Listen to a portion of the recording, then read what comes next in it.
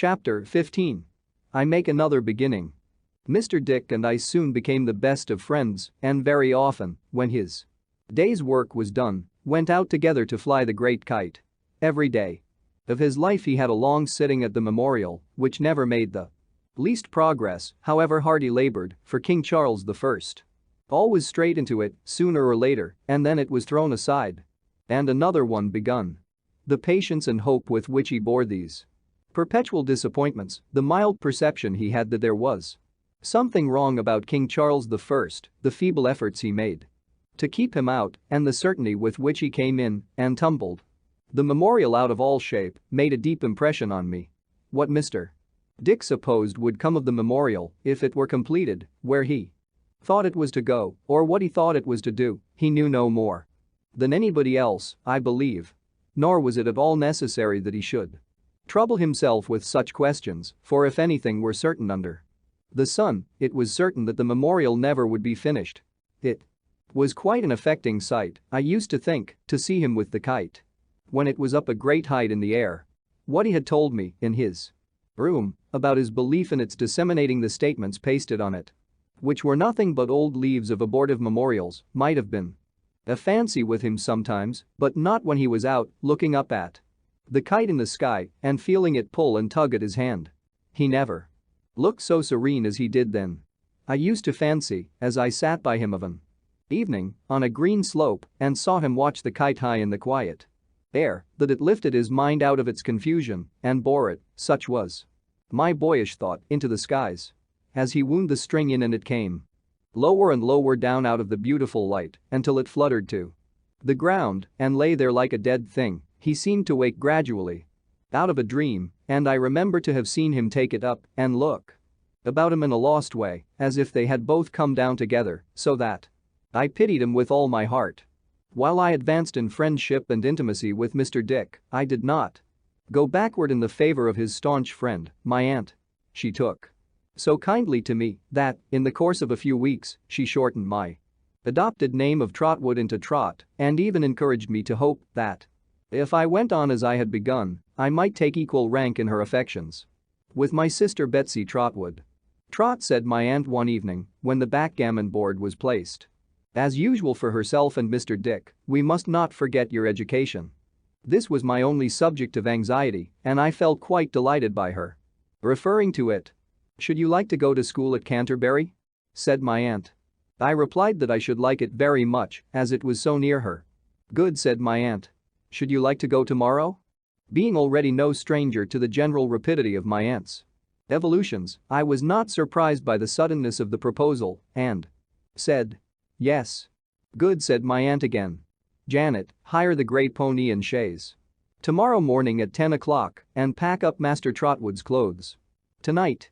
I was greatly elated by these orders, but my heart smote me for my selfishness when I witnessed their effect on Mr. Dick, who was so low-spirited at the prospect of our separation and played so ill in consequence that my aunt, after giving him several admonitory raps on the knuckles with her dice box, shut up the board and declined to play with him any more. But, on hearing from my aunt that I should sometimes come over on a Saturday and that he could sometimes come and see me on a Wednesday, he revived and vowed to make another kite for those occasions, of proportions greatly surpassing the present one. In the morning he was downhearted again and would have sustained himself by giving me all the money he had in his possession, gold and silver too, if my aunt had not interposed and limited the gift to 5 shillings, which, at his earnest petition, were afterwards increased to 10. We parted at the garden gate in a most affectionate manner, and Mr. Dick did not go into the house until my aunt had driven me out of sight of it. My aunt, who was perfectly indifferent to public opinion, drove the grey pony through Dover in a masterly manner, sitting high and stiff like a state coachman, keeping a steady eye upon him wherever he went and making a point of not letting him have his own way in any respect. When we came into the country road, she permitted him to relax a little, however, and looking at me down in a valley of cushion by her side, asked me whether I was happy. Very happy indeed, thank you, aunt, I said. She was much gratified and, both her hands being occupied, patted me on the head with her whip. Is it a large school, aunt? I asked. "Why, I don't know," said my aunt. "We are going to Mr. Wickfield's first." "Does he keep a school?" I asked. "No, Trot," said my aunt. "He keeps an office." I asked for no more information about Mr. Wickfield, as she offered none, and we conversed on other subjects until we came to Canterbury, where, as it was market day, my aunt had a great opportunity of insinuating the great pony among carts, baskets, vegetables, and hucksters' goods. The hair-breadth turns and twists we made drew down upon us a variety of speeches from the people standing about, which were not always complimentary, but my aunt drove on with perfect indifference, and I dare say would have taken her own way with as much coolness through an enemy's country. At length we stopped before a very old house bulging out over the road. A house with long low lattice windows bulging out still farther, and beams with carved heads on the ends bulging out too, so that I fancied the whole house was leaning forward, trying to see who was passing on the narrow pavement below. It was quite spotless in its cleanliness.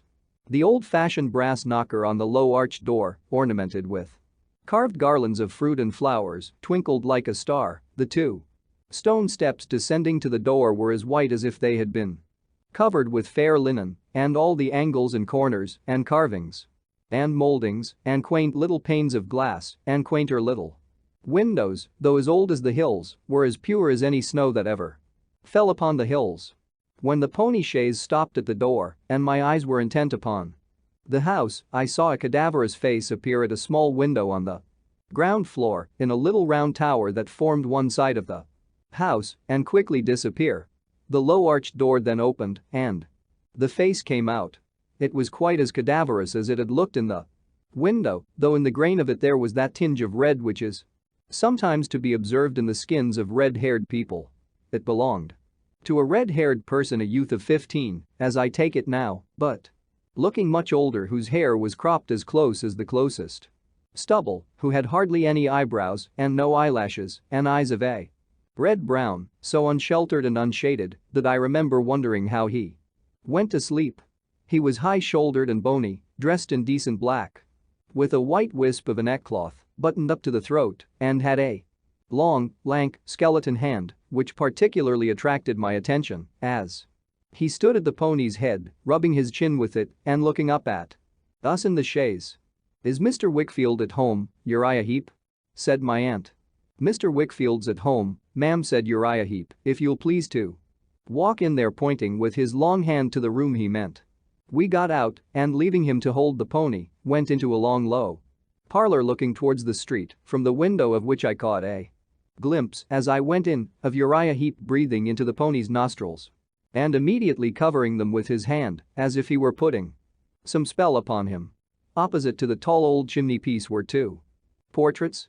One of a gentleman with grey hair, though not by any means an old man, and black eyebrows, who was looking over some papers tied together with red tape, the other of a lady with a very placid and sweet expression of face, who was looking at me. I believe I was turning about in search of Uriah's picture when a door at the farther end of the room opening, a gentleman entered, at sight of whom I turned to the first-mentioned portrait again to make quite sure that it had not come out of its frame. But it was stationary, and as the gentleman advanced into the light, I saw that he was some years older than when he had had his picture painted. "Miss Betsey Trotwood," said the gentleman, "pray walk in." I was engaged for a moment, but you'll excuse my being busy. You know my motive. I have but one in life. Miss Betsey thanked him, and we went into his room, which was furnished as an office, with books, papers, tin boxes, and so forth. It looked into a garden and had an iron safe let into the wall, so immediately over the mantelshelf that I wondered, as I sat down, how the sweeps got round it when they swept the chimney. "Well, Miss Trotwood," said Mr. Wickfield, for I soon found that it was he, and that he was a lawyer and steward of the estates of a rich gentleman of the county, "what wind blows you here? Not an ill wind, I hope?" "No," replied my aunt. "I have not come for any law." "That's right, ma'am," said Mr. Wickfield. "You had better come for anything else." His hair was quite white now, though his eyebrows were still black. He had a very agreeable face and, I thought, was handsome. There was a certain richness in his complexion, which I had been long accustomed, under Peggotty's tuition, to connect with port wine, and I fancied it was in his voice too, and referred his growing corpulency to the same cause.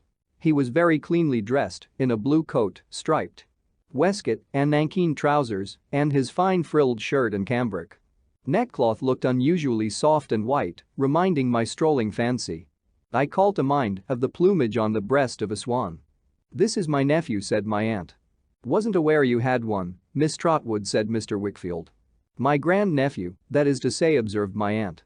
"Wasn't aware you had a grand-nephew, I give you my word," said Mr. Wickfield.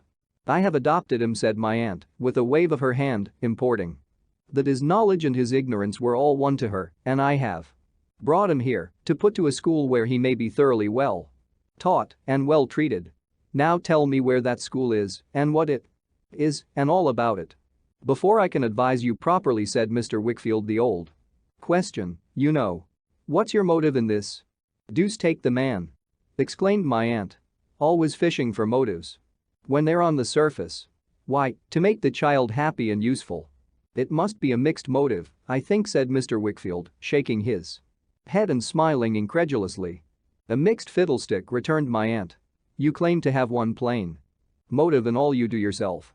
You don't suppose, I hope, that you are the only plain dealer in the world?" But I have only one motive in life, Miss Trotwood," he rejoined, smiling. "Other people have dozens, scores, hundreds. I have only one. There's the difference. However, that's beside the question. The best school? Whatever the motive, you want the best." My aunt nodded assent. "At the best we have," said Mr. Wickfield, considering, "your nephew couldn't board just now." "But he could board somewhere else, I suppose?" suggested my aunt. Mr. Wickfield thought I could. After a little discussion, he proposed to take my aunt to the school, that she might see it and judge for herself. Also, to take her, with the same object, to 2 or 3 houses where he thought I could be boarded.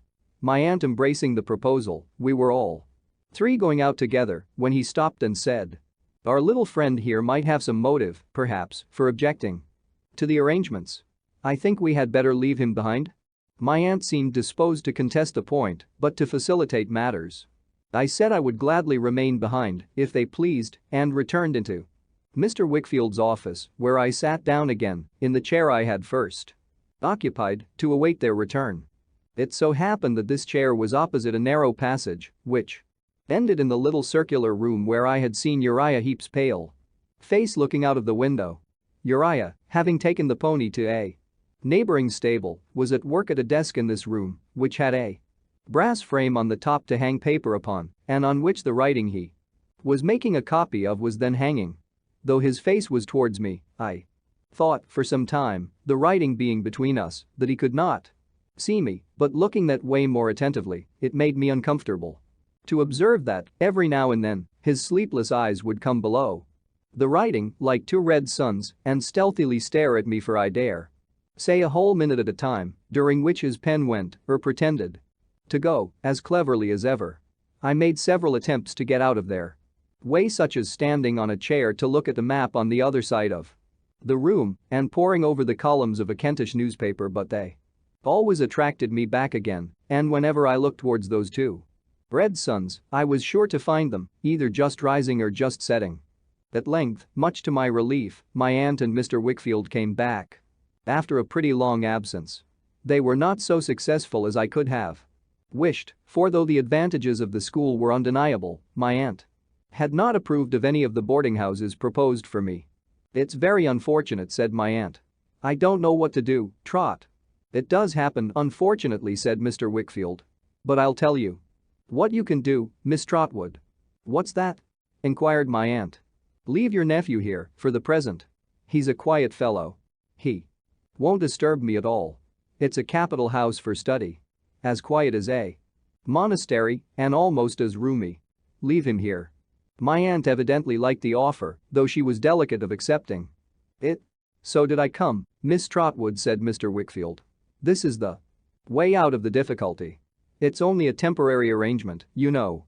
If it don't act well, or don't quite accord with our mutual convenience, he can easily go to the right about. There will be time to find some better place for him in the meanwhile. You had better determine to leave Him here for the present.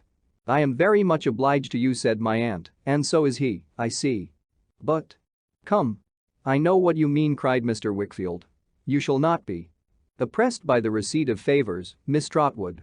You may pay for him, if you like. We won't be hard about terms, but you shall pay if you will. On that understanding, said my aunt, though it doesn't lessen the real obligation, I shall be very glad to leave him. Then come and see my little housekeeper, said Mr. Wickfield.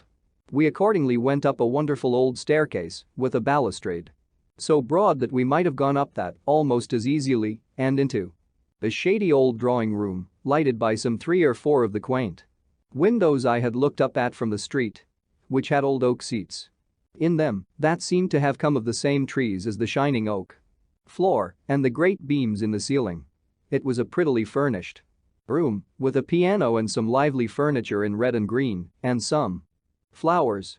It seemed to be all old nooks and corners, and in every nook and corner there was some queer little table or cupboard or bookcase or seat or something or other that made me think there was not such another good corner in the room until I looked at the next one and found it equal to it, if not better.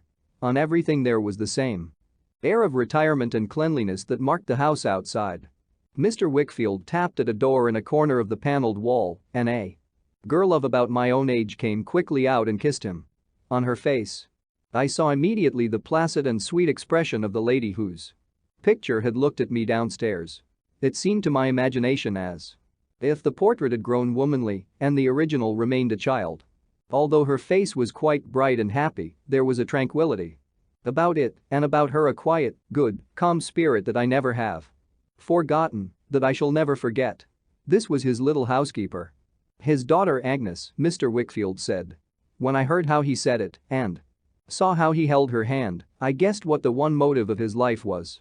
She had a little basket trifle hanging at her side, with keys in it, and she looked as staid and as discreet a housekeeper as the old house could have. She listened to her father as he told her about me, with a pleasant face, and when he had concluded, proposed to my aunt that we should go upstairs and see my room. We all went together, she before us. And a glorious old room it was, with more oak beams and diamond panes. And the broad balustrade going all the way up to it. I cannot call to mind where or when, in my childhood, I had seen a stained glass window in a church. Nor do I recollect its subject. But I know that when I saw her turn round, in the grave light of the old staircase, and wait for us, above, I thought of that window, and I associated something of its tranquil brightness with Agnes Wickfield. Ever afterwards, my aunt was as happy as I was in the arrangement made for me, and we went down to the drawing room again, well pleased and gratified, as she would not hear of staying to dinner, lest she should by any chance fail to arrive at home with the grey pony before dark, and as I apprehend Mr. Wickfield knew her too well to argue any point with her, some lunch was provided for her there, and Agnes went back to her governess and Mr. Wickfield to his office. So we were left to take leave of one another without any restraint. She told me that everything would be arranged for me by Mr. Wickfield and that I should want for nothing, and gave me the kindest words and the best advice. Trot, said my aunt in conclusion, be a credit to yourself, to me, and Mr. Dick, and heaven be with you. I was greatly overcome and could only thank her again and again and send my love to Mr. Dick.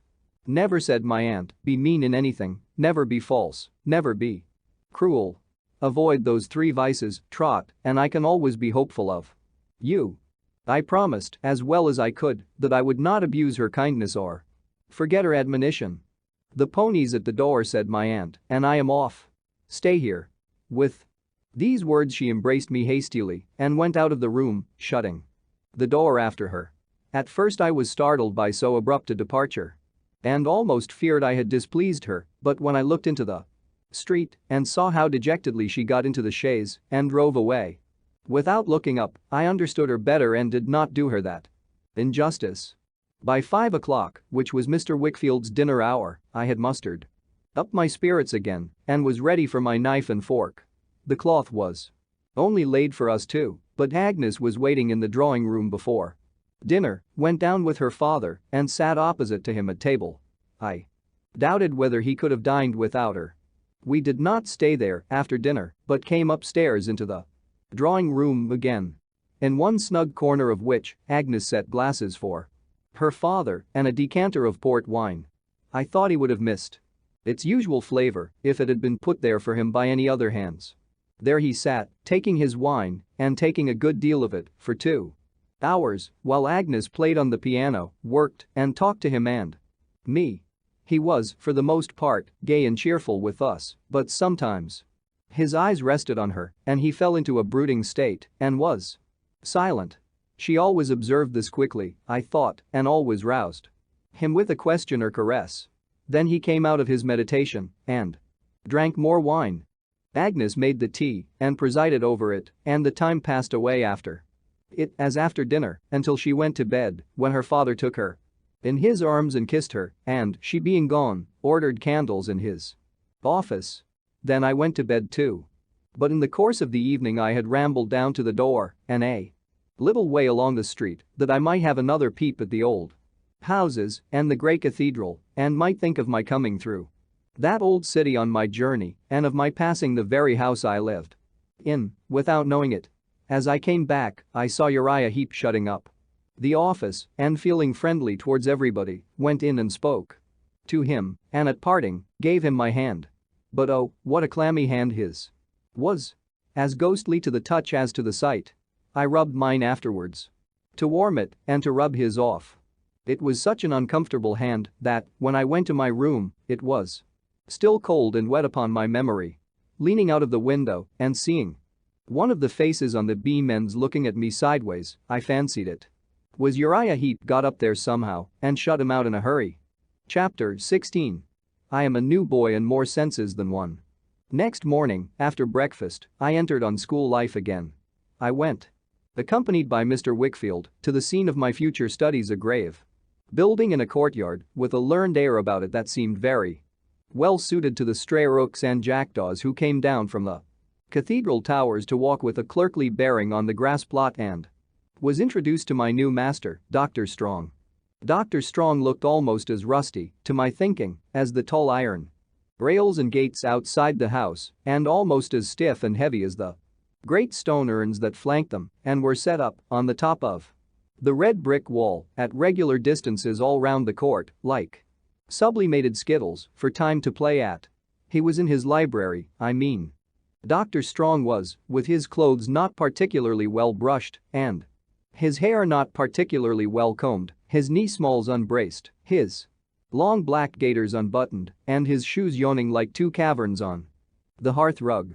Turning upon me a lusterless eye that reminded me of a long-forgotten blind old horse who once used to crop the grass and tumble over the graves in Blunderstone churchyard, he said he was glad to see me. And then he gave me his hand, which I didn't know what to do with, as it did nothing for itself. But, sitting at work, not far from Dr. Strong, was a very pretty young lady whom he called Annie and who was his daughter, I supposed, who got me out of my difficulty by kneeling down to put Dr. Strong's shoes on and button his gaiters, which she did with great cheerfulness and quickness. When she had finished and we were going out to the schoolroom, I was much surprised to hear Mr. Wickfield, in bidding her good morning, address her as Mrs. Strong, and I was wondering, could she be Dr. Strong's son's wife or could she be Mrs. Dr. Strong, when Dr. Strong himself unconsciously enlightened me. By the by, Wickfield, he said, stopping in a passage with his hand on my shoulder, you have not found any suitable provision for my wife's cousin yet? No, said Mr. Wickfield. No. Not yet. I could wish it done as soon as it can be done, Wickfield said. Dr. Strong, for Jack Maldon is needy and idle, and of those two bad things, worse things sometimes come. What does Dr. Watts say, he added, looking at me and moving his head to the time of his quotation. Satan finds some mischief still for idle hands to do. Egad, doctor, returned Mr. Wickfield, if Dr. Watts knew mankind, he might have written, with as much truth, Satan finds some mischief still for busy hands to do. The busy people achieve their full share of mischief in the world, you may rely upon it. What have the people been about who have been the busiest in getting money and in getting power this century or two? No mischief? Jack Maldon will never be very busy in getting either, I expect, said Dr. Strong, rubbing his chin thoughtfully.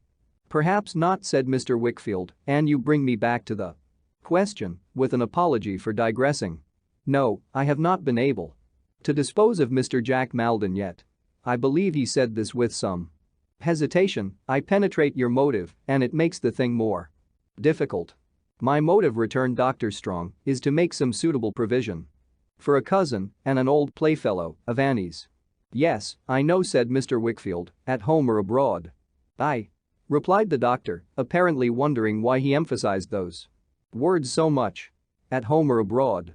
Your own expression, you know, said Mr. Wickfield. Or abroad.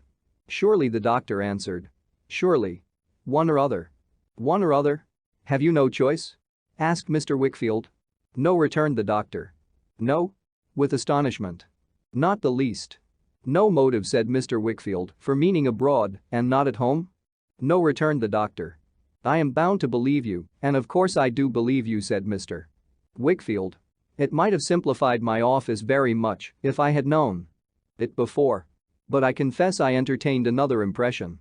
Dr. Strong regarded him with a puzzled and doubting look, which almost immediately subsided into a smile that gave me great encouragement, for it was full of amiability and sweetness, and there was a simplicity in it, and indeed in his whole manner, when the studious, pondering frost upon it was got through, very attractive and hopeful to a young scholar like me. Repeating no, and not the least. And other short assurances to the same purport, Dr. Strong jogged on before us at a queer, uneven pace, and we followed. Mr. Wickfield, looking grave, I observed, and shaking his head to himself, without knowing that I saw him. The schoolroom was a pretty large hall on the quietest side of the house, confronted by the stately stare of some half-dozen of the great urns and commanding a peep of an old secluded garden belonging to the doctor, where the peaches were ripening on the sunny south wall. There were two great aloes in tubs on the turf outside the windows, the broad hard leaves of which plant, looking as if they were made of painted tin, have ever since, by association, been symbolical to me of silence and retirement. About 25 boys were studiously engaged at their books when we went in, but they rose to give the doctor good morning and remained standing when they saw Mr. Wickfield and me. A new boy, young gentleman, said the doctor, Trotwood Copperfield. One Adams, who was the head boy, then stepped out of his place and welcomed me. He looked like a young clergyman in his white cravat, but he was very affable and good-humored, and he showed me my place and presented me to the masters in a gentlemanly way that would have put me at my ease if anything could. It seemed to me so long, however, since I had been among such boys, or among any companions of my own age, except Mick Walker and Mayuli Potatoes, that I felt as strange as ever I have done in my life. I was so conscious of having passed through scenes of which they could have no knowledge, and of having acquired experiences foreign to my age, appearance, and condition as one of them, that I half believed it was an imposture to come there as an ordinary little schoolboy. I had become, in the Murdstone and Grinby time, however short or long it may have been, so unused to the sports and games of boys that I knew I was awkward and inexperienced in the commonest things belonging to them. Whatever I had learned had so slipped away from me in the sordid cares of my life from day to night that now, when I was examined about what I knew nothing and was put into the lowest form of the school. But, troubled as I was by my want of boyish skill and of book learning, too, I was made infinitely more uncomfortable by the consideration that, in what I did know, I was much farther removed from my companions than in what I did not. My mind ran upon what they would think if they knew of my familiar acquaintance with the King's Bench prison. Was there anything about me which would reveal my proceedings in connection with the Micawber family, all those pawnings and sellings and suppers in spite of myself? Suppose some of the boys had seen me coming through Canterbury, wayworn and ragged, and should find me out? What would they say, who made so light of money, if they could know how I had scraped my halfpence together for the purchase of my daily Savoy and beer, or my slices of pudding? How would it affect them, who were so innocent of London life and London streets, to discover how knowing I was, and was, ashamed to be in some of the meanest phases of both? All this ran in my head so much on that first day at Dr. Strong's that I felt distrustful of my slightest look and gesture, shrunk within myself. Whensoever I was approached by one of my new schoolfellows and hurried off, the minute school was over, afraid of committing myself in my response to any friendly notice or advance. But there was such an influence in Mr. Wickfield's old house that when I knocked at it with my new school books under my arm, I began to feel my uneasiness softening away. As I went up to my airy old room, the grave shadow of the staircase seemed to fall upon my doubts and fears. And to make the past more indistinct, I sat there, sturdily conning my books, until dinner time. We were out of school for good at 3 and went down, hopeful of becoming a passable sort of boy yet. Agnes was in the drawing room, waiting for her father, who was detained by someone in his office. She met me with her pleasant smile and asked me how I liked the school. I told her I should like it very much, I hoped, but I was a little strange to it at first. "You have never been to school," I said, "have you?" "Oh yes. Every day." "Ah, but you mean here, at your own home?" "Papa couldn't spare me to go anywhere else," she answered, smiling and shaking her head. "His housekeeper must be in his house, you know. He is very fond of you, I am sure," I said. She nodded yes and went to the door to listen for his coming up, that she might meet him on the stairs. But, as he was not there, she came back again. "Mama has been dead ever since I was born," she said, in her quiet way. "I only know her picture, downstairs. I saw you looking at it yesterday. Did you think whose it was?" I told her yes, because it was so like herself. "Papa says so, too," said Agnes, pleased. "Hark! That's Papa now." Her bright calm face lighted up with pleasure as she went to meet him. And as they came in hand, he greeted me cordially and told me I should certainly be happy under Dr. Strong, who was one of the gentlest of men.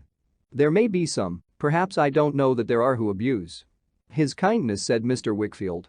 "Never be one of those, Trotwood, in anything. He is the least suspicious of mankind, and whether that's a merit or whether it's a blemish, it deserves consideration in all dealings with the doctor, great or small." He spoke, I thought, as if he were weary or dissatisfied with something, but I did not pursue the question in my mind, for dinner was just then announced, and we went down and took the same seats as before. We had scarcely done so when Uriah Heep put in his red head and his lank hand at the door and said, "Here's Mr. Maldon begs the favor of a word, sir." "I am but this moment quit of Mr. Maldon," said his master. "Yes, sir," returned Uriah, "but Mr. Maldon has come back and he begs the favor of a word." As he held the door open with his hand, Uriah looked at me and looked at Agnes and looked at the dishes and looked at the plates and looked at every object in the room, I thought, yet seemed to look at nothing. He made such an appearance all the while of keeping his red eyes dutifully on his master. "I beg your pardon. It's only to say, on reflection," observed a voice behind Uriah as Uriah's head was pushed away and the speakers substituted, "Pray excuse me for this intrusion, that as it seems I have no choice in the matter, the sooner I go abroad the better. My cousin Annie did say, when we talked of it, that she liked to have her friends within reach rather than to have them banished, and the old doctor." "Dr. Strong, was that?" Mr. Wickfield interposed gravely. "Dr. Strong, of course," returned the other. "I call him the old doctor, it's all the same, you know." "I don't know," returned Mr. Wickfield. "Well, Dr. Strong," said the other. "Dr. Strong was of the same mind, I believed. But as it appears from the course you take with me he has changed his mind, why there's no more to be said, except that the sooner I am off, the better. Therefore, I thought I'd come back and say that the sooner I am off the better. When a plunge is to be made into the water, it's of no use lingering on the bank. There shall be as little lingering as possible, in your case, Mr. Maldon, you may depend upon it," said Mr. Wickfield. "Thank ye," said the other. "Much obliged.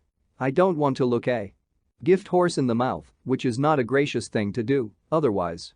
I dare say my cousin Annie could easily arrange it in her own way. I suppose Annie would only have to say to the old doctor." "Meaning that Mrs. Strong would only have to say to her husband, do I follow you?" said Mr. Wickfield. "Quite so," returned the other, "would only have to say that she wanted such and such a thing to be so and it would be so and so. As a matter of course." "And why as a matter of course, Mr. Maldon?" asked Mr. Wickfield, sedately eating his dinner. Why, because Annie's a charming young girl, and the old Dr. Strong, I mean, is not quite a charming young boy, said Mr. Jack Maldon, laughing. No offense to anybody, Mr. Wickfield. I only mean that I suppose some compensation is fair and reasonable in that sort of marriage. Compensation to the lady, sir? Asked Mr. Wickfield gravely. To the lady, sir, Mr. Jack Maldon answered, laughing.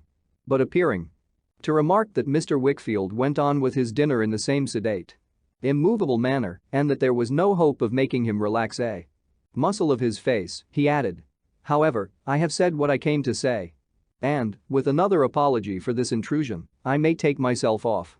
Of course I shall observe your directions in considering the matter as one to be arranged between you and me solely, and not to be referred to, up at the doctor's. Have you dined? Asked Mr. Wickfield, with a motion of his hand towards the table. Thank ye. I am going to dine, said Mr. Maldon, with my cousin Annie. Goodbye. Mr. Wickfield, without rising, looked after him thoughtfully as he went out. He was rather a shallow sort of young gentleman, I thought, with a handsome face, a rapid utterance, and a confident, bold air. And this was the first I ever saw of Mr. Jack Maldon, whom I had not expected to see so soon, when I heard the doctor speak of him that morning. When we had dined, we went upstairs again, where everything went on exactly as on the previous day.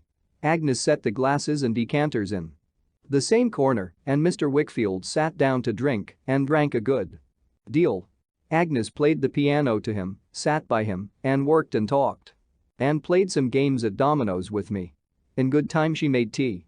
And afterwards, when I brought down my books, looked into them, and showed me what she knew of them, which was no slight matter, though she said it was, and what was the best way to learn and understand them. I see her, with her modest, orderly, placid manner, and I hear her beautiful, calm voice, as I write these words.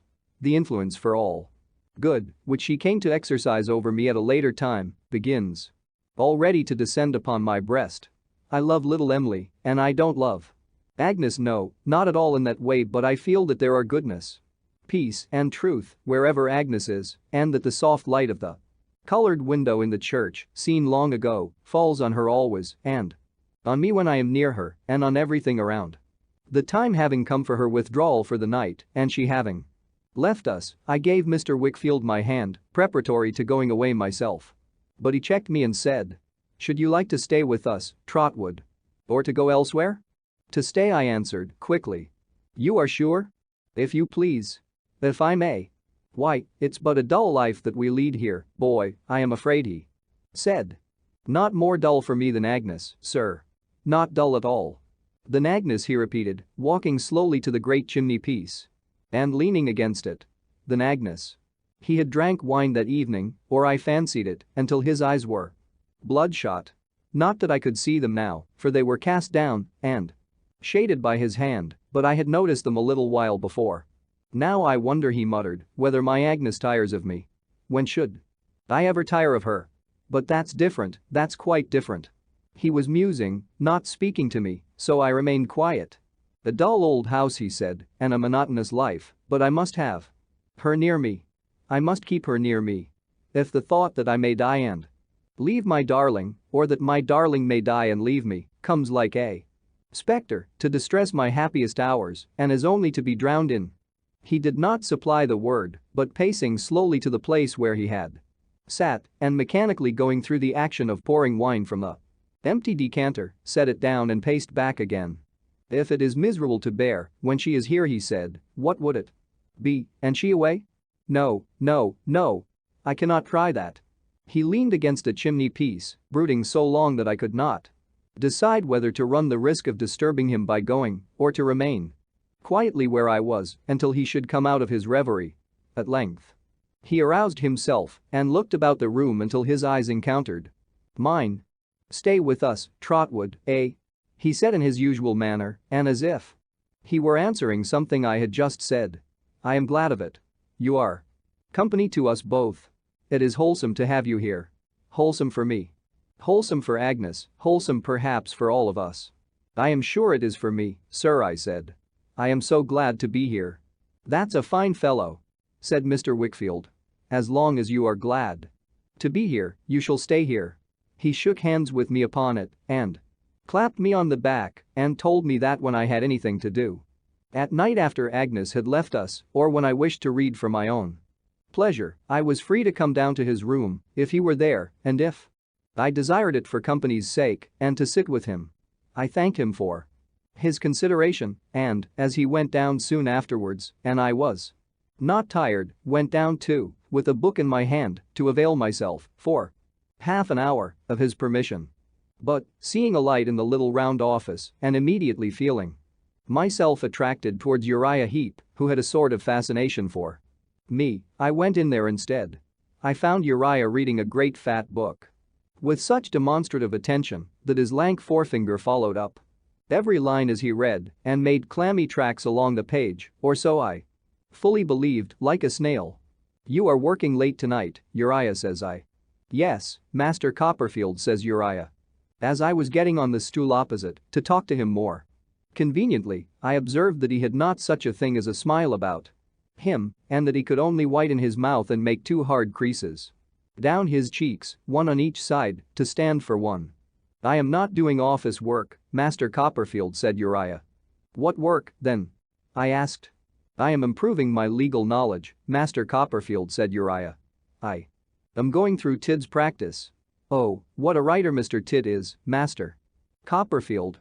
My stool was such a tower of observation that as I watched him reading on again, after this rapturous exclamation, and following up the lines with his forefinger, I observed that his nostrils, which were thin and pointed, with sharp dints in them, had a singular and most uncomfortable way of expanding and contracting themselves that they seemed to twinkle instead of his eyes, which hardly ever twinkled at all.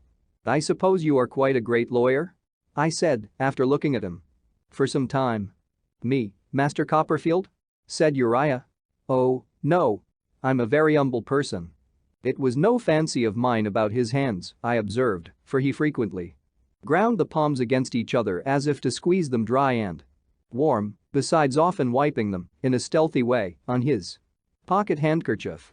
"I am well aware that I am the humblest person going," said Uriah Heep modestly, "let the other be where he may. My mother is likewise a very humble person. We live in an humble abode, Master Copperfield, but have much to be thankful for. My father's former calling was humble. He was a sexton." "What is he now?" I asked. "He is a partaker of glory at present, Master Copperfield," said Uriah Heep. "But we have much to be thankful for." "How much have I to be thankful for in living with Mr. Wickfield?" I asked Uriah if he had been with Mr. Wickfield long. "I have been with him, going on 4 years, Master Copperfield," said Uriah, shutting up his book after carefully marking the place where he had left off. "Since a year after my father's death." "How much have I to be thankful for in that?" "How much have I to be thankful for in Mr. Wickfield's kind intention to give me my articles, which would otherwise not lay within the humble means of mother and self." "Then, when your articled time is over, you'll be a regular lawyer, I suppose?" said I. "With the blessing of Providence, Master Copperfield," returned Uriah. "Perhaps you'll be a partner in Mr. Wickfield's business one of these days," I said, to make myself agreeable, "and it will be Wickfield and Heep, or Heep late Wickfield." "Oh no, Master Copperfield," returned Uriah, shaking his head, "I am much too humble for that." He certainly did look uncommonly like the carved face on the beam outside my window as he sat, in his humility, eyeing me sideways, with his mouth whitened and the creases in his cheeks.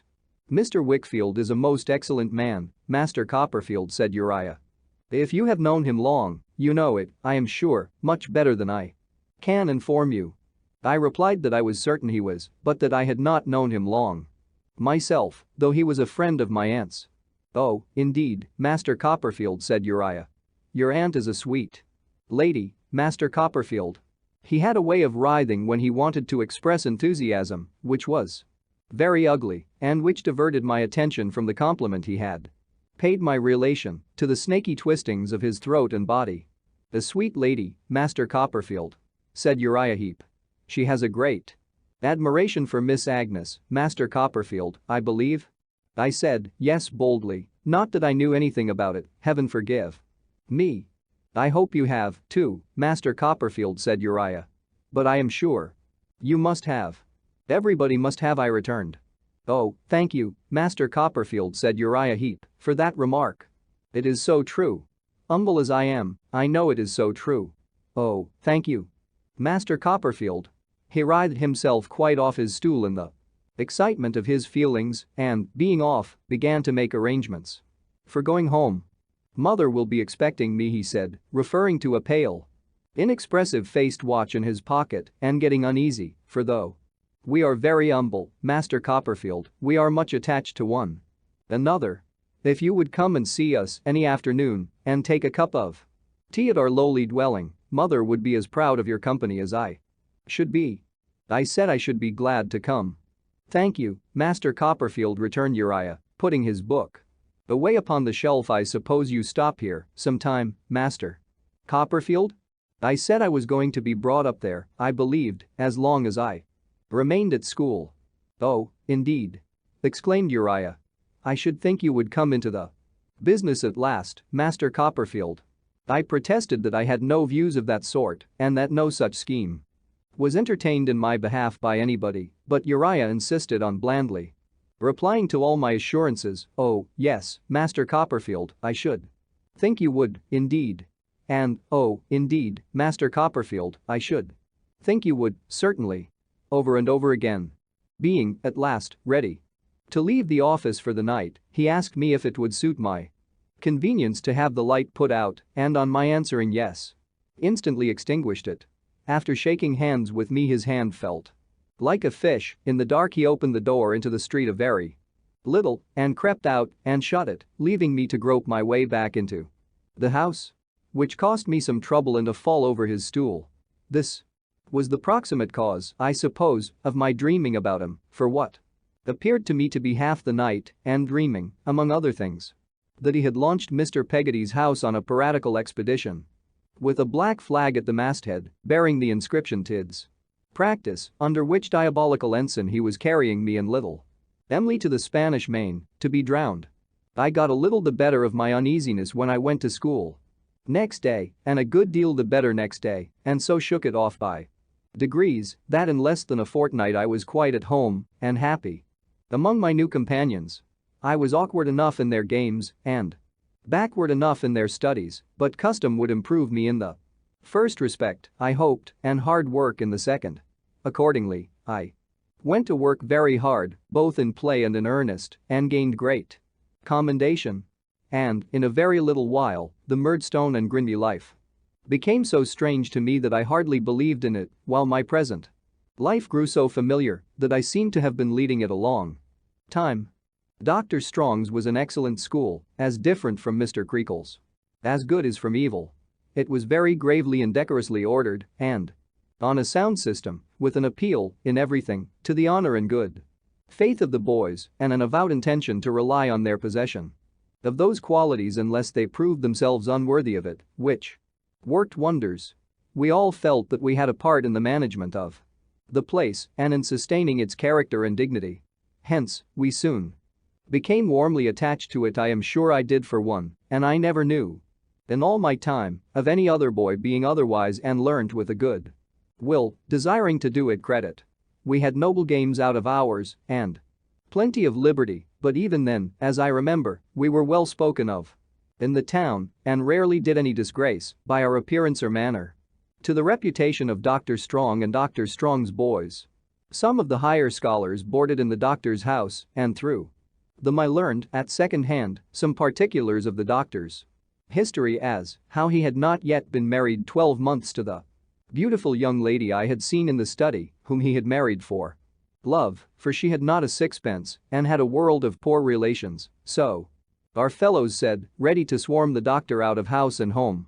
Also, how the doctor's cogitating manner was attributable to his being always engaged in looking out for Greek roots, which, in my innocence and ignorance, I supposed to be a botanical furor on the doctor's part, especially as he always looked at the ground when he walked about, until I understood that they were roots of words with a view to a new dictionary which he had in contemplation.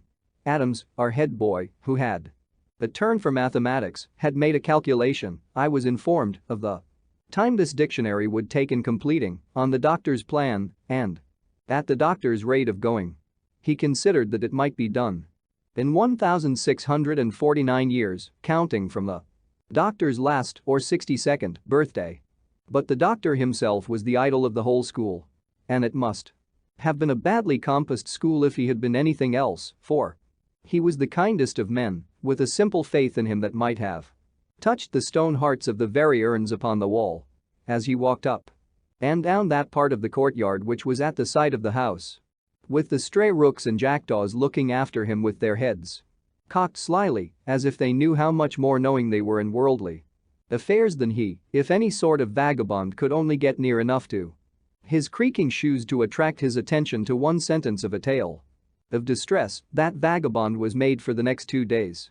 It was so notorious in the house that the masters and head boys took pains to cut these marauders off at angles and to get out of windows and turn them out of the courtyard before they could make the doctor aware of their presence, which was sometimes happily effected within a few yards of him, without his knowing anything of the matter, as he jogged to and fro outside his own domain and unprotected. He was a very sheep for the shearers.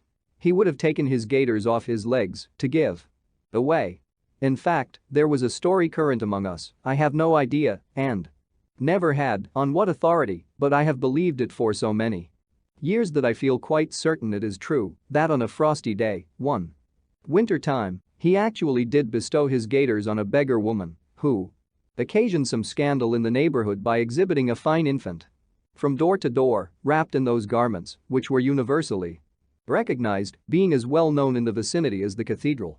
The legend added that the only person who did not identify them was the doctor himself, who, when they were shortly afterwards displayed at the door of a little second-hand shop of no very good repute, where such things were taken in exchange for gin, was more than once observed to handle them approvingly, as if admiring some curious novelty in the pattern and considering them an improvement on his own. It was very pleasant to see the doctor with his pretty young wife. He had a fatherly, benignant way of showing his fondness for her, which seemed in itself to express a good man. I often saw them walking in the garden where the peaches were, and I sometimes had a nearer observation of them in the study or the parlor. She appeared to me to take great care of the doctor and to like him very much, though I never thought her vitally interested in the dictionary, some cumbrous fragments of which work the doctor always carried in his pockets and in the lining of his hat, and generally seemed to be expounding to her as they walked about. I saw a good deal of Mrs. Strong, both because she had taken a liking for me on the morning of my introduction to the doctor and was always afterwards kind to me and interested in me, and because she was very fond of Agnes and was often backwards and forwards at our house. There was a curious constraint between her and Mr. Wickfield, I thought, of whom she seemed to be afraid, that never wore off. When she came there of an evening, she always shrunk from accepting his escort home and ran away with me instead. And sometimes, as we were running gaily across the cathedral yard together, expecting to meet nobody, we would meet Mr. Jack Maldon, who was always surprised to see us. Mrs. Strong's mamma was a lady I took great delight in. Her name was Mrs. Markleham, but our boys used to call her the old soldier on account of her generalship and the skill with which she marshaled great forces of relations against the doctor. She was a little, sharp-eyed woman who used to wear, when she was dressed, one unchangeable cap, ornamented with some artificial flowers and 2 artificial butterflies supposed to be hovering above the flowers. There was a superstition among us that this cap had come from France and could only originate in the workmanship of that ingenious nation. But all I certainly know about it is that it always made its appearance of an evening, wheresoever Mrs. Markleham made her appearance, that it was carried about to friendly meetings in a Hindu basket, that the butterflies had the gift of trembling constantly, and that they improved the shining hours at Dr. Strong's expense, like busy bees. I observed the old soldier not to adopt the name disrespectfully to pretty good advantage on a night which is made memorable to me by something else I shall relate. It was the night of a little party at the doctor's, which was given on the occasion of Mr. Jack Maldon's departure for India, whither he was going as a cadet or something of that kind. Mr. Wickfield having at length arranged the business It happened to be the doctor's birthday, too. We had had a holiday, had made presents to him in the morning, had made a speech to him through the head boy, and had cheered him until we were hoarse and until he had shed tears. And now, in the evening, Mr. Wickfield, Agnes, and I went to have tea with him in his private capacity. Mr. Jack Maldon was there, before us.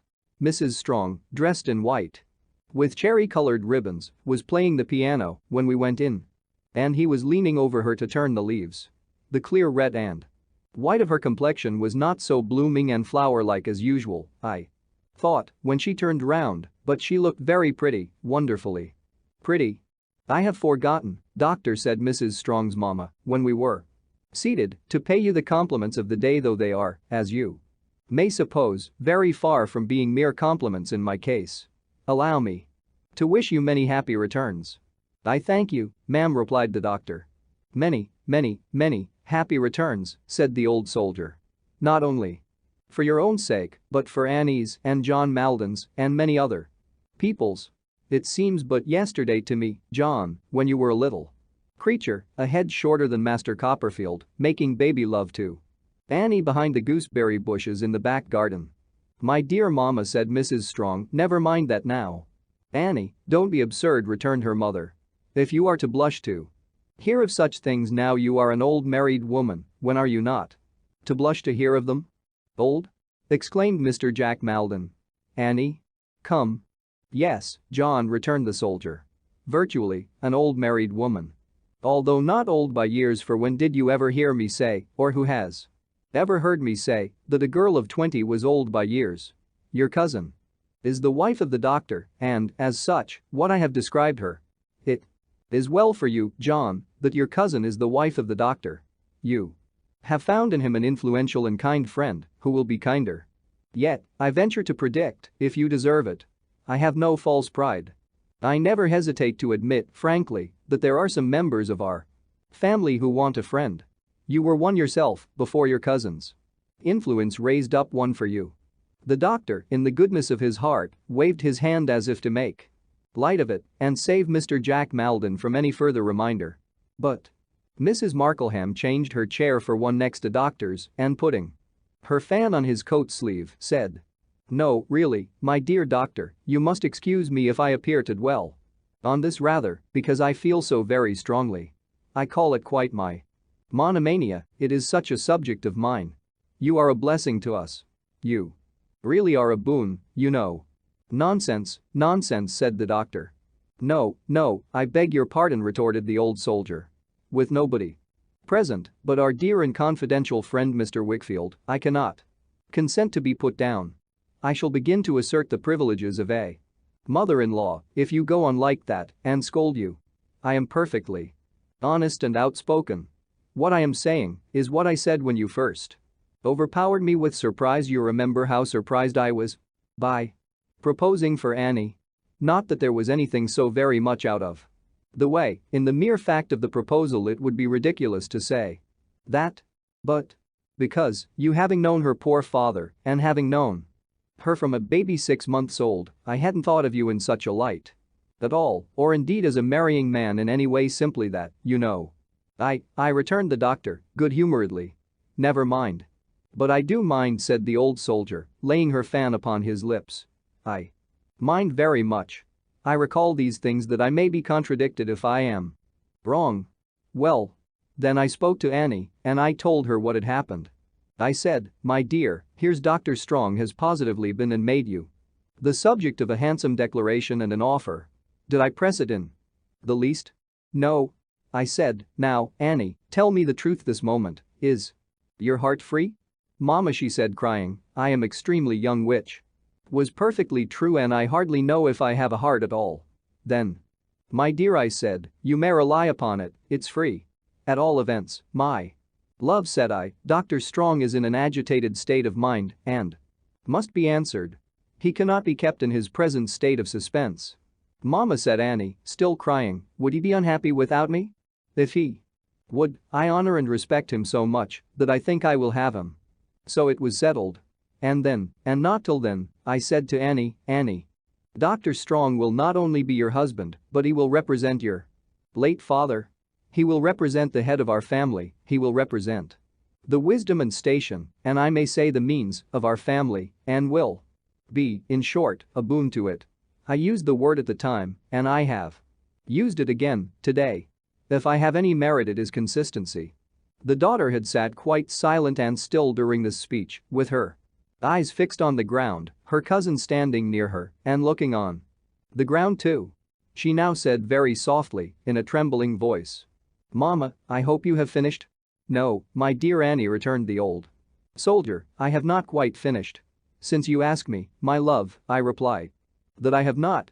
I complain that you really are a little unnatural towards your own family, and, as it is of no use complaining to you, I mean to complain to your husband. Now, my dear doctor, do look at that silly wife of yours." As the doctor turned his kind face, with its smile of simplicity and gentleness, towards her, she drooped her head more. I noticed that Mr. Wickfield looked at her steadily.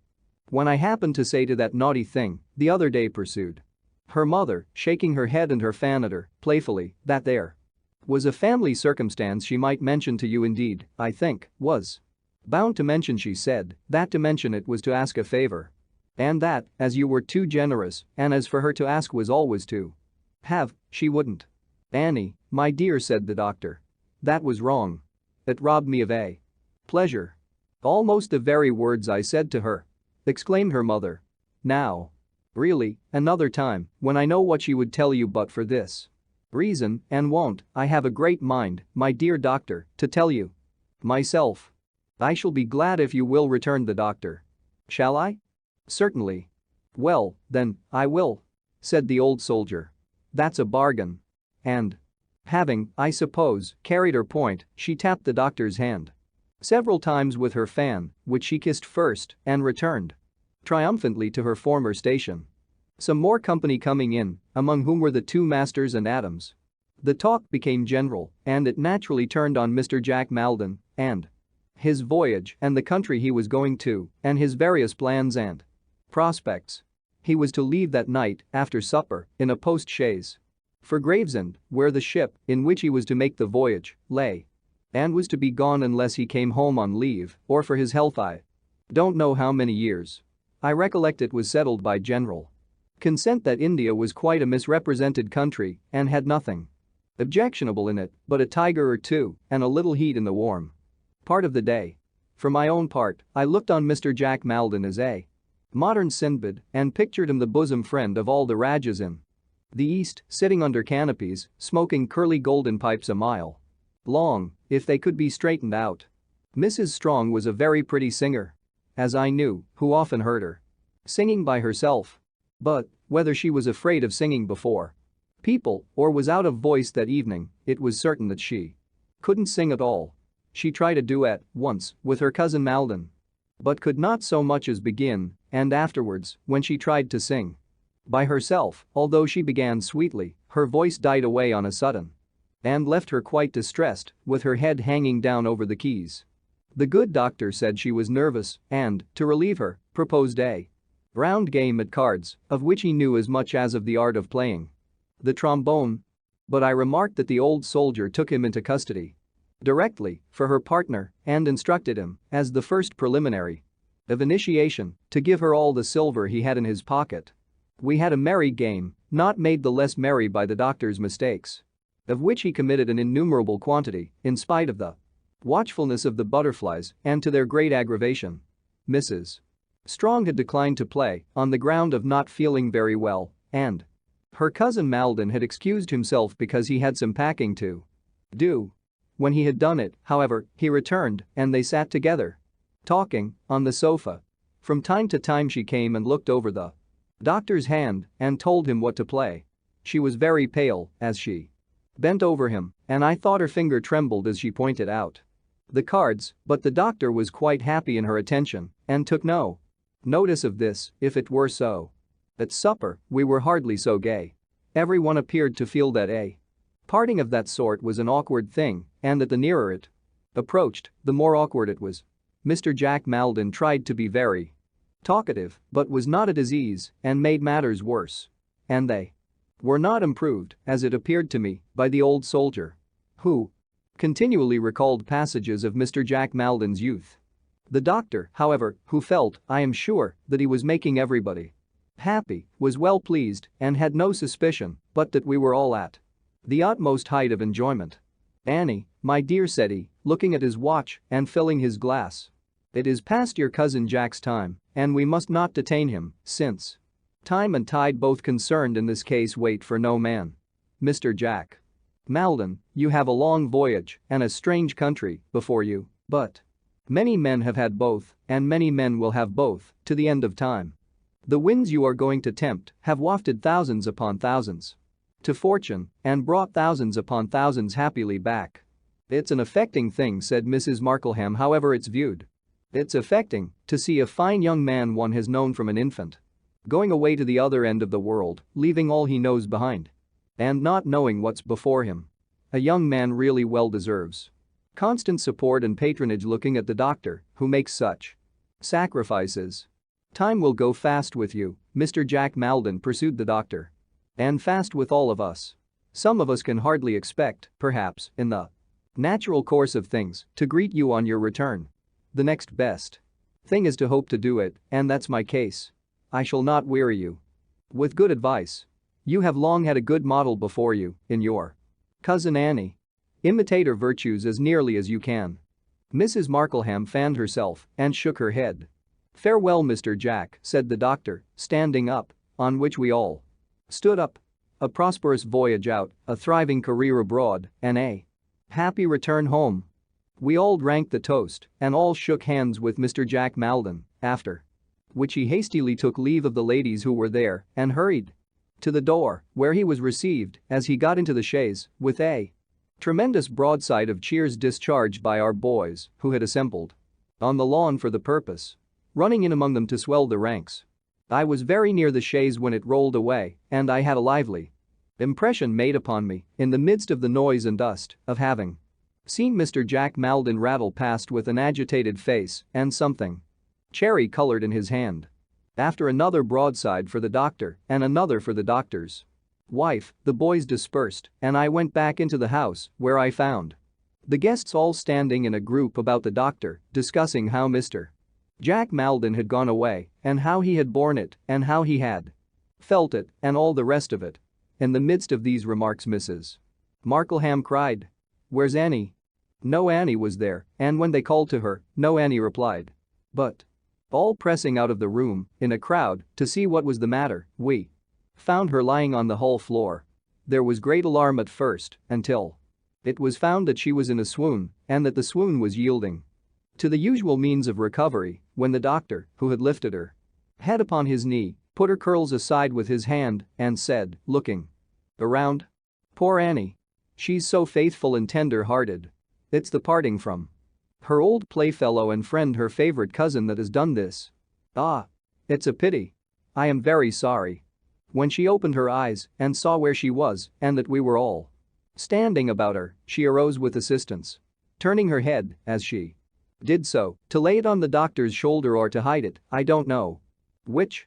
We went into the drawing room to leave her with the doctor and her mother, but she said it seemed that she was better than she had been since morning and that she would rather be brought among us, so they brought her in, looking very white and weak, I thought, and sat her on a sofa. "Annie, my dear," said her mother, doing something to her dress. "See here. You have lost a bow. Will anybody be so good as find a ribbon, a cherry-colored ribbon?" It was the one she had worn at her bosom. We all looked for it, I myself looked everywhere, I am certain, but nobody could find it. "Do you recollect where you had it last, Annie?" said her mother. I wondered how I could have thought she looked white or anything but burning red when she answered that she had had it safe a little while ago, she thought, but it was not worth looking for. Nevertheless, it was looked for again and still not found. She entreated that there might be no more searching, but it was still sought for, in a desultory way, until she was quite well and the company took their departure. We walked very slowly home, Mr. Wickfield, Agnes and I, admiring the moonlight and Mr. Wickfield scarcely raising his eyes from the ground. When we, at last, reached our own door, Agnes discovered that she had left her little reticule behind. delighted to be of any service to her. I ran back to fetch it. I went into the supper room where it had been left, which was deserted and dark. But a door of communication between that and the doctor's study, where there was a light, being open, I passed on there to say what I wanted and to get a candle. The doctor was sitting in his easy chair by the fireside and his young wife was on a stool at his feet. The doctor, with a complacent smile, was reading aloud some manuscript explanation or statement of a theory out of that interminable dictionary, and she was looking up at him. But with such a face as I never saw. It was so beautiful in its form, it was so ashy pale, it was so fixed in its abstraction, it was so full of a wild, sleepwalking, dreamy horror of I don't know what. The eyes were wide open, and her brown hair fell in two rich clusters on her shoulders and on her white dress, disordered by the want of the lost ribbon. Distinctly as I recollect her look, I cannot say of what it was expressive, I cannot even say of what it is expressive to me now, rising again before my older judgment. Penitence, humiliation, shame, pride, love, and trustfulness, I see them all, and in them all, I see that horror of I don't know what. My entrance and my saying what I wanted roused her. It disturbed the doctor too, for when I went back to replace the candle I had taken from the table, he was patting her head in his fatherly way and saying he was a merciless drone to let her tempt him into reading on, and he would have her go to bed. But she asked him, in a rapid, urgent manner, to let her stay to let her feel assured. I heard her murmur some broken words to this effect: that she was in his confidence that night.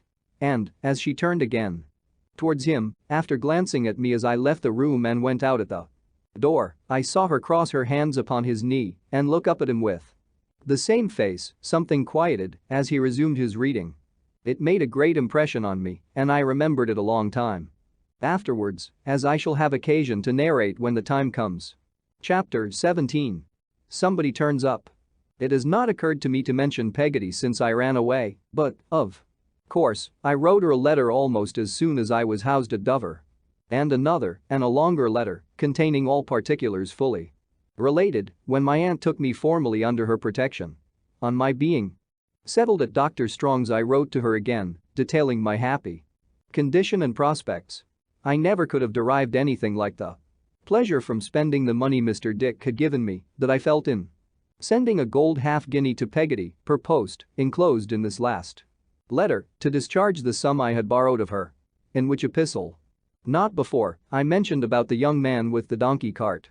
To these communications Peggotty replied as promptly, if not as concisely, as a merchant's clerk. Her utmost powers of expression, which were certainly not great in ink, were exhausted in the attempt to write what she felt on the subject of my journey.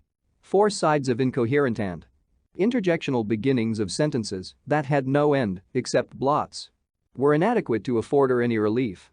But the blots were more expressive to me than the best composition, for they showed me that Peggotty had been crying all over the paper, and what could I have desired more?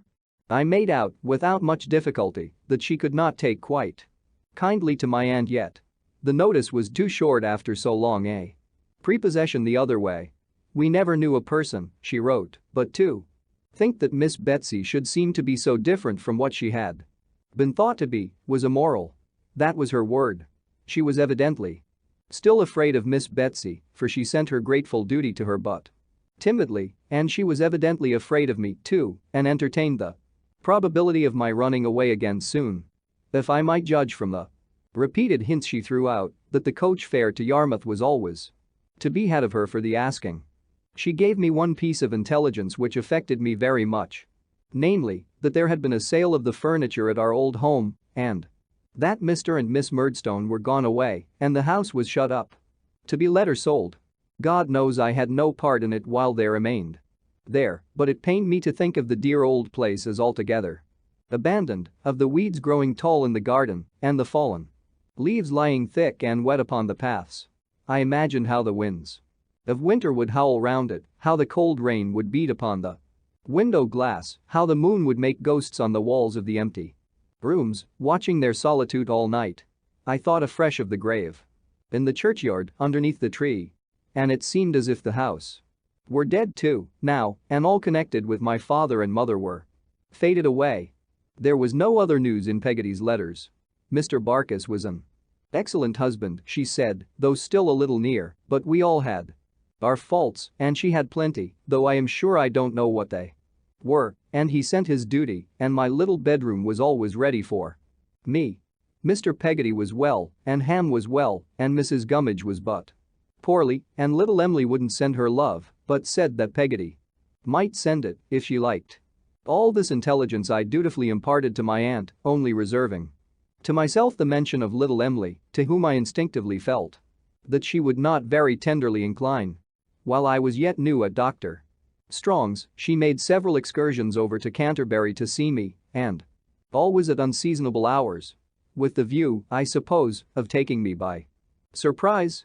But, finding me well employed and bearing a good character, and hearing on all hands that I rose fast in the school, she soon discontinued these visits.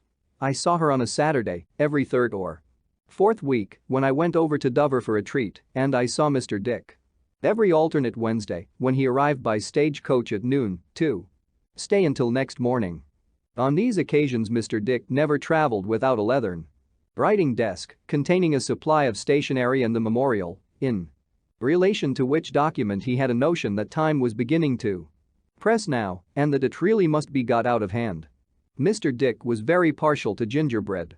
To render his visits the more agreeable, my aunt had instructed me to open a credit for him at a cake shop, which was hampered with the stipulation that he should not be served with more than 1 shilling's worth in the course of any one day. This, and the reference of all his little bills at the county inn where he slept, to my aunt, before they were paid, induced me to suspect that he was only allowed to ravel his money and not to spend it. I found on further investigation that this was so, or at least there was an agreement between him and my aunt that he should account to her for all his disbursements. As he had no idea of deceiving her and always desired to please her, he was thus made chary of launching into expense. On this point, as well as on all other possible points, Mr. Dick was convinced that my aunt was the wisest and most wonderful of women, as he repeatedly told me with infinite secrecy and always in a whisper. Trotwood, said Mr. Dick, with an air of mystery, after imparting this confidence to me, one Wednesday, who's the man that hides near our house and frightens her? Frightens my aunt, sir? Mr. Dick nodded.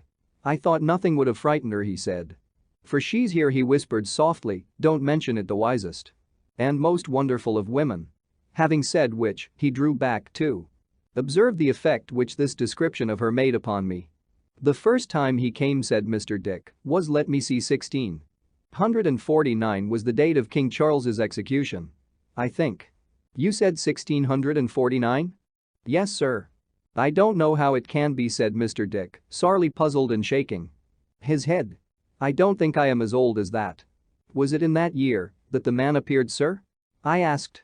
Why, really, said Mr. Dick, I don't see how it can have been in that year, Trotwood. Did you get that date out of history? Yes, sir.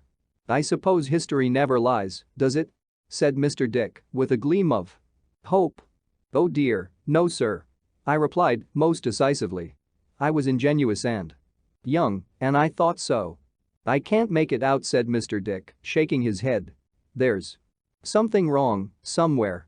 However, it was very soon after the mistake was made of putting some of the trouble out of King Charles's head into my head that the man first came. I was walking out with Miss Trotwood after tea, just at dark, and there he was, close to our house. Walking about?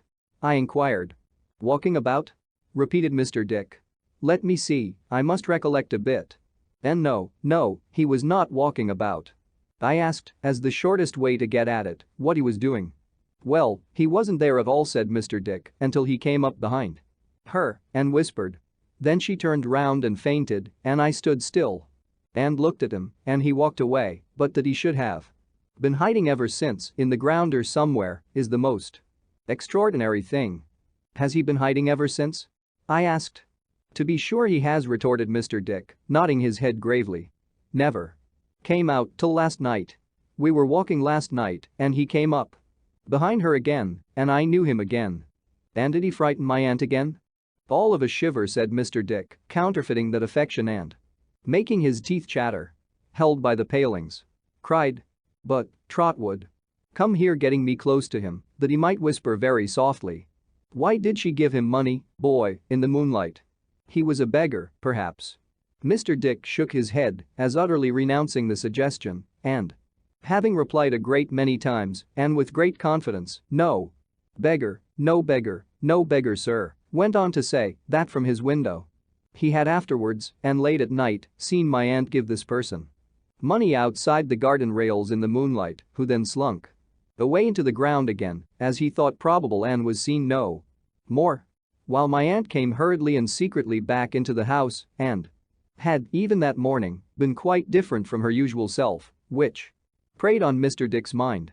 I had not the least belief, in the outset of this story, that the unknown was anything but a delusion of Mr. Dick's and one of the line of that ill-fated prince who occasioned him so much difficulty, but after some reflection I began to entertain the question whether an attempt or threat of an attempt might have been twice made to take poor Mr. Dick himself from under my aunt's protection, and whether my aunt, the strength of whose kind feeling towards him I knew from herself, might have been induced to pay a price for his peace and quiet.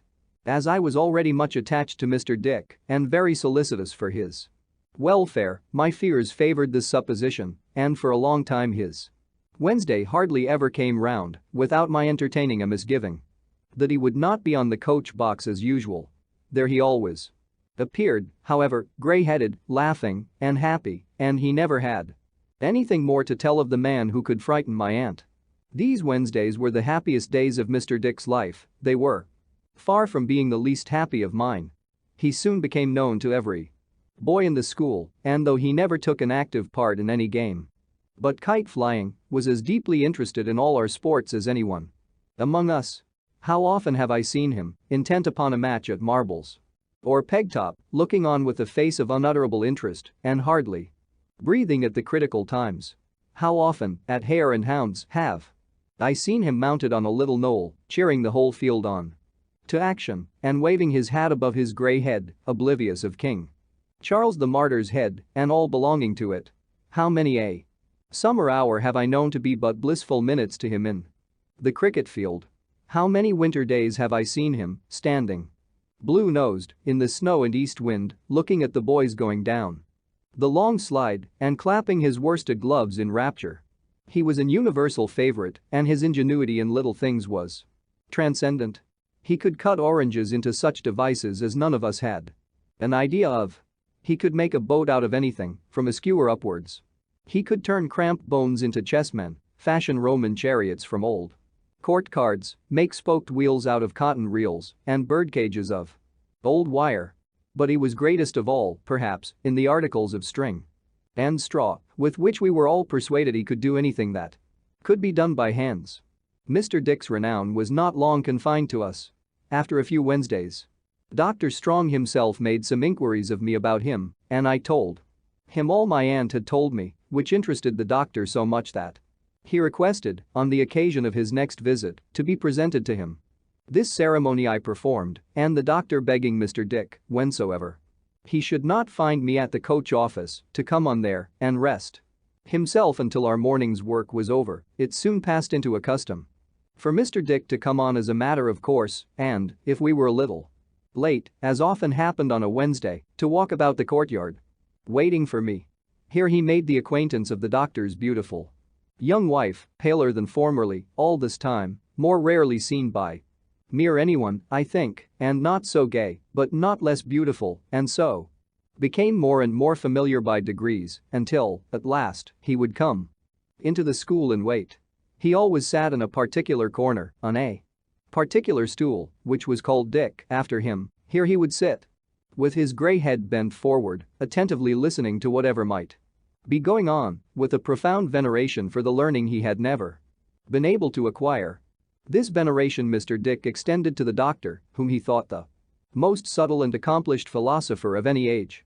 It was long before Mr. Dick ever spoke to him otherwise than bareheaded, and even when he and the doctor had struck up quite a friendship and would walk together by the hour on that side of the courtyard which was known among us as the doctor's walk, Mr. Dick would pull off his hat at intervals to show his respect for wisdom and knowledge.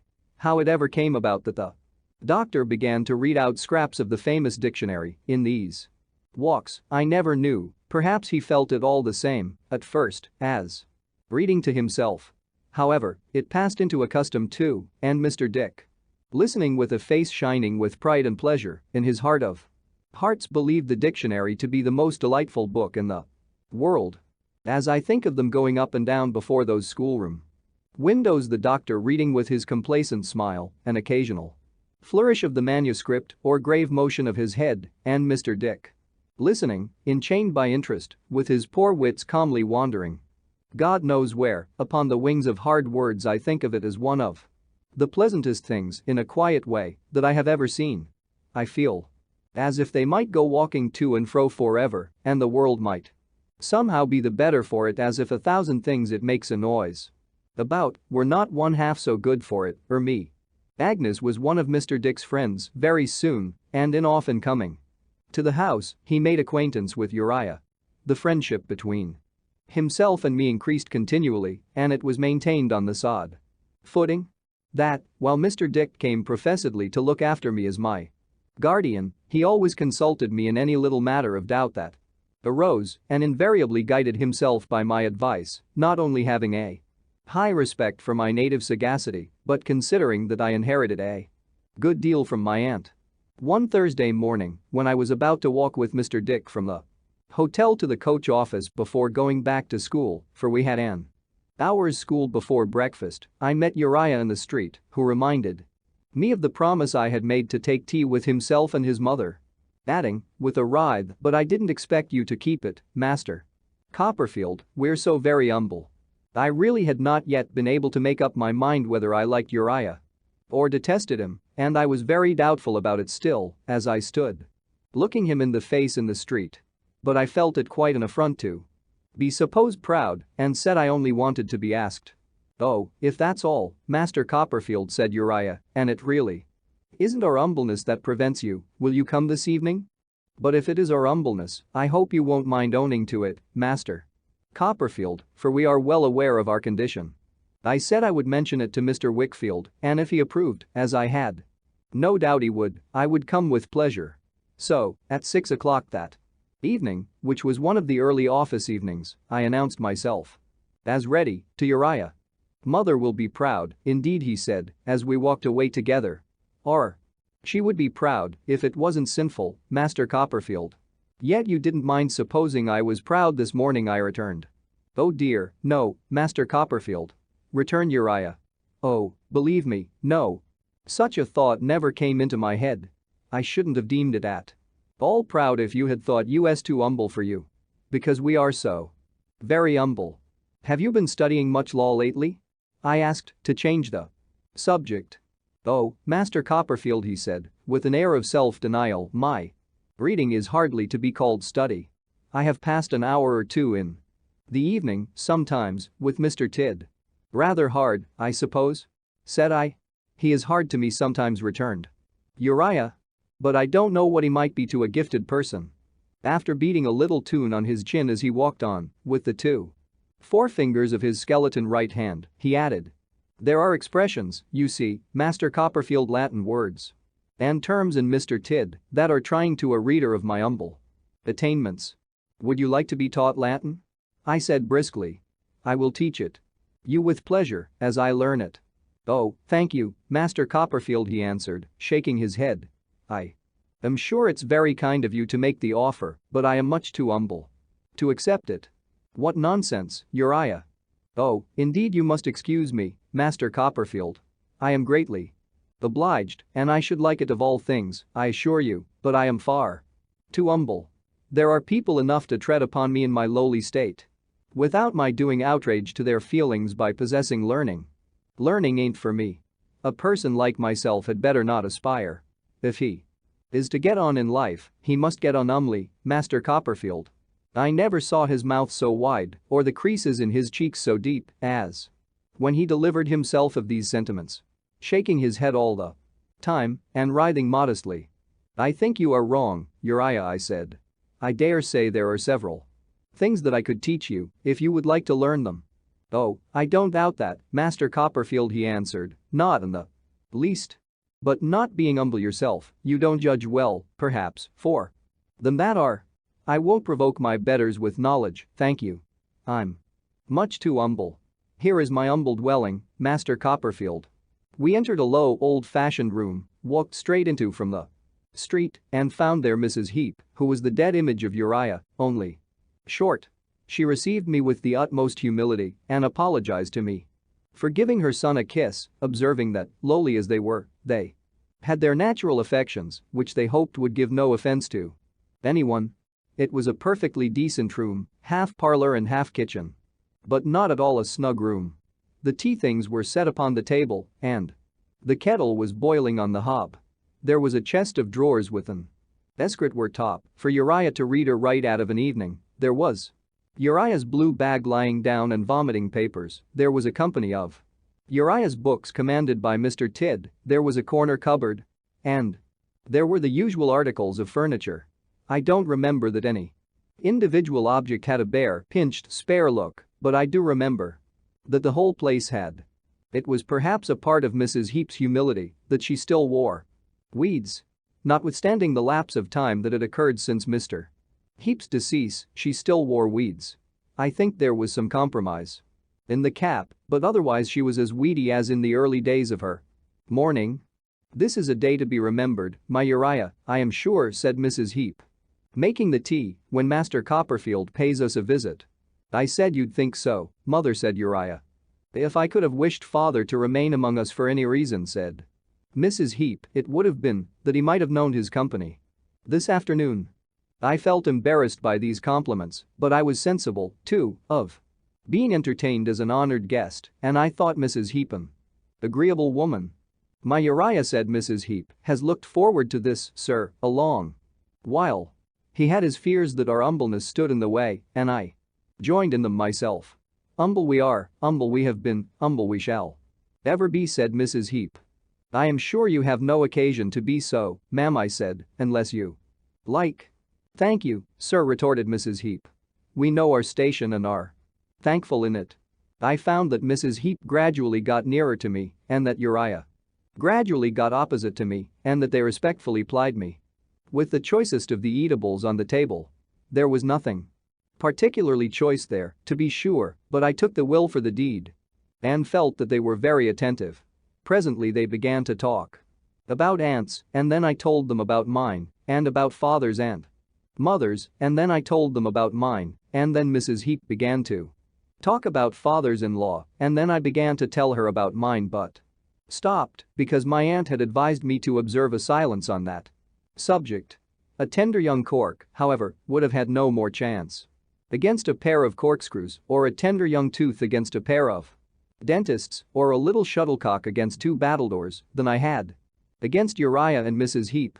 They did just what they liked with me, and wormed things out of me that I had no desire to tell, with a certainty I blush to think of, the more especially, as in my juvenile frankness, I took some credit to myself for being so confidential and felt that I was quite the patron of my two respectful entertainers.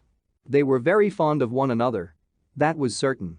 I take it, that had its effect upon me, as a touch of nature, but the skill with which the one followed up whatever the other said was a touch of art which I was still less proof against when there was nothing more to be got out of me about myself, for on the Murdstone and Grinby life, and on my journey, I was dumb. They began about Mr. Wickfield and Agnes. Uriah threw the ball to Mrs. Heep, Mrs. Heep caught it and threw it back to Uriah. Uriah kept it up a little while, then sent it back to Mrs. Heep. And so they went on tossing it about until I had no idea who had got it and was quite bewildered. The ball itself was always changing too. Now it was Mr. Wickfield, now Agnes, now the excellence of Mr. Wickfield. Now my admiration of Agnes, now the extent of Mr. Wickfield's business and resources, now our domestic life after dinner, now the wine that Mr. Wickfield took, the reason why he took it, and the pity that it was. He took so much, now one thing, now another, then everything at once. And all the time, without appearing to speak very often, or to do anything but sometimes encourage them a little, for fear they should be overcome by their humility and the honor of my company. I found myself perpetually letting out something or other that I had no business to let out and seeing the effect of it in the twinkling of Uriah's dinted nostrils. I had begun to be a little uncomfortable and to wish myself well out of the visit when a figure coming down the street past the door it stood open to air the room, which was warm, the weather being close for the time of year, came back again, looked in, and walked in, exclaiming loudly, "Copperfield. Is it possible?" It was Mr. Micawber. It was Mr. Micawber, with his eyeglass, and his walking stick, and his shirt collar, and his genteel air, and the condescending roll in his voice, all complete. "My dear Copperfield," said Mr. Micawber, putting out his hand, "this is indeed a meeting which is calculated to impress the mind with a sense of the instability and uncertainty of all human. In short, it is a most extraordinary meeting." Walking along the street, reflecting upon the probability of something turning up, of which I am at present rather sanguine, I find a young but valued friend turn up who is connected with the most eventful period of my life, I may say, with the turning point of my existence. "Copperfield, my dear fellow, how do you do?" I really cannot say that I was glad to see Mr. Micawber there, but I was glad to see him too, and shook hands with him heartily, inquiring how Mrs. Micawber was. "Thank you," said Mr. Micawber, waving his hand as of old and settling his chin in his shirt collar. "She is tolerably convalescent. The twins no longer derive their sustenance from nature's founts. In short," said Mr. Micawber, in one of his bursts of confidence, "they are weaned and Mrs. Micawber is, at present, my traveling companion.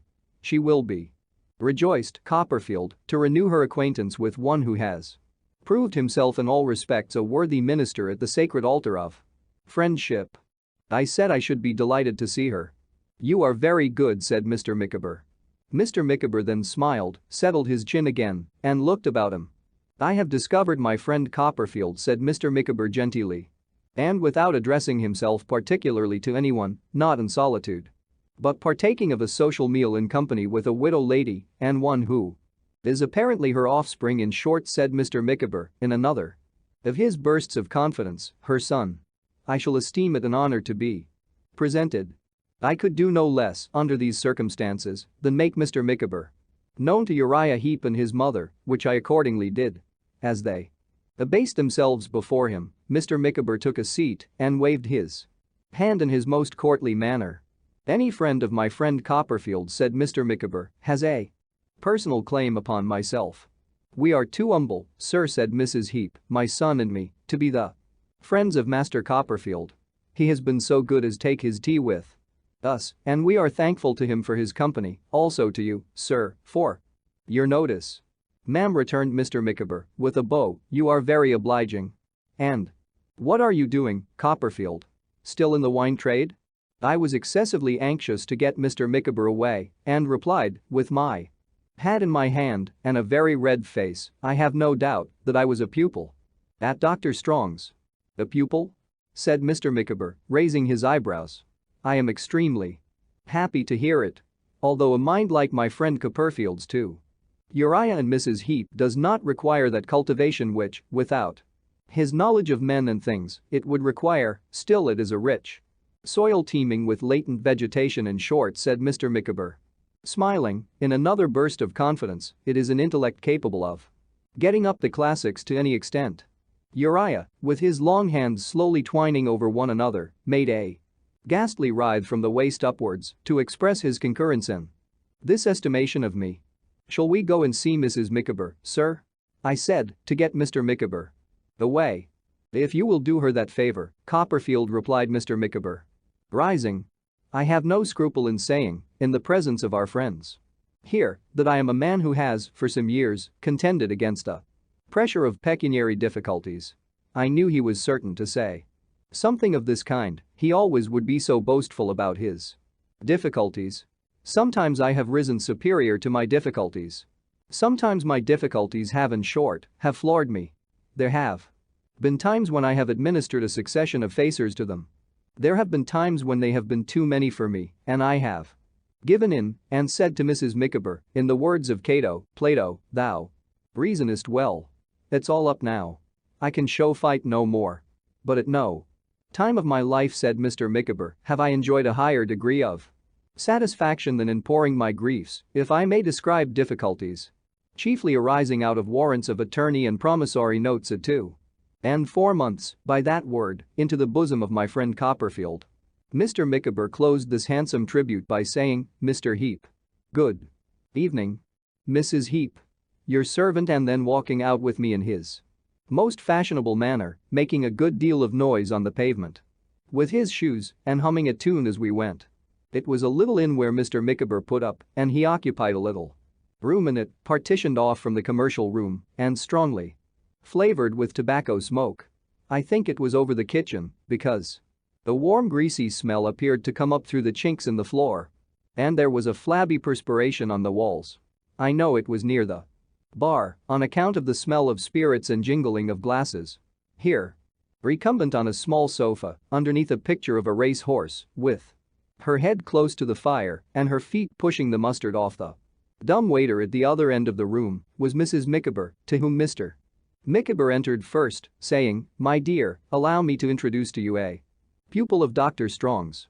I noticed, by the by, that although Mr. Micawber was just as much confused as ever about my age and standing, he always remembered, as a genteel thing, that I was a pupil of Dr. Strong's. Mrs. Micawber was amazed, but very glad to see me. I was very glad to see her too, and, after an affectionate greeting on both sides, sat down on the small sofa near her. "My dear," said Mr. Micawber, "if you will mention to Copperfield what our present position is, which I have no doubt he will like to know, I will go and look at the paper the while and see whether anything turns up among the advertisements."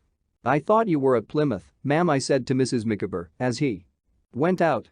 "My dear Master Copperfield," she replied, "we went to Plymouth to be on the spot," I hinted. "Just so," said Mrs. Micawber. "To be on the spot. But the truth is, talent is not wanted in the custom house.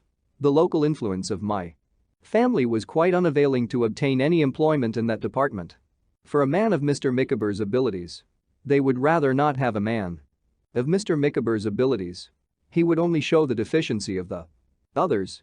Apart from which," said Mrs. Micawber, "I will not disguise from you, my dear Master Copperfield, that when that branch of my family which is settled in Plymouth became aware that Mr. Micawber was accompanied by myself and by little Wilkins and his sister and by the twins, they did not receive him with that ardor which he might have expected, being so newly released from captivity. In fact," said Mrs. Micawber, lowering her voice, "this is between ourselves, our reception was cool." "Dear me," I said. "Yes," said Mrs. Micawber. "It is truly painful to contemplate mankind in such an aspect, Master Copperfield, but our reception was, decidedly, cool. There is no doubt about it. In fact, that branch of my family which is settled in Plymouth became quite personal to Mr. Micawber before we had been there a week. I said and thought that they ought to be ashamed of themselves. Still, so it was," continued Mrs. Micawber. "Under such circumstances, what could a man of Mr. Micawber's spirit do? But one obvious course was left: to borrow, of that branch of my family, the money to return to London, and to return at any sacrifice." "Then you all came back again, ma'am?" I said. "We all came back again," replied Mrs. Micawber. "Since then, I have consulted other branches of my family on the course which it is most expedient for Mr. Micawber to take, for I maintain that he must take some course, Master Copperfield," said Mrs. Micawber argumentatively. "It is clear that a family of 6, not including a domestic, cannot live upon air." "Certainly, ma'am," said I. "The opinion of those other branches of my family," pursued Mrs. Micawber, "is that Mr. Micawber should immediately turn his attention to coals." "To what, ma'am?" "To coals," said Mrs. Micawber. "To the coal trade." Mr. Micawber was induced to think, on inquiry, that there might be an opening for a man of his talent in the Medway coal trade. Then, as Mr. Micawber very properly said, the first step to be taken clearly was to come and see the Medway. Which we came and saw. I say we, Master Copperfield, for I never will," said Mrs. Micawber with emotion, "I never will desert Mr. Micawber." I murmured my admiration and approbation. "We came," repeated Mrs. Micawber, "and saw the Medway. My opinion of the coal trade on that river is that it may require talent, but that it certainly requires capital. Talent, Mr. Micawber has Capital Mr. Micawber has not. We saw, I think, the greater part of the Medway, and that is my individual conclusion. Being so near here, Mr. Micawber was of opinion that it would be rash not to come on and see the cathedral. Firstly, on account of its being so well worth seeing and our never having seen it, and secondly, on account of the great probability of something turning up in a cathedral town. We have been here, said Mrs. Micawber, 3 days. Nothing has, as yet, turned up, and it may not surprise you, my dear Master Copperfield, so much as it would a stranger to know that we are at present waiting for a remittance from London to discharge our pecuniary obligations at this hotel. Until the arrival of that remittance, said Mrs. Micawber with much feeling, I am cut off from my home. I allude to lodgings in Pentonville, from my boy and girl, and from my twins. I felt the utmost sympathy for Mr. and Mrs. Micawber in this anxious extremity and said as much to Mr. Micawber, who now returned, adding that I only wished I had money enough to lend them the amount they needed. Mr. Micawber's answer expressed a disturbance of his mind. He said, shaking hands with me, Copperfield, you are a true friend, but when the worst comes to the worst, no man is without a friend who is possessed of shaving materials. At this dreadful hint, Mrs. Micawber threw her arms round Mr. Micawber's neck and entreated him to be calm. He wept, but so far recovered almost immediately as to ring the bell for the waiter and bespeak a hot kidney pudding and a plate of shrimps for breakfast in the morning. When I took my leave of them, they both pressed me so much to come and dine before they went away that I could not refuse. But, as I knew I could not come next day, when I should have a good deal to prepare in the evening, Mr. Micawber arranged that he would call at Dr. Strong's in the course of the morning, having a presentiment that the remittance would arrive by that post, and propose the day after, if it would suit me better. Accordingly, I was called out of school next forenoon and found Mr. Micawber in the parlor, who had called to say that the dinner would take place as proposed. When I asked him if the remittance had come, he pressed my hand and departed. As I was looking out of window that same evening, it surprised me and made me rather uneasy to see Mr. Micawber and Uriah Heep walk past, arm in arm. Uriah humbly sensible of the honor that was done him, and Mr. Micawber taking a bland delight in extending his patronage to Uriah. But I was still more surprised when I went to the little hotel next day at the appointed dinner hour, which was 4 o'clock, to find, from what Mr. Micawber said, that he had gone home with Uriah and had drunk brandy and water at Mrs. Heep's. And I'll tell you what, my dear Copperfield, said Mr. Micawber, your friend Heep is a young fellow who might be Attorney General.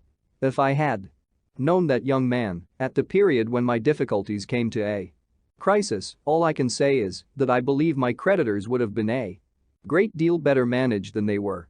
I hardly understood how this could have been, seeing that Mr. Micawber had paid them nothing at all as it was, but I did not like to ask. Neither did I like to say that I hope he had not been too communicative to Uriah or to inquire if they had talked much about me. I was afraid of hurting Mr. Micawber's feelings, or, at all events, Mrs. Micawber's, she being very sensitive, but I was uncomfortable about it too, and often thought about it afterwards. We had a beautiful little dinner. Quite an elegant dish of fish, the kidney end of a loin of veal, roasted, fried sausage meat, a partridge, and a pudding. There was wine, and there was strong ale, and after dinner Mrs. Micawber made us a bowl of hot punch with her own hands. Mr. Micawber was uncommonly convivial. I never saw him such good company. He made his face shine with the punch so that it looked as if it had been varnished all over. He got cheerfully sentimental about the town and proposed success to it, observing that Mrs. Micawber and himself had been made extremely snug and comfortable there and that he never should forget the agreeable hours they had passed in Canterbury. He proposed me afterwards, and he and Mrs. Micawber and I took a review of our past acquaintance, in the course of which we sold the property all over again. Then I proposed Mrs. Micawber, or, at least, said, modestly, if you'll allow me, Mrs. Micawber, I shall now have the pleasure of drinking your health, ma'am. On which Mr. Micawber delivered an eulogium on Mrs. Micawber's character and said she had ever been his guide, philosopher, and friend, and that he would recommend me, when I came to a marrying time of life, to marry such Another woman, if such another woman could be found. As the punch disappeared, Mr. Micawber became still more friendly and convivial. Mrs. Micawber's spirits becoming elevated, too, we sang Auld Lang Syne. When we came to Here's a Hand, my trusty Freer, we all joined hands round the table, and when we declared we would take a right good willy wout and hadn't the least idea what it meant, we were really affected. In a word, I never saw anybody so thoroughly jovial as Mr. Micawber was, down to the very last moment of the evening, when I took a hearty farewell of himself and his amiable wife. Consequently, I was not prepared, at 7 o'clock next morning, to receive the following communication, dated 9:30 in the evening, a quarter of an hour after I had left him. My dear young friend. The die is cast, all is over. Hiding the ravages of care with a sickly mask of mirth, I have not informed you this evening that there is no hope of the remittance. Under these circumstances, alike humiliating to endure, humiliating to contemplate, and humiliating to relate, I have discharged the pecuniary liability contracted at this establishment by giving a note of hand, made payable 14 days after date, at my residence, Pentonville, London. When it becomes due, it will not be taken up. The result is destruction. The bolt is impending, and the tree must fall. Let the wretched man who now addresses you, my dear Copperfield, be a beacon to you through life. He writes with that intention, and in that hope. If he could think himself of so much use, one gleam of day might, by possibility, penetrate into the cheerless dungeon of his remaining existence, though his longevity is, at present, to say the least of it, extremely problematical. This is the last communication, my dear Copperfield, you will ever receive from the beggared outcast, Wilkins Micawber.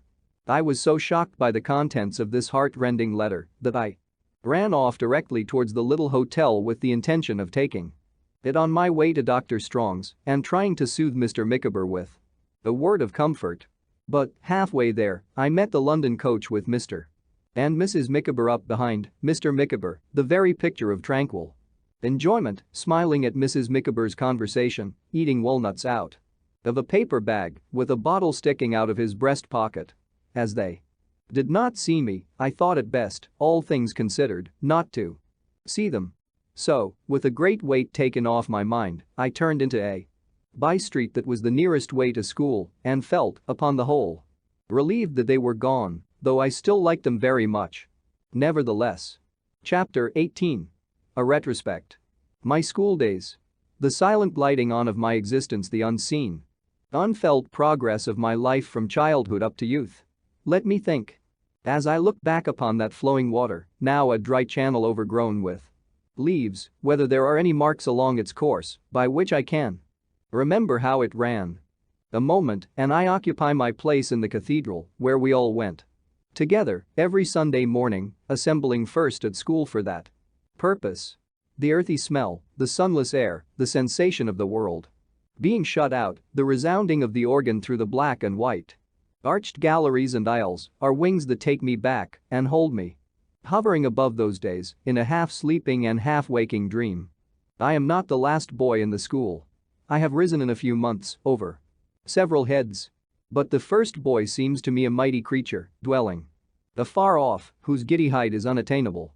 Agnes says no, but I say yes and tell her that she little thinks what stores of knowledge have been mastered by the wonderful being at whose place she thinks weak aspirant, may arrive in time.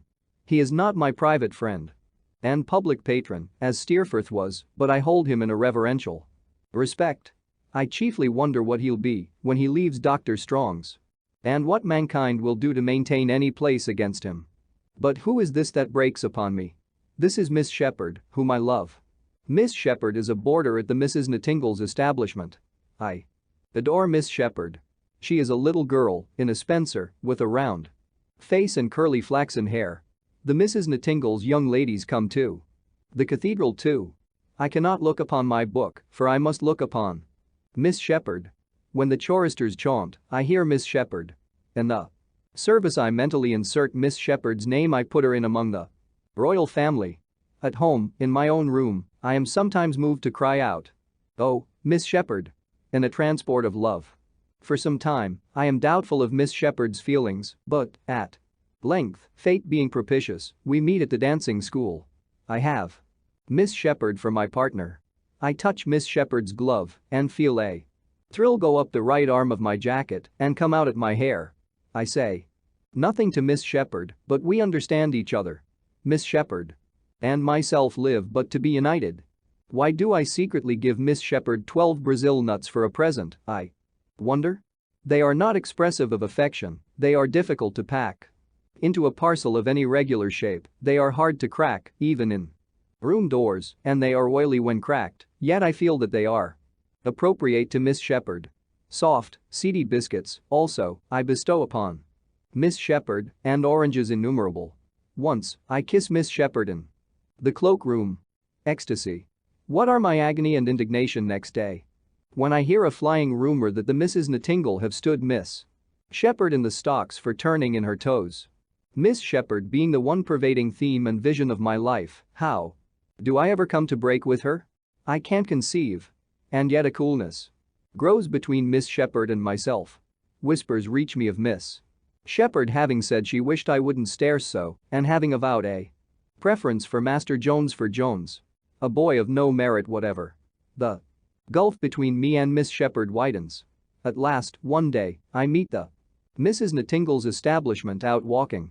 Miss Shepherd makes a face as she goes by and laughs to her companion. All is over. The devotion of a life, it seems a life, it is all the same, is at an end. Miss Shepherd comes out of the morning service and the royal family know her no more. I am higher in the school and no one breaks my peace. I am not at all polite now to the Mrs. Nottingle's young ladies and shouldn't dote on any of them if they were twice as many and 20 times as beautiful. I think the dancing school a tiresome affair and wonder why the girls can't dance by themselves and leave us alone. I am growing great in Latin verses and neglect the laces of my boots. Dr. Strong refers to me in public as a promising young scholar. Mr. Dick is wild with joy, and my aunt remits me a guinea by the next post. The shade of a young butcher rises, like the apparition of an armed head. In Macbeth. Who is this young butcher? He is the terror of the youth of Canterbury. There is a vague belief abroad that the beef suet with which he anoints his hair gives him unnatural strength, and that he is a match for a man. He is a broad-faced, bull-necked young butcher with rough red cheeks, an ill-conditioned mind, and an injurious tongue. His main use of this tongue is to disparage Dr. Strong's young gentlemen. He says publicly that if they want anything he'll give it. He names individuals among them, myself included, whom he could undertake to settle with one hand and the other tied behind him. He waylays the smaller boys to punch their unprotected heads and calls challenges after me in the open streets. For these sufficient reasons I resolve to fight the butcher. It is a summer evening, down in a green hollow, at the corner of a wall. I meet the butcher by appointment. I am attended by a select body of our boys, the butcher by 2 other butchers, a young publican, and a sweep. The preliminaries are adjusted, and the butcher and myself stand face to face. In a moment the butcher lights 10,000 candles out of my left eyebrow. In another moment, I don't know where the wall is, or where I am, or where anybody is. I hardly know which is myself and which the butcher. We are always in such a tangle and tussle, knocking about upon the trodden grass. Sometimes I see the butcher, bloody but confident. Sometimes I see nothing and sit gasping on my second's knee. Sometimes I go in at the butcher madly and cut my knuckles open against his face without appearing to discompose him at all. At last I awake, very queer about the head, as from a giddy sleep, and see the butcher walking off, congratulated by the 2 other butchers and the sweep and publican, and putting on his coat as he goes, from which I augur, justly, that the victory is his. I am taken home in a sad plight, and I have beefsteaks put to my eyes and am rubbed with vinegar and brandy, and find a great puffy place bursting out on my upper lip, which swells immoderately. For 3 or 4 days I remain at home, a very ill-looking subject, with a green shade over my eyes, and I should be very dull, but that Agnes is a sister to me, and condoles with me, and reads to me, and makes the time light and happy. Agnes has my confidence completely, always, I tell her. All about the butcher and the wrongs he has heaped upon me, she thinks. I couldn't have done otherwise than fight the butcher while she shrinks and trembles at my having fought him. Time has stolen on unobserved, for Adams is not the head boy in the days that are come now, nor has he been this many and many a day. Adams has left the school so long that when he comes back on a visit to Dr. Strong, there are not many there, besides myself, who know him. Adams is going to be called to the bar almost directly and is to be an advocate and to wear a wig.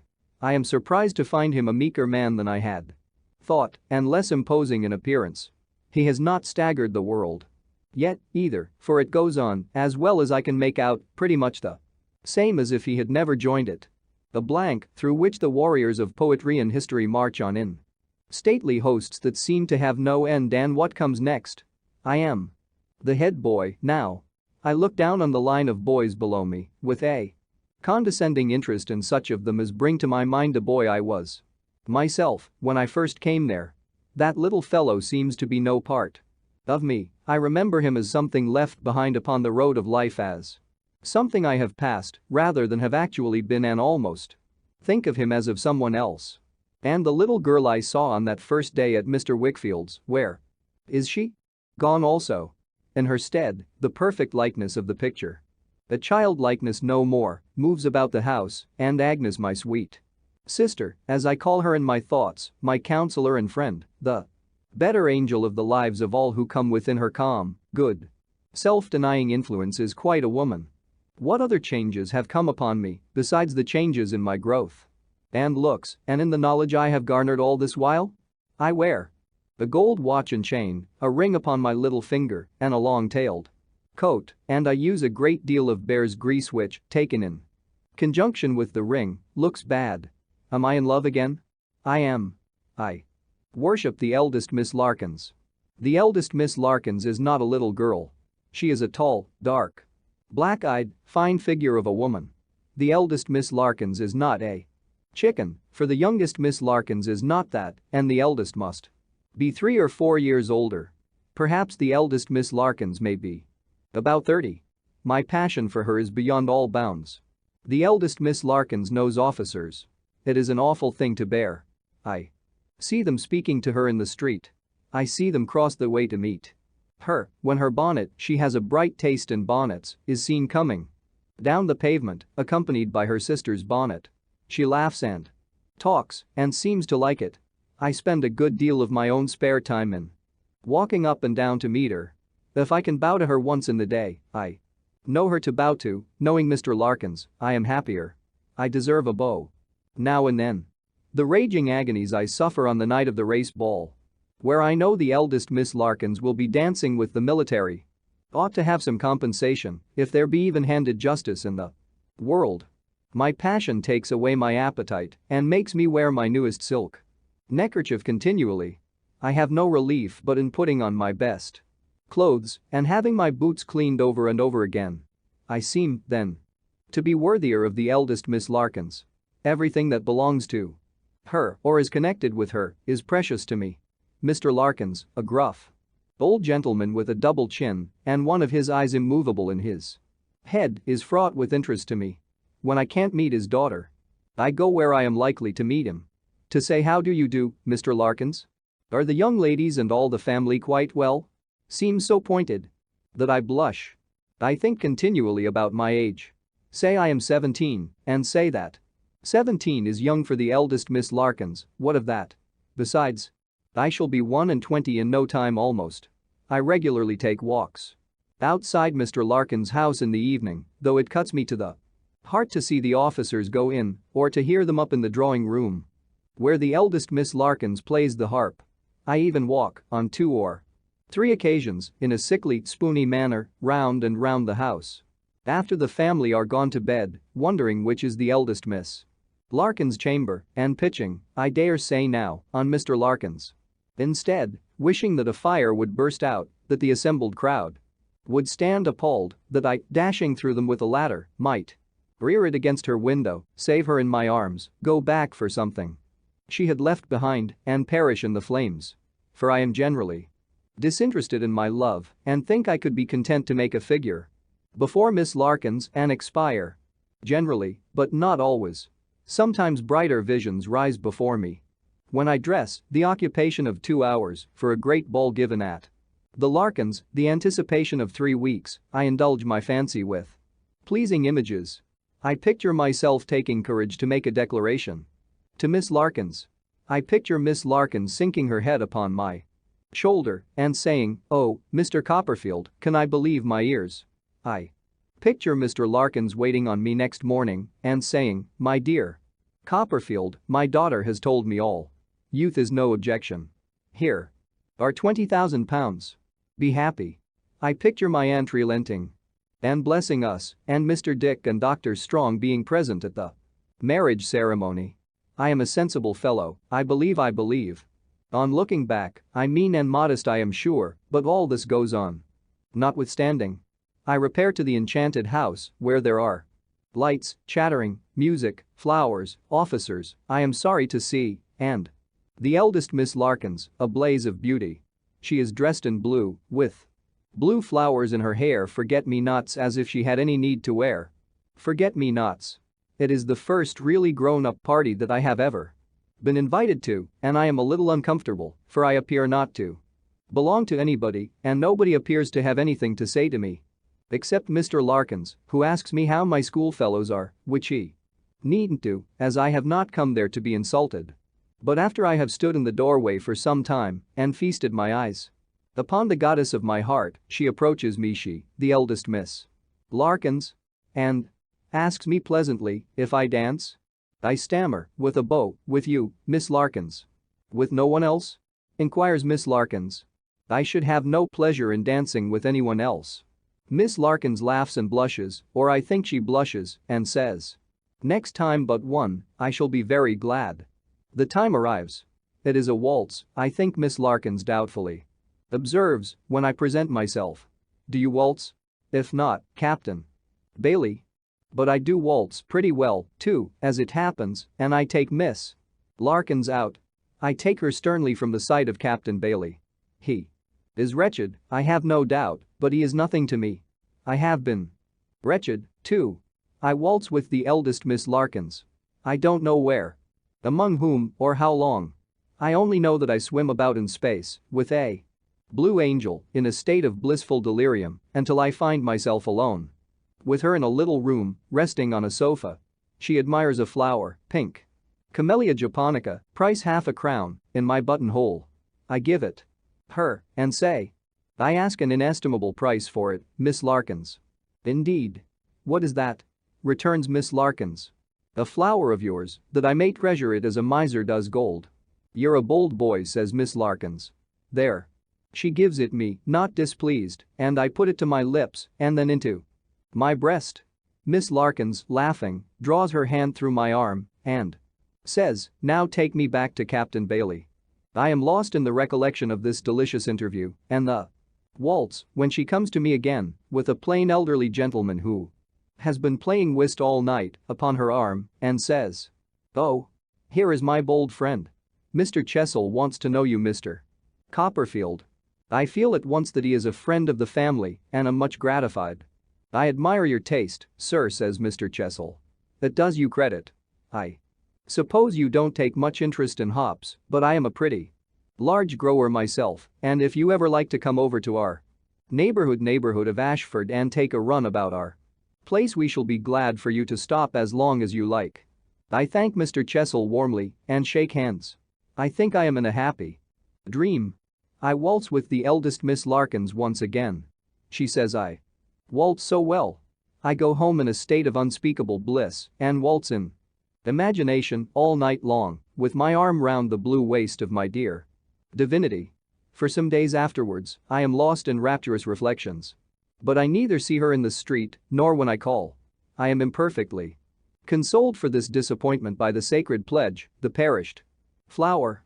"Trotwood," says Agnes, one day after dinner. "Who do you think is going to be married tomorrow? Someone you admire?" "Not you, I suppose, Agnes?" "Not me." Raising her cheerful face from the music she is copying. "Do you hear him, Papa? The eldest Miss Larkins. To Captain Bailey? I have just enough power to ask No, to no captain. To Mr. Chessel, a hop grower. I am terribly dejected for about a week or two. I take off my ring, I wear my worst clothes, I use no bear's grease, and I frequently lament over the late Miss Larkin's faded flower. Being, by that time, rather tired of this kind of life and having received new provocation from the butcher, I throw the flower away, go out with the butcher, and gloriously defeat him. This, and the resumption of my ring, as well as of the bear's grease, in moderation, are the last marks I can discern, now, in my progress to 17. Chapter 19. I look about me and make a discovery. I am doubtful whether I was at heart glad or sorry when my school days drew to an end and the time came for my leaving Dr. Strong's. I had been very happy there, I had a great attachment for the doctor, and I was eminent and distinguished in that little world. For these reasons, I was sorry to go, but for other reasons, unsubstantial enough, I was glad.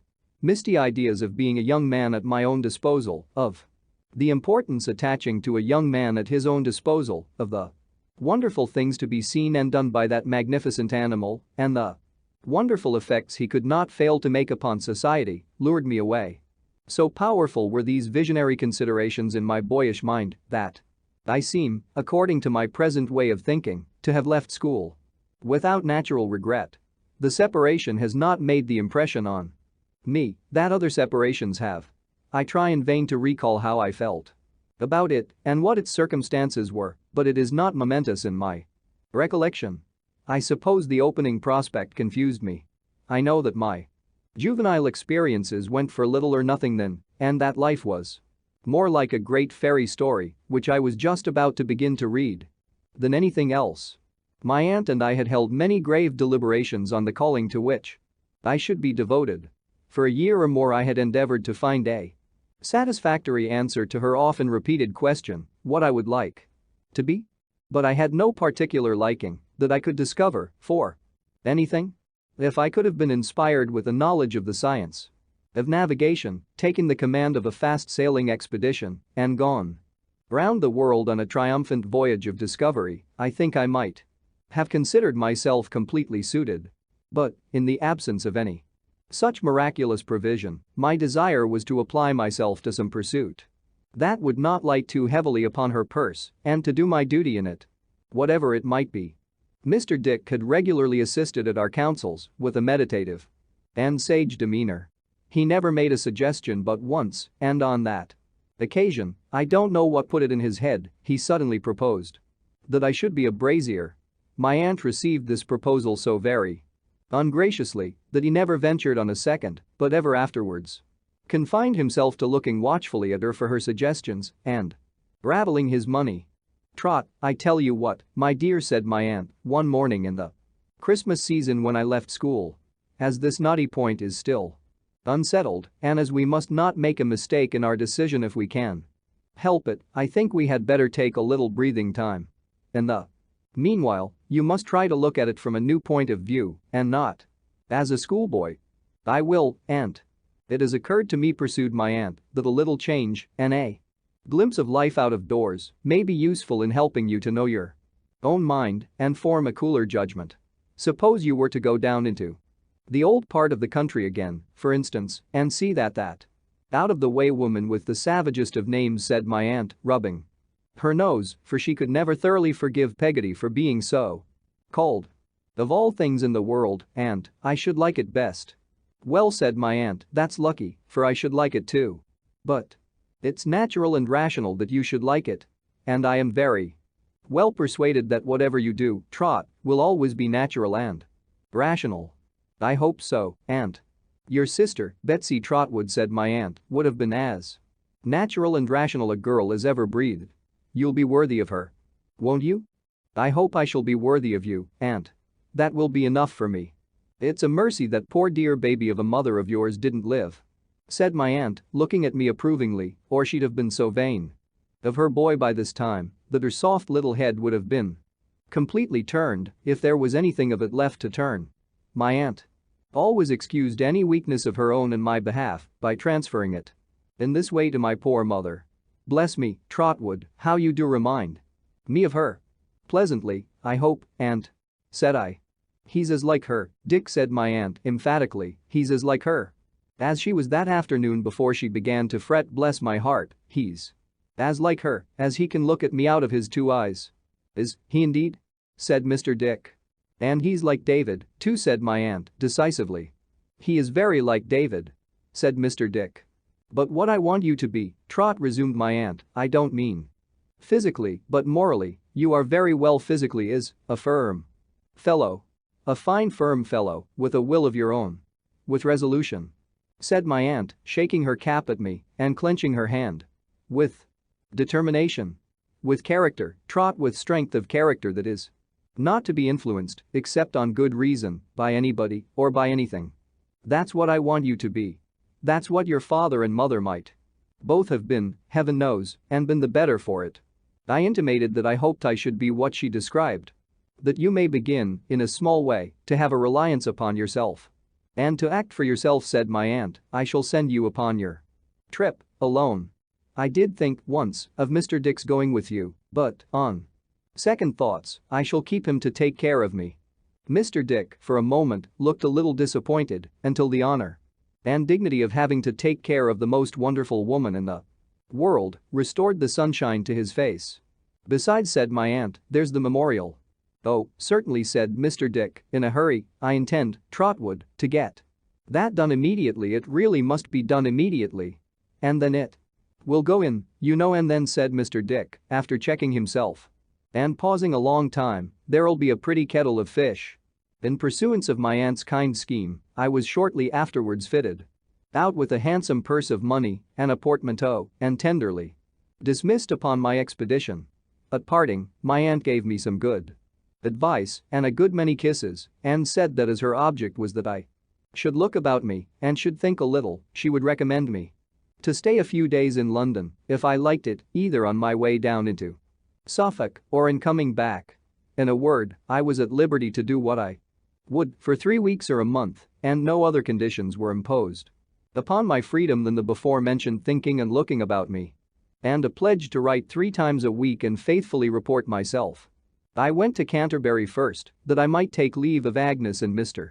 Wickfield, my old room in whose house I had not yet relinquished, and also of the good doctor.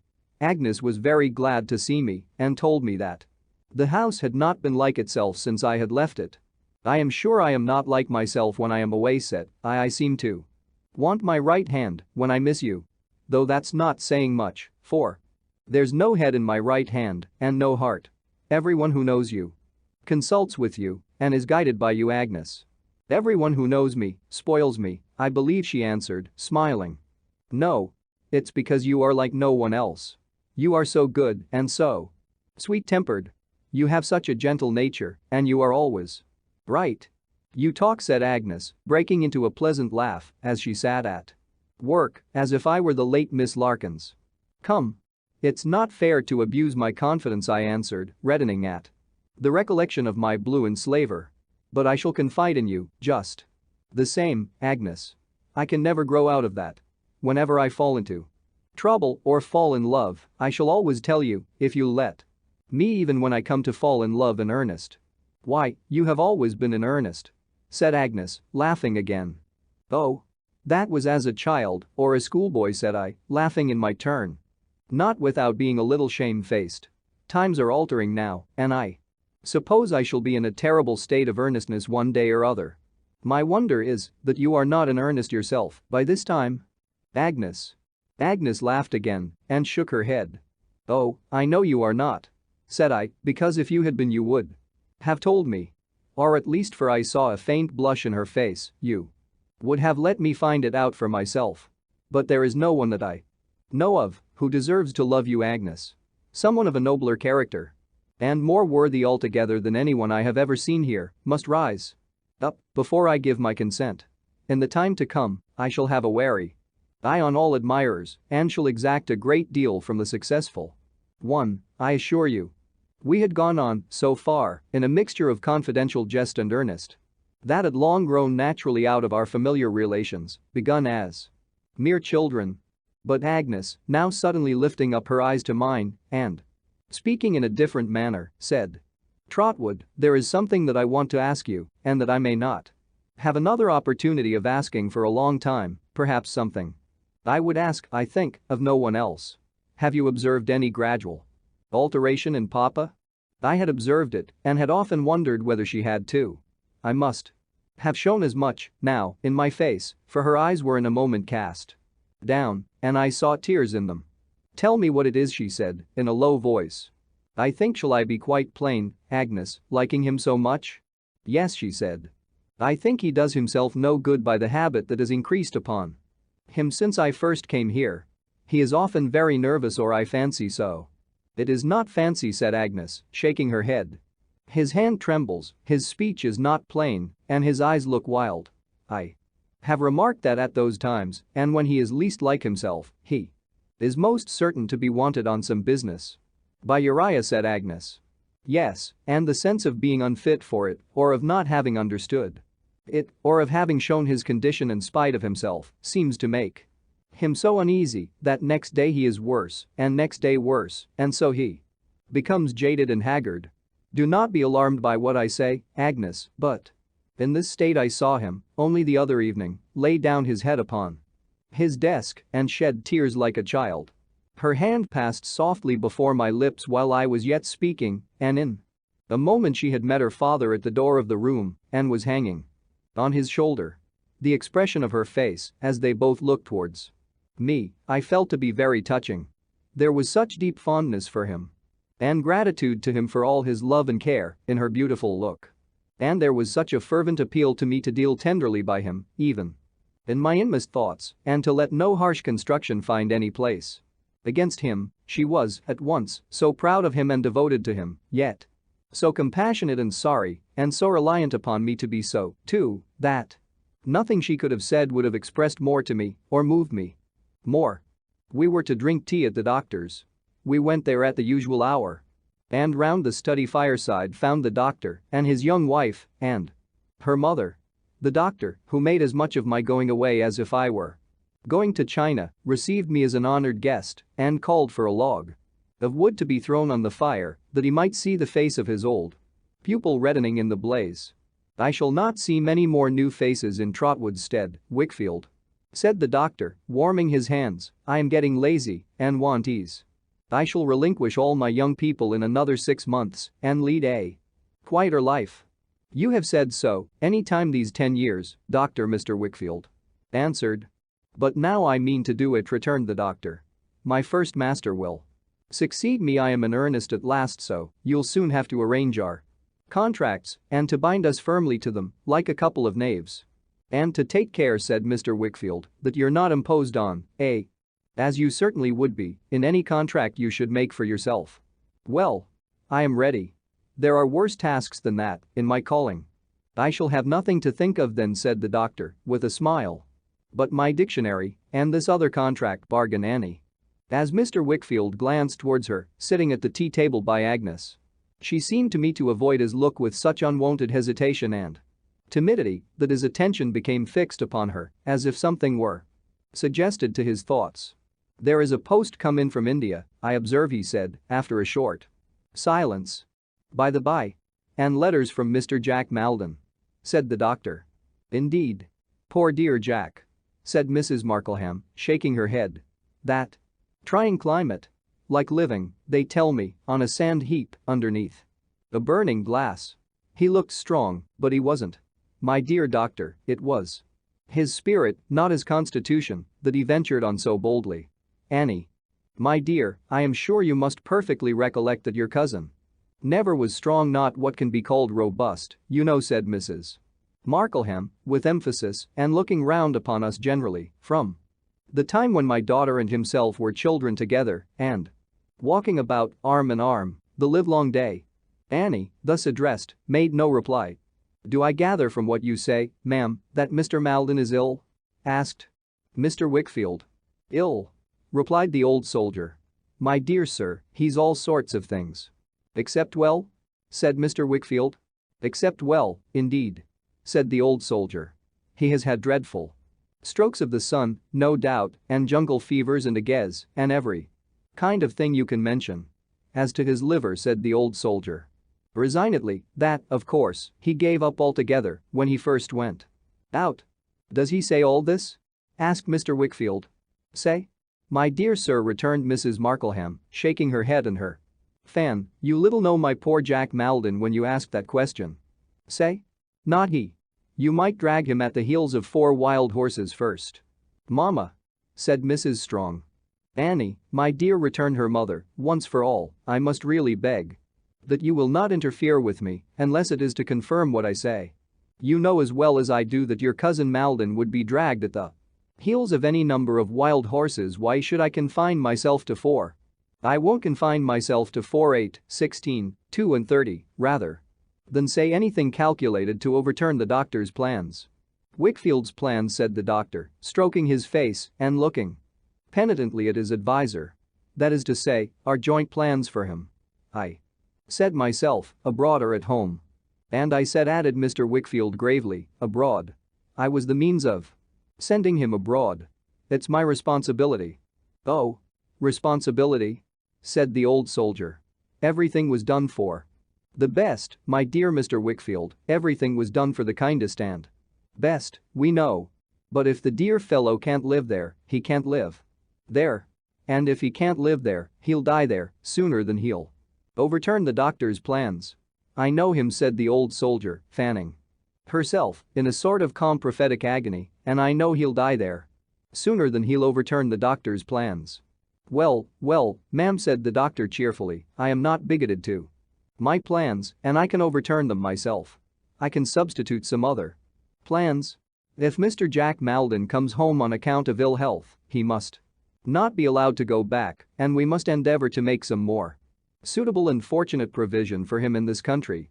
Mrs. Markleham was so overcome by this generous speech, which, I need not say, she had not at all expected or led up to, that she could only tell the doctor it was like himself and go several times through that operation of kissing the sticks of her fan and then tapping his hand with it, after which he gently chid her daughter Annie for not being more demonstrative when such kindnesses were showered, for her sake, on her old playfellow, and entertained us with some particulars concerning other deserving members of her family whom it was desirable to set on their deserving legs. All this time, her daughter Annie never once spoke or lifted up her eyes. All this time, Mr. Wickfield had his glance upon her as she sat by his own daughter's side. It appeared to me that he never thought of being observed by anyone, but was so intent upon her and upon his own thoughts in connection with her as to be quite absorbed. He now asked what Mr. Jack Maldon had actually written in reference to himself and to whom he had written. Why, here, said Mrs. Markleham, taking a letter from the chimney-piece above the doctor's head, the dear fellow says to the doctor himself. Where is it? Oh. I am sorry to inform you that my health is suffering severely and that I fear I may be reduced to the necessity of returning home for a time as the only hope of restoration. That's pretty plain, poor fellow. His only hope of restoration. But Annie's letter is plainer still. Annie, show me that letter again. Not now, Mama, she pleaded in a low tone. My dear, you absolutely are, on some subjects, one of the most ridiculous persons in the world, returned her mother, and perhaps the most unnatural to the claims of your own family. We never should have heard of the letter at all, I believe, unless I had asked for it myself. Do you call that confidence, my love, towards Dr. Strong? I am surprised. You ought to know better. The letter was reluctantly produced, and as I handed it to the old lady, I saw how the unwilling hand from which I took it trembled. Now let us see, said Mrs. Markleham, putting her glass to her eye. Where the passage is. The remembrance of old times, my dearest Annie, and so forth. It's not there. The amiable old proctor who's he? Dear me, Annie, how illegibly your cousin Maldon writes, and how stupid I am. Doctor, of course. Ah. Amiable indeed. Here she left off to kiss her fan again and shake it at the doctor, who was looking at us in a state of placid satisfaction. Now I have found it.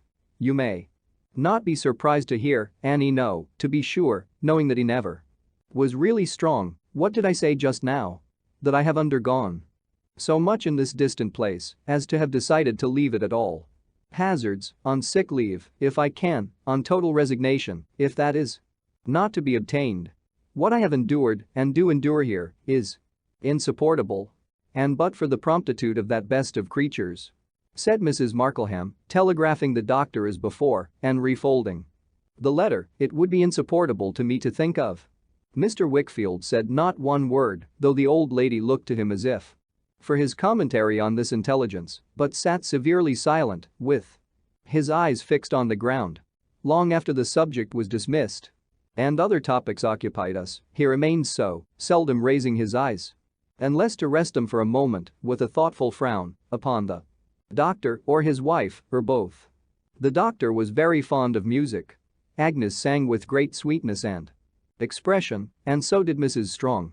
They sang together and played duets together, and we had quite a little concert. But I remarked two things.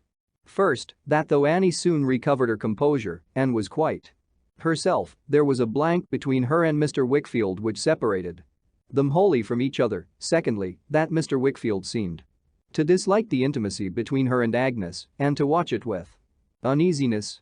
And now, I must confess, the recollection of what I had seen on that night when Mr. Maldon went away first began to return upon me with a meaning it had never had and to trouble me.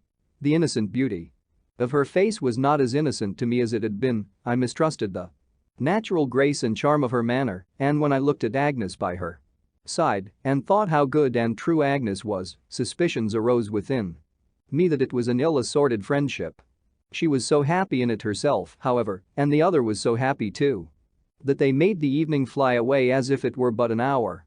It closed in an incident which I well remember.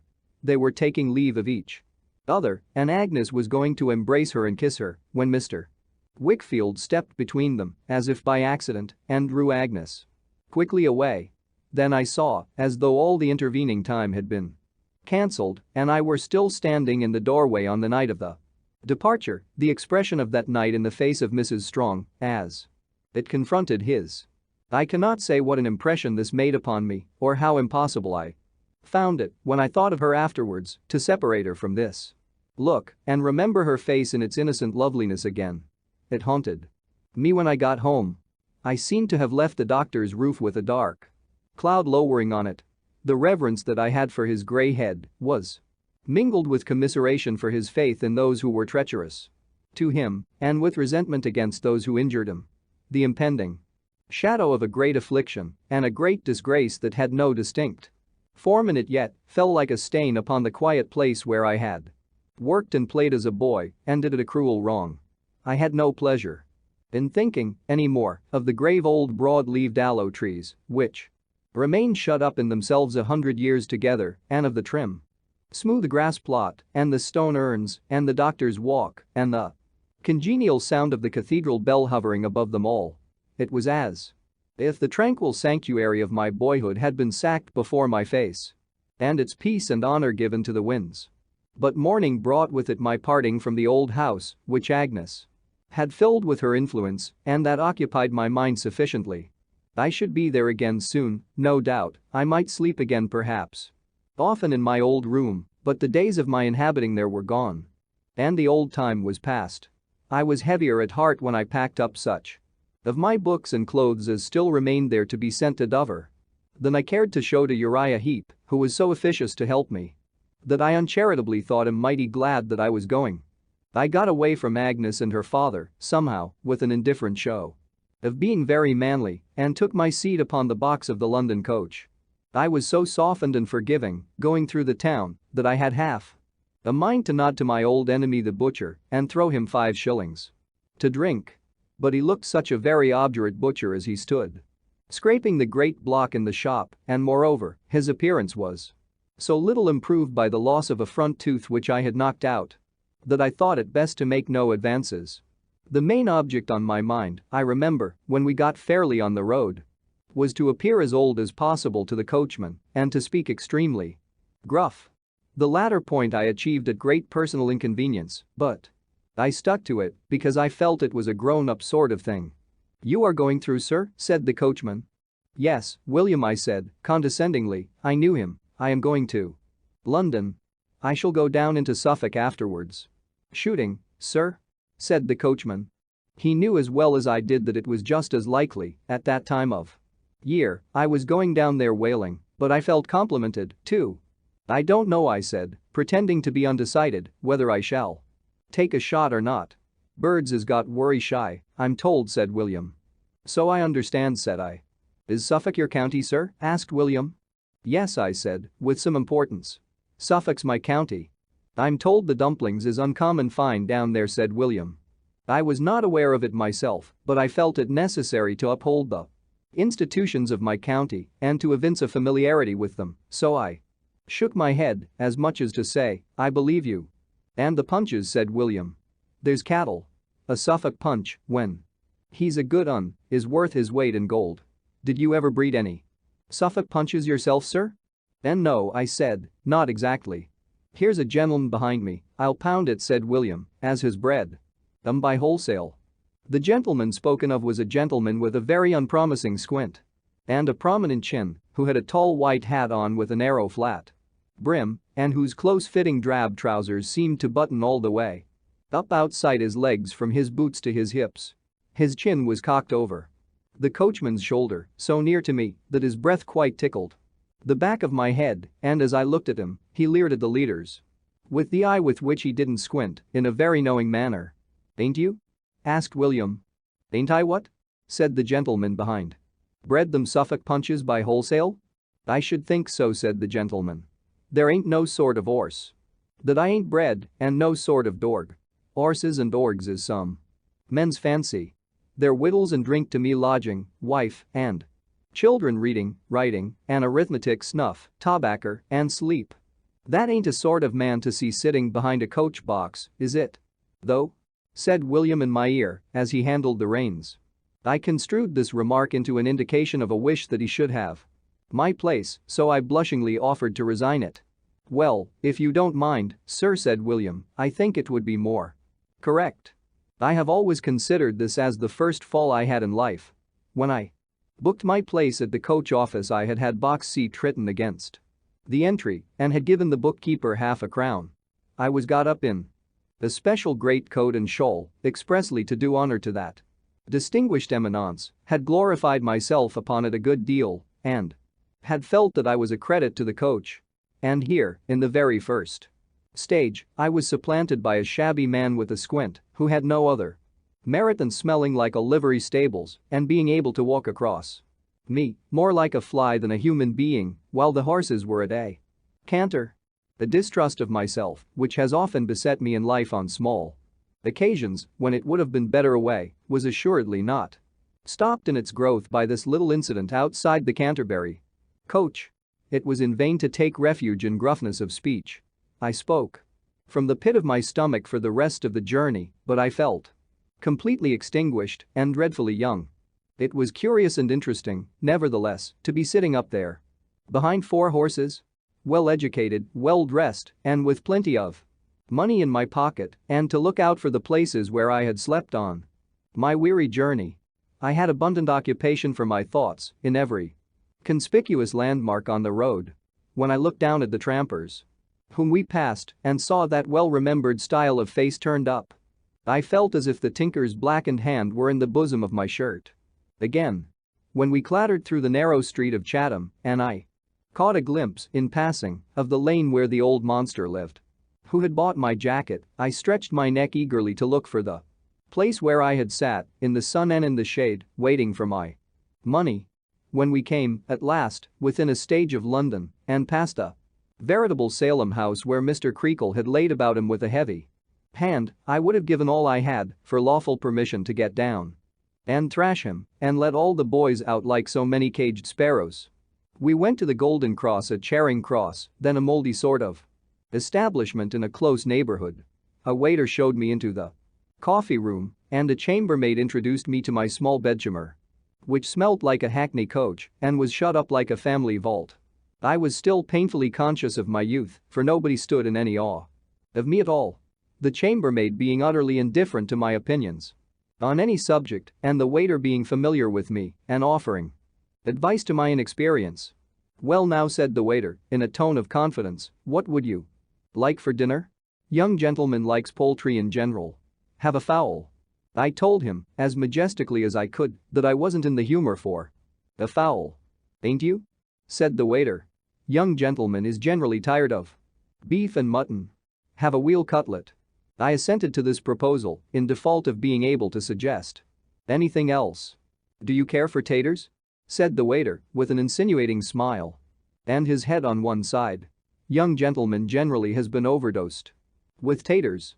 I commanded him, in my deepest voice, to order a veal cutlet and potatoes and all things fitting, and to inquire at the bar if there were any letters for Trotwood Copperfield Esquire, which I knew there were not and couldn't be, but thought it manly to appear to expect. He soon came back to say that there were none, at which I was much surprised and began to lay the cloth for my dinner in a box by the fire. While he was so engaged, he asked me what I would take with it.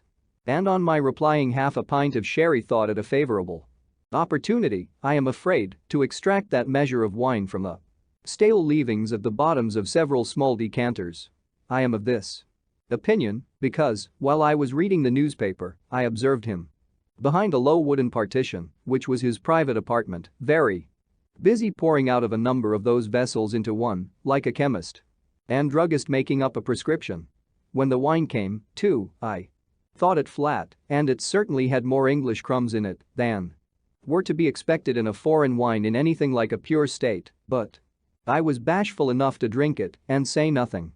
Being then in a pleasant frame of mind, from which I infer that poisoning is not always disagreeable in some stages of the process, I resolved to go to the play. It was Covent Garden Theatre that I chose. And there, from the back of a center box, I saw Julius Caesar and the new pantomime. To have all those noble Romans alive before me and walking in and out for my entertainment, instead of being the stern taskmasters they had been at school, was a most novel and delightful effect. But the mingled reality and mystery of the whole show, the influence upon me of the poetry, the lights, the music, the company, the smooth stupendous changes of glittering and brilliant scenery, were so dazzling and opened up such illimitable regions of delight that when I came out into the rainy street at 12 o'clock at night, I felt as if I had come from the clouds, where I had been leading a romantic life for ages, to a bawling, splashing, link-lighted, umbrella-struggling, hackney coach jostling, patent clinking, muddy, miserable world. I had emerged by another door and stood in the street for a little while, as if I really were a stranger upon earth. But the unceremonious pushing and hustling that I received soon recalled me to myself and put me in the road back to the hotel, whither I went, revolving the glorious vision all the way, and where, after some porter and oysters, I sat revolving it still, at past 1 o'clock, with my eyes on the coffee room fire.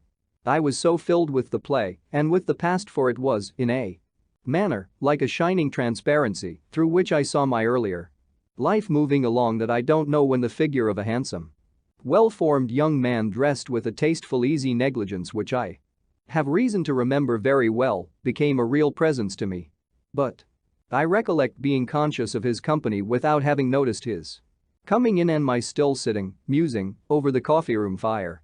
At last I rose to go to bed, much to the relief of the sleepy waiter, who had got the fidgets in his legs and was twisting them and hitting them and putting them through all kinds of contortions in his small pantry. And going towards the door, I passed a person who had come in and saw him plainly. I turned directly, came back, and looked again. He did not know me, but I knew him in a moment. At another time I might have wanted the confidence or the decision to speak to him and might have put it off until next day and might have lost him.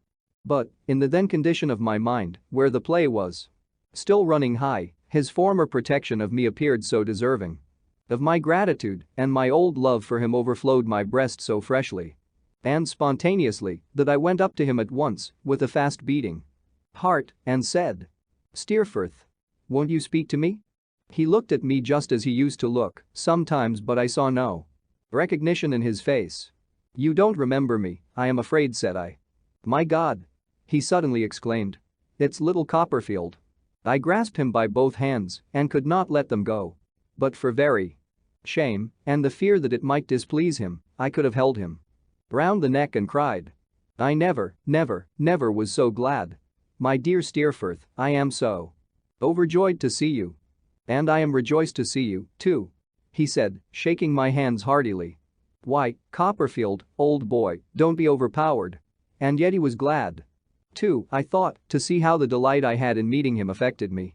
I brushed away the tears that my utmost resolution had not been able to keep back, and I made a clumsy laugh of it, and we sat down together. Side by side. "Why, how do you come to be here?"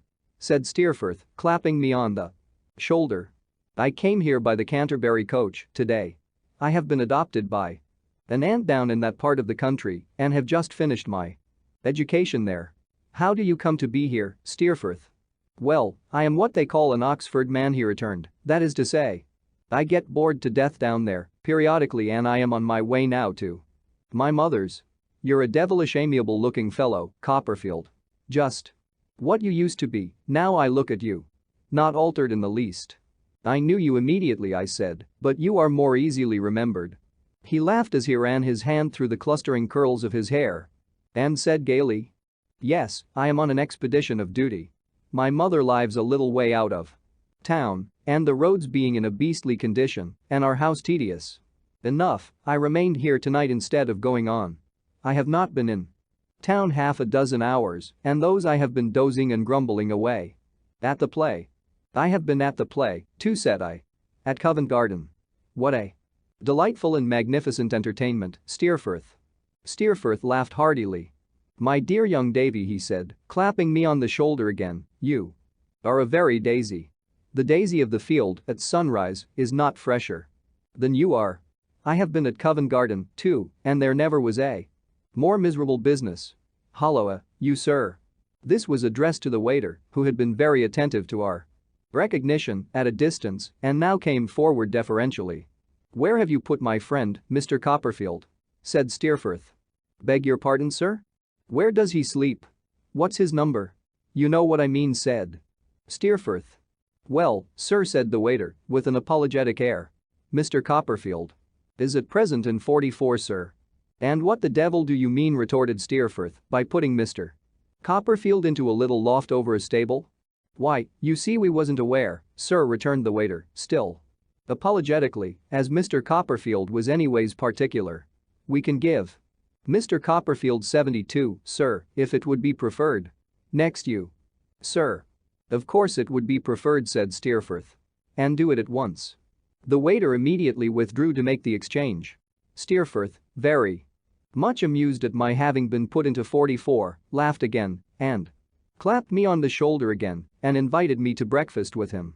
Next morning at 10 o'clock, an invitation I was only too proud and happy to accept.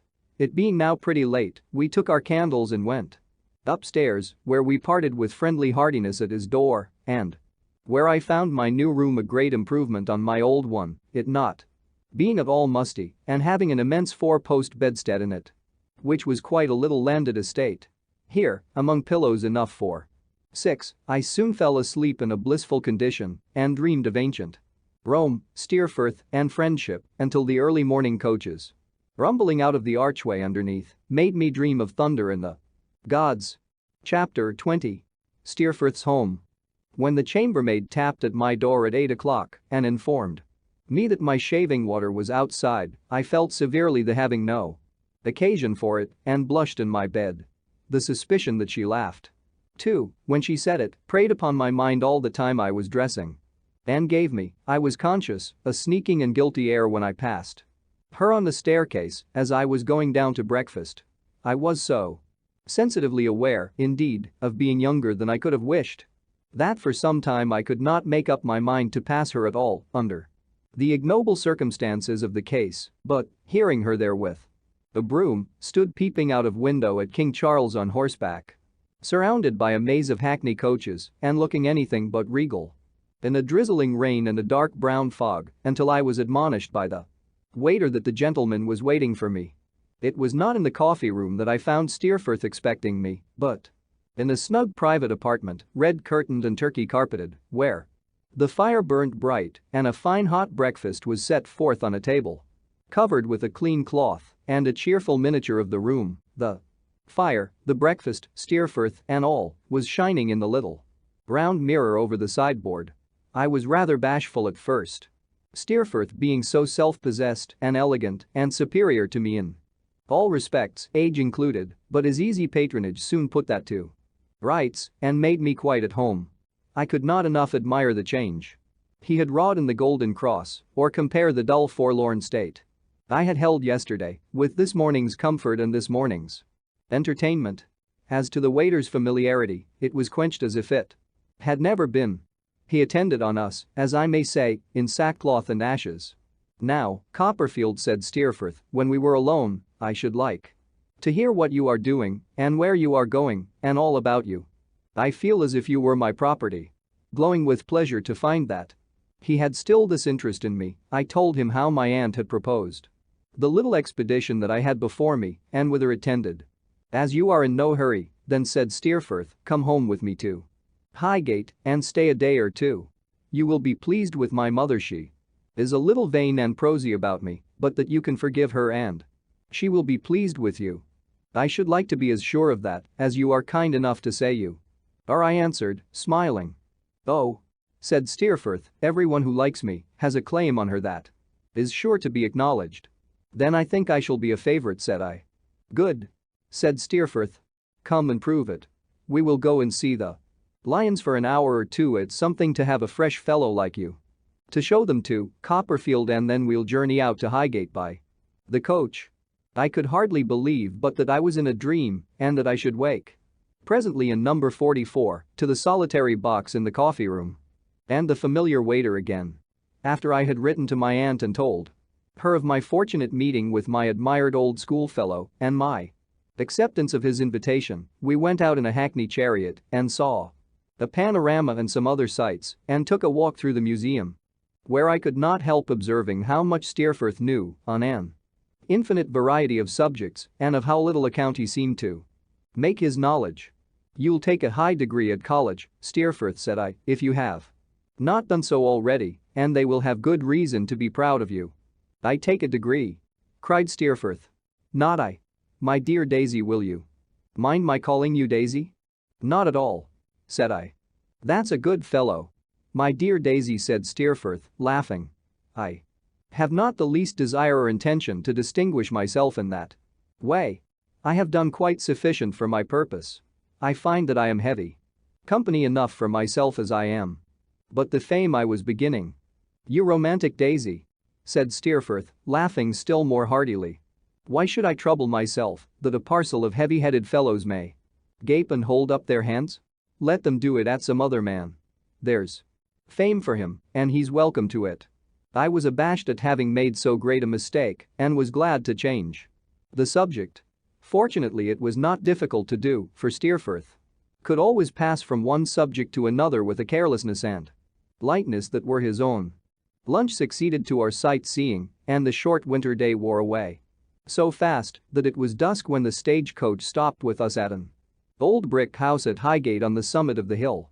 An elderly lady, though not very far advanced in years, with a proud carriage and a handsome face, was in the doorway as we alighted, and greeting Steerforth as "my dearest James," folded him in her arms. To this lady he presented me as his mother, and she gave me a stately welcome. It was a genteel old-fashioned house, very quiet and orderly. From the windows of my room I saw all London lying in the distance like a great vapor, with here and there some lights twinkling through it. I had only time, in dressing, to glance at the solid furniture, the framed pieces of work done, I supposed, by Steerforth's mother when she was a girl, and some pictures in crayons of ladies with powdered hair and bodices coming and going on the walls as the newly kindled fire crackled and sputtered when I was called to dinner.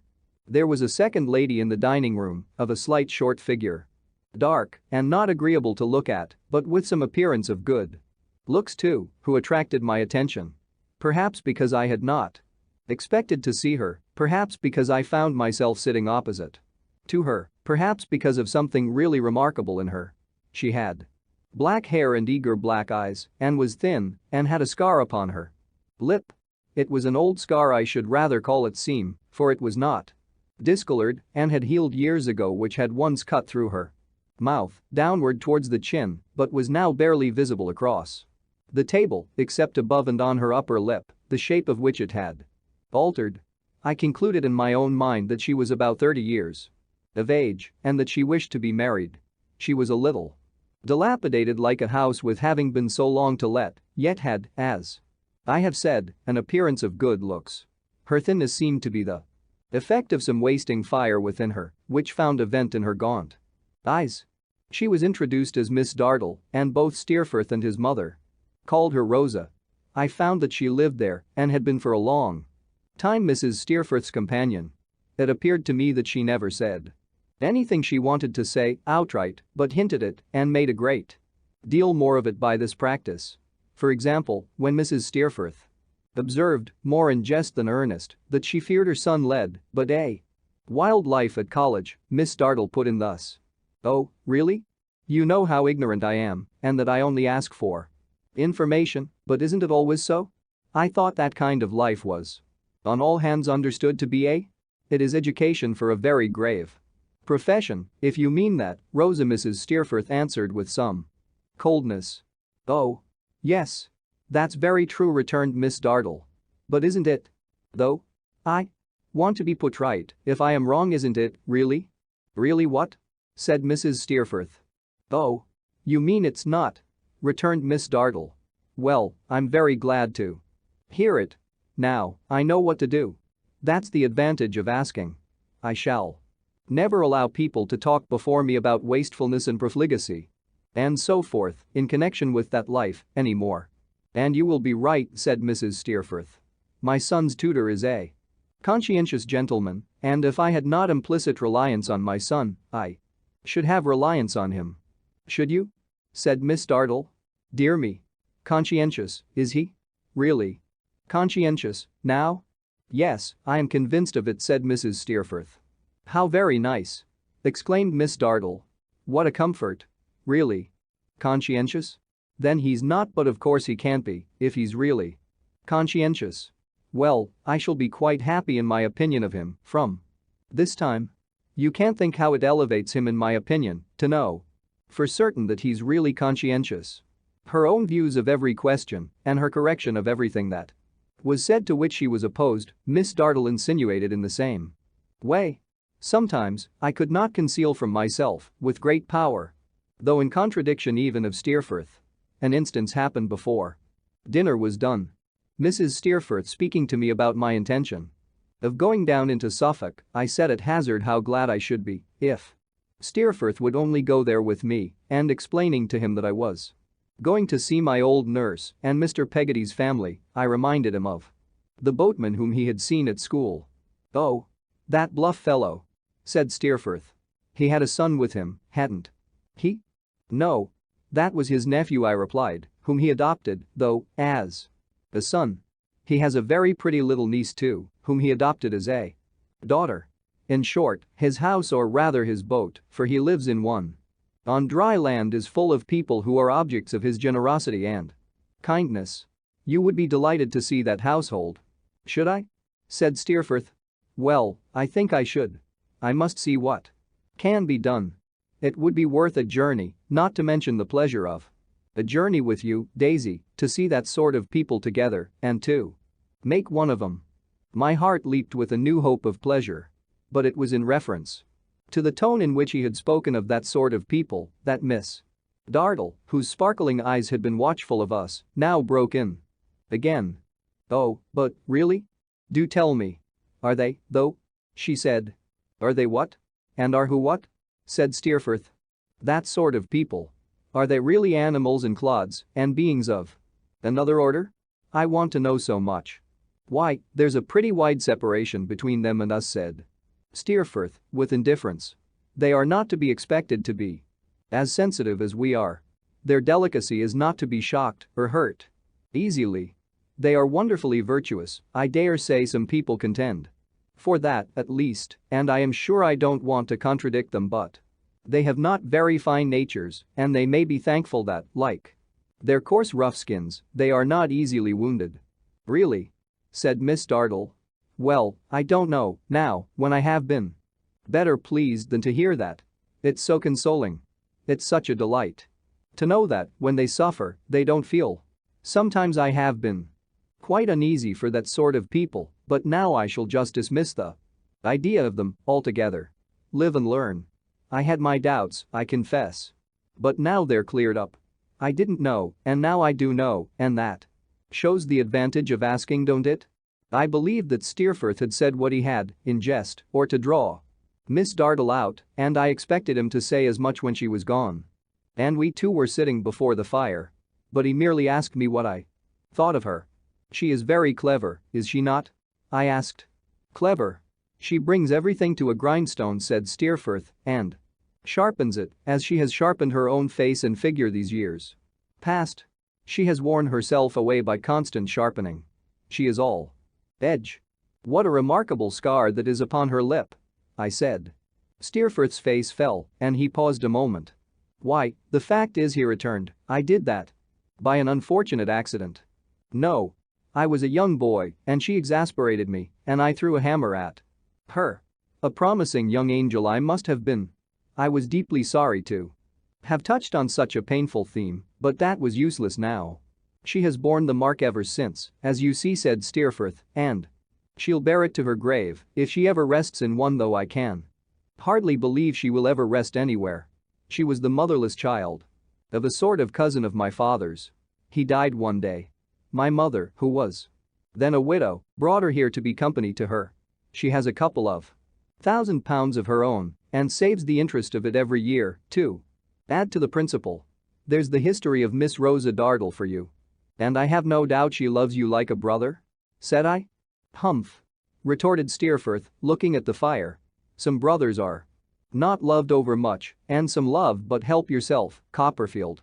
We'll drink the daisies of the field, in compliment to you, and the lilies of the valley that toil not, neither do they spin, in compliment to me. The more shame for me.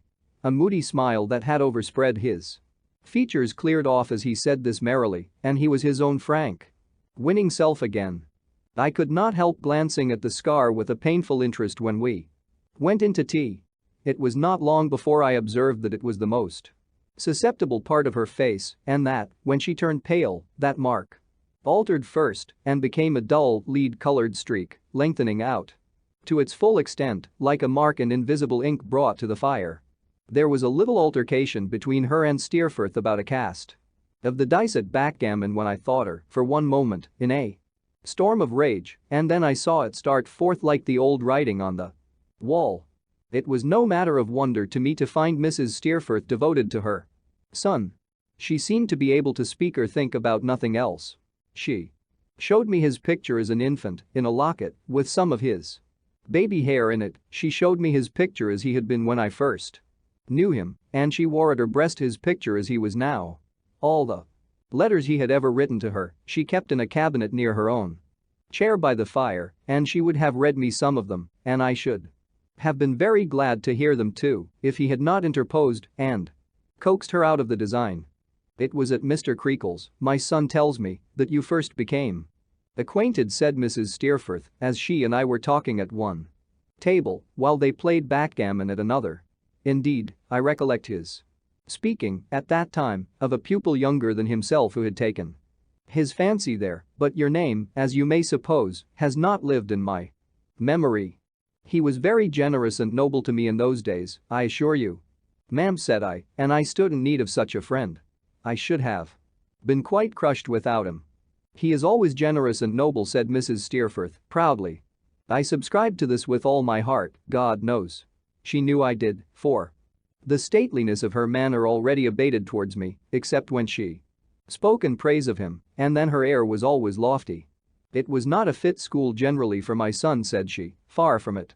But there were particular circumstances to be considered at the time, of more importance even than that selection. My son's high spirit made it desirable that he should be placed with some man who felt its superiority and would be content to bow himself before it, and we found such a man there. I knew that, knowing the fellow. And yet I did not despise him the more for it, but thought it a redeeming quality in him if he could be allowed any grace for not resisting one so irresistible as Steerforth. My son's great capacity was tempted on, there, by a feeling of voluntary emulation and conscious pride, the fond lady went on to say. He would have risen against all constraint, but he found himself the monarch of the place, and he haughtily determined to be worthy of his station. It was like himself. I echoed, with all my heart and soul, that it was like himself. So my son took, of his own will, and on no compulsion, to the course in which he can always, when it is his pleasure, outstrip every competitor, she pursued. My son informs me, Mr. Copperfield, that you were quite devoted to him, and that when you met yesterday you made yourself known to him with tears of joy.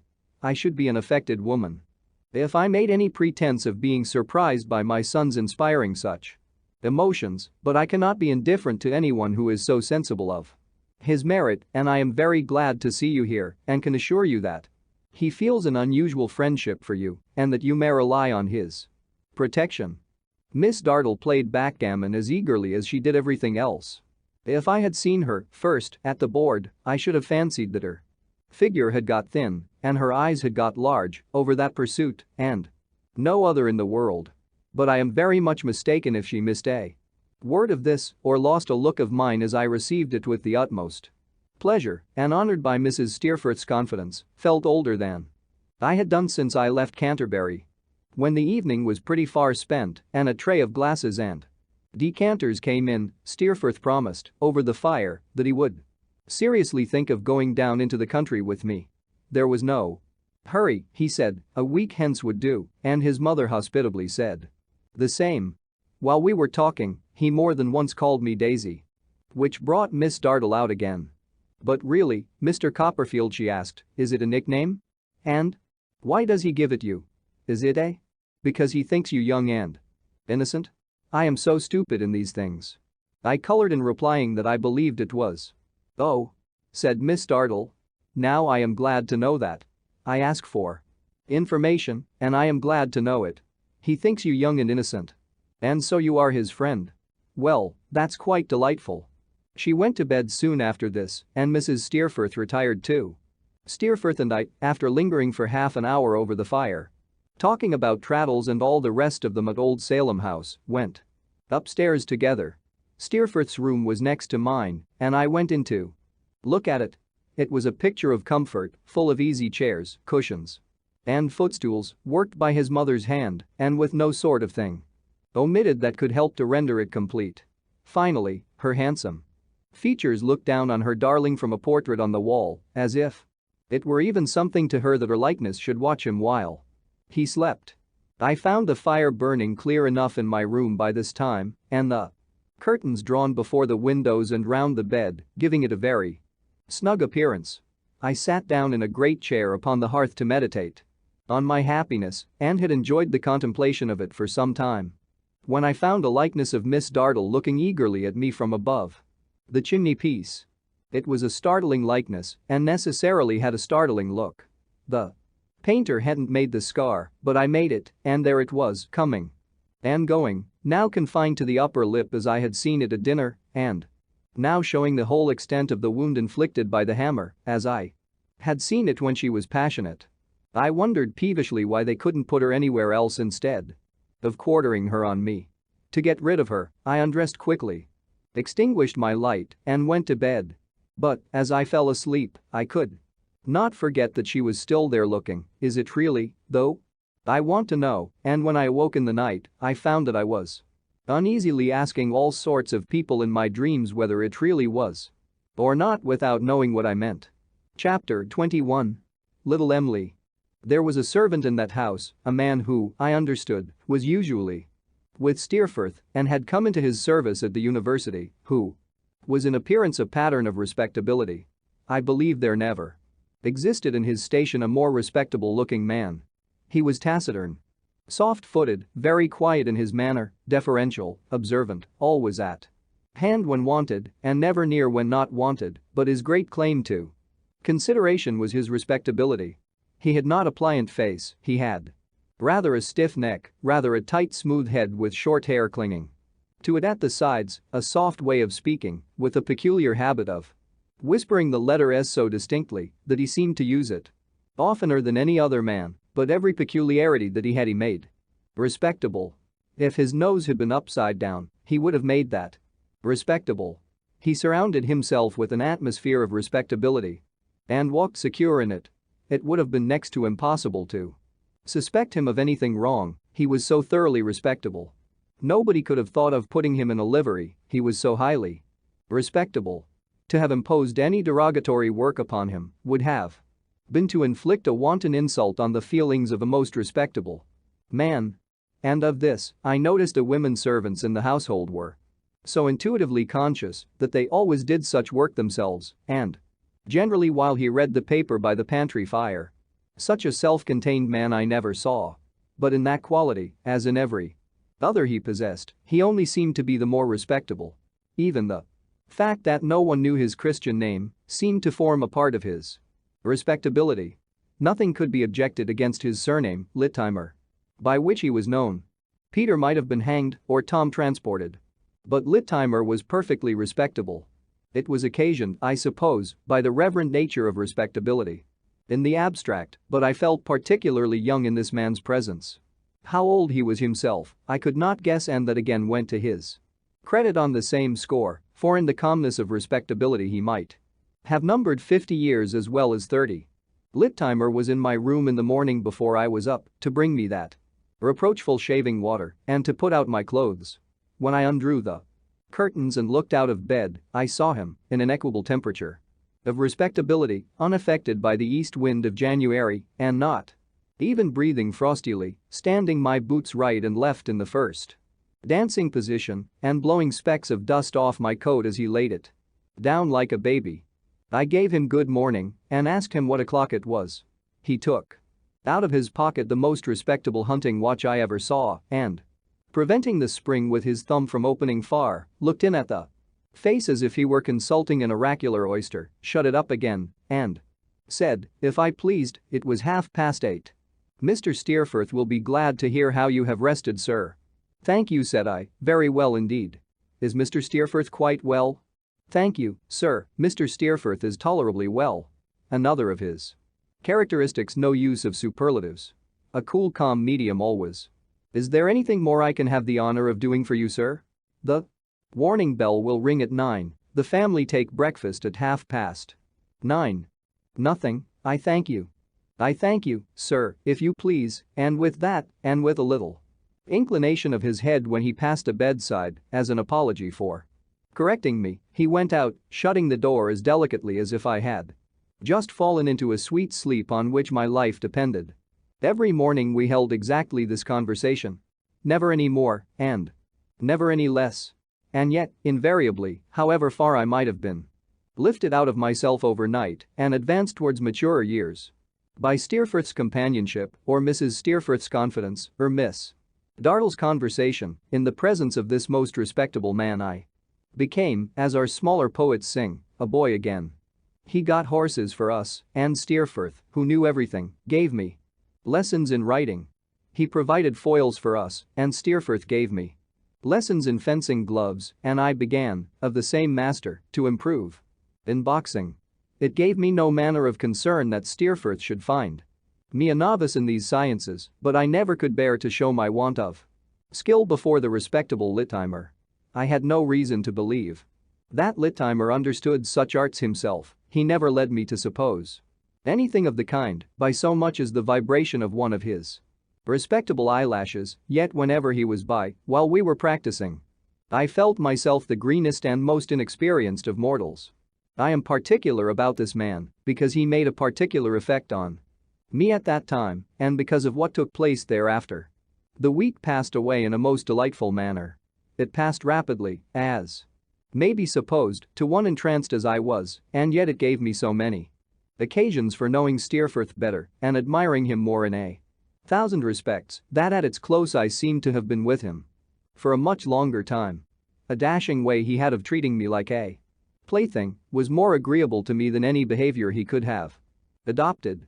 It reminded me of our old acquaintance, it seemed the natural sequel of it. It showed me that he was unchanged, it relieved me of any uneasiness I might have felt in comparing my merits with his and measuring my claims upon his friendship by any equal standard. Above all, it was a familiar, unrestrained, affectionate demeanor that he used towards no one else. As he had treated me at school differently from all the rest, I joyfully believed that he treated me in life unlike Any other friend he had. I believed that I was nearer to his heart than any other friend, and my own heart warmed with attachment to him. He made up his mind to go with me into the country, and the day arrived for our departure.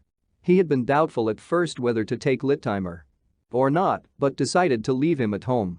The respectable creature, satisfied with his lot whatever it was, arranged our portmanteau on the little carriage that was to take us into London, as if they were intended to defy the shocks of ages, and received my modestly proffered donation with perfect tranquility. We bade adieu to Mrs. Steerforth and Miss Dartle, with many thanks on my part and much kindness on the devoted mother's. The last thing I saw was Littimer's unruffled eye, fraught, as I fancied, with the silent conviction that I was very young indeed. What I felt in returning so auspiciously to the old familiar places I shall not endeavor to describe. We went down by the mail. I was so concerned, I recollect, even for the honor of Yarmouth, that when Steerforth said, as we drove through its dark streets to the inn, that, as well as he could make out, it was a good queer, out-of-the-way kind of hole, I was highly pleased. We went to bed on our arrival, I observed a pair of dirty shoes and gaiters in connection with my old friend the Dolphin as we passed that door, and breakfasted late in the morning. Steerforth, who was in great spirits, had been strolling about the beach before I was up and had made acquaintance, he said, with half the boatmen in the place. Moreover, he had seen, in the distance, what he was sure must be the identical house of Mr. Peggotty, with smoke coming out of the chimney, and had had a great mind, he told me, to walk in and swear he was myself grown out of knowledge. "When do you propose to introduce me there, Daisy?" he said. "I am at your disposal. Make your own arrangements." "Why, I was thinking that this evening would be a good time, Steerforth. When they are all sitting round the fire. I should like you to see it. When it's snug, it's such a curious place." "So be it," returned Steerforth. "This evening. I shall not give them any notice that we are here, you know," said I. "Delighted. We must take them by surprise." "Oh, of course. It's no fun," said Steerforth, "unless we take them by surprise. Let us see the natives in their aboriginal condition." "Though they are that sort of people that you mentioned," I returned. "Aha! What? You recollect my skirmishes with Rosa, do you?" he exclaimed. With a quick look. "Confound the girl, I am half afraid of her. She's like a goblin to me. But never mind her. Now what are you going to do? You are going to see your nurse, I suppose?" "Why, yes," I said, "I must see Peggotty first of all." "Well," replied Steerforth, looking at his watch. "Suppose I deliver you up to be cried over for a couple of hours. Is that long enough?" I answered, laughing, that I thought we might get through it in that time, but that he must come also, for he would find that his renown had preceded him, and that he was almost as great a personage as I was. "I'll come anywhere you like," said Steerforth, "or do anything you like. Tell me where to come to, and in 2 hours I'll produce myself in any state you please, sentimental or comical." I gave him minute directions for finding the residence of Mr. Barkis, carrier to Blunderstone and elsewhere, and, on this understanding, went out alone. There was a sharp bracing air, the ground was dry, the sea was crisp and clear, the sun was diffusing abundance of light, if not much warmth, and everything was fresh and lively. I was so fresh and lively myself, in the pleasure of being there, that I could have stopped the people in the streets and shaken hands with them. The streets looked small, of course. The streets that we have only seen, as children always do, I believe, when we go back to them. But I had forgotten nothing in them and found nothing changed until I came to Mr. Omer's shop. Omer and Joram was now written up where Omer used to be, but the inscription, draper, tailor, haberdasher, funeral furnisher, and C, remained as it was. My footsteps seemed to tend so naturally to the shop door after I had read these words from over the way that I went across the road and looked in. There was a pretty woman at the back of the shop dancing, a little child in her arms, while another little fellow clung to her apron. I had no difficulty in recognizing either Minnie or Minnie's children. The glass door of the parlor was not open, but in the workshop across the yard I could faintly hear the old tune playing, as if it had never left off. "Is Mr. Omer at home?" said I, entering. "I should like to see him, for a moment, if he is." "Oh yes, sir, he is at home," said Minnie. "The weather don't suit his asthma out of doors. Joe, call your grandfather." The little fellow, who was holding her apron, gave such a lusty shout that the sound of it made him bashful and he buried his face in her skirts, to her great admiration. I heard a heavy puffing and blowing coming towards us, and soon Mr. Omer, shorter-winded than of yore, but not much older looking, stood before me. "Servant, sir," said Mr. Omer. "What can I do for you, sir?" "You can shake hands with me, Mr. Omer, if you please," said I, putting out my own. "You were very good-natured to me once, when I am afraid I didn't show that I thought so." "Was I though?" returned the old man. "I'm glad to hear it, but I don't remember when." "Are you sure it was me?" "Quite. I think my memory has got as short as my breath," said Mr. Omer, looking at me and shaking his head, "for I don't remember you. Don't you remember your coming to the coach to meet me and my having breakfast here and our riding out to Blunderstone together? You and I and Mrs. Joram and Mr. Joram too, who wasn't her husband then." "Why, Lord bless my soul!" exclaimed Mr. Omer after being thrown by his surprise into a fit of coughing. "You don't say so. Minnie, my dear, you recollect?" "Dear me, yes, the party was a lady, I think." "My mother," I rejoined. "To be sure," said Mr. Omer, touching my waistcoat with his forefinger, "and there was a little child too." "There was two parties. The little party was laid along with the other party. Over at Blunderstone it was, of course." "Dear me.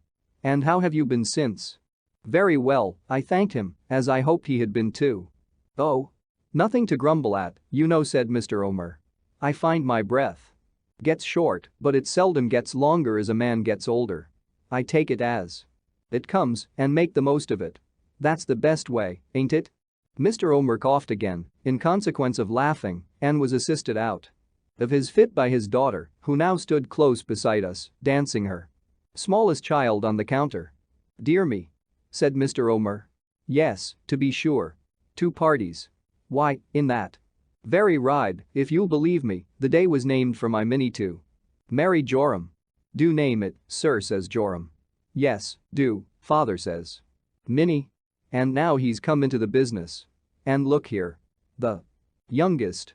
Minnie laughed and stroked her banded hair upon her temples as her father put one of his fat fingers into the hand of the child she was dancing on the counter. "Two parties, of course," said Mr. Omer, nodding his head retrospectively. "Exactly so. And Joram's at work at this minute on a grey one with silver nails, not this measurement, the measurement of the dancing child upon the counter by a good 2 inches. Will you take something?" I thanked him, but declined. "Let me see," said Mr. Omer. "Barkis's the carrier's wife, Peggotty's the boatman's sister. She had something to do with your family? She was in service there, sure?" My answering in the affirmative gave him great satisfaction. "I believe my breath will get long next, my memory's getting so much." "So," said Mr. Omer. "Well, sir, we've got a young relation of hers here under articles to us that has as elegant a taste in the dressmaking business. I assure you I don't believe there's a duchess in England can touch her." "Not little Emily?" said I, involuntarily. "Emily's her name," said Mr. Omer, "and she's little too. But if you'll believe me, she has such a face of her own that half the women in this town are mad against her." "Nonsense, father!" cried Minnie. "My dear," said Mr. Omer, "I don't say it's the case with you winking at me, but I say that half the women in Yarmouth and in 5 Mile round are mad against that girl." "Then she should have kept to her own station in life," father said Minnie, "and not have given them any hold to talk about her, and then they couldn't have done it." "Couldn't have done it, my dear," retorted Mr. Omer. "Couldn't have done it? Is that your knowledge of life? What is there that any woman couldn't do that she shouldn't do, especially on the subject of another woman's good looks?" I really thought it was all over with Mr. Omer after he had uttered this libelous pleasantry.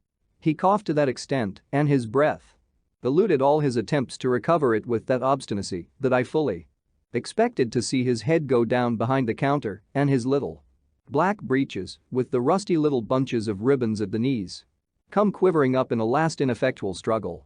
At length, however, he got better, though he still panted hard and was so exhausted that he was obliged to sit on the stool of the shop desk. "You see," he said, wiping his head and breathing with difficulty, "she hasn't taken much to any companions here, she hasn't taken kindly to any particular acquaintances and friends, not to mention sweethearts.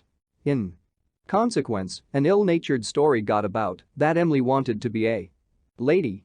Now my opinion is that it came into circulation principally on account of her sometimes saying at the school that if she was a lady, she would like to do so and so for her uncle, don't you see? And buy him such and such fine things. I assure you, Mr. Omer, she has said so to me," I returned eagerly. "When we were both children." Mr. Omer nodded his head and rubbed his chin. "Just so. Then out of a very little, she could dress herself, you see, better than most others could out of a deal, and that made things unpleasant. Moreover, she was rather what might be called wayward. I'll go so far as to say what I should call wayward myself," said Mr. Omer, "didn't know her own mind. Quite a little spoiled and couldn't, at first, exactly bind herself down." "No more than that was ever said against her, Minnie?" "No, father," said Mrs. Joram. "That's the worst, I believe. So when she got a situation," said Mr. Omer, "to keep a fractious old lady company, they didn't very well agree, and she didn't stop. At last, she came here, apprenticed for 3 years. Nearly 2 of 'em are over. And she has been as good a girl as ever was. Worth any 6. Minnie, is she worth any 6, now?" "Yes, father," replied Minnie. "Never say I detracted from her." "Very good," said Mr. Omer. "That's right. And so, young gentleman," he added, after a few moments further rubbing of his chin, "that you may not consider me long-winded as well as short-breathed, I believe that's all about it." As they had spoken in a subdued tone, while speaking of Emily, I had no doubt that she was near. On my asking now if that were not so, Mr. Omer nodded yes and nodded towards the door of the parlor. My hurried inquiry if I might peep in was answered with a free permission, and looking through the glass, I saw her sitting at her work. I saw her, a most beautiful little creature with the cloudless blue eyes that had looked into my childish heart, turned laughingly upon another child of Minnie's who was playing near her, with enough of willfulness in her bright face to justify what I had heard, with much of the old capricious coyness lurking in it, but with nothing in her pretty looks, I am sure. But what was meant for goodness and for happiness, and what was on a good and happy course. The tune across the yard that seemed as if it never had left off, alas. It was the tune that never does leave off, was beating, softly, all the while. "Wouldn't you like to step in," said Mr. Omer, "and speak to her? Walk in and speak to her, sir. Make yourself at home." I was too bashful to do so. Then I was afraid of confusing her, and I was no less afraid of confusing myself. But I informed myself of the hour at which she left of an evening, in order that our visit might be timed accordingly, and taking leave of Mr. Omer and his pretty daughter and her little children, went away to my dear old Peggotty's. Here she was, in the tiled kitchen, cooking dinner. The moment I knocked at the door, she opened it and asked me what I pleased to want. I looked at her with a smile, but she gave me no smile in return. I had never ceased to write to her, but it must have been 7 years since we had met. "Is Mr. Barkis at home, ma'am?" I said, feigning to speak roughly to her. "He's at home, sir," returned Peggotty, "but he's bad abed with the rheumatics." "Don't he go over to Blunderstone now?" I asked. "When he's well he do," she answered. "Do you ever go there, Mrs. Barkis?" She looked at me more attentively, and I noticed a quick movement of her hands towards each other. "Because I want to ask a question about a house there that they call the what is it?" "The Rookery," said I. She took a step backward and put out her hands in an undecided, frightened way, as if to keep me off. "Peggotty!" I cried to her. She cried, "My darling boy!" And we both burst into tears and were locked in one another's arms. What extravagances she committed, what laughing and crying over me, what pride she showed, what joy, what sorrow that she whose pride and joy I might have been, could never hold me in a fond embrace. I have not the heart to tell. I was troubled with no misgiving that it was young in me to respond to her emotions. I had never laughed and cried in all my life, I dare say not even to her more freely than I did that morning. "Barkis will be so glad," said Peggotty, wiping her eyes with her apron, "that it'll do him more good than pints of liniment. May I go and tell him you are here?" Will you come up and see him, my dear? Of course I would. But Peggotty could not get out of the room as easily as she meant to, for as often as she got to the door and looked round at me, she came back again to have another laugh and another cry upon my shoulder. At last, to make the matter easier, I went upstairs with her, and having waited outside for a minute while she said a word of preparation to Mr. Barkis, presented myself before that invalid. He received me with absolute enthusiasm. He was too rheumatic to be shaken hands with, but he begged me to shake the tassel on the top of his nightcap, which I did most cordially. When I sat down by the side of the bed, he said that it did him a world of good to feel as if he was driving me on the Blunderstone road again. As he lay in bed, face upward, and so covered, with that exception, that he seemed to be nothing but a face like a conventional cherubim, he looked the queerest object I ever beheld. What name was it, as I rode up in the cart, sir? Said Mr. Barkis with a slow rheumatic smile. Ah. Mr. Barkis, we had some grave talks about that matter, hadn't we? I was willin' a long time, sir, said Mr. Barkis. A long time, said I. And I don't regret it, said Mr. Barkis. Do you remember what you told me once about her making all the apple pasties and doing all the cooking? Yes, very well, I returned. It was as true, said Mr. Barkis, as turnips is. It was as true, said Mr. Barkis, nodding his nightcap, which was his only means of emphasis, as taxes is. And nothing's truer than them. Mr. Barkis turned his eyes upon me, as if for my assent to this result of his reflections in bed, and I gave it. Nothing's truer than them, repeated Mr. Barkis. A man as poor as I am finds that out in his mind when he's laid up. I'm a very poor man. Sir. I am sorry to hear it, Mr. Barkis. A very poor man, indeed I am, said Mr. Barkis. Here his right hand came slowly and feebly from under the bedclothes, and with a purposeless, uncertain grasp took hold of a stick which was loosely tied to the side of the bed. After some poking about with this instrument, in the course of which his face assumed a variety of distracted expressions, Mr. Barkis poked it against a box, an end of which had been visible to me all the time. Then his face became composed. Old clothes, said Mr. Barkis. Oh. Said I. I wish it was money, sir, said Mr. Barkis. I wish it was, indeed, said I. But it ain't, said Mr. Barkis, opening both his eyes as wide as he possibly could. I expressed myself quite sure of that, and Mr. Barkis, turning his eyes more gently to his wife, said, she's the usefulest and best of women, C.P. Barkis.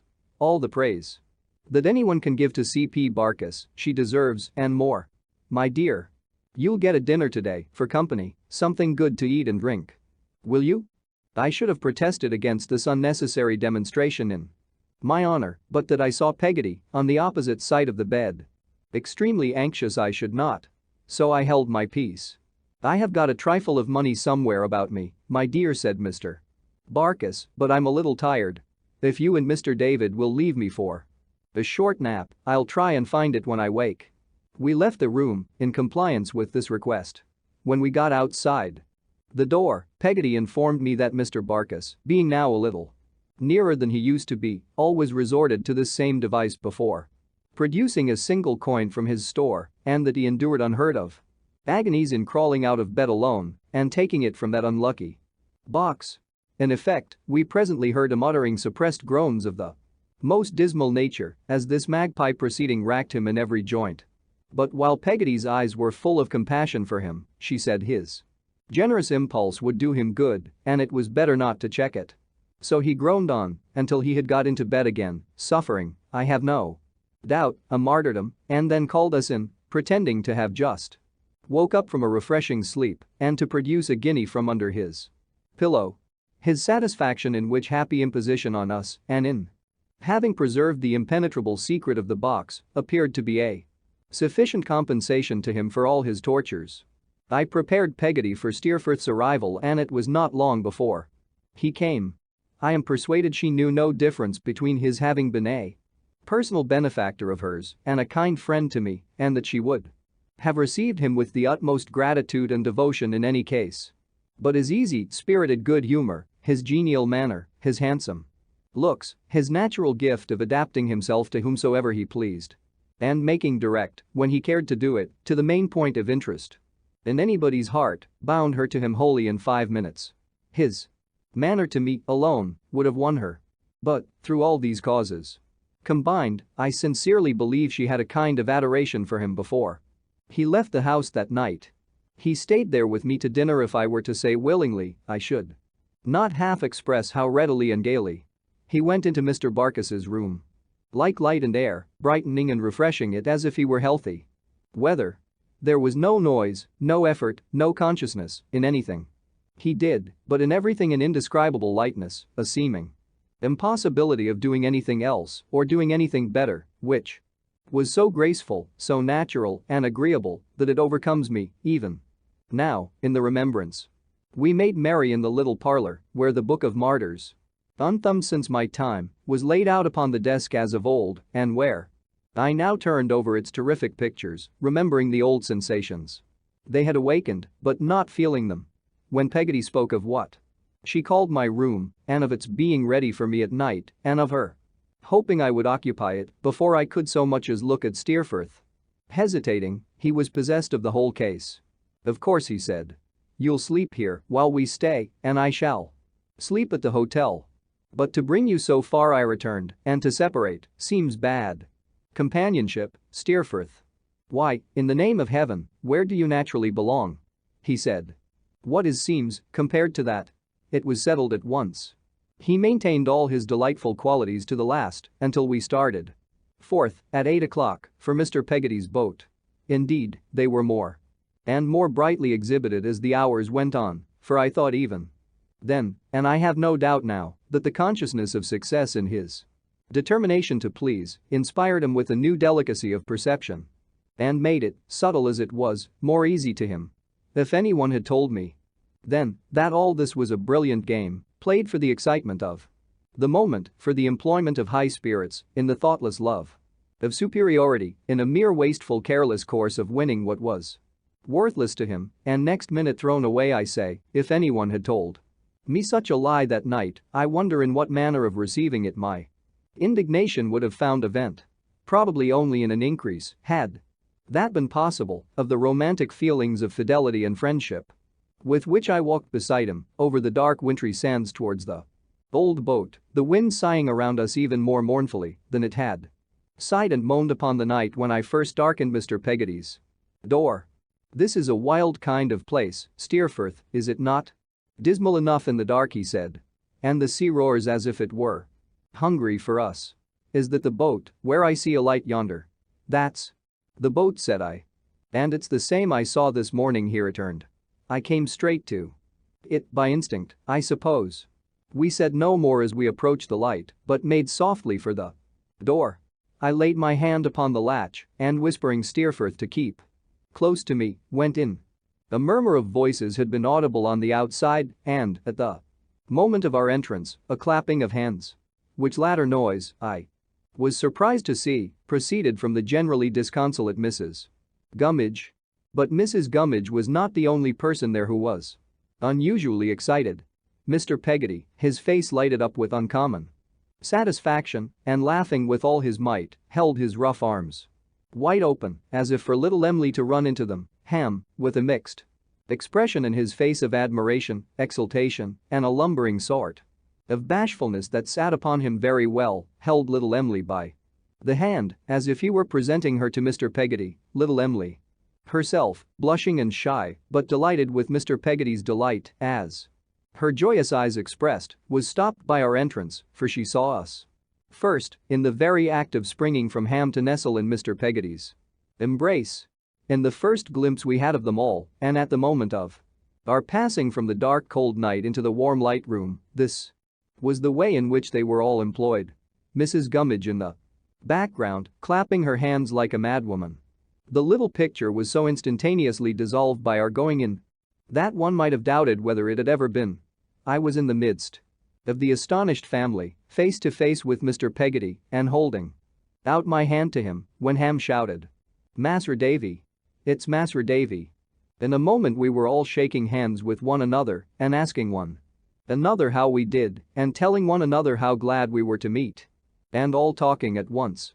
Mr. Peggotty was so proud and overjoyed to see Thus, that he did not know what to say or do, but kept over and over again shaking hands with me, and then with Steerforth, and then with me, and then ruffling his shaggy hair all over his head and laughing with such glee and triumph that it was a treat to see him. "Why, that you two gentlemen Grode should come to this here roof tonight, of all nights in my life," said Mr. Peggotty, "is such a thing as never happened afore, I do rightly believe. Em'ly, my darling. Come here, my little witch. There's Mas'r Davy's friend, my dear. There's the gentleman as you've heerd on, Em'ly. He comes to see you, along with Mas'r Davy, on the brightest night of your uncle's life as ever was or will be, gorm the tother one, and horror for it." After delivering this speech all in a breath and with extraordinary animation and pleasure, Mr. Peggotty put one of his large hands rapturously on each side of his niece's face and kissing it a dozen times, laid it with a gentle pride and love upon his broad chest and patted it as if his hand had been a lady's. Then he let her go, and as she ran into the little chamber where I used to sleep, looked round upon us, quite hot and out of breath with his uncommon satisfaction. "If you two gentlemen Grode now, and such gentlemen," said Mr. Peggotty. So thr, cried Ham. "Well said. So thr, Mas'r Davy. Bore gentlemen Grode, so thr. If you two gentlemen Grode," said Mr. Peggotty, "don't excuse me for being in a state of mind when you understand matters. I larks your pardon. Em'ly, my dear. She knows I'm a-going to tell." Here his delight broke out again and has made off. "Would you be so good as look arter her, Mawther, for a minute?" Mrs. Gummidge nodded and disappeared. "If this ain't," said Mr. Peggotty, sitting down among us by the fire, "the brightest night o' my life, I'm a shellfish biled too, and more I can't say. This here little Em'ly, sir," in a low voice to Steerforth. "Her as you see a-blushing here just now." Steerforth only nodded, but with such a pleased expression of interest and of participation in Mr. Peggotty's feelings that the latter answered him as if he had spoken. "To be sure," said Mr. Peggotty. "That's her, and so she is. Thank ye, sir." Ham nodded to me several times, as if he would have said so too. "This here little Em'ly of ours," said Mr. Peggotty, "has been in our house, what I suppose, I'm an ignorant man, but that's my belief, no one but a little bright-eyed creetur can be in a house. She ain't my child, I never had one, but I couldn't love her more. You understand? I couldn't do it." "I quite understand," said Steerforth. "I know you do, sir," returned Mr. Peggotty, "and thank ye again. Mas'r Davy, he can remember what she was, you may judge for your own self what she is, but neither of you can't fully know what she has been, is, and will be to my loving art." "I am rough, sir," said Mr. Peggotty, "I am as rough as a sea porcupine, but no one, unless, mayhap, it is a woman, can know, I think, what our little Em'ly is to me. And betwixt ourselves," sinking his voice lower yet, "that woman's name ain't Mrs. Gummidge. Neither, though she has a world of merits." Mr. Peggotty ruffled his hair again with both hands as a further preparation for what he was going to say, and went on, with a hand upon each of his knees. "There was a certain person as had knowed our Em'ly from the time when her father was drownded, as had seen her constant, when a babby, when a young gal, when a woman. Not much of a person to look at, he warn't," said Mr. Peggotty, "something o' my own build, rough a good deal o' the Sue Wester in him, worry salt, but, on the whole, a honest sort of a chap, with his art in the right place." I thought I had never seen Ham grin to anything like the extent to which he sat grinning at us now. "What does this here blessed tarpaulin go and do?" said Mr. Peggotty. With his face one high noon of enjoyment, "but he loses that there art of his to our little Em'ly. He follers her about, he makes hisself a sort o' servant to her, he loses in a great measure his relish for his wittles, and in the long run he makes it clear to me what's amiss.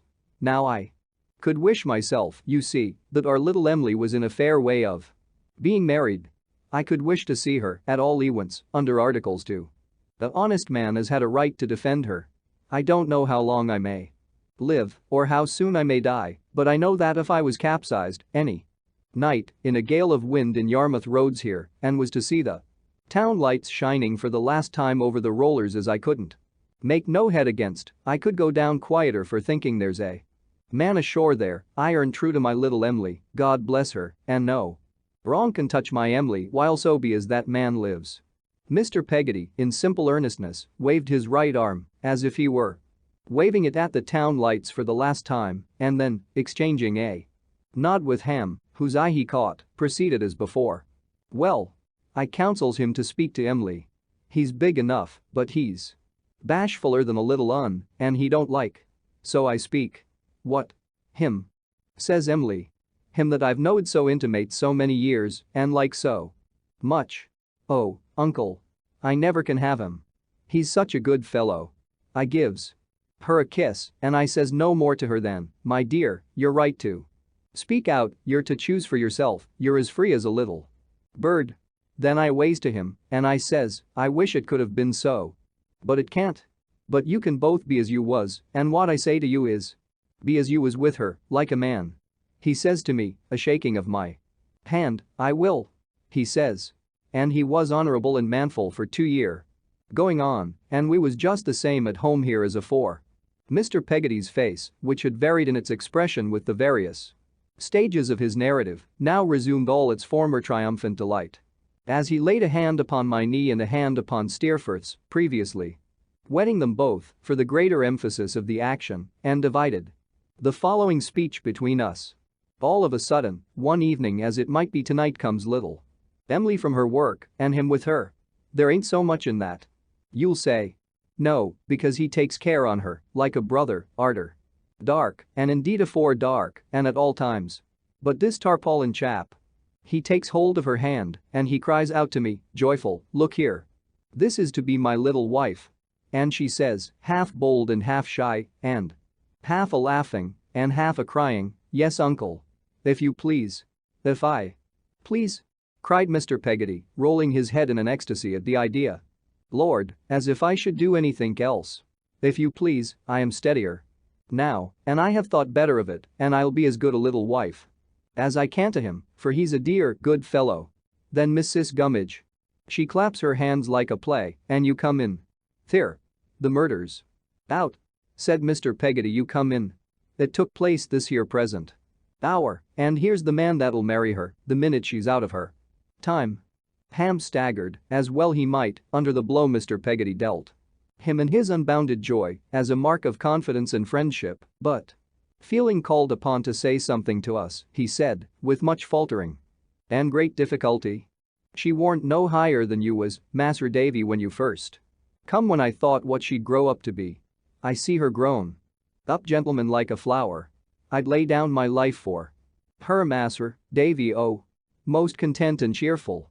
She's more to me, gentleman, than she's all to me that ever I can want, and more than ever I could say. I love her true.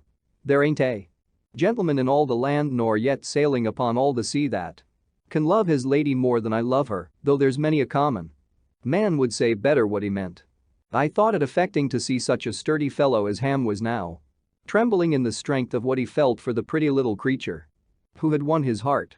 I thought the simple confidence reposed in us by Mr. Peggotty and by himself was, in itself, affecting. I was affected by the story altogether. How far my emotions were influenced by the recollections of my childhood, I don't know. Whether I had come there with any lingering fancy that I was still to love little Emily, I don't know. I know that I was filled with pleasure by all this, but, at first, with an indescribably sensitive pleasure that a very little would have changed to pain. Therefore, if it had depended upon me to touch the prevailing chord among them with any skill, I should have made a poor hand of it. But it depended upon Steerforth, and he did it with such address that in a few minutes we were all as easy and as happy as it was possible to be. "Mr. Peggotty," he said, "you are a thoroughly good fellow and deserve to be as happy as you are tonight. My hand upon it. Ham, I give you joy, my boy. My hand upon that, too. Daisy, stir the fire and make it a brisk one. And Mr. Peggotty, unless you can induce your gentle niece to come back, for whom I vacate this seat in the corner, I shall go. Any gap at your fireside on such a night, such a gap least of all I wouldn't make for the wealth of the Indies." So Mr. Peggotty went into my old room to fetch little Emily. At first, little Emily didn't like to come, and then Ham went. Presently they brought her to the fireside, very much confused and very shy, but she soon became more assured when she found how gently and respectfully Steerforth spoke to her, how skillfully he avoided anything that would embarrass her, how he talked to Mr. Peggotty of boats and ships and tides and fish, how he referred to me about the time when he had seen Mr. Peggotty at Salem House, how delighted he was with the boat and all belonging to it, how lightly and easily he carried on, until he brought us, by degrees, into a charmed circle, and we were all talking away without any reserve. Emily, indeed, said little all the evening, but she looked and listened, and her face got animated, and she was charming. Steerforth told a story of a dismal shipwreck which arose out of his talk with Mr. Peggotty, as if he saw it all before him, and little Emily's eyes were fastened on him all the time, as if she saw it too. He told us a merry adventure of his own, as a relief to that, with as much gaiety as if the narrative were as fresh to him as it was to us, and little Emily laughed until the boat rang with the musical sounds, and we all laughed. Steerforth, too, in irresistible sympathy with what was so pleasant and light-hearted. He got Mr. Peggotty to sing, or rather to roar, when the stormy winds do blow, do blow, do blow, and he sang a sailor's song himself, so pathetically and beautifully that I could have almost fancied that the real wind creeping sorrowfully round the house and murmuring low through our unbroken silence was there to listen. As to Mrs. Gummidge, he roused that victim of despondency with a success never attained by anyone else, so Mr. Peggotty informed me, since the decease of the old one, he left her so little leisure for being miserable that she said next day she thought she must have been bewitched. But he set up no monopoly of the general attention or the conversation. When little Emily grew more courageous and talked, but still bashfully, across the fire to me, of our old wanderings upon the beach to pick up shells and pebbles, and when I asked her if she recollected how I used to be devoted to her, and when we both laughed and reddened, casting these looks back on the pleasant old times, so unreal to look at now, he was silent and attentive and observed us thoughtfully. She sat, at this time, and all the evening, on the old locker in her old little corner by the fire ham beside her, where I used to sit. I could not satisfy myself whether it was in her own little tormenting way or in a maidenly reserve before us that she kept quite close to the wall and away from him, but I observed that she did so all the evening. As I remember, it was almost midnight when we took our leave. We had had some biscuit and dried fish for supper, and Steerforth had produced from his pocket a full flask of Hollands, which we men, I may say we men, now, without a blush, had emptied. We parted merrily, and as they all stood crowded round the door to light us as far as they could upon our road, I saw the sweet blue eyes of little Emily peeping after us from behind Ham, and heard her soft voice calling to us to be careful how we went. "A most engaging little beauty," said Steerforth, taking my arm. "Well, it's a quaint place, and they are quaint company, and it's quite a new sensation to mix with them." "How fortunate we are, too," I returned, "to have arrived to witness their happiness in that intended marriage. I never saw people so happy. How delightful to see it, and to be made the sharers in their honest joy, as we have been." "That's rather a chuckle-headed fellow for the girl, isn't he?" said Steerforth. He had been so hearty with him, and with them all, that I felt a shock in this unexpected and cold reply. But turning quickly upon him, and seeing a laugh in his eyes, I answered, much relieved. "Ah, Steerforth. It's well for you to joke about the poor. You may skirmish with Miss Dartle, or try to hide your sympathies in jest from me, but I know better. When I see how perfectly you understand them, how exquisitely you can enter into happiness like this plain fisherman's, or humor a love like my old nurse's, I know that there is not a joy or sorrow, not an emotion, of such people that can be indifferent to you. And I admire and love you for it, Steerforth, 20 times the more." He stopped and, looking in my face, said, "Daisy, I believe you are in earnest and are good. I wish we all were." Next moment he was gaily singing Mr. Peggotty's song as we walked at a round pace back to Yarmouth. Chapter 22. Some old scenes and some new people. Steerforth and I stayed for more than a fortnight in that part of the country. We were very much together, I need not say, but occasionally we were asunder for some hours at a time. He was a good sailor, and I was. But an indifferent one, and when he went out boating with Mr. Peggotty, which was a favorite amusement of his, I generally remained ashore. My occupation of Peggotty's spare room put a constraint upon me, from which he was free. For, knowing how assiduously she attended on Mr. Barkis all day, I did not like to remain out late at night, whereas Steerforth, lying at the inn, had nothing to consult but his own humor. Thus it came about that I heard of his making little treats for the fishermen at Mr. Peggotty's house of call, the Willing Mind, after I was in bed, and of his being afloat, wrapped in fisherman's clothes, whole moonlight nights, and coming back when the morning tide was at flood. By this time, however, I knew that his restless nature and bold spirits delighted to find a vent in rough toil and hard weather, as in any other means of excitement that presented itself freshly to him, so none of his proceedings surprised me. Another cause of our being sometimes apart was that I had naturally an interest in going over to Blunderstone and revisiting the old familiar scenes of my childhood, while Steerforth, after being there once, had naturally no great interest in going there again. Hence, on 3 or 4 days that I can at once recall, we went our several ways after an early breakfast and met again at a late dinner.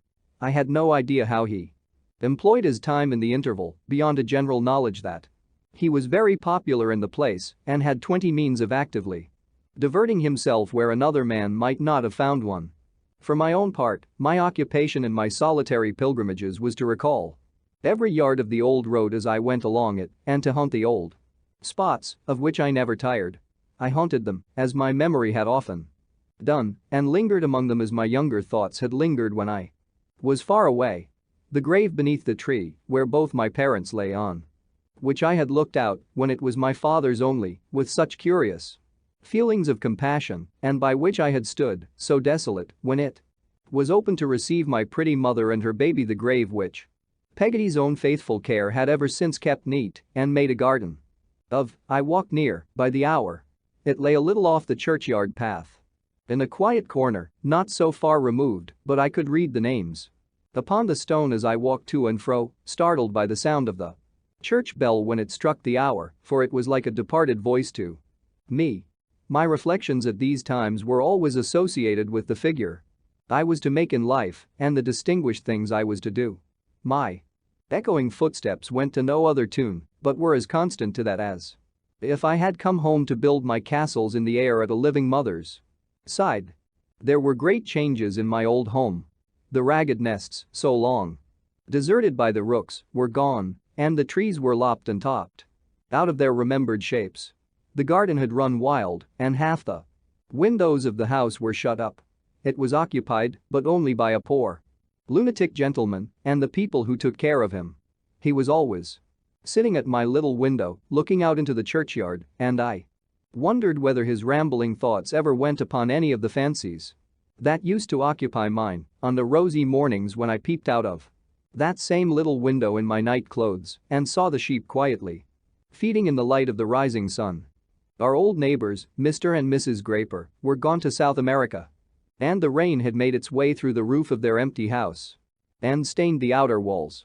Mr. Chillip was married again to a tall, raw-boned, high-nosed wife, and they had a weazen little baby with a heavy head that it couldn't hold up and 2 weak staring eyes, with which it seemed to be always wondering why it had ever been born.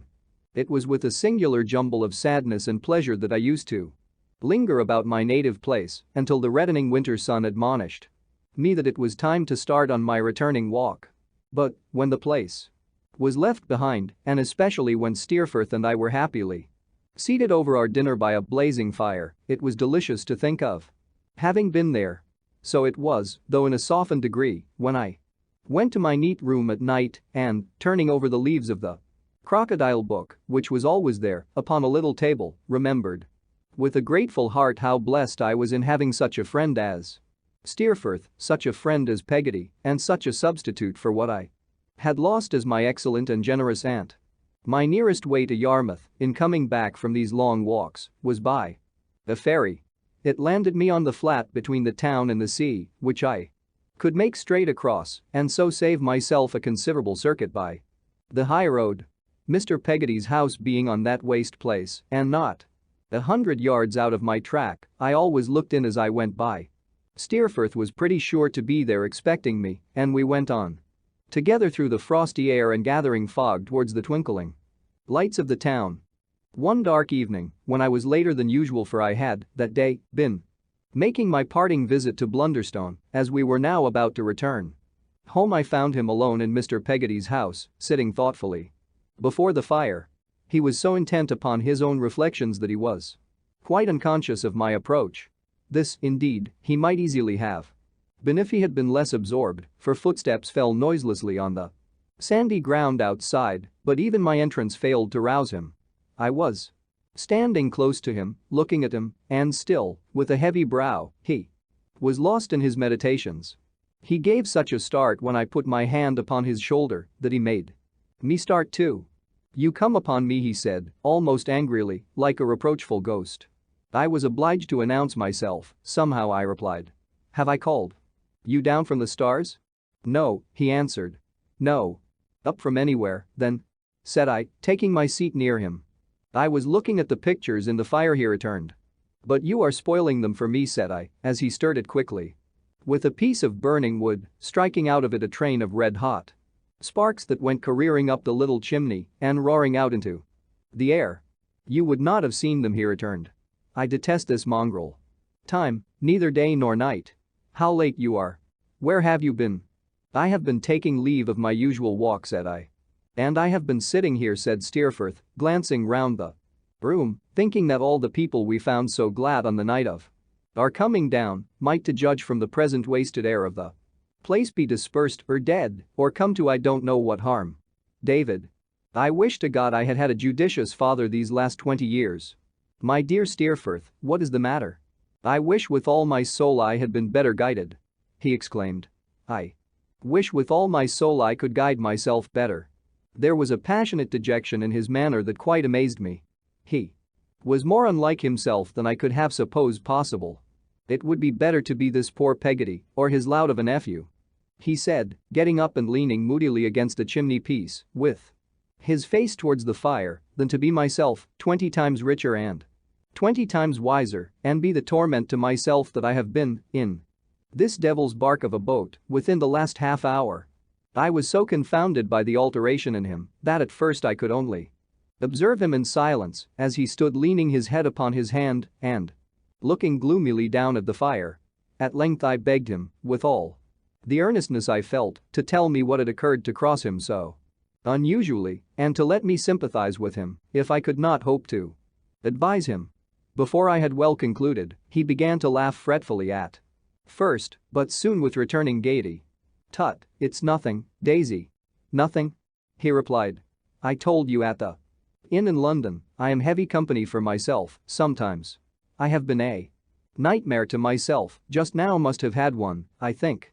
At odd dull times, nursery tales come up into the memory, unrecognized for what they are. I believe I have been confounding myself with the bad boy who didn't care and became food for lions, a grander kind of going to the dogs, I suppose. What old women call the horrors have been creeping over me from head to foot. I have been afraid of myself." "You are afraid of nothing else, I think," said I. "Perhaps not, and yet may have enough to be afraid of too," he answered. "Well, so it goes by. I am not about to be hipped again, David, but I tell you, my good fellow, once more, that it would have been well for me, and for more than me, if I had had a steadfast and judicious father." His face was always full of expression, but I never saw it express such a dark kind of earnestness as when he said these words, with his glance bent on the fire. "So much for that," he said, making as if he tossed something light into the air with his hand. "Why, being gone, I am a man again, like Macbeth. And now for dinner. If I have not, Macbeth-like, broken up the feast with most admired disorder, Daisy. But where are they all, I wonder?" said I. "God knows," said Steerforth. "After strolling to the ferry looking for you, I strolled in here and found the place deserted. That set me thinking, and you found me thinking." The advent of Mrs. Gummidge with a basket explained how the house had happened to be empty. She had hurried out to buy something that was needed against Mr. Peggotty's return with the tide and had left the Door open in the meanwhile, lest Ham and little Emily, with whom it was an early night, should come home while she was gone.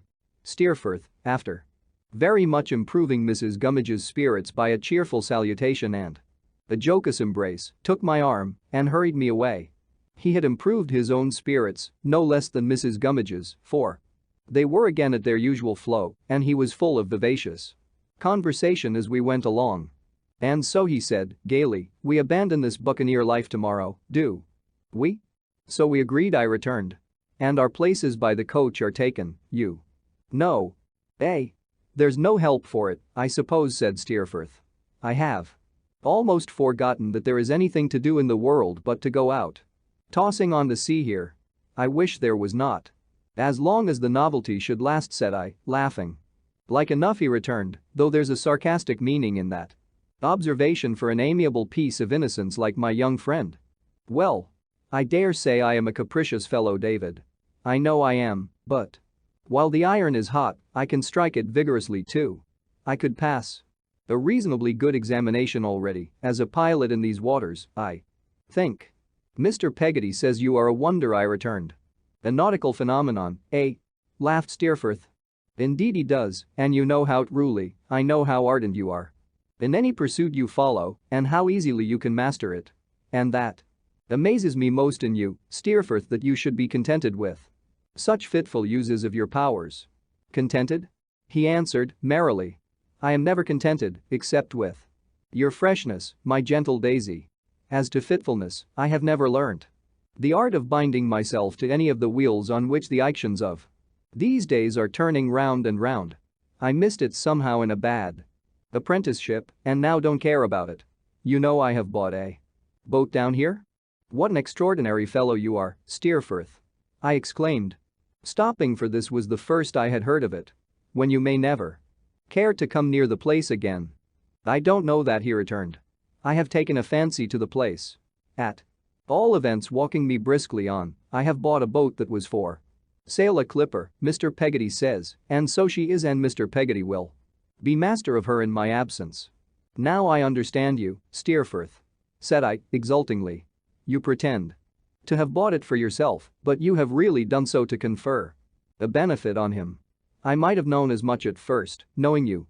My dear kind Steerforth, how can I tell you what I think of your generosity?" "Tush!" he answered, turning red.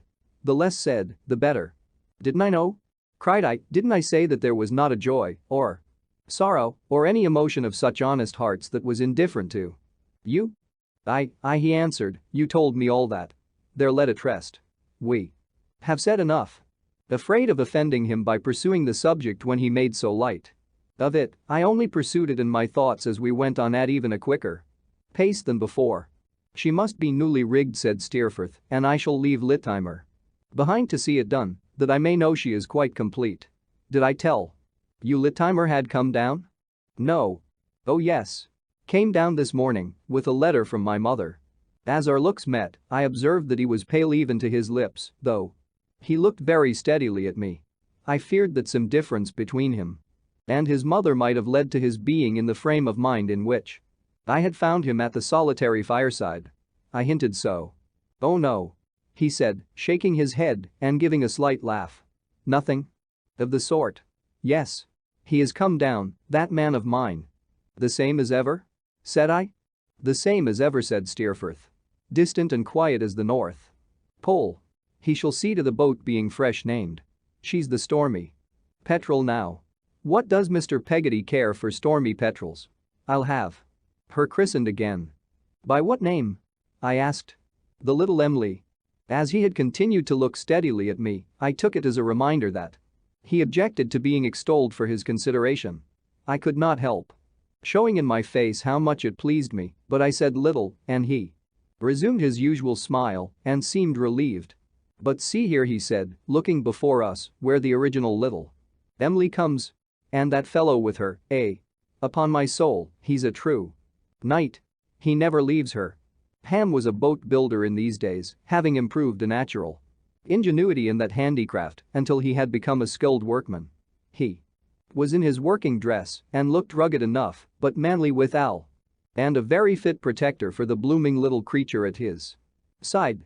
Indeed, there was a frankness in his face, an honesty, and an undisguised show of his pride in her and his love for her, which were, to me, the best of good looks. I thought, as they came towards us, that they were well matched even in that particular. She withdrew her hand timidly from his arm as we stopped to speak to them and blushed as she gave it to Steerforth and to me. When they passed on, after we had exchanged a few words, she did not like to replace that hand, but, still appearing timid and constrained, walked by herself. I thought all this very pretty and engaging, and Steerforth seemed to think so too, as we looked after them fading away in the light of a young moon.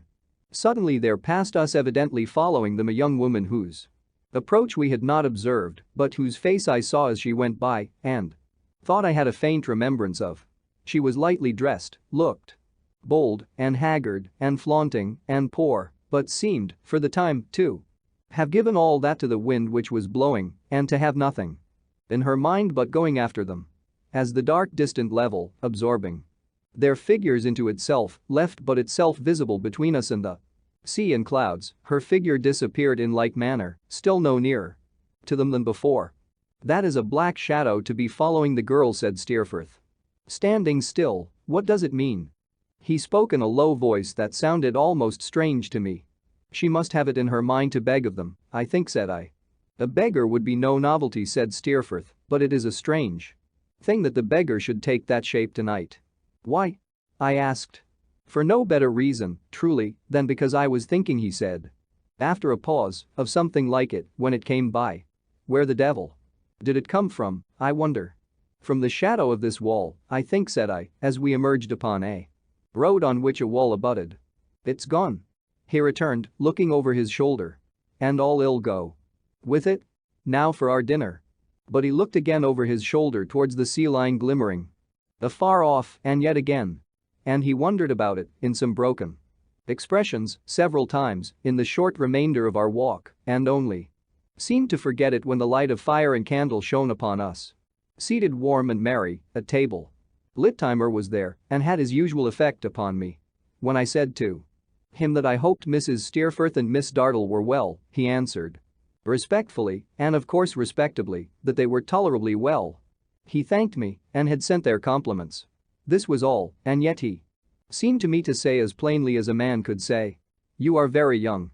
Sir, you are exceedingly young."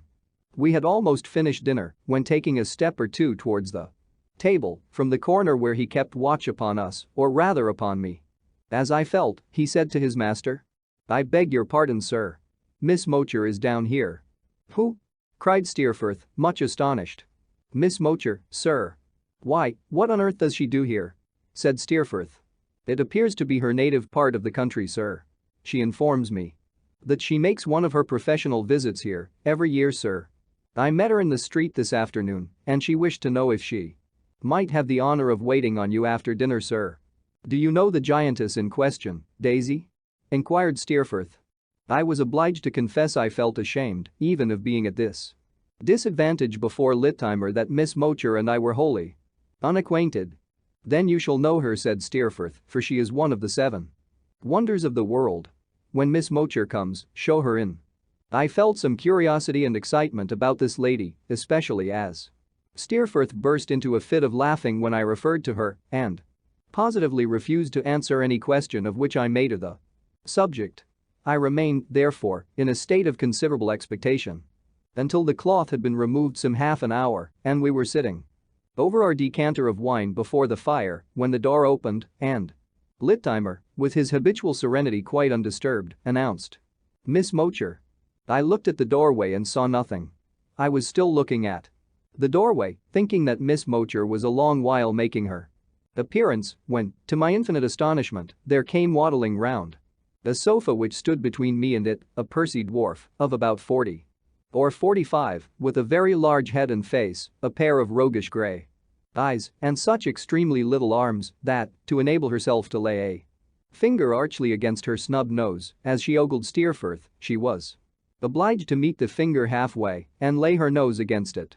Her chin, which was what is called a double chin, was so fat that it entirely swallowed up the strings of her bonnet, bow and all. Throat she had none, waist she had none, legs she had none, worth mentioning. 4. Though she was more than full size down to where her waist would have been if she had had any, and though she terminated, as human beings generally do, in a pair of feet, she was so short that she stood at a common-sized chair as at a table, resting a bag she carried on the seat. This lady dressed in an offhand, easy style, bringing her nose and her forefinger together, with the difficulty I have described, standing with her head necessarily on one side and, with one of her sharp eyes shut up, making an uncommonly knowing face after ogling Steerforth for a few moments, broke into a torrent of words. "What? My flower?" she pleasantly began, shaking her large head at him. "You're there, are you? Oh, you naughty boy, fie for shame, what do you do so far away from home? Up to mischief, I'll be bound. Oh, you're a downy fellow, Steerforth, so you are, and I'm another, ain't I? Ha, ha, ha. You'd have betted £100 to 5, now, that you wouldn't have seen me here, wouldn't you? Bless you, man alive, I'm everywhere. I'm here and there, and where not, like the conjurer's half-crown and the lady's handkercher. Talking of handkerchers and talking of ladies, what a comfort you are to your blessed mother, ain't you, my dear boy, over one of my shoulders, and I don't say which." Miss Mocher untied her bonnet at this passage of her discourse, threw back the strings, and sat down, panting, on a footstool in front of the fire, making a kind of arbor of the dining table, which spread its mahogany shelter above her head. "Oh my stars, and what's their names?" she went on, clapping a hand on each of her little knees and glancing shrewdly at me. "I'm of too full a habit, that's the fact, Steerforth. After a flight of stairs, it gives me as much trouble to draw every breath I want as if it was a bucket of water. If you saw me looking out of an upper window, you'd think I was a fine woman, wouldn't you?" "I should think that, wherever I saw you," replied Steerforth. "Go long, you dog, do," cried the little creature, making a whisk at him with the handkerchief with which she was wiping her face, "and don't be impudent. But I give you my word and honor I was at Lady Mither's last week. There's a woman. How she wears. And Mithers himself came into the room where I was waiting for her. There's a man. How he wears. And his wig too, for he's had it these 10 years," and he went on at that rate in the complimentary line that I began to think I should be obliged to ring the bell. "Ha. Ha. Ha. He's a pleasant wretch, but he wants principle." "What were you doing for Lady Mithers?" asked Steerforth. "That's tellings, my blessed infant," she retorted, tapping her nose again, screwing up her face and twinkling her eyes like an imp of supernatural intelligence. "Never you mind. You'd like to know whether I stop her hair from falling off, or dye it, or touch up her complexion, or improve her eyebrows, wouldn't you? And so you shall, my darling, when I tell you. Do you know what my great-grandfather's name was?" "No," said Steerforth. "It was Walker, my sweet pet," replied Miss Mocher, "and he came of a long line of Walkers that I inherit all the Hookey estates from." I never beheld anything approaching to Miss Mocher's wink except Miss Mocher's self-possession. She had a wonderful way too, when listening to what was said to her, or when waiting for an answer to what she had said herself, of pausing with her head cunningly on one side and one eye turned up like a magpie's. Altogether I was lost in amazement and sat staring at her, quite oblivious, I am afraid, of the laws of politeness. She had by this time drawn the chair to her side and was busily engaged in producing from the bag, plunging in her short arm to the shoulder, at every dive, a number of small bottles, sponges, combs, brushes, bits of flannel, little pairs of curling irons, and other instruments, which she tumbled in a heap upon the chair. From this employment she suddenly desisted and said to Steerforth, much to my confusion, "Who's your friend?" "Mr. Copperfield," said Steerforth. "He wants to know you." "Well, then, he shall. I thought he looked as if he did," returned Miss Mocher, waddling up to me, bag in hand, and laughing on me as she came. Face like a peach. Standing on tiptoe to pinch my cheek as I sat. Quite tempting. I'm very fond of peaches. Happy to make your acquaintance, Mr. Copperfield, I'm sure. I said that I congratulated myself on having the honor to make hers. And that the happiness was mutual. "Oh, my goodness, how polite we are!" exclaimed Miss Mocher, making a preposterous attempt to cover her large face with her morsel of a hand. What a world of gammon and spinach it is, though, ain't it? This was addressed confidentially to both of us, as the morsel of a hand came away from the face and buried itself, arm and all, in the bag. Again. "What do you mean, Miss Mocher?" said Steerforth. "Ha. Ha. Ha. What a refreshing set of humbugs we are, to be sure, ain't we, my sweet child?" replied that morsel of a woman, feeling in the bag. With her head on one side and her eye in the air. "Look here. Taking something out. Scraps of the Russian prince's nails. Prince alphabet. Turned topsy-turvy, I call him, for his name's got all the letters in it, higgledy-piggledy." "The Russian prince is a client of yours, is he?" said Steerforth. "I believe you, my pet," replied Miss Mocher. "I keep his nails in order for him. Twice a week. Fingers and toes. He pays well, I hope?" said Steerforth. "Pays as he speaks, my dear child, through the nose," replied Miss Mocher. "None of your close shavers, the prince ain't. You'd say so if you saw his mustachios. Red by nature, black by art." "By your art, of course," said Steerforth. Miss Mocher winked assent. "Forced assent for me. Couldn't help it. The climate affected his dye, it did very well in Russia, but it was no go here. You never saw such a rusty prince in all your born days as he was. Like old iron. Is that why you called him a humbug just now?" inquired Steerforth. "Oh, you're a broth of a boy, ain't you?" returned Miss Mocher, shaking her head violently. "I said, what a set of humbugs we were in general. And I showed you the scraps of the prince's nails to prove it. The prince's nails do more for me in private families of the genteel sort than all my talents put together. I always carry 'em about. They're the best introduction. If Miss Mocher cuts the prince's nails, she must be all right. I give 'em away to the young ladies. They put 'em in albums. I believe. Ha. Ha. Ha. Upon my life, the whole social system, as the men call it when they make speeches in Parliament, is a system of prince's nails," said this least of women, trying to fold her short arms and nodding her large head. Steerforth laughed heartily, and I laughed too. Miss Mocher continuing all the time to shake her head, which was very much on one side, and to look into the air with one eye and to wink with the other. "Well, well," she said, smiting her small knees and rising, "this is not business. Come, Steerforth, let's explore the polar regions and have it over." She then selected 2 or 3 of the little instruments and a little bottle and asked, to my surprise, if the table would bear. On Steerforth's replying in the affirmative, she pushed a chair against it and, begging the assistance of my hand, mounted up, pretty nimbly, to the top, as if it were a stage. "If either of you saw my ankles," she said, when she was safely elevated, "say so, and I'll go home and destroy myself." "I did not," said Steerforth. "I did not," said I. "Well then," cried Miss Mocher, "I'll consent to live. Now, ducky. Ducky, ducky, come to Mrs. Bond and be killed." This was an invocation to Steerforth to place himself under her hands. Who, accordingly, sat himself down, with his back to the table and his laughing face towards me, and submitted his head to her inspection. Evidently for no other purpose than our entertainment. To see Miss Mocher standing over him, looking at his rich profusion of brown hair through a large round magnifying glass, which she took out of her pocket, was a most amazing spectacle.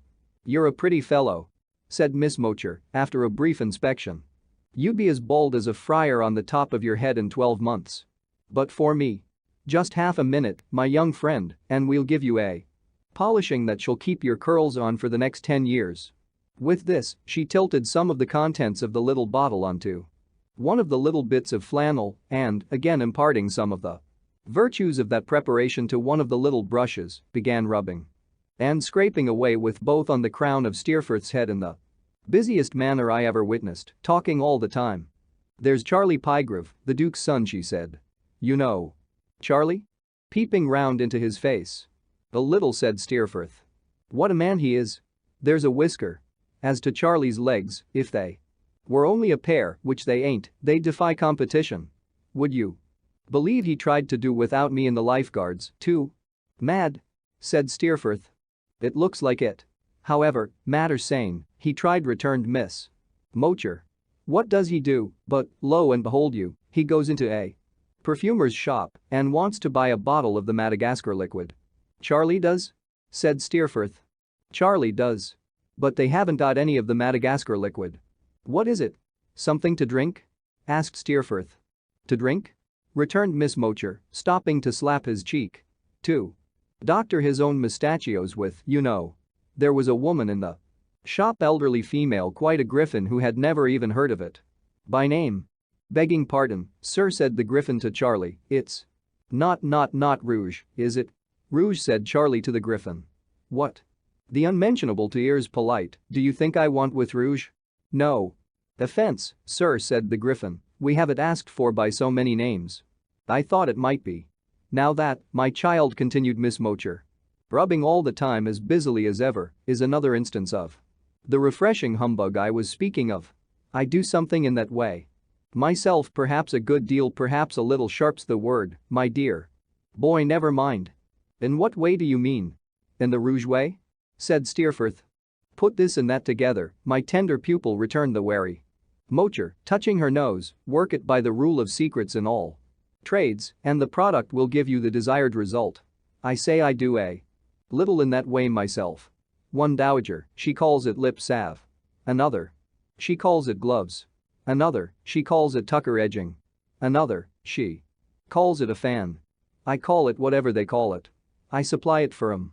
But we keep up the trick so, to one another, and make believe with such a face that they'd as soon think of laying it on before a whole drawing room as before me.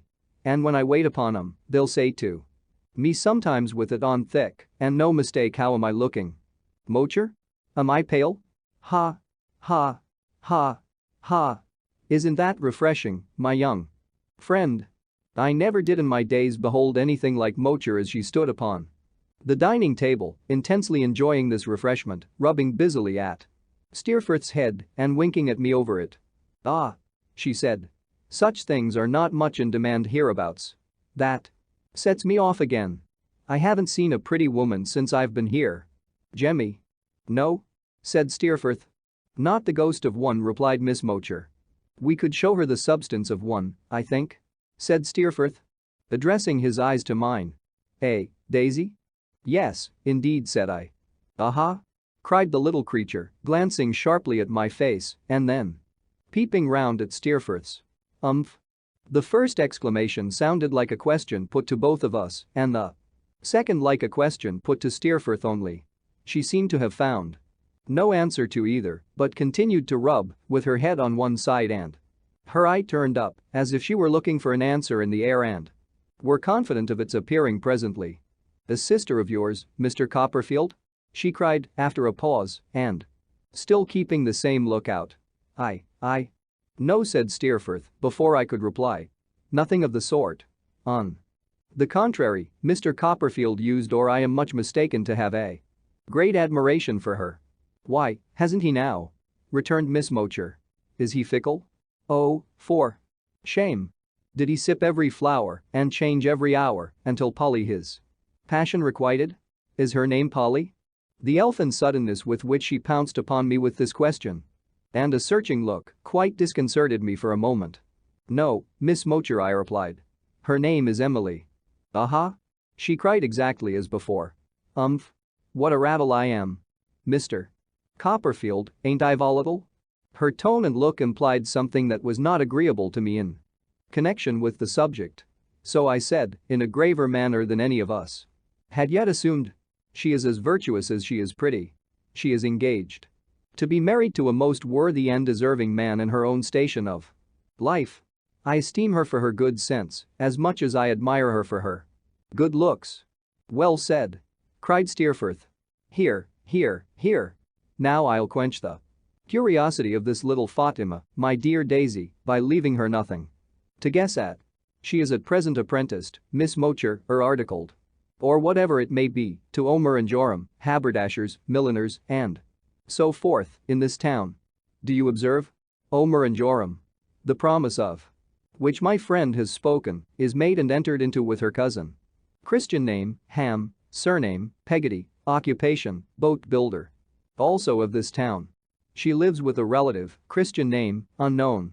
Surname, Peggotty, occupation, seafaring, also of this town. She is the prettiest and most engaging little fairy in the world. I admire her as my friend does exceedingly. If it were not that I might appear to disparage her intended, which I know my friend would not like, I would add that to me she seems to be throwing herself away, that I am sure she might do better, and that I swear she was born to be a lady." Miss Mocher listened to these words, which were very slowly and distinctly spoken, with her head on one side and her eye in the air, as if she were still looking for that answer. When he ceased she became brisk again in an instant and rattled away with surprising volubility. "Oh. And that's all about it, is it?" she exclaimed, trimming his whiskers with a little restless pair of scissors that went glancing round his head in all directions. "Very well. Very well. Quite a long story. Ought to end and they lived happy ever afterwards, oughtn't it? Ah. What's that game at forfeits? I love my love with an E, because she's enticing. I hate her with an E, because she's engaged. I took her to the sign of the exquisite and treated her with an elopement. Her name's Emily and she lives in the East. Ha. Ha. Ha. Mr. Copperfield.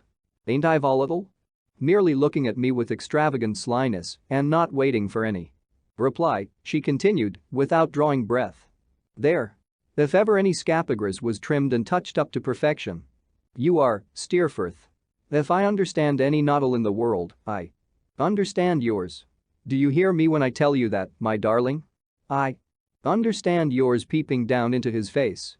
"Now you may mizzle Jemmy, as we say at court, and if Mr. Copperfield will take the chair, I'll operate on him." "What do you say, Daisy?" inquired Steerforth, laughing and resigning his seat. "Will you be improved?" "Thank you, Miss Mocher, not this evening."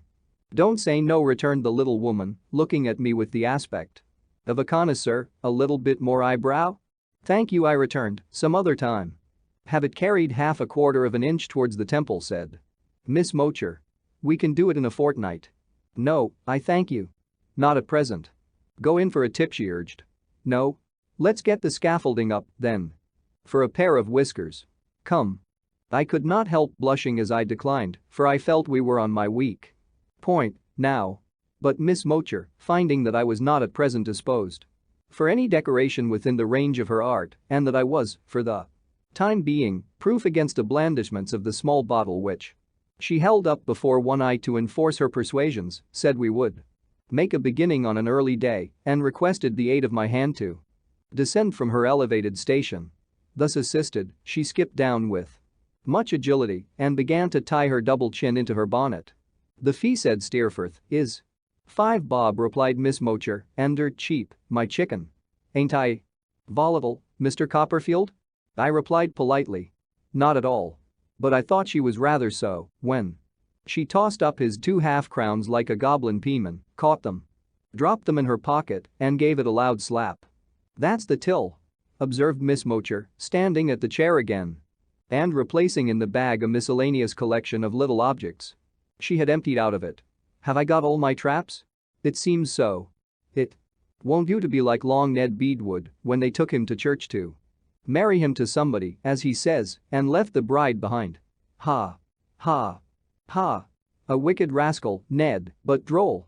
Now, I know I'm going to break your hearts, but I am forced to leave you. You must call up all your fortitude and try to bear it. Goodbye, Mr. Copperfield. Take care of yourself, Jockey of Norfolk. How I have been rattling on. It's all the fault of you 2 wretches. I forgive you." Bob swore, as the Englishman said for good night when he first learned French and thought it so like English. Bob swore my ducks. With the bag slung over her arm and rattling as she waddled away, she waddled to the door, where she stopped to inquire if she should leave us a lock of her hair. "Ain't I volatile?" she added as a commentary on this offer and, with her finger on her nose, departed. Steerforth laughed to that degree that it was impossible for me to help laughing too, though I am not sure I should have done so but for this inducement. When we had had our laugh quite out, which was after some time, he told me that Miss Mocher had quite an extensive connection and Made herself useful to a variety of people in a variety of ways. Some people trifled with her as a mere oddity, he said, but she was as shrewdly and sharply observant as anyone he knew, and as long-headed as she was short-armed. He told me that what she had said of being here and there and everywhere was true enough, for she made little darts into the provinces and seemed to pick up customers everywhere and to know everybody. I asked him what her disposition was, whether it was at all mischievous, and if her sympathies were generally on the right side of things. But, not succeeding in attracting his attention to these questions after 2 or 3 attempts, I forbore or forgot to repeat them. He told me instead, with much rapidity, a good deal about her skill and her profits, and about her being a scientific cupper, if I should ever have occasion for her service in that capacity. She was the principal theme of our conversation during the evening. And when we parted for the night, Steerforth called after me over the banisters, Bob swore. As I went downstairs, I was surprised, when I came to Mr. Barkis's house, to find Ham walking up and down in front of it, and still more surprised to learn from him that little Emily was inside. I naturally inquired why he was not there, too, instead of pacing the streets by himself. "Why, you see, Mas'r Davy," he rejoined, in a hesitating manner, "Emily. She's talking to someone in here." "I should have thought," said I, smiling, "that was a reason for your being in here too, Ham." "Well, Mas'r Davy, in a general way, so tea would be," he returned. "But look-ee here, Mas'r Davy," lowering his voice and speaking very gravely, "it's a young woman, sir, a young woman, that Emily knowed once and don't ought to know no more." When I heard these words, a light began to fall upon the figure I had seen following them some hours ago. "It's a poor worm, Mas'r Davy," said Ham, "as is trod underfoot by all the town. Up street and down street. The mould o' the churchyard don't hold any that the folk shrink away from more. Did I see her tonight, Ham, on the sand, after we met you? Keeping us in sight?" said Ham. "It's like you did, Mas'r Davy. Not that I knowed then, she was theer, sir, but along of her creeping soon arterwards under Emily's little winder, when she see the light come, and whispering, 'Emily, Emily, for Christ's sake, have a woman's heart towards me. I was once like you.' Those was solemn words, Mas'r Davy. Fur to hear. They were indeed, Ham." "What did Emily do?" says Emily. "Martha, is it you?" "Oh, Martha, can it be you?" For they had sat at work together many a day at Mr. Omer's. "I recollect her now," cried I, recalling one of the 2 girls I had seen when I first went there. "I recollect her quite well." "Martha Endell," said Ham. 2 or 3 years older than Emily, but was at the school with her.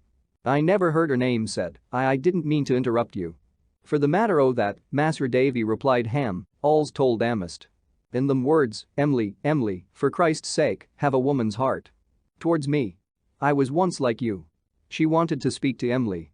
Emily couldn't speak to her theer, for her loving uncle was come home, and he wouldn't know, Mas'r Davy, said Ham, with great earnestness, he couldn't, kind-natured, tender-hearted as he is, see them 2 together side by side, for all the treasures that's wrecked in the sea.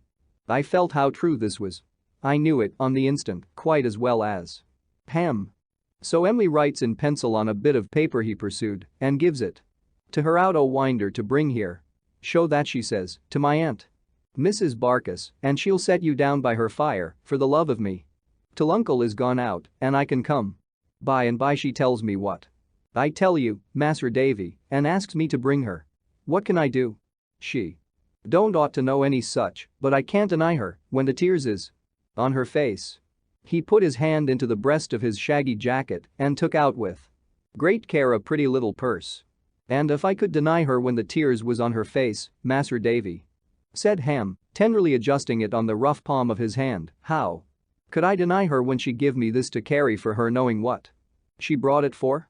Such a toy as it is," said Ham, thoughtfully looking on it. "With such a little money in it, Emily, my dear." I shook him warmly by the hand when he had put it away again, for that was more satisfactory to me than saying anything, and we walked up and down for a minute or 2 in silence. The door opened then, and Peggotty appeared, beckoning to Ham to come in. I would have kept away, but she came after me, entreating me to come in too. Even then, I Would have avoided the room where they all were, but for its being the neat tiled kitchen I have mentioned more than once. The door opening. Immediately into it, I found myself among them before I considered whither I was going. The girl, the same I had seen upon the sands, was near the fire. She was sitting on the ground, with her head and one arm lying on a chair. I fancied, from the disposition of her figure, that Emily had but newly risen from the chair and that the forlorn head might perhaps have been lying on her lap. I saw but little of the girl's face, over which her hair fell loose and scattered, as if she had been disordering it with her own hands, but I saw that she was young and of a fair complexion. Peggotty had been crying. So had little Emily. Not a word was spoken when we first went in, and the Dutch clock by the dresser seemed, in the silence, to tick twice as loud as usual. Emily spoke first. "Martha wants," she said to Ham, "to go to London." "Why to London?" returned Ham. He stood between them, looking on the prostrate girl with a mixture of compassion for her and of jealousy of her holding any companionship with her whom he loved so well, which I have always remembered distinctly. They both spoke as if she were ill, in a soft, suppressed tone that was plainly heard, although it hardly rose above a whisper. "Better there than here," said a third voice aloud, Martha's, though she did not move. "No one knows me there. Everybody knows me here." "What will she do there?" inquired Ham. She lifted up her head and looked darkly round at him for a moment. Then laid it down again and curved her right arm about her neck, as a woman in a fever or in an agony of pain from a shot might twist herself. "She will try to do well," said little Emily. "You don't know what she has said to us." "Does he, do they, Aunt?" Peggotty shook her head compassionately. "I'll try," said Martha, "if you'll help me away. I never can do worse than I have done here. I may do better. Oh," with a dreadful shiver, "take me out of these streets where the whole town knows me from a child." As Emily held out her hand to Ham, I saw him put in it a little canvas bag. She took it as if she thought it were her purse and made a step or two forward, but finding her mistake, came back to where he had retired near me and showed it to him. "It's all yourn, Emily," I could hear him say. "I haven't knowed an all. The world it ain't yourn, my dear. It ain't of no delight to me. Except for you." The tears rose freshly in her eyes, but she turned away and went to Martha. What she gave her, I don't know. I saw her stooping over her and putting money in her bosom. She whispered something as she asked, "Was that enough?" "More than enough," the other said, and took her hand and kissed it.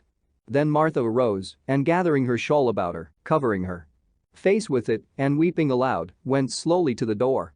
She stopped a moment before going out, as if she would have uttered something or turned back, but no word passed her lips. Making the same low, dreary, wretched moaning in her shawl, she went away. As the door closed, little Emily looked at us three in a hurried manner and then hid her face in her hands and fell to sobbing. "Don't, Emily," said Ham, tapping her gently on the shoulder. "Don't. My dear. You don't ought to cry so, pretty." "Oh, Ham," she exclaimed, still weeping pitifully, "I am not so good a girl as I ought to be. I know I have not the thankful heart, sometimes. I ought to have." Yes, you have, I'm sure," said Ham.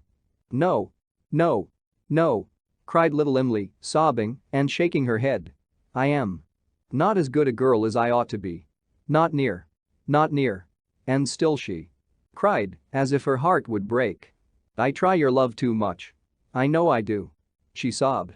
"I'm often cross to you and changeable with you when I ought to be far different. You are never so to me. Why am I ever so to you when I should think of nothing but how to be grateful and to make you happy? You always make me so," said Ham, "my dear. I am happy in the sight of you. I am happy all day long in the thoughts of you." "Ah, that's not enough," she cried. "That is because you are good, not because I am. Oh, my dear, it might have been a better fortune for you if you had been fond of someone else, of someone steadier and much worthier than me, who was all bound up in you and never vain and changeable like me." "Poor little tender heart," said Ham in a low voice. "Martha has overset her altogether." "Please, Aunt," sobbed Emily, "come here and let me lay my head upon you. Oh, I am very miserable tonight, Aunt. Oh, I am not as good a girl as I ought to be. I am not, I know." Peggotty had hastened to the chair before the fire. Emily, with her arms around her neck, kneeled by her, looking up most earnestly into her face. "Oh, pray, Aunt, try to help me. Ham, dear, try to help me. Mr. David. For the sake of old times, do, please, try to help me. I want to be a better girl than I am. I want to feel 100 times more thankful than I do. I want to feel more what a blessed thing it is to be the wife of a good man and to lead a peaceful life. Oh me, oh me. Oh my heart, my heart." She dropped her face on my old nurse's breast and, ceasing this supplication, which in its agony and grief was half a woman's, half a child's, as all her manner was, being, in that, more natural and better suited to her beauty, as I thought, than any other manner could have been, wept silently, while my old nurse hushed her like an infant. She got calmer by degrees, and then we soothed her, now talking encouragingly, and now jesting a little with her, until she began to raise her head and speak to us. So we got on, until she was able to smile, and then to laugh, and then to sit up, half ashamed, while Peggotty recalled her stray ringlets, dried her eyes, and made her neat again, lest her uncle should wonder, when she got home, why his darling had been crying. I saw her do, that night, what I had never seen her do before. I saw her innocently kiss her chosen husband on the cheek and creep close to his bluff form as if it were her best support. When they went away together in the waning moonlight and I looked after them, comparing their departure in my mind with Martha's, I saw that she held his arm with both her hands and still kept close to him. Chapter 23. I corroborate Mr. Dick and choose a profession. When I woke in the morning I thought very much of little Emily and her emotion last night after Martha had left. I felt as if I had come into the knowledge of those domestic weaknesses and tendernesses in a sacred confidence, and that to disclose them, even to Steerforth, would be wrong. I had no gentler feeling towards anyone than towards the pretty creature who had been my playmate and whom I have always been persuaded, and shall always be persuaded, to my dying day, I then devotedly loved. The repetition to any ears, even to Steerforth's, of what she had been unable to repress when her heart lay open to me by an accident, I felt would be a rough deed, unworthy of myself, unworthy of the light of our pure childhood, which I always saw encircling her head. I made a resolution, therefore, to keep it in my own breast, and there it gave her image a new grace. While we were at breakfast, a letter was delivered to me from my aunt. As it contained matter on which I thought Steerforth could advise me as well as anyone, and on which I knew I should be delighted to consult him, I resolved to make it a subject of discussion on our journey home. For the present we had enough to do in taking leave of all our friends.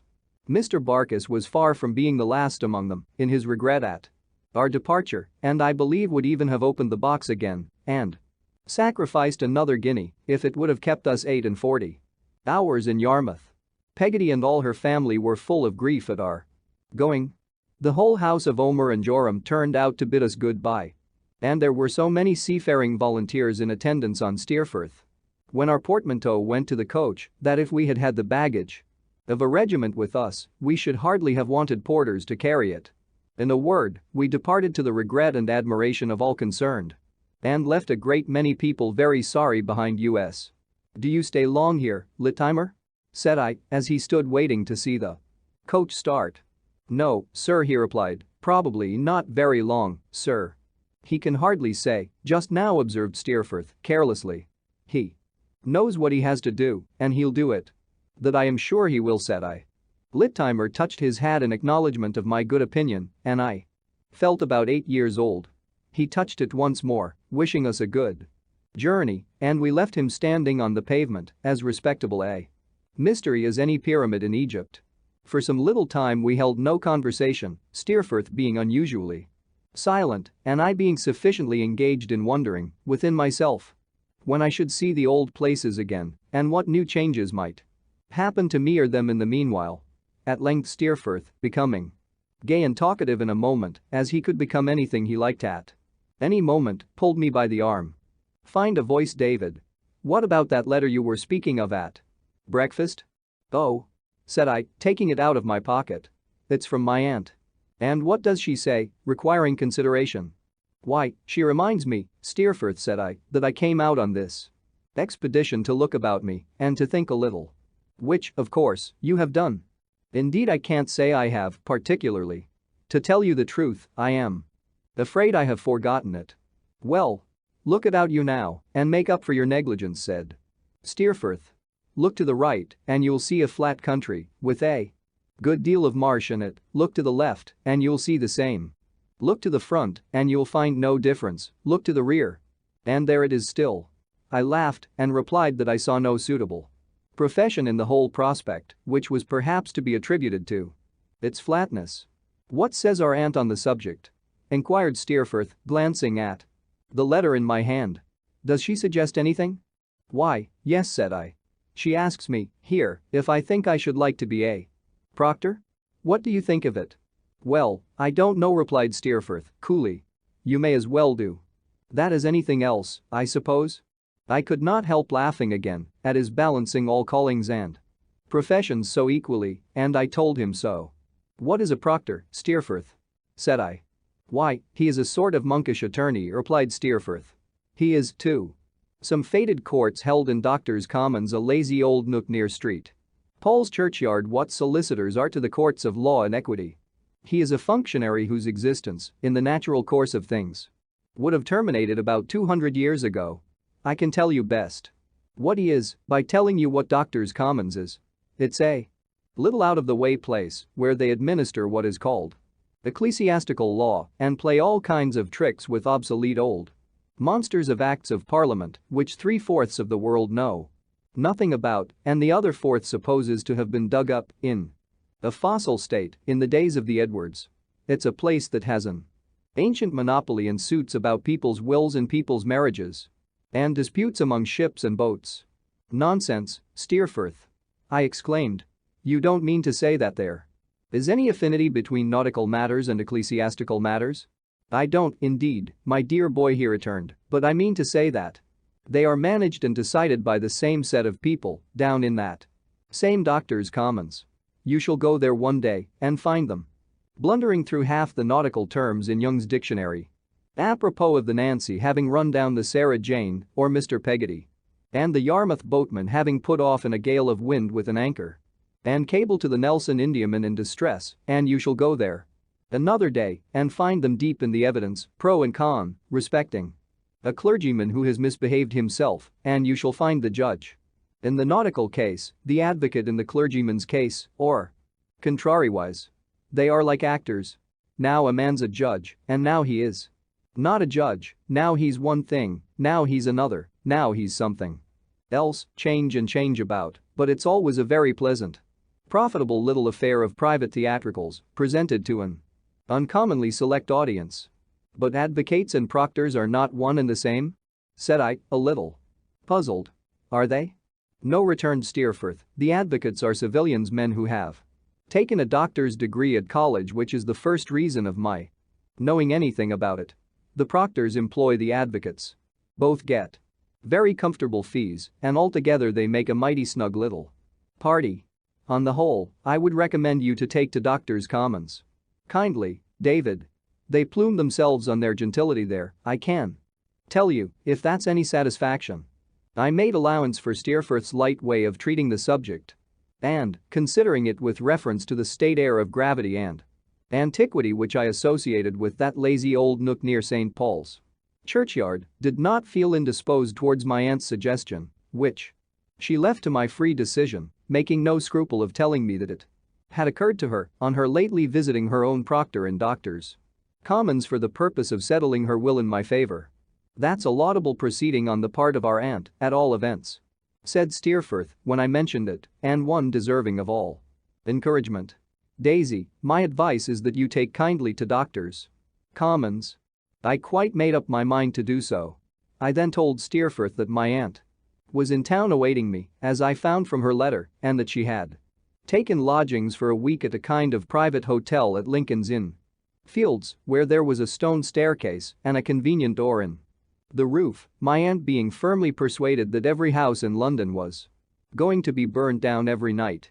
We achieved the rest of our journey pleasantly, sometimes recurring to Doctors' Commons and anticipating the distant days when I should be a Proctor there, which Steerforth pictured in a variety of humorous and whimsical lights that made us both merry.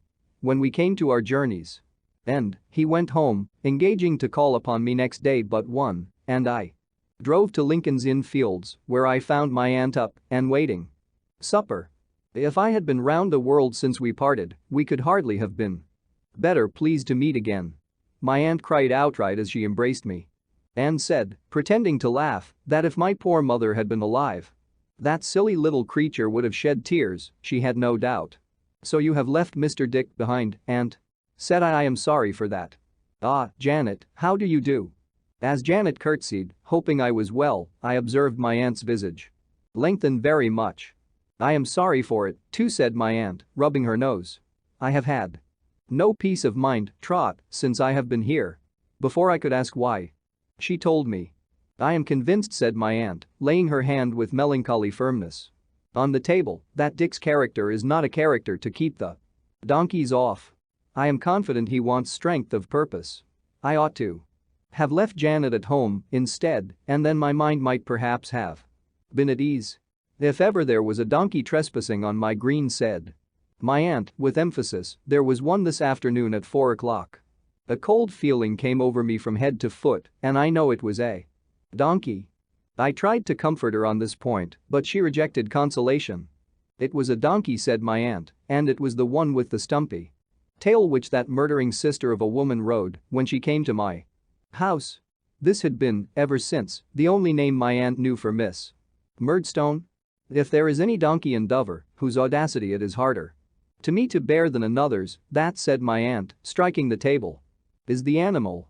Janet ventured to suggest that my aunt might be disturbing herself unnecessarily, and that she believed the donkey in question was then engaged in the sand and gravel line of business and was not available for purposes of trespass. But my aunt wouldn't hear of it. Supper was comfortably served and hot, though my aunt's rooms were very high up, whether that she might have more stone stairs for her money or might be nearer to the door in the roof, I don't know, and consisted of a roast fowl, a steak, and some vegetables, to all of which I did ample justice, and which were all excellent. But my aunt had her own ideas concerning London provision and ate but little. "I suppose this unfortunate fowl was born and brought up in a cellar," said my aunt, "and never took the air except on a hackney coach stand. I hope the steak may be beef, but I don't believe it. Nothing's genuine in the place, in my opinion, but the dirt."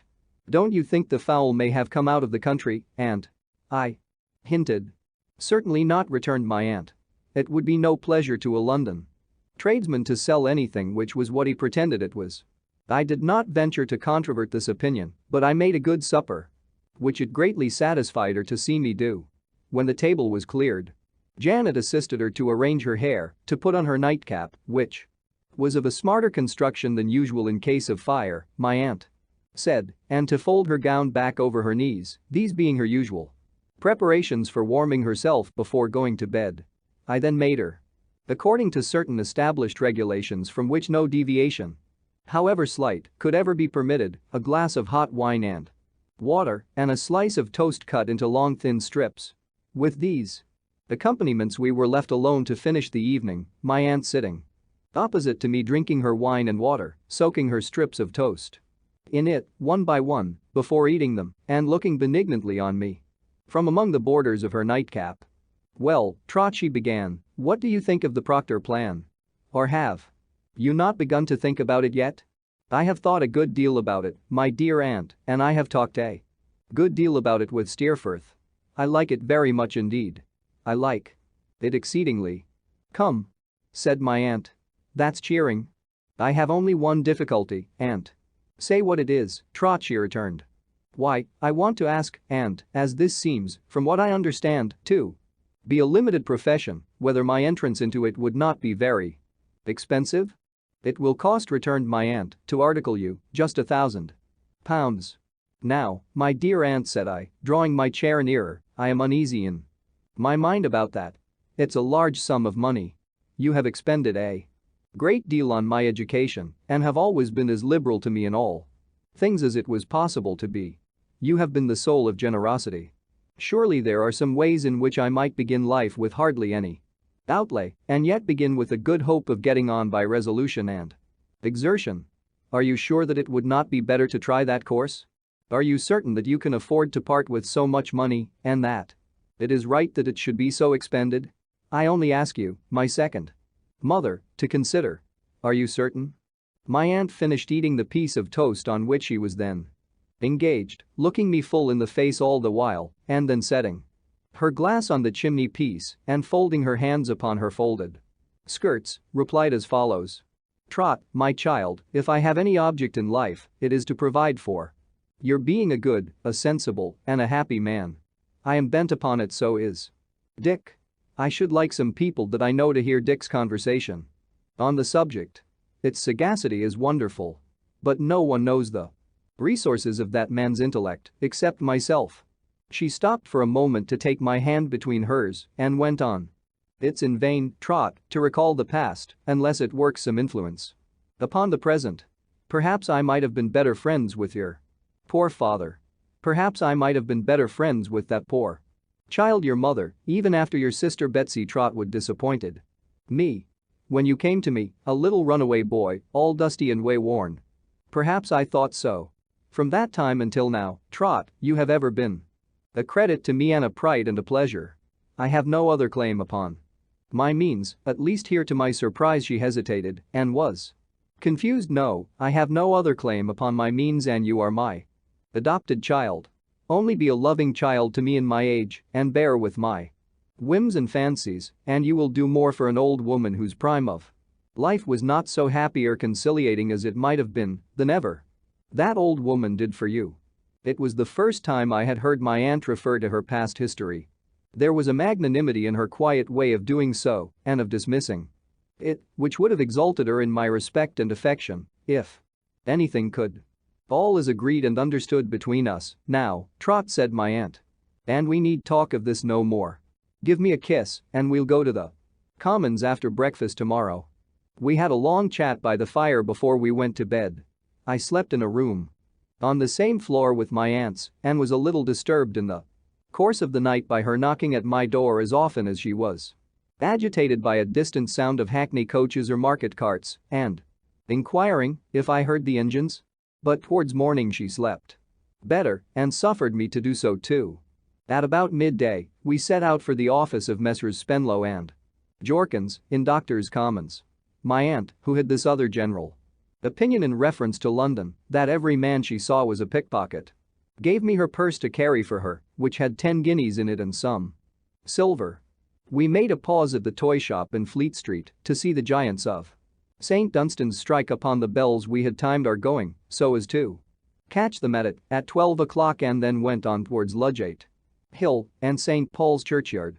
We were crossing to the former place when I found that my aunt greatly accelerated her speed and looked frightened. I observed at the same time that a lowering ill-dressed man who had stopped and stared at us in passing a little before was coming so close after us as to brush against her. Trot, my dear Trot, cried my aunt in a terrified whisper and pressing my arm. I don't know what I am to do. Don't be alarmed, said I. There's nothing to be afraid of. Step into the shop and I'll soon get rid of this fellow. No, no, child, she returned. Don't speak to him for the world. I entreat, I order you. Good heaven, aunt, said I. He is nothing but a sturdy beggar. You don't know what he is, replied my aunt. You don't know who he is. You don't know what you say. We had stopped in an empty doorway while this was passing, and he had stopped too. Don't look at him, said my aunt as I turned my head indignantly, but get me a coach, my dear, and wait for me in St. Paul's Churchyard. Wait for you? I replied. Yes, rejoined my aunt. I must go alone. I must go with him. With him, aunt? This man? I am in my senses, she replied, and I tell you I must get me a coach. However much astonished I might be, I was sensible that I had no right to refuse compliance with such a peremptory command. I hurried away a few paces and called a hackney chariot which was passing empty. Almost before I could let down the steps, my aunt sprang in, I don't know how, and the man followed. She waved her hand to me to go away so earnestly that, all confounded as I was, I turned from them at once. In doing so, I heard her say to the coachman, "Drive anywhere. Drive straight on." And presently the chariot passed me, going up the hill. What Mr. Dick had told me, and what I had supposed to be a delusion of his, now came into my mind. I could not doubt that this person was the person of whom he had made such mysterious mention, though what the nature of his hold upon my aunt could possibly be, I was quite unable to imagine. After half an hour's cooling in the churchyard, I saw the chariot coming back. The driver stopped beside me, and my aunt was sitting in it alone. She had not yet sufficiently recovered from her agitation to be quite prepared for the visit we had to make. She desired me to get into the chariot and to tell the coachman to drive slowly up and down a little while. She said no more, except, "My dear child, never ask me what it was, and don't refer to it until she had perfectly regained her composure, when she told me she was quite herself now and we might get out." On her giving me her purse to pay the driver, I found that all the guineas were gone and only the loose silver remained. Doctors' Commons was approached by a little low archway. Before we had taken many paces down the street beyond it, the noise of the city seemed to melt, as if by magic, into a softened distance. A few dull courts and narrow ways brought us to the sky-lighted offices of Spenlow and Jorkins, in the vestibule of which temple, accessible to pilgrims. Without the ceremony of knocking, 3 or 4 clerks were at work as copyists. One of these, a little dry man, sitting by himself, who wore a stiff brown wig that looked as if it were made of gingerbread, rose to receive my aunt and show us into Mr. Spenlow's room. "Mr. Spenlow's in court, ma'am," said the dry man. "It's an Arches day. But it's close by, and I'll send for him directly." As we were left to look about us while Mr. Spenlow was fetched, I availed myself of the opportunity. The furniture of the room was old-fashioned and dusty, and the green baize on the top of the writing table had lost all its color and was as withered and pale as an old pauper. There were a great many bundles of papers on it, some endorsed as allegations and some, to my surprise, as libels, and some as being in the consistory court, and some in the Arches court, and some in the prerogative court, and some in the admiralty court, and some in the delegates' court, giving me occasion to wonder much how many courts there might be in the gross and how long it would take to understand them all. Besides these, there were sundry immense manuscript books of evidence taken on affidavit, strongly bound and tied together in massive sets, a set to each cause, as if every cause were a history in 10 or 20 volumes. All this looked tolerably expensive, I thought, and gave me an agreeable notion of a proctor's business. I was casting my eyes with increasing complacency over these and many similar objects when hasty footsteps were heard in the room outside, and Mr. Spenlow, in a black gown trimmed with white fur, came hurrying in, taking off his hat as he came. He was a little light-haired gentleman with undeniable boots and the stiffest of white cravats and shirt collars. He was buttoned up, mighty trim and tight, and must have taken a great deal of pains with his whiskers, which were accurately curled. His gold watch chain was so massive that a fancy came across me that he ought to have a sinewy golden arm to draw it out with, like those which are put up over the gold-beaters' shops. He was got up with such care and was so stiff that he could hardly bend himself, being obliged, when he glanced at some papers on his desk, after sitting down in his chair, to move his whole body from the bottom of his spine, like Punch. I had previously been presented by my aunt and had been courteously received. He now said, "And so, Mr. Copperfield, you think of entering into our profession?" I casually mentioned to Miss Trotwood, when I had the pleasure of an interview with her the other day with another inclination of his body Punch again, that there was a vacancy here. Miss Trotwood was good enough to mention that she had a nephew who was her peculiar care and for whom she was seeking to provide genteelly in life. That nephew, I believe, I have now the pleasure of Punch again. I bowed my acknowledgements and said my aunt had mentioned to me that there was that opening and that I believed I should like it very much. That I was strongly inclined to like it and had taken immediately to the proposal. That I could not absolutely pledge myself to like it until I knew something more about it. That although it was little else than a matter of form, I presumed I should have an opportunity of trying how I liked it before I bound myself to it irrevocably. "Oh, surely. Surely," said Mr. Spenlow. "We always, in this house, propose a month an initiatory month. I should be happy, myself, too. Propose 2 months 3 an indefinite period, in fact, but I have a partner. Mr. Jorkins." "And the premium, sir," I returned, "is £1,000? "And the premium, stamp included, is £1,000, said Mr. Spenlow. "As I have mentioned to Miss Trotwood, I am actuated by no mercenary considerations, few men are less so, I believe, but Mr. Jorkins has his opinions on these subjects, and I am bound to respect Mr. Jorkins' opinions. Mr. Jorkins thinks £1,000 too little. In short, I suppose, sir," said I, still desiring to spare my aunt, "that it is not the custom here, if an articled clerk were particularly useful and made himself a perfect master of his profession." I could not help blushing. This looked so like praising myself. "I suppose it is not the custom, in the later years of his time, to allow him any." Mr. Spenlow, by a great effort, just lifted his head far enough out of his cravat to shake it and answered, anticipating the word salary, "No. I will not say what consideration I might give to that point. Myself, Mr. Copperfield, if I were unfettered. Mr. Jorkins is immovable." I was quite dismayed by the idea of this terrible Jorkins. But I found out afterwards that he was a mild man of a heavy temperament whose place in the business was to keep himself in the background and be constantly exhibited by name as the most obdurate and ruthless of men. If a clerk wanted his salary raised, Mr. Jorkins wouldn't listen to such a proposition. If a client were slow to settle his bill of costs, Mr. Jorkins was resolved to have it paid, and however painful these things might be, and always were, to the feelings of Mr. Spenlow, Mr. Jorkins would have his bond. The heart and hand of the good angel Spenlow would have been always open, but for the restraining demon Jorkins. As I have grown older, I think I have had experience of some other houses doing business on the principle of Spenlow and Jorkins. It was settled that I should begin my month's probation as soon as I pleased, and that my aunt need neither remain in town nor return at its expiration, as the articles of agreement, of which I was to be the subject, could easily be sent to her at home for her signature.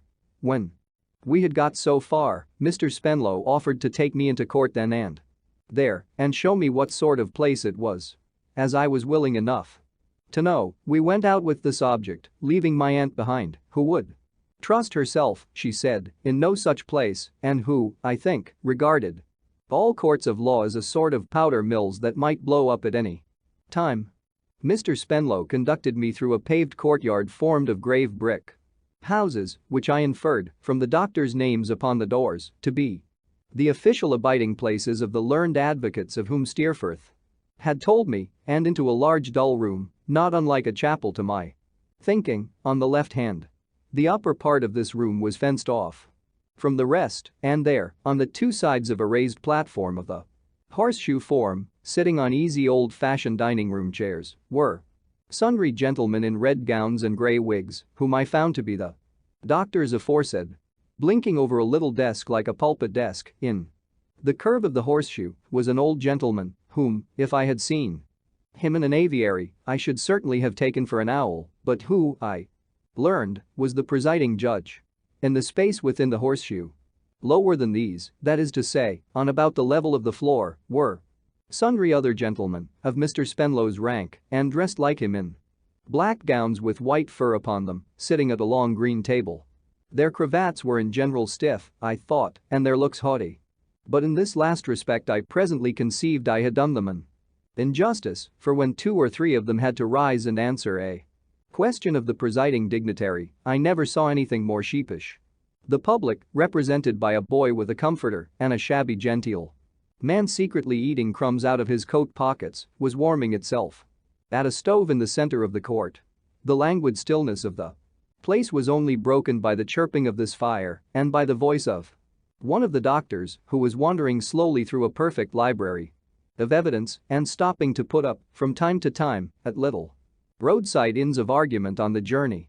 Altogether, I have never, on any occasion, made one at such a cosy, dosy, old-fashioned, time-forgotten, sleepy-headed little family party in all my life, and I felt it would be quite a soothing opiate to belong to it in any character except perhaps as a suitor. Very well satisfied with the dreamy nature of this retreat, I informed Mr. Spenlow that I had seen enough for that time, and we rejoined my aunt, in company with whom I presently departed from the Commons. Feeling very young when I went out of Spenlow and Jorkins on account of the clerks poking one another with their pens to point me out. We arrived at Lincoln's Inn Fields without any new adventures, except encountering an unlucky donkey in a costermonger's cart who suggested painful associations to my aunt. We had another long talk about my plans when we were safely housed, and as I knew she was anxious to get home and, between fire, food, and pickpockets, could never be considered at her ease for half an hour in London, I urged her not to be uncomfortable on my account, but to leave me to take care of myself. I have not been here a week tomorrow without considering that too, my dear, she returned. There is a furnished little set of chambers to be let in the Adelphi, Trot, which ought to suit you to a marvel. With this brief introduction, she produced from her pocket an advertisement carefully cut out of a newspaper, setting forth that in Buckingham Street in the Adelphi there was to be let furnished, with a view of the river, a singularly desirable and compact set of chambers, forming a genteel residence for a young gentleman, a member of one of the Inns of Court or otherwise, with immediate possession. Terms moderate and could be taken for a month only, if required. Why, this is the very thing, aunt, said I, flushed with the possible dignity of living in chambers. Then come, replied my aunt, immediately resuming the bonnet she had a minute before laid aside. We'll go and look at them. Away we went. The advertisement directed us to apply to Mrs. Krupp on the premises, and we rung the area bell, which we supposed to communicate with Mrs. Krupp. It was not until we had rung 3 or 4 times that we could prevail on Mrs. Krupp to communicate with us, but at last she appeared, being a stout lady with a flounce of flannel petticoat below an nankeen gown. Let us see these chambers of yours, if you please, ma'am, said my aunt. For this gentleman? Said Mrs. Krupp, feeling in her pocket for her keys. Yes, for my nephew, said my aunt. And a sweet set they is for sich, said Mrs. Krupp. So we went upstairs. They were on the top of the house, a great point with my aunt being near the fire escape, and consisted of a little half-blind entry where you could see hardly anything, a little stone blind pantry where you could see nothing at all, a sitting room, and a bedroom. The furniture was rather faded, but quite good enough for me, and, sure enough, the river was outside the windows. As I was delighted with the place, my aunt and Mrs. Krupp withdrew into the pantry to discuss the terms, while I remained on the sitting room sofa, hardly daring to think it possible that I could be destined to live in such a noble residence. After a single combat of some duration, they returned, and I saw, to my joy, both in Mrs. Krupp's countenance and in my aunt's, that the deed was done. Is it the last occupant's furniture? Inquired my aunt. Yes, it is, ma'am, said Mrs. Krupp. What's become of him? Asked my aunt. Mrs. Krupp was taken with a troublesome cough, in the midst of which she articulated with much difficulty. He was took ill here, ma'am. And ugh, dear me. And he died. Hey. What did he die of? Asked my aunt. Well, ma'am, he died of drink, said Mrs. Krupp, in confidence. And smoke. Smoke? You don't mean chimneys? Said my aunt. No, ma'am, returned Mrs. Krupp. Cigars and pipes. That's not catching, Trot, at any rate, remarked my aunt, turning to me. No, indeed, said I. In short, my aunt, seeing how enraptured I was with the premises, took them for a month, with leave to remain for 12 months when that time was out. Mrs. Krupp was to find linen and to cook, every other necessary was already provided, and Mrs. Krupp expressly intimated that she should always yearn towards me as a son. I was to take possession the day after tomorrow, and Mrs. Krupp said, thank heaven she had now found someone she could care for. On our way back, my aunt informed me how she confidently trusted that the life I was now to lead would make me firm and self-reliant, which was all I wanted. She repeated this several times next day, in the intervals of our arranging for the transmission of my clothes and books from Mr. Wickfield's, relative to which, and to all my late holiday, I wrote a long letter to Agnes, of which my aunt took charge, as she was to leave on the succeeding day. Not to lengthen these particulars, I need only add that she made a handsome provision for all my possible wants during my month of trial that Steerforth, to my great disappointment and hers too, did not make his appearance before she went away, that I saw her safely seated in the Dover coach, exulting in the coming discomfiture of the vagrant donkeys, with Janet at her side, and that when the coach was gone, I turned my face to the Adelphi, pondering on the old days when I used to roam about its subterranean arches, and on the happy changes which had brought me to the surface. Chapter 24. My first dissipation. It was a wonderfully fine thing to have that lofty castle to myself, and to feel, when I shut my outer door, like Robinson Crusoe when he had got into his fortification and pulled his ladder up after him.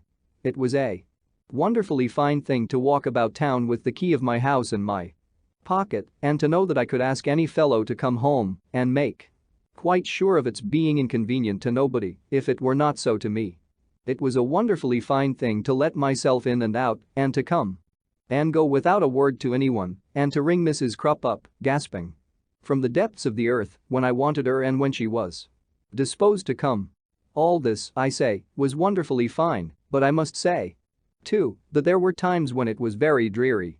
It was fine in the morning, particularly in the fine mornings.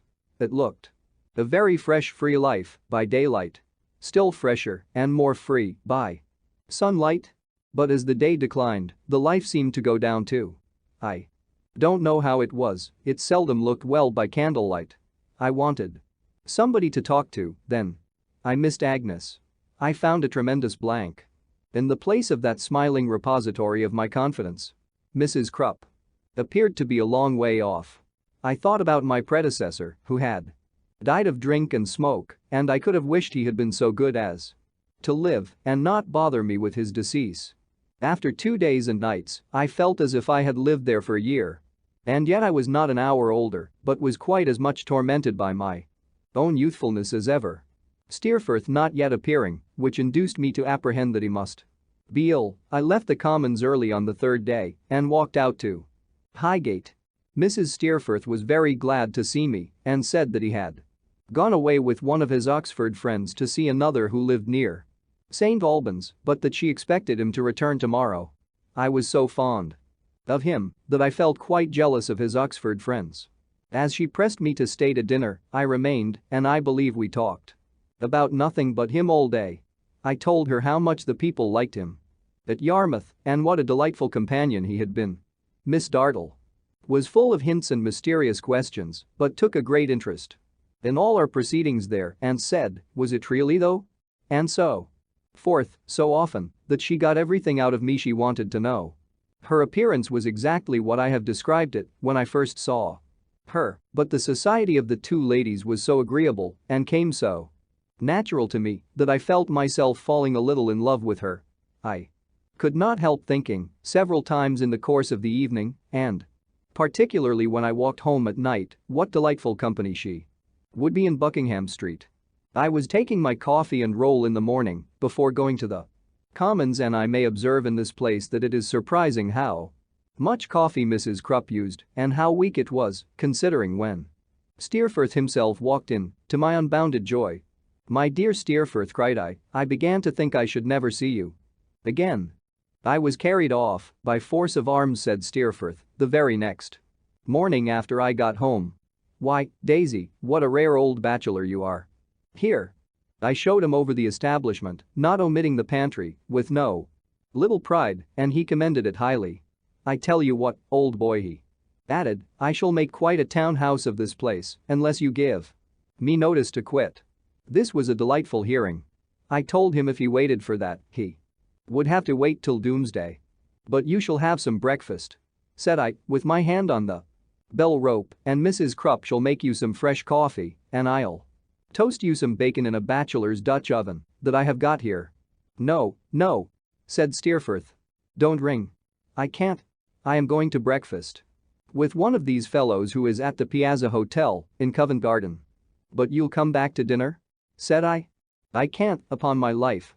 There's nothing I should like better, but I must remain with these two fellows. We are all three off together tomorrow morning." "Then bring them here to dinner," I returned. "Do you think they would come?" "Oh, they would come fast enough," said Steerforth, "but we should Inconvenience you. You had better come and dine with us somewhere. I would not by any means consent to this, for it occurred to me that I really ought to have a little housewarming and that there never could be a better opportunity. I had a new pride in my rooms after his approval of them and burned with a desire to develop their utmost resources. I therefore made him promise positively in the names of his two friends, and we appointed 6 o'clock as the dinner hour. When he was gone, I rang for Mrs. Krupp and acquainted her with my desperate design. Mrs. Krupp said, in the first place, of course it was well known she couldn't be expected to wait, but she knew a handy young man who she thought could be prevailed upon to do it and whose terms would be 5 shillings and what I pleased. I said, certainly we would have him.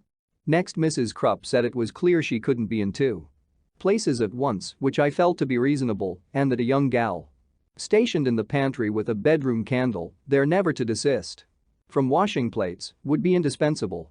I said, what would be the expense of this young female? And Mrs. Krupp said she supposed 18 pence would neither make me nor break me. I said I supposed not. And that was settled. Then Mrs. Krupp said, now about the dinner. It was a remarkable instance of want of forethought on the part of the ironmonger who had made Mrs. Krupp's kitchen fireplace, that it was capable of cooking nothing but chops and mashed potatoes. As to a fish kittle, Mrs. Krupp said, well, would I only come and look at the range? She couldn't say fairer than that. Would I come and look at it? As I should not have been much the wiser if I had looked at it, I declined and said, never mind fish. But Mrs. Krupp said, don't say that, oysters was in, why not them? So that was settled. Mrs. Krupp then said what she would recommend would be this: a pair of hot roast fowls from the pastry cook's, a dish of stewed beef, with vegetables from the pastry cook's, 2 little corner things, as a raised pie and a dish of kidneys from the pastry cook's, a tart and, if I liked, a shape of jelly from the pastry cook's. This, Mrs. Krupp said, would leave her at full liberty to concentrate her mind on the potatoes and to serve up the cheese and celery as she could wish to see it done. I acted on Mrs. Krupp's opinion and gave the order at the pastry cook's. Myself walking along the Strand afterwards and observing a hard mottled substance in the window of a ham and beef shop which resembled marble but was labeled mock turtle, I went in and bought a slab of it, which I have since seen reason to believe would have sufficed for 15 people. This preparation, Mrs. Krupp, after some difficulty, consented to warm up, and it shrunk so much in a liquid state that we found it what Steerforth called rather a tight fit for 4. These preparations happily completed, I bought a little dessert in Covent Garden Market and gave a rather extensive order at a retail wine merchant's in that vicinity. When I came home in the afternoon and saw the bottles drawn up in a square on the pantry floor, they looked so numerous, though there were 2 missing, which made Mrs. Krupp very uncomfortable, that I was absolutely frightened at them. One of Steerforth's friends was named Granger and the other Markham. They were both very gay and lively fellows, Granger, something older than Steerforth, Markham, youthful looking, and I should say not more than 20. I observed that the latter always spoke of himself indefinitely, as a man, and seldom or never in the first person singular. A man might get on very well here, Mr. Copperfield said. Markham meaning himself. It's not a bad situation, said I, and the rooms are really commodious.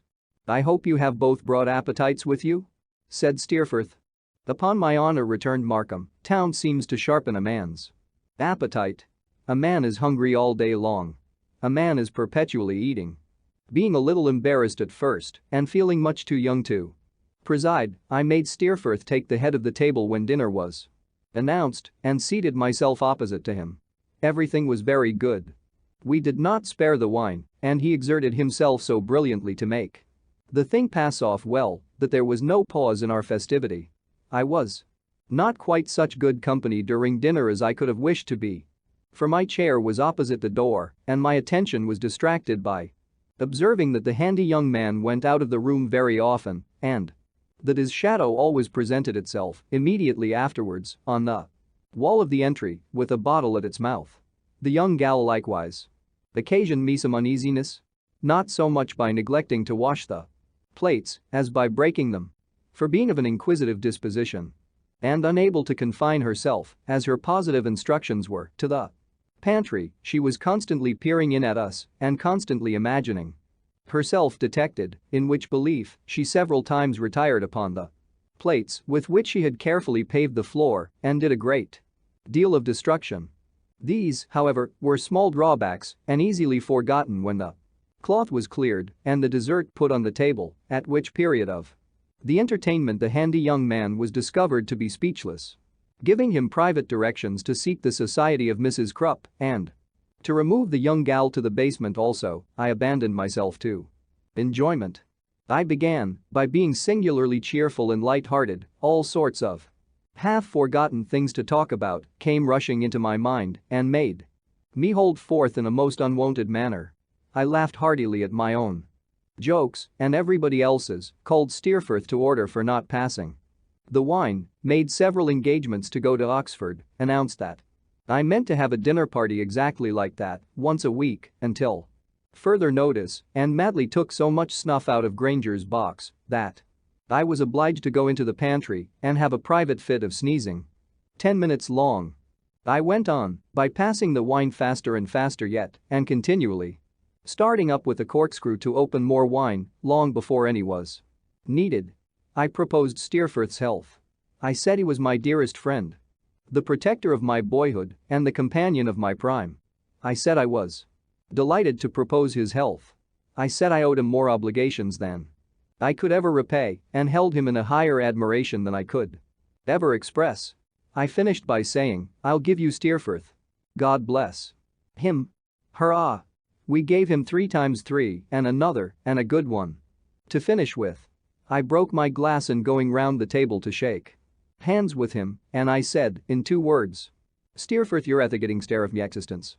I went on by finding suddenly that somebody was in the middle of a song. Markham was the singer, and he sang When the Heart of a Man is Depressed with Care. He said, when he had sung it, he would give us woman. I took objection to that, and I couldn't allow it. I said it was not a respectful way of proposing the toast, and I would never permit that toast to be drunk in my house otherwise than as the ladies. I was very high with him, mainly I think because I saw Steerforth and Granger laughing at me or at him or at both of us. He said a man was not to be dictated to. I said a man was. He said a man was not to be insulted, then. I said he was right there, never under my roof, where the lairs were sacred and the laws of hospitality paramount. He said it was no derogation from a man's dignity to confess that I was a devilish good fellow. I instantly proposed his health. Somebody was smoking. We were all smoking. I was smoking and trying to suppress a rising tendency to shudder. Steerforth had made a speech about me, in the course of which I had been affected almost to tears. I returned thanks and hoped the present company would dine with me tomorrow and the day after each day at 5 o'clock, that we might enjoy the pleasures of conversation and society through a long evening. I felt called upon to propose an individual. I would give them my aunt, Miss Betsey Trotwood, the best of her sex. Somebody was leaning out of my bedroom window, refreshing his forehead against the cool stone of the parapet and feeling the air upon his face. It was myself. I was addressing myself as Copperfield and saying, why did you try to smoke? You might have known you couldn't do it. Now, somebody was unsteadily contemplating his features in the looking glass. That was I too. I was very pale in the looking glass. My eyes had a vacant appearance, and my hair, only my hair, nothing else, looked drunk. Somebody said to me, let us go to the theater, Copperfield. There was no bedroom before me, but again the jingling table covered with glasses. The lamp, Granger on my right hand, Markham on my left, and Steerforth opposite, all sitting in a mist and a long way off. The theater? To be sure. The very thing. Come along.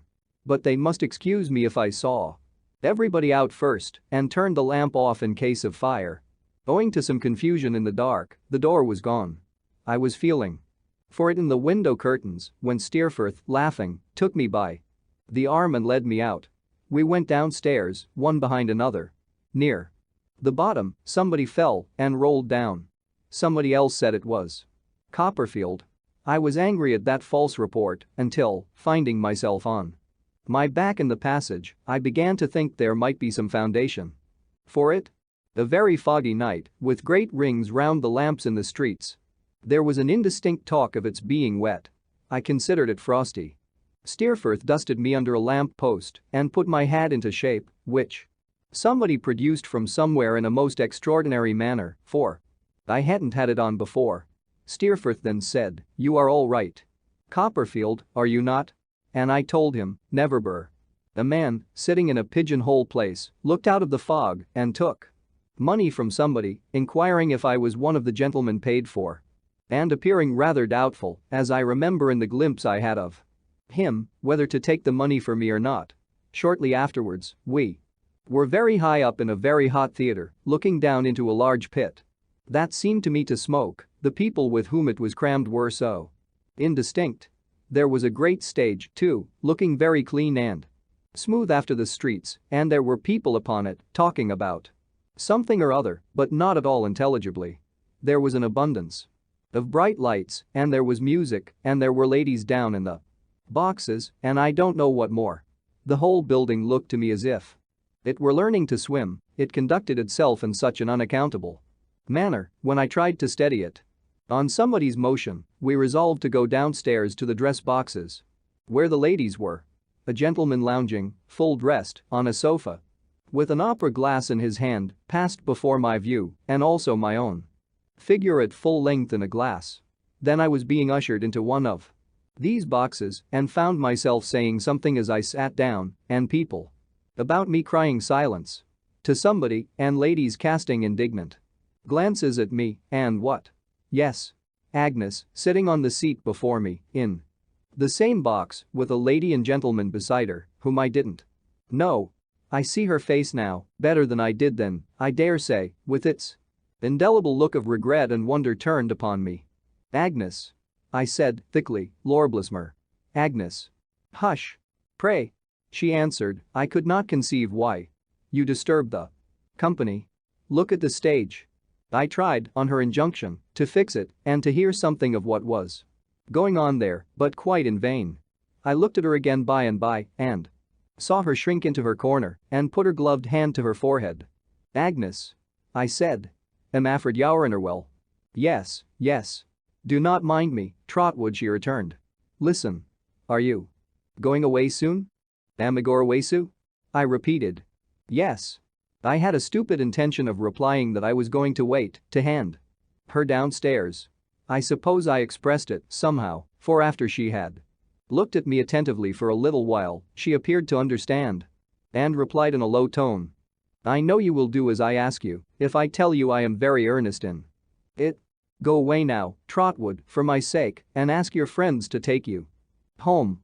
She had so far improved me for the time that though I was angry with her, I felt ashamed, and with a short gurry, which I intended for "Good night," got up and went away.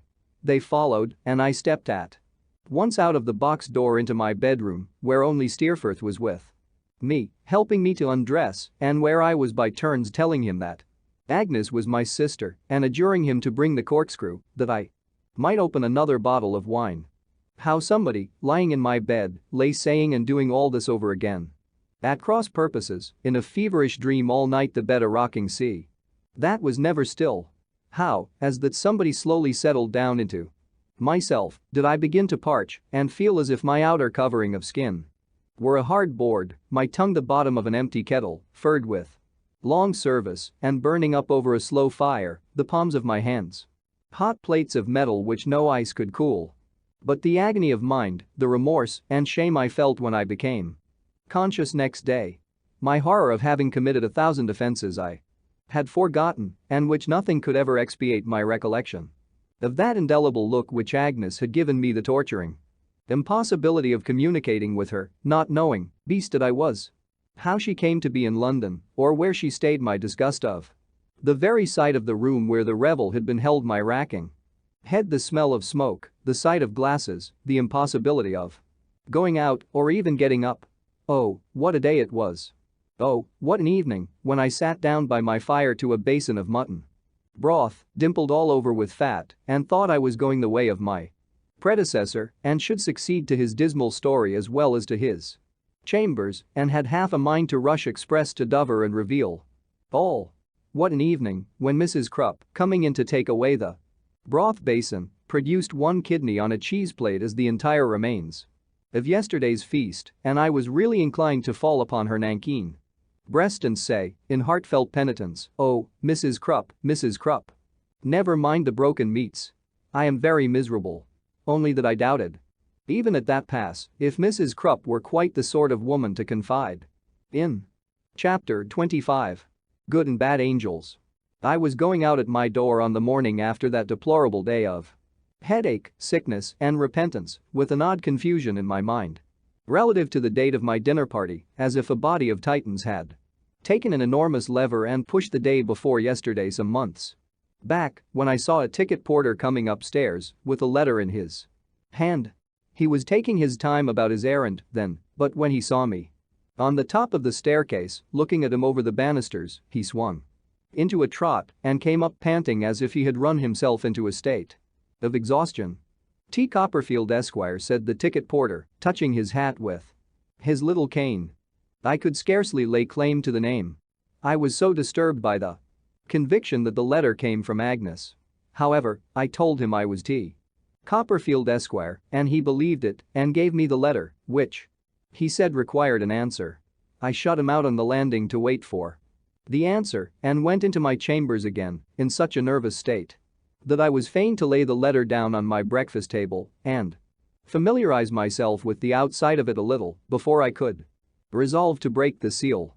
I found, when I did open it, that it was a very kind note containing no reference to my condition at the theater. All it said was, "My dear Trotwood, I am staying at the house of Papa's agent, Mr. Waterbrook, in Ely Place, Holborn. Will you come and see me today at any time you like? To a point? Ever yours affectionately, Agnes." It took me such a long time to write an answer at all to my satisfaction that I don't know what the ticket porter can have thought, unless he thought I was learning to write. I must have written half a dozen answers at least. I began one, "How can I ever hope, my dear Agnes, to efface from your remembrance the disgusting impression there I didn't like it," and then I tore it up. I began another, "Shakespeare has observed, my dear Agnes, how strange it is that a man should put an enemy into his mouth that reminded me of Markham," and it got no farther. I even tried poetry. I began one note in a 6-syllable line, "Oh, do not remember," but that associated itself with the 5th of November and became an absurdity. After many attempts, I wrote, "My dear Agnes, your letter is like you, and what could I say of it that would be higher praise than that? I will come at 4 o'clock. Affectionately and sorrowfully, T.C." With this missive, which I was in 20 minds at once about recalling, as soon as it was out of my hands, the ticket porter at last departed. If the day were half as tremendous to any other professional gentleman in Doctors' Commons as it was to me, I sincerely believe he made some expiation for his share in that rotten old ecclesiastical cheese. Although I left the office at 3:30 and was prowling about the place of appointment within a few minutes afterwards, the appointed time was exceeded by a full quarter of an hour, according to the clock of St. Andrew's, Holborn, before I could muster up sufficient desperation to pull the private bell handle let into the left-hand door post of Mr. Waterbrook's house. The professional business of Mr. Waterbrook's establishment was done on the ground floor, and the genteel business, of which there was a good deal, in the upper part of the building. I was shown into a pretty but rather closed drawing room, and there sat Agnes, netting a purse. She looked so quiet and good and reminded me so strongly of my airy, fresh school days at Canterbury and the sodden, smoky, stupid wretch I had been the other night that, nobody being by, I yielded to my self-reproach and shame and, in short, made a fool of myself. I cannot deny that I shed tears. To this hour I am undecided whether it was upon the whole the wisest thing I could have done or the most ridiculous. "If it had been anyone but you, Agnes," said I, turning away my head, "I should not have minded it half so much. But that it should have been you who saw me. I almost wish I had been dead first." She put her hand, its touch was like no other hand, upon my arm for a moment, and I felt so befriended and comforted that I could not help moving it to my lips and gratefully kissing it. Sit down, said Agnes, cheerfully. Don't be unhappy, Trotwood. If you cannot confidently trust me, whom will you trust? Ah, Agnes. I returned. You are my good angel. She smiled rather sadly, I thought, and shook her head. Yes, Agnes, my good angel. Always my good angel. If I were, indeed, Trotwood, she returned, there is one thing that I should set my heart on very much. I looked at her inquiringly, but already with a foreknowledge of her meaning. On warning you, said Agnes, with a steady glance, against your bad angel. My dear Agnes, I began, if you mean Steerforth. I do, Trotwood, she returned. Then, Agnes, you're on him very much. He my bad angel, or anyone's. He, anything but a guide, a support, and a friend to me. My dear Agnes. Now, is it not unjust and unlike you, to judge him from what you saw of me the other night? I do not judge him from what I saw of you the other night, she quietly replied. From what, then? From many things, trifles in themselves, but they do not seem to me to be so when they are put together. I judge him, partly from your account of him, Trotwood, and your character and the influence he has over you. There was always something in her modest voice that seemed to touch a chord within me, answering to that sound alone. It was always earnest. But when it was very earnest, as it was now, there was a thrill in it that quite subdued me. I sat looking at her as she cast her eyes down on her work. I sat seeming still to listen to her, and Steerforth, in spite of all my attachment to him, darkened in that tone. It is very bold in me, said Agnes, looking up again, who have lived in such seclusion and can know so little of the world, to give you my advice so confidently, or even to have this strong opinion. But I know in what it is engendered, Trotwood, in how true a remembrance of our having grown up together, and in how true an interest in all relating to you. It is that which makes me bold. I am certain that what I say is right. I am quite sure it is. I feel as if it were someone else speaking to you, and not I, when I caution you that you have made a dangerous friend.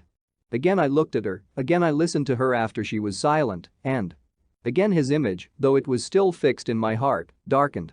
I am not so unreasonable as to expect, said Agnes, resuming her usual tone, after a little while, that you will, or that you can, at once change any sentiment that has become a conviction to you, least of all a sentiment that is rooted in your trusting disposition.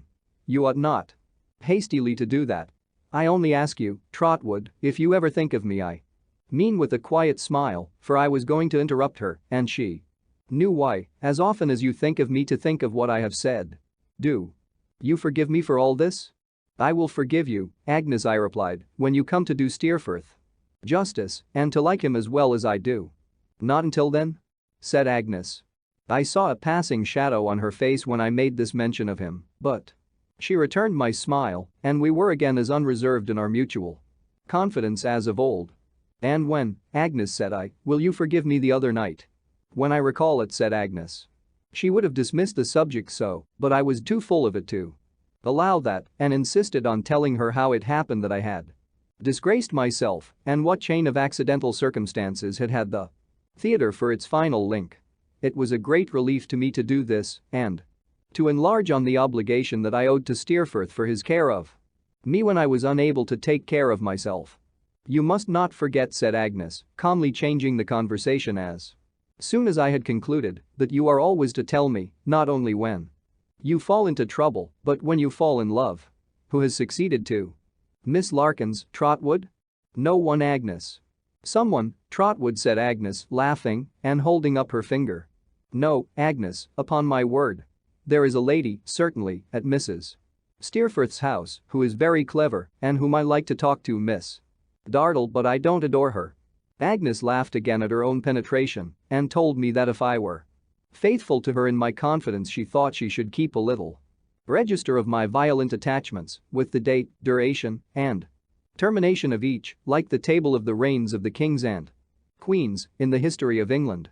Then she asked me if I had seen Uriah Heep? Said I. No. Is he in London? He comes to the office downstairs every day, returned Agnes. He was in London a week before me. I am afraid on disagreeable business. Trotwood.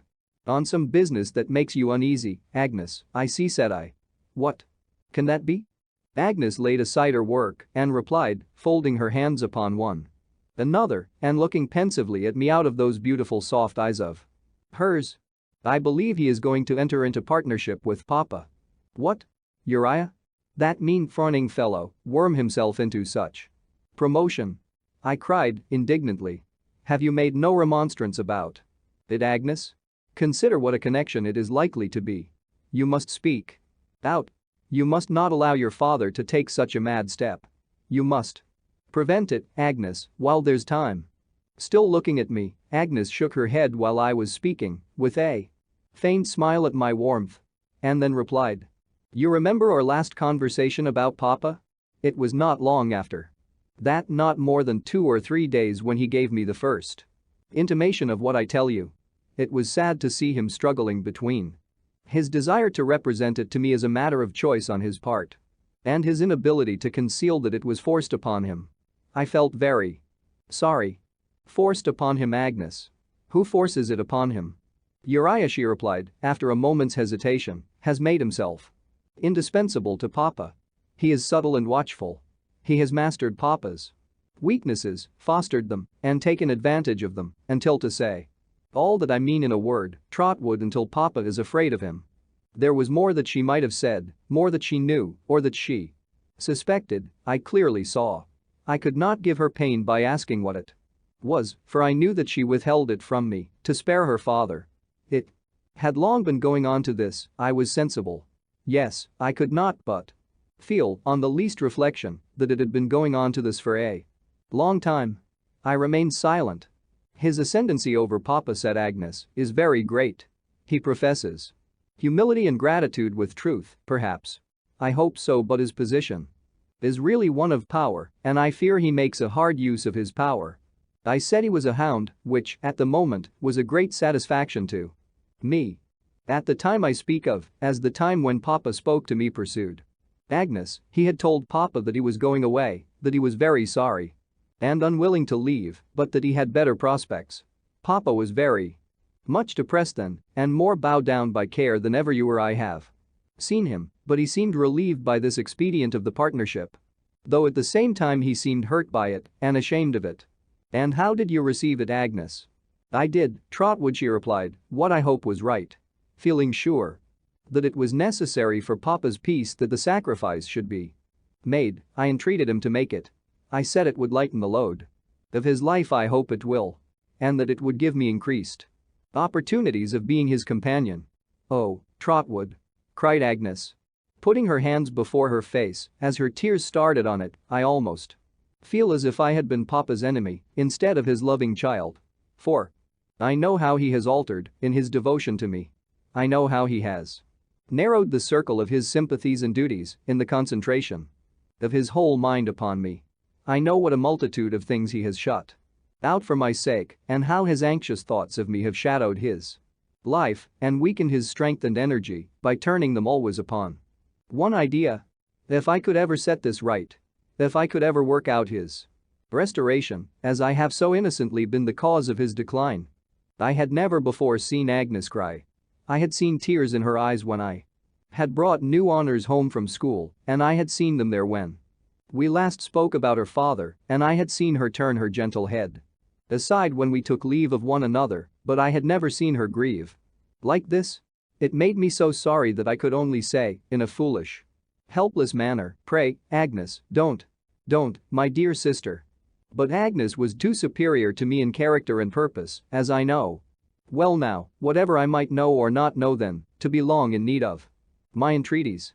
The beautiful, calm manner, which makes her so different in my remembrance from everybody else, came back again, as if a cloud had passed from a serene sky. We are not likely to remain alone much longer, said Agnes, and while I have an opportunity, let me earnestly entreat you, Trotwood, to be friendly to Uriah. Don't repel him. Don't resent, as I think you have a general disposition to do, what may be uncongenial to you in him. He may not deserve it, for we know no certain ill of him. In any case, think first of Papa and me. Agnes had no time to say more, for the room door opened, and Mrs. Waterbrook, who was a large lady or who wore a large dress. I don't exactly know which, for I don't know which was dress and which was. Lady came sailing in.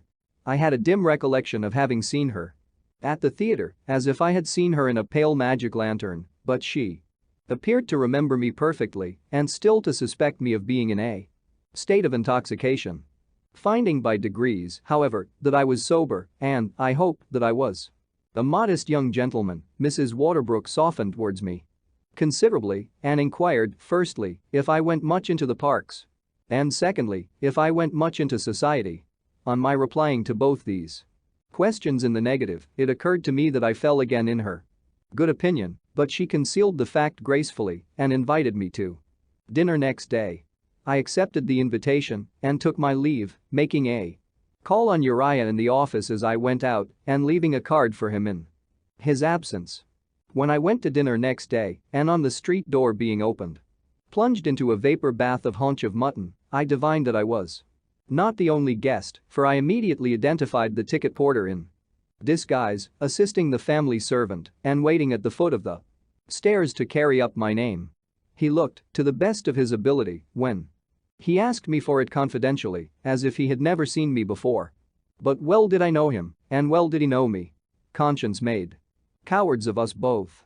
I found Mr. Waterbrook to be a middle-aged gentleman with a short throat and a good deal of shirt collar, who only wanted a black nose to be the portrait of a pug dog. He told me he was happy to have the honor of making my acquaintance, and when I had paid my homage to Mrs. Waterbrook, presented me, with much ceremony, to a very awful lady in a black velvet dress and a great black velvet hat, whom I remember as looking like a near relation of Hamlet, say his aunt. Mrs. Henry Spiker was this lady's name, and her husband was there too. So cold a man that his head, instead of being grey, seemed to be sprinkled with hoar frost. Immense deference was shown to the Henry Spikers, male and female, which Agnes told me was on account of Mr. Henry Spiker being solicitor to something or to somebody, I forget what, or which, remotely connected with the treasury. I found Uriah Heep among the company, in a suit of black and in deep humility. He told me, when I shook hands with him, that he was proud to be noticed by me and that he really felt obliged to me for my condescension. I could have wished he had been less obliged to me, for he hovered about me in his gratitude all the rest of the evening, and whenever I said a word to Agnes, was sure, with his shadowless eyes and cadaverous face, to be looking gauntly down upon us from behind. There were other guests all iced for the occasion, as it struck me. Like the wine. But there was one who attracted my attention before he came in, on account of my hearing him announced as Mr. Traddles. My mind flew back to Salem House, and could it be Tommy, I thought, who used to draw the skeletons? I looked for Mr. Traddles with unusual interest. He was a sober, steady-looking young man of retiring manners, with a comic head of hair and eyes that were rather wide open, and he got into an obscure corner so soon that I had some difficulty in making him out. At length I had a good view of him, and either my vision deceived me or it was the old unfortunate Tommy. I made my way to Mr. Waterbrook and said that I believed I had the pleasure of seeing an old schoolfellow there. Indeed, said Mr. Waterbrook, surprised. You are too young to have been at school with Mr. Henry Spiker? Oh, I don't mean him, I returned. I mean the gentleman named Traddles. Oh, indeed, said my host, with much diminished interest. Possibly. If it's really the same person, said I, glancing towards him, it was at a place called Salem House where we were together, and he was an excellent fellow. Oh yes. Traddles is a good fellow, returned my host, nodding his head with an air of toleration. Traddles is quite a good fellow. It's a curious coincidence, said I. It is really, returned my host, quite a coincidence that Traddles should be here at all, as Traddles was only invited this morning when the place at table, intended to be occupied by Mrs. Henry Spiker's brother, became vacant in consequence of his indisposition. A very gentlemanly man, Mrs. Henry Spiker's brother, Mr. Copperfield. I murmured an assent, which was full of feeling, considering that I knew nothing at all about him, and I inquired what Mr. Traddles was by profession. Traddles, returned Mr. Waterbrook, is a young man reading for the bar. Yes. He is quite a good fellow, nobody's enemy but his own. Is he his own enemy? said I, sorry to hear this. Well, returned Mr. Waterbrook, pursing up his mouth and playing with his watch chain in a comfortable, prosperous sort of way. I should say. He was one of those men who stand in their own light. Yes, I should say. He would never, for example, be worth £500. Traddles was recommended to me by a professional friend. Oh yes. Yes. He has a kind of talent for drawing briefs and stating a case in writing, plainly. I am able to throw something in Traddles' way in the course of the year. Something for him considerable. Oh yes. Yes. I was much impressed by the extremely comfortable and satisfied manner in which Mr. Waterbrook delivered himself of this little word yes. Every now and then. There was wonderful expression in it.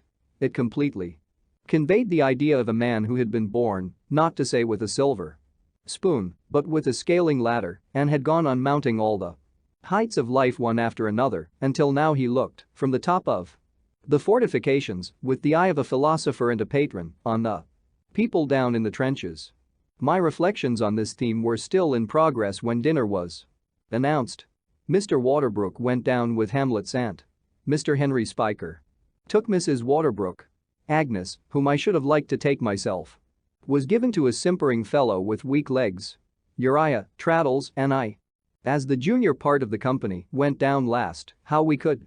I was not so vexed at losing Agnes as I might have been, since it gave me an opportunity of making myself known to Traddles on the stairs, who greeted me with great fervor, while Uriah writhed with such obtrusive satisfaction and self-abasement that I could gladly have pitched him over the banisters. Traddles and I were separated at table, being billeted in two remote corners. He in the glare of a red velvet lady. I in the gloom of Hamlet's aunt. The dinner was very long, and the conversation was about the aristocracy and blood. Mrs. Waterbrook repeatedly told us that if she had a weakness, it was blood. It occurred to me several times that we should have got on better if we had not been quite so genteel. We were so exceedingly genteel that our scope was very limited. A Mr. and Mrs. Gulpidge were of the party who had something to do at second hand, at least Mr. Gulpidge had, with the law business of the bank, and what with the bank and what with the treasury, we were as exclusive as the court circular. To mend the matter, Hamlet's aunt had the family failing of indulging in soliloquy and held forth in a desultory manner by herself on every topic that was introduced. These were few enough, to be sure, but as we always fell back upon blood, she had as wide a field for abstract speculation as her nephew himself. We might have been a party of ogres, the conversation assumed such a sanguine complexion. I confess I am of Mrs. Waterbrook's opinion, said Mr. Waterbrook, with his wine glass at his eye. Other things are all very well in their way. But give me blood. Oh. There is nothing, observed Hamlet's aunt, so satisfactory to one. There is nothing that is so much one's beau ideal of all that sort of thing, speaking generally. There are some low minds, not many, I am happy to believe, but there are some that would prefer to do what I should call bow down before idols. Positively idols. Before service. Intellect, and so on. But these are intangible points. Blood is not so. We see blood in a nose, and we know it. We meet with it in a chin, and we say, there it is. That's blood. It is an actual matter of fact. We point it out. It admits of no doubt. The simpering fellow with the weak legs, who had taken Agnes down, stated the question more decisively yet, I thought. Oh, you know, deuce take it, said this gentleman, looking round the board with an imbecile smile, we can't forego blood, you know. We must have blood, you know. Some young fellows, you know, may be a little behind their station, perhaps, in point of education and behavior, and may go a little wrong, you know, and get themselves and other people into a variety of fixes and all that, but deuce take it, it's delightful to reflect that they've got blood in them. Myself, I'd rather at any time be knocked down by a man who had got blood in him than I'd be picked up by a man who hadn't. This sentiment, as compressing the general question into a nutshell, gave the utmost satisfaction and brought the gentleman into great notice until the ladies retired. After that, I observed that Mr.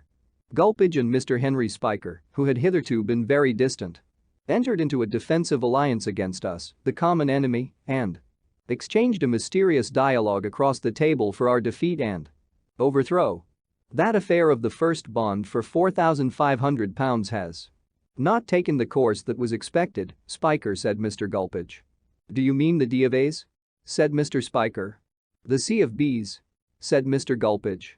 Mr. Spiker raised his eyebrows and looked much concerned. When the question was referred to Lord, I needn't name him, said Mr. Gulpidge, checking himself.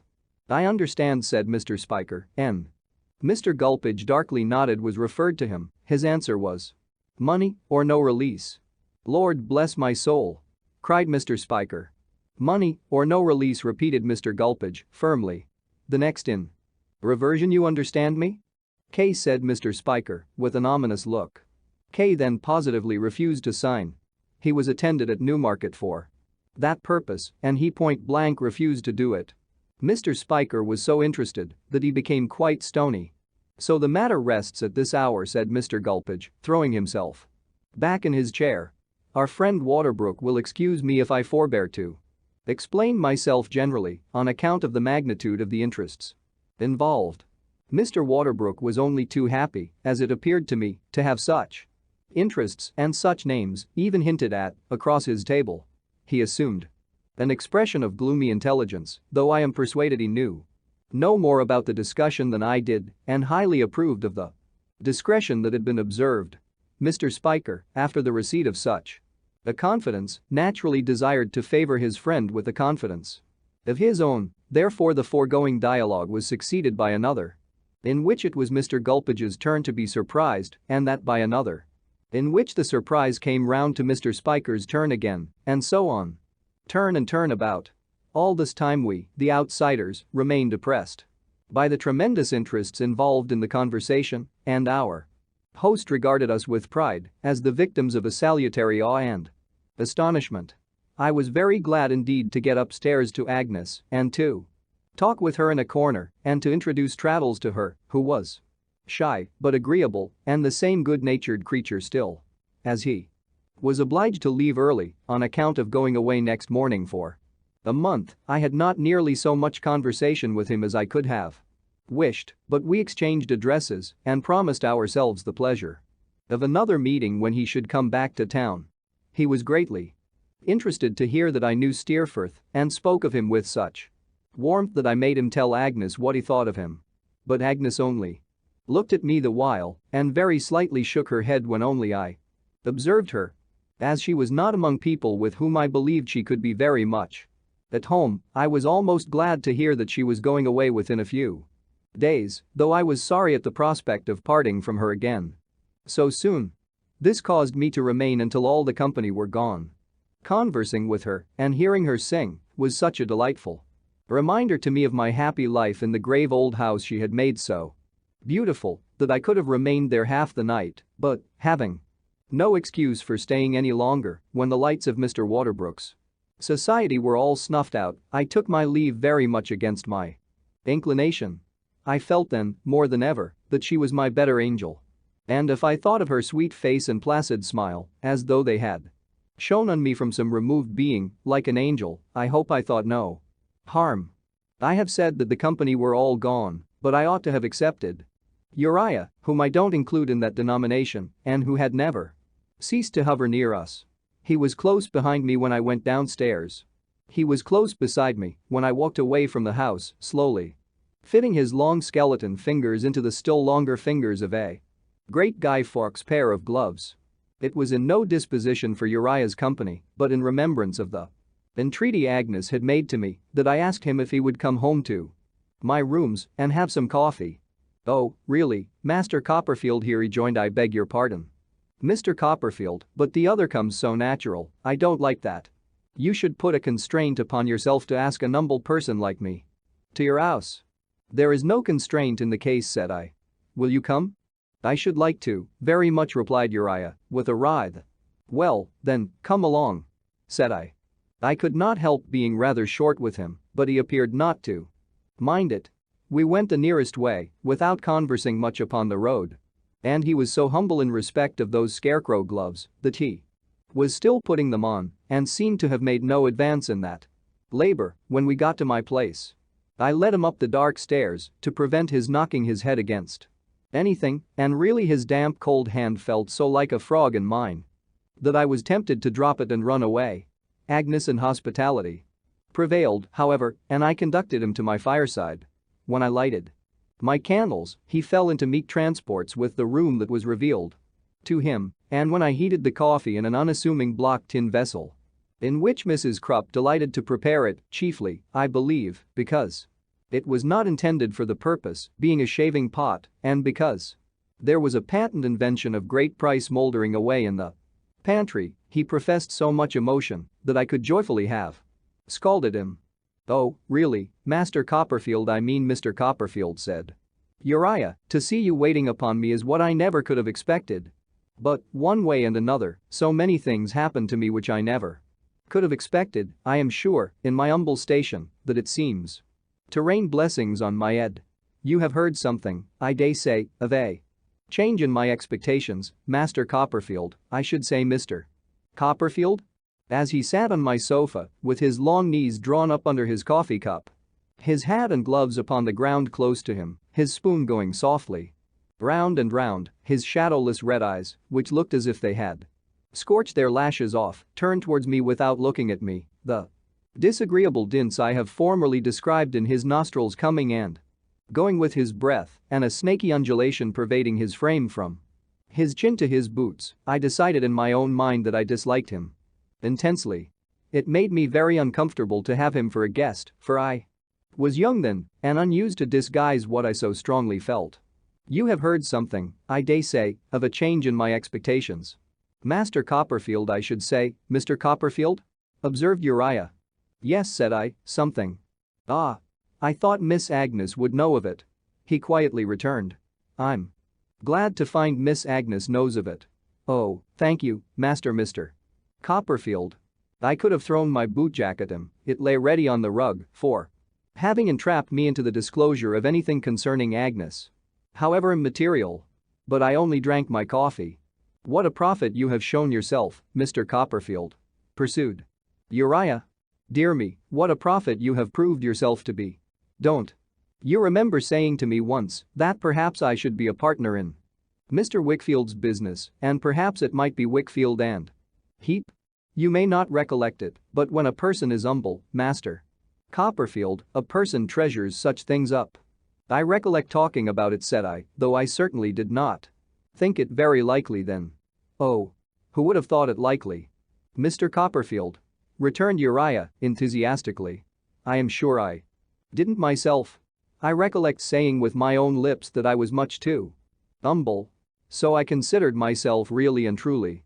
He sat, with that carved grin on his face, looking at the fire, as I looked at him. "But the humblest persons, Master Copperfield," he presently resumed, "may be the instruments of good. I am glad to think I have been the instrument of good to Mr. Wickfield, and that I may be more so. Oh, what a worthy man he is, Mr. Copperfield, but how imprudent he has been." "I am sorry to hear it," said I could not help adding, rather pointedly, "on all accounts." "Decidedly so, Mr. Copperfield," replied Uriah. "On all accounts. Miss Agnes's above all. You don't remember your own eloquent expressions, Master Copperfield, but I remember how you said one day that everybody must admire her, and how I thank you for it. You have forgot that, I have no doubt, Master Copperfield?" "No," said I, dryly. "Oh, how glad I am you have not!" exclaimed Uriah. "To think that you should be the first to kindle the sparks of ambition in my humble breast. And that you've not forgot it. Oh. Would you excuse me asking for a cup more coffee?" Something in the emphasis he laid upon the kindling of those sparks, and something in the glance he directed at me as he said it, had made me start as if I had seen him illuminated by a blaze of light. Recalled by his request, preferred in quite another tone of voice, I did the honors of the shaving pot, but I did them with an unsteadiness of hand, a sudden sense of being no match for him, and a perplexed suspicious anxiety as to what he might be going to say next, which I felt could not escape his observation. He said nothing at all. He stirred his coffee round and round, he sipped it, he felt his chin softly with his grisly hand, he looked at the fire. He looked about the room, he gasped rather than smiled at me, he writhed and undulated about. In his deferential servility, he stirred and sipped. Again, but he left the renewal of the conversation to me. "So, Mr. Wickfield," said I, at last, "who is worth 500 of? You or me? For my life, I think, I could not have helped dividing that." Part of the sentence with an awkward jerk. "Has been imprudent, has he? Mr. Heep?" "Oh, very imprudent indeed, Master Copperfield," returned Uriah, sighing modestly. "Oh, very much so. But I wish you'd call me Uriah, if you please. It's like old times." "Well, Uriah," said I, bolting it out with some difficulty. "Thank you," he returned, with fervor. "Thank you, Master Copperfield. It's like the blowing of old breezes or the ringing of old bells to hear you say Uriah. I beg your pardon. Was I making any observation?" "About Mr. Wickfield," I suggested. "Oh. Yes, truly," said Uriah. "Ah. Great imprudence, Master Copperfield. It's a topic that I wouldn't touch upon to any soul but you. Even to you I can only touch upon it and no more. If anyone else had been in my place during the last few years, by this time he would have had Mr. Wickfield, oh, what a worthy man he is, Master Copperfield, too, under his thumb." "Under his thumb," said Uriah, very slowly, as he stretched out his cruel-looking hand above my table and pressed his own thumb upon it until it shook and shook the room. If I had been obliged to look at him with him splay foot on Mr. Wickfield's head, I think I could scarcely have hated him more. "Oh, dear, yes, Master Copperfield," he proceeded, in a soft voice, most remarkably contrasting with the action of his thumb, which did not diminish its hard pressure in the least degree, "there's no doubt of it. There would have been loss, disgrace, I don't know what at all. Mr. Wickfield knows it. I am the humble instrument of humbly serving him. And he puts me on an eminence I hardly could have hoped to reach. How thankful should I be?" With his face turned towards me as he finished. But without looking at me, he took his crooked thumb off the spot where he had planted it and slowly and thoughtfully scraped his lank jaw with it, as if he were shaving himself. I recollect well how indignantly my heart beat as I saw his crafty face, with the appropriately red light of the fire upon it, preparing for something else. "Master Copperfield," he began, "but am I keeping you up?" "You are not keeping me up. I generally go to bed late." "Thank you, Master Copperfield. I have risen from my humble station since. First you used to address me, it is true, but I am humble still. I hope I never shall be otherwise than humble. You will not think the worse of my humbleness if I make a little confidence to you, Master Copperfield? Will you?" "Oh no," said I, with an effort. "Thank you." He took out his pocket handkerchief and began wiping the palms of his hands. "Miss Agnes, Master Copperfield, well, Uriah?" "Oh, how pleasant to be called Uriah," spontaneously he cried and gave himself a jerk like a convulsive fish. "You thought her looking very beautiful tonight, Master Copperfield?" "I thought her looking as she always does. Superior, in all respects, too. Everyone around her," I returned. "Oh, thank you. It's so true," he cried. "Oh, thank you very much for that." "Not at all," I said, loftily. "There is no reason why you should thank me."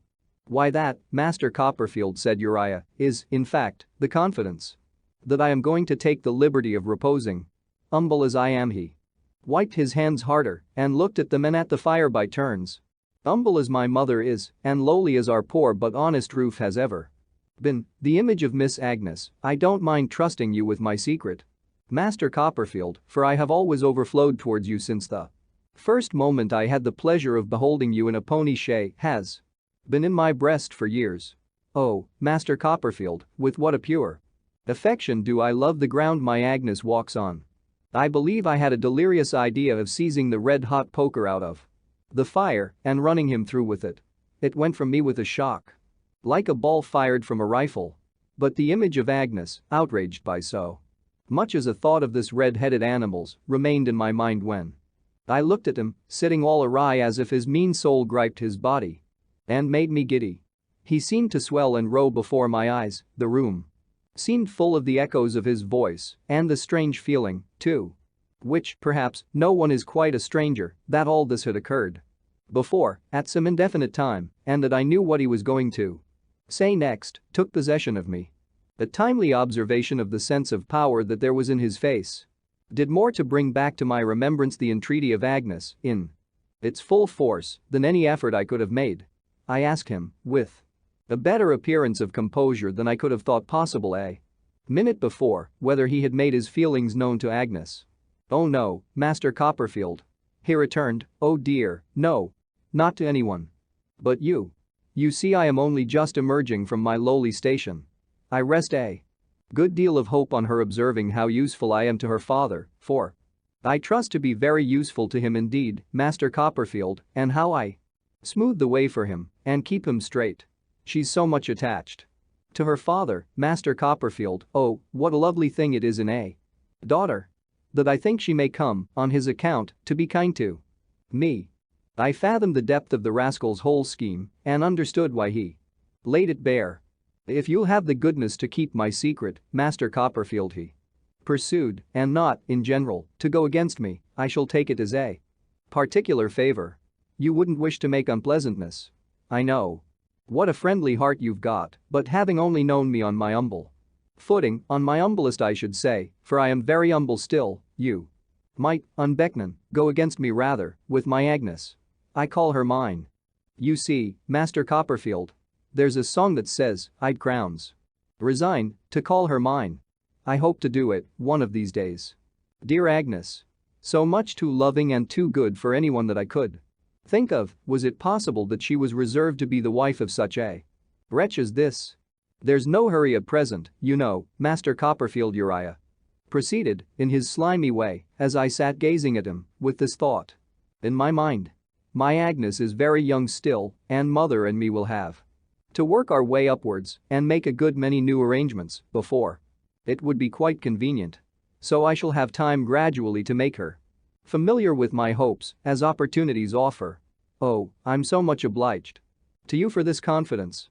Oh, it's such a relief, you can think, too.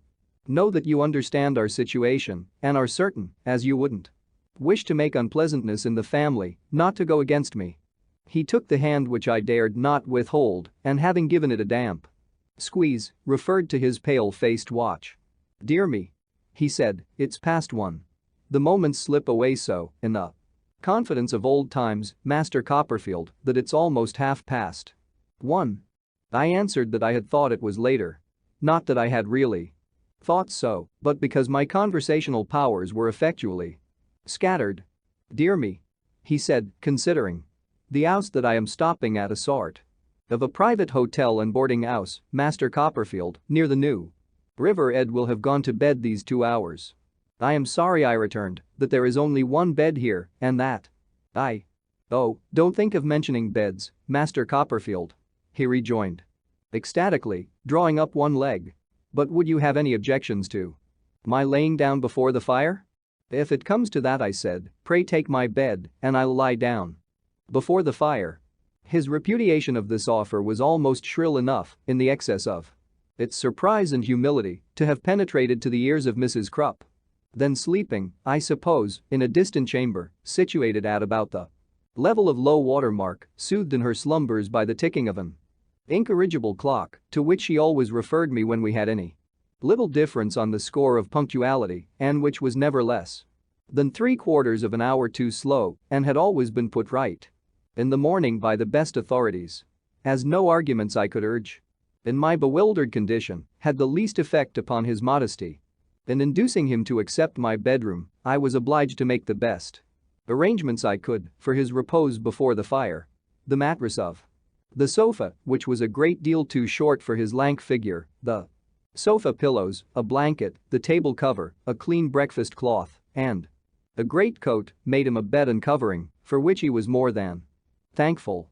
Having lent him a nightcap, which he put on at once, and in which he made such an awful figure that I have never worn one since, I left him to his rest. I never shall forget that night. I never shall forget how I turned and tumbled, how I wearied myself with thinking about Agnes and this creature, how I considered what could I do and what ought I to do, how I could come to no other conclusion than that the best course for her peace was to do nothing and to keep to myself what I had heard. If I went to sleep for a few moments, the image of Agnes with her tender eyes and of her father looking fondly on her, as I had so often seen Him look arose before me with appealing faces and filled me with vague terrors. When I awoke, the recollection that Uriah was lying in the next room sat heavy on me like a waking nightmare and oppressed me with a leaden dread, as if I had had some meaner quality of devil for a lodger. The poker got into my dozing thoughts besides and wouldn't come out. I thought, between sleeping and waking, that it was still red hot and I had snatched it out of the fire and run him through the body. I was so haunted at last by the idea, though I knew there was nothing in it, that I stole into the next room to look at him. There I saw him, lying on his back, with his legs extending to I don't know where, gurglings taking place in his throat, stoppages in his nose, and his mouth open like a post office.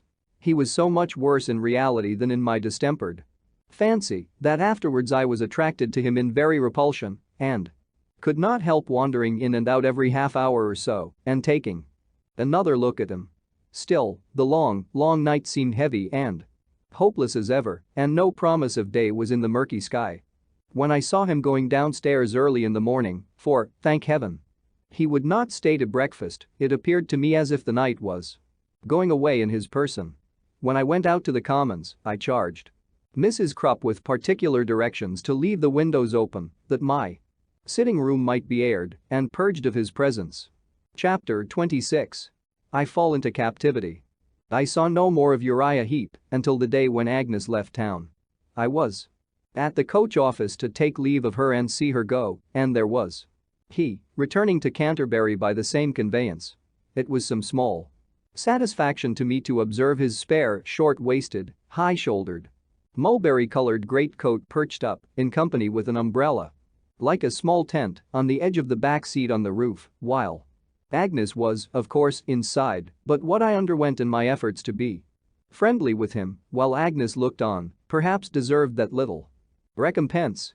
At the coach window, as at the dinner party, he hovered about us without a moment's intermission, like a great vulture, gorging himself on every syllable that I said to Agnes or Agnes said to me.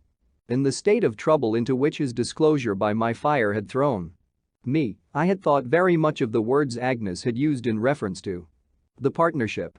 I did what I hope was right, feeling sure that it was necessary for Papa's peace that the sacrifice should be made. I entreated him to make it, a miserable foreboding that she would yield to and sustain herself by the same feeling in reference to any sacrifice for his sake had oppressed me ever since. I knew how she loved him. I knew what the devotion of her nature was. I knew from her own lips that she regarded herself as the innocent cause of his errors and as owing him a great debt she ardently desired to pay. I had no consolation in seeing how different she was from this detestable Rufus with the mulberry-colored greatcoat, for I felt that in the very difference between them, in the self-denial of her pure soul and the sordid baseness of his, the greatest danger lay. All this, doubtless, he knew thoroughly and had, in his cunning, considered well. Yet I was so certain that the prospect of such a sacrifice afar off must destroy the happiness of Agnes, and I was so sure, from her manner, of its being unseen by her then, and having cast no shadow on her yet, that I could as soon have injured her as given her any warning of what impended. Thus it was that we parted without explanation, she waving her hand and smiling farewell from the coach window, her evil genius writhing on the roof as if he had her in his clutches and triumphed. I could not get over this farewell glimpse of them for a long time. When Agnes wrote to tell me of her safe arrival, I was as miserable as when I saw her going away. Whenever I fell into a thoughtful state, this subject was sure to present itself, and all my uneasiness was sure to be redoubled. Hardly a night passed without my dreaming of it. It became a part of my life and as inseparable from my life as my own head. I had ample leisure to refine upon my uneasiness, for Steerforth was at Oxford, as he wrote to me, and when I was not at the Commons, I was very much alone. I believe I had at this time some lurking distrust of Steerforth. I wrote to him most affectionately in reply to his, but I think I was glad, upon the whole, that he could not come to London just then. I suspect the truth to be that the influence of Agnes was upon me, undisturbed by the sight of him, and that it was the more powerful with me because she had so large a share in my thoughts and interest. In the meantime, days and weeks slipped away. I was articled to Spenlow and Jorkins. I had £90 a year, exclusive of my house rent. And sundry collateral matters from my aunt. My rooms were engaged. For 12 months certain. And though I still found them dreary of an evening, and the evenings long, I could settle down into a state of equable low spirits and resign myself to coffee, which I seem, on looking back, to have taken by the gallon at about this period of my existence. At about this time, too, I made 3 discoveries. First, that Mrs. Krupp was a martyr to a curious disorder called the spasms, which was generally accompanied with inflammation of the nose and required to be constantly treated with peppermint. Secondly, that something peculiar in the temperature of my pantry made the brandy bottles burst. Thirdly, that I was alone in the world and much given to record that circumstance in fragments of English versification. On the day when I was articled, no festivity took place beyond my having sandwiches and sherry into the office for the clerks and going alone to the theater at night. I went to see The Stranger as a Doctor's Commons sort of play and was so dreadfully cut up that I hardly knew myself in my own glass when I got home. Mr. Spenlow remarked on this occasion, when we concluded our business, that he should have been happy to have seen me at his house at Norwood to celebrate our becoming connected, but for his domestic arrangements being in some disorder on account of the expected return of his daughter from finishing her education at Paris. But he intimated that when she came home he should hope to have the pleasure of entertaining me. I knew that he was a widower with 1 daughter and expressed my acknowledgements. Mr. Spenlow was as good as his word. In a week or 2, he referred to this engagement and said that if I would do him the favor to come down next Saturday and stay till Monday, he would be extremely happy. Of course I said I would do him the favor and he was to drive me down in his phaeton and to bring me back. When the day arrived, my very carpetbag was an object of veneration to the stipendiary clerks, to whom the house at Norwood was a sacred mystery. One of them informed me that he had heard that Mr. Spenlow ate entirely off plate and china, and another hinted at champagne being constantly on draft after the usual custom of table beer. The old clerk with the wig, whose name was Mr. Tiffey, had been down on business several times in the course of his career and had on each occasion penetrated to the breakfast parlor. He described it as an apartment of the most sumptuous nature and said that he had drunk brown East India sherry there of a quality so precious as to make a man wink. We had an adjourned cause in the consistory that day about excommunicating a baker who had been objecting in a vestry to a paving rate, and as the evidence was just twice the length of Robinson Crusoe, according to a calculation I made, it was rather late in the day before we finished. However, we got him excommunicated for 6 weeks and sentenced in no end of costs, and then the baker's proctor and the judge and the advocates on both sides, who were all nearly related, went out of town together, and Mr. Spenlow and I drove away in the phaeton. The phaeton was a very handsome affair. The horses arched their necks and lifted up their legs as if they knew they belonged to Doctors' Commons. There was a good deal of competition in the Commons on all points of display, and it turned out some very choice equipages then. Though I always have considered, and always shall consider, that in my time the great article of competition there was starch, which I think was worn among the proctors to as great an extent as it is in the nature of man to bear. We were very pleasant going down, and Mr. Spenlow gave me some hints in reference to my profession. He said it was the genteelest profession in the world and must on no account be confounded with the profession of a solicitor, being quite another sort of thing, infinitely more exclusive, less mechanical, and more profitable. We took things much more easily in the Commons than they could be taken anywhere else, he observed, and that set us, as a privileged class, apart. He said it was impossible to conceal the disagreeable fact that we were chiefly employed by solicitors, but he gave me to understand that they were an inferior race of men, universally looked down upon by all proctors of any pretensions. I asked Mr. Spenlow what he considered the best sort of professional business. He replied that a good case of a disputed will, where there was a neat little estate of 30 or 40,000 pounds, was perhaps the best of all. In such a case, he said, not only were there very pretty pickings in the way of arguments at every stage of the proceedings, and mountains upon mountains of evidence on interrogatory and counter-interrogatory, to say nothing of an appeal lying, first to the delegates and then to the lords, but the costs being pretty sure to come out of the estate at last, both sides went at it in a lively and spirited manner, and expense was no consideration. Then, he launched into a general eulogium on the Commons. What was to be particularly admired, he said, in the Commons was its compactness. It was the most conveniently organized place in the world. It was the complete idea of snugness. It lay in a nutshell. For example, you brought a divorce case or a restitution case into the consistory. Very good. You tried it in the consistory. You made a quiet little round game of it among a family group and you played it out at leisure. Suppose you were not satisfied with the consistory, what did you do then? Why, you went into the Arches. What was the Arches? The same court in the same room with the same bar and the same practitioners, but another judge, for there the consistory judge could plead any court day as an advocate. Well, you played your round game out again. Still you were not satisfied. Very good. What did you do then? Why, you went to the delegates. Who were the delegates? Why, the ecclesiastical delegates were the advocates without any business who had looked on at the round game when it was playing in both courts and had seen the cards shuffled and cut and played and had talked to all the players about it and now came fresh as judges to settle the matter to the satisfaction of everybody. Discontented people might talk of corruption in the Commons, closeness in the Commons, and the necessity of reforming the Commons, said Mr. Spenlow solemnly, in conclusion, but when the price of wheat per bushel had been highest, the Commons had been busiest, and a man might lay his hand upon his heart and say this to the whole world, touch the Commons, and down comes the country. I listened to all this with attention, and though, I must say, I had my doubts whether the country was quite as much obliged to the Commons as Mr. Spenlow made out, I respectfully deferred to his opinion. That about the price of wheat per bushel, I modestly felt was too much for my strength and quite settled the question.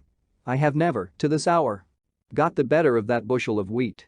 It has reappeared to annihilate me all through my life in connection with all kinds of subjects. I don't know now exactly what it has to do with me or what right it has to crush me on an infinite variety of occasions, but whenever I see my old friend the bushel brought in by the head and shoulders, as he always is, I observe, I give up a subject for lost. This is a digression.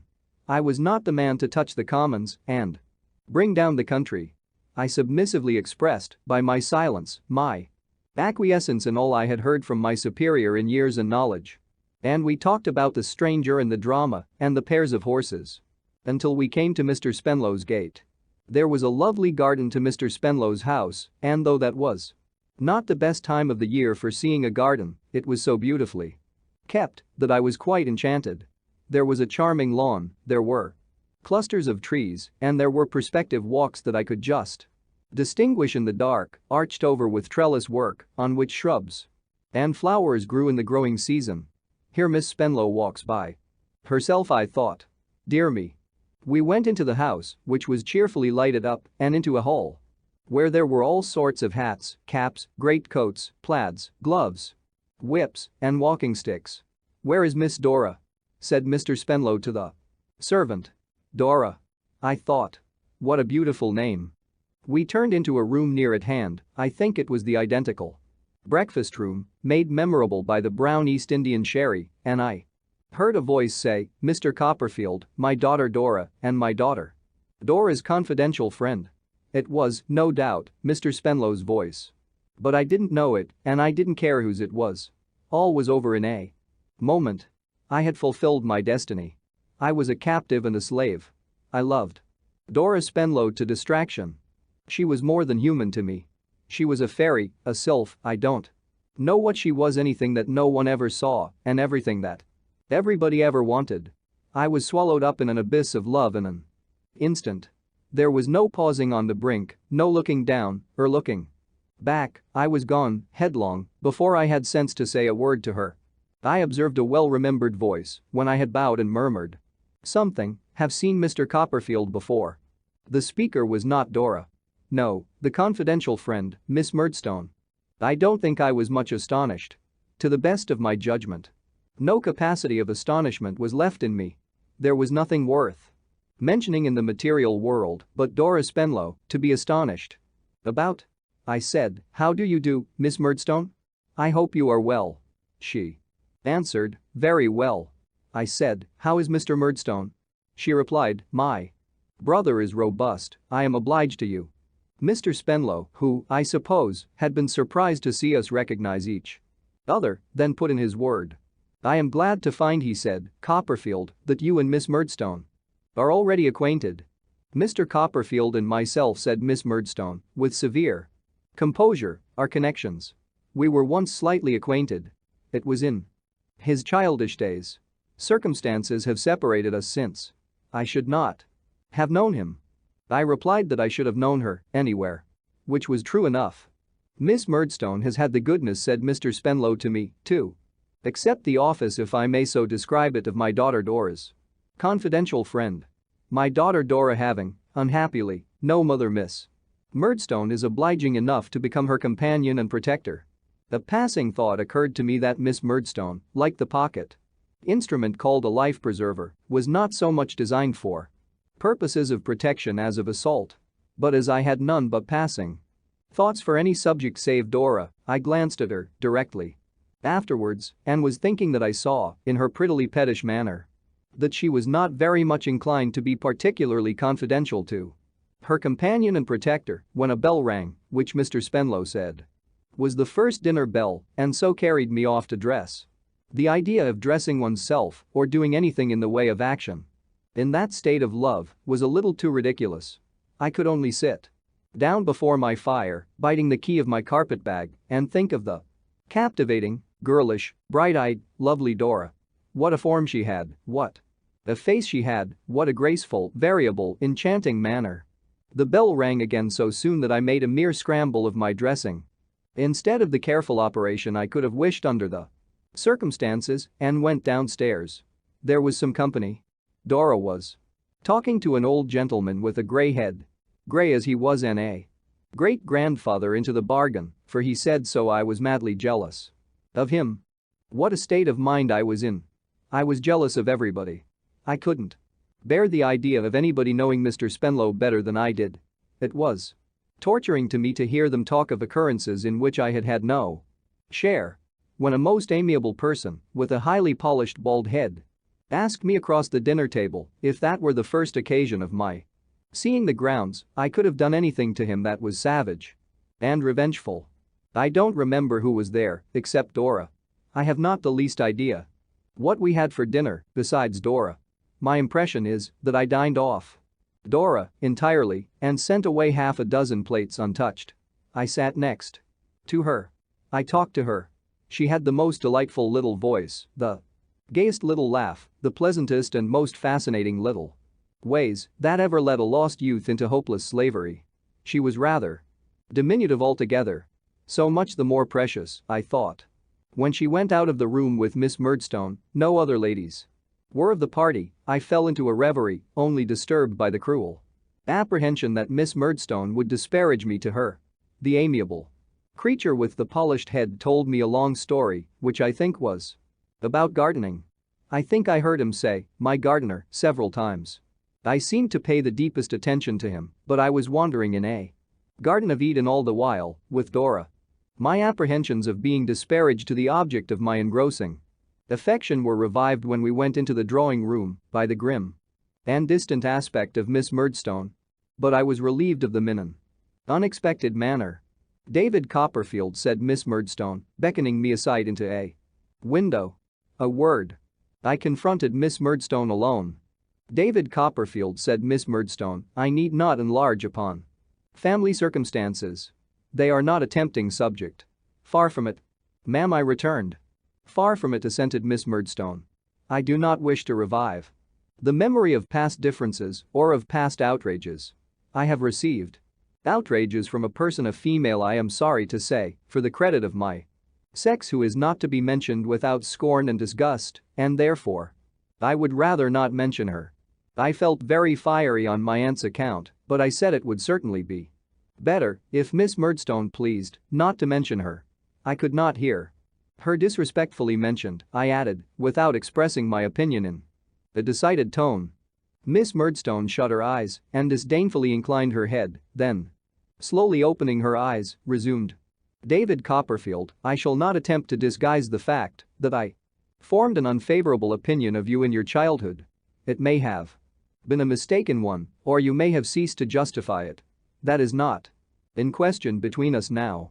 I belong to a family remarkable, I believe, for some firmness, and I am not the creature of circumstance or change. I may have my opinion of you.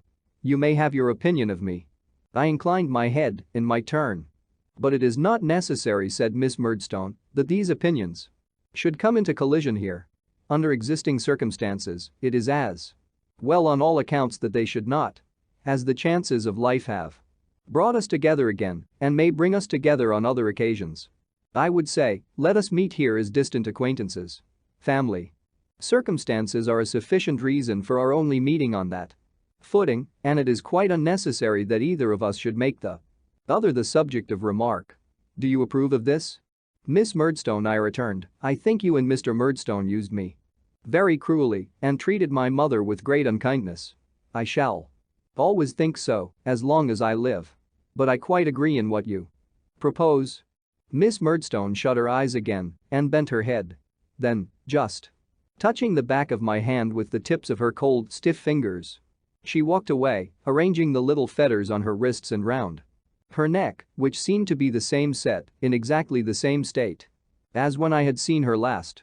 These reminded me, in reference to Miss Murdstone's nature, of the fetters over a jail door, suggesting on the outside, to all beholders, what was to be expected within. All I know of the rest of the evening is that I heard the Empress of my heart sing enchanted ballads in the French language, generally to the effect that, whatever was the matter, we ought always to dance, tar-a-la, accompanying herself on a glorified instrument resembling a guitar. That I was lost in blissful delirium. That I refused refreshment. That my soul recoiled from punch particularly. That when Miss Murdstone took her into custody and led her away, she smiled and gave me her delicious hand. That I caught a view of myself in a mirror, looking perfectly imbecile and idiotic. That I retired to bed in a most maudlin state of mind and got up in a crisis of feeble infatuation. It was a fine morning and early, and I thought I would go and take a stroll down one of those wire-arched walks and indulge my passion by dwelling on her image. On my way through the hall, I encountered her little dog, who was called Jip, short for Gypsy. I approached him tenderly, for I loved even him, but he showed his whole set of teeth. Got under a chair expressly to snarl and wouldn't hear of the least familiarity. The garden was cool and solitary. I walked about, wondering what my feelings of happiness would be if I could ever become engaged to this dear wonder. As to marriage and fortune and all that, I believe I was almost as innocently undesigning then as when I loved little Emily. To be allowed to call her Dora, to write to her, to dote upon and worship her, to have reason to think that when she was with other people she was yet mindful of me, seemed to me the summit of human ambition. I am sure it was the summit of mine. There is no doubt whatever that I was a lackadaisical young spoony, but there was a purity of heart in all this that prevents my having quite a contemptuous recollection of it. Let me laugh as I may. I had not been walking long when I turned a corner and met her. I tingle again from head to foot as my recollection turns that corner, and my pen shakes in my hand. You are out early, Miss Spenlow, said I. It's so stupid at home, she replied, and Miss Murdstone is so absurd. She talks such nonsense about its being necessary for the day to be aired before I come out. Aired. She laughed here in the most melodious manner. On a Sunday morning, when I don't practice, I must do something. So I told Papa last night I must come out. Besides, it's the brightest time of the whole day. Don't you think so?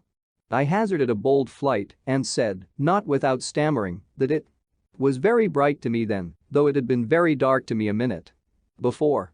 Do you mean a compliment? Said Dora, or that the weather has really changed? I stammered worse than before in replying that I meant no compliment. But the plain truth, though I was not aware of any change having taken Place in the weather. It was in the state of my own feelings, I added. Bashfully. To clench the explanation. I never saw such curls, how could I, for there never were such curls as those. She shook out to hide her blushes. As to the straw hat and blue ribbons which was on the top of the curls, if I could only have hung it up in my room in Buckingham Street, what a priceless possession it would have been. You have just come home from Paris, said I. Yes, said she. Have you ever been there? No. Oh. I hope you'll go soon. You would like it so much. Traces of deep-seated anguish appeared in my countenance. That she should hope I would go, that she should think it possible I could go, was insupportable. I depreciated Paris, I depreciated France. I said I wouldn't leave England under existing circumstances for any earthly consideration. Nothing should induce me. In short, she was shaking the curls again when the little dog came running along the walk to our relief. He was mortally jealous of me and persisted in barking at me. She took him up in her arms, oh my goodness, and caressed him, but he persisted. Upon barking still. He wouldn't let me touch him when I tried, and then she beat him. It increased my sufferings greatly to see the pats she gave him for punishment on the bridge of his blunt nose while he winked his eyes and licked her hand and still growled within himself like a little double bass. At length he was quiet, well he might be with her dimpled chin upon his head. And we walked away to look at a greenhouse. You are not very intimate with Miss Murdstone, are you? Said Dora. My pet. The two last words were to the dog. Oh, if they had only been to me. No, I replied. Not at all so. She is a tiresome creature, said Dora, pouting. I can't think what Papa can have been about when he chose such a vexatious thing to be my companion. Who wants a protector? I am sure I don't want a protector. Jip can protect me a great deal better than Miss Murdstone, can't you? Jip, dear? He only winked lazily when she kissed his ball of a head.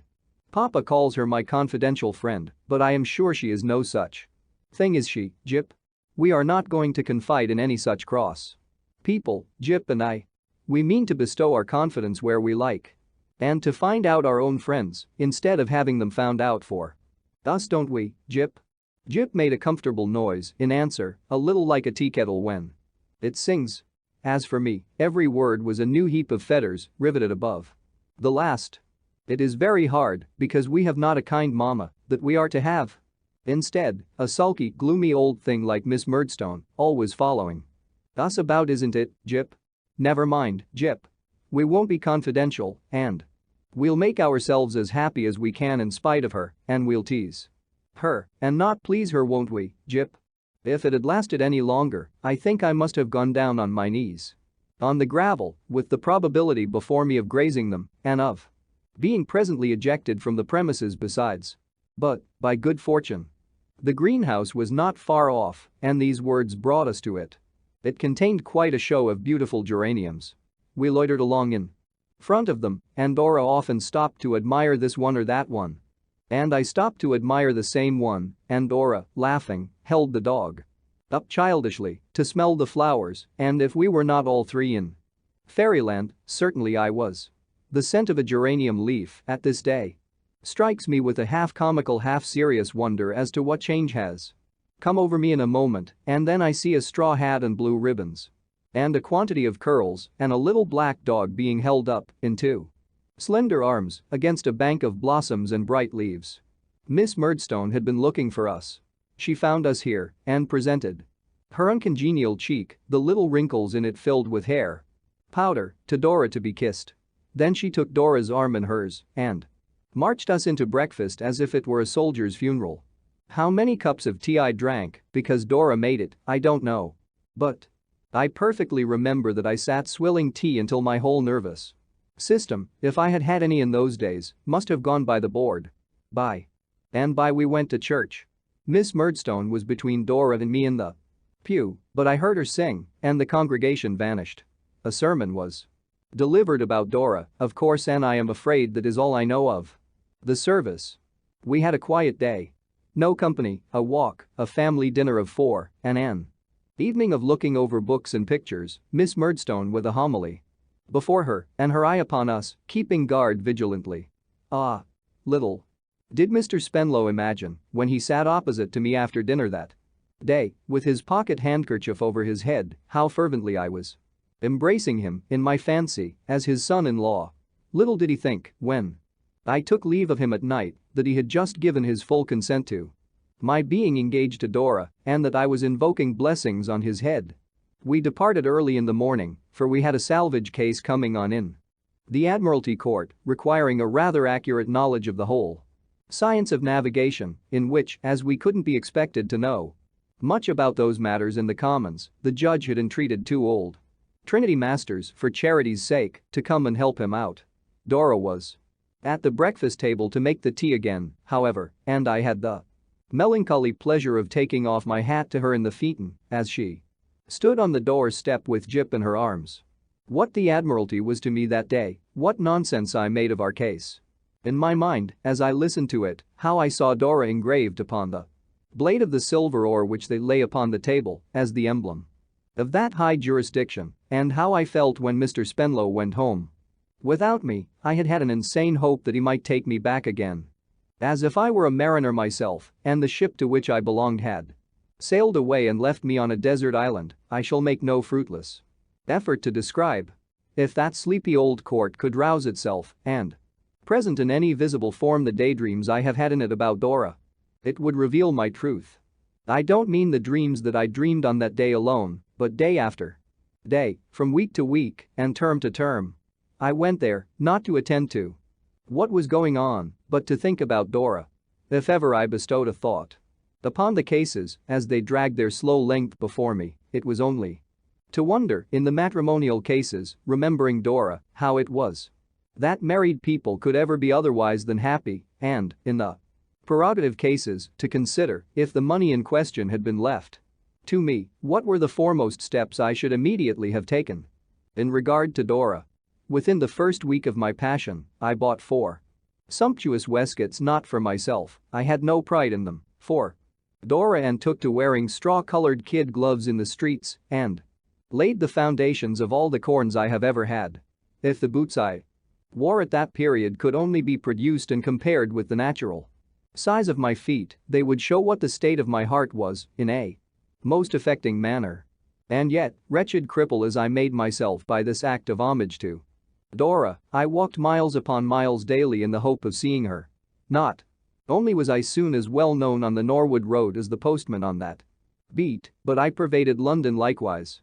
I walked about the streets where the best shops for ladies were, I haunted the bazaar like an unquiet spirit, I fagged through the park again and again, long after I was quite knocked up. Sometimes, at long intervals and on rare occasions, I saw her. Perhaps I saw her glove waved in a carriage window, perhaps I met her, walked with her and Miss Murdstone a little way, and spoke to her. In the latter case I was always very miserable afterwards to think that I had said nothing to the purpose, or that she had no idea of the extent of my devotion, or that she cared nothing about me. I was always looking out, as may be supposed, for another invitation to Mr. Spenlow's house. I was always being disappointed, for I got none. Mrs. Krupp must have been a woman of penetration, for when this attachment was but a few weeks old, and I had not had the courage to write more explicitly even to Agnes than that I had been to Mr. Spenlow's house, whose family, I added, consists of 1 daughter, I say Mrs. Krupp must have been a woman of penetration, for, even in that early stage, she found it out. She came up to me one evening, when I was very low, to ask, she being then afflicted with the disorder I have mentioned, if I could oblige her with a little tincture of cardamoms mixed with rhubarb and flavored with 7 drops of the essence of cloves, which was the best remedy for her complaint, or, if I had not such a thing by me, with a little brandy, which was the next best. It was not, she remarked, so palatable to her, but it was the next best. As I had never even heard of the first remedy, and always had the second in the closet, I gave Mrs. Krupp a glass of the second, which, that I might have no suspicion of its being devoted to any improper use, she began to take in my presence. "Cheer up, sir," said Mrs. Krupp. "I can't bear to see you so, sir. I'm a mother myself." I did not quite perceive the application of this fact to myself, but I smiled on Mrs. Krupp as benignly as was in my power. "Come," "Sir," said Mrs. Krupp. "Excuse me. I know what it is, sir. There's a lady in the case." "Mrs. Krupp?" I returned, reddening. "Oh, bless you. Keep a good heart, sir," said Mrs. Krupp, nodding. "Encouragement. Never say die, sir. If she don't smile upon you. There's a many as will. You are a young gentleman, to be smiled on, Mr. Copperfield, and you must learn your value, sir." Mrs. Krupp always called me Mr. Copperfield. Firstly, no doubt, because it was not my name, and secondly, I am inclined to think, in some indistinct association with a washing day. "What makes you suppose there is any young lady in the case, Mrs. Krupp?" said I. "Mr. Copperfield," said Mrs. Krupp, with a great deal of feeling, "I'm a mother myself." For some time Mrs. Krupp could only lay her hand upon her nankeen bosom and fortify herself against returning pain with sips of her medicine. At length she spoke again. "When the presents set were took for you by your dear aunt, Mr. Copperfield," said Mrs. Krupp, "my remark were, I had now found someone I could care for. Thank even were the expression, I have now found someone I can care for. You don't eat enough, sir, nor yet drink." "Is that what you found your supposition on, Mrs. Krupp?" said I. "Sir," said Mrs. Krupp, in a tone approaching to severity, "I've laundressed other young gentlemen besides yourself. A young gentleman may be over-careful of himself, or he may be under-careful of himself. He may brush his hair too regular or too unregular. He may wear his boots much too large for him or much too small. That is according as the young gentleman has his original character formed. But let him go to which extreme he may, sir, there's a young lady in both of 'em." Mrs. Krupp shook her head in such a determined manner that I had not an inch of vantage ground left. "It was but the gentleman which died here before yourself," said Mrs. Krupp, "that fell in love with a barmaid and had his waistcoats took. Indirectly, though much swelled by drinking." "Mrs. Krupp," said I must beg you not to connect the young lady in my case with a barmaid or anything of that sort, if you please."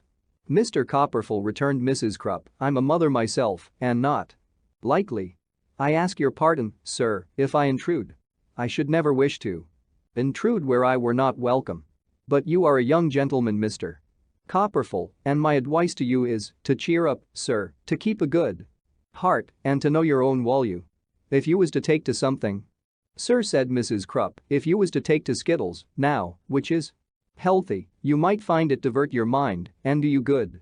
With these words, Mrs. Krupp, affecting to be very careful of the brandy which was all gone, thanked me with a majestic curtsy and retired.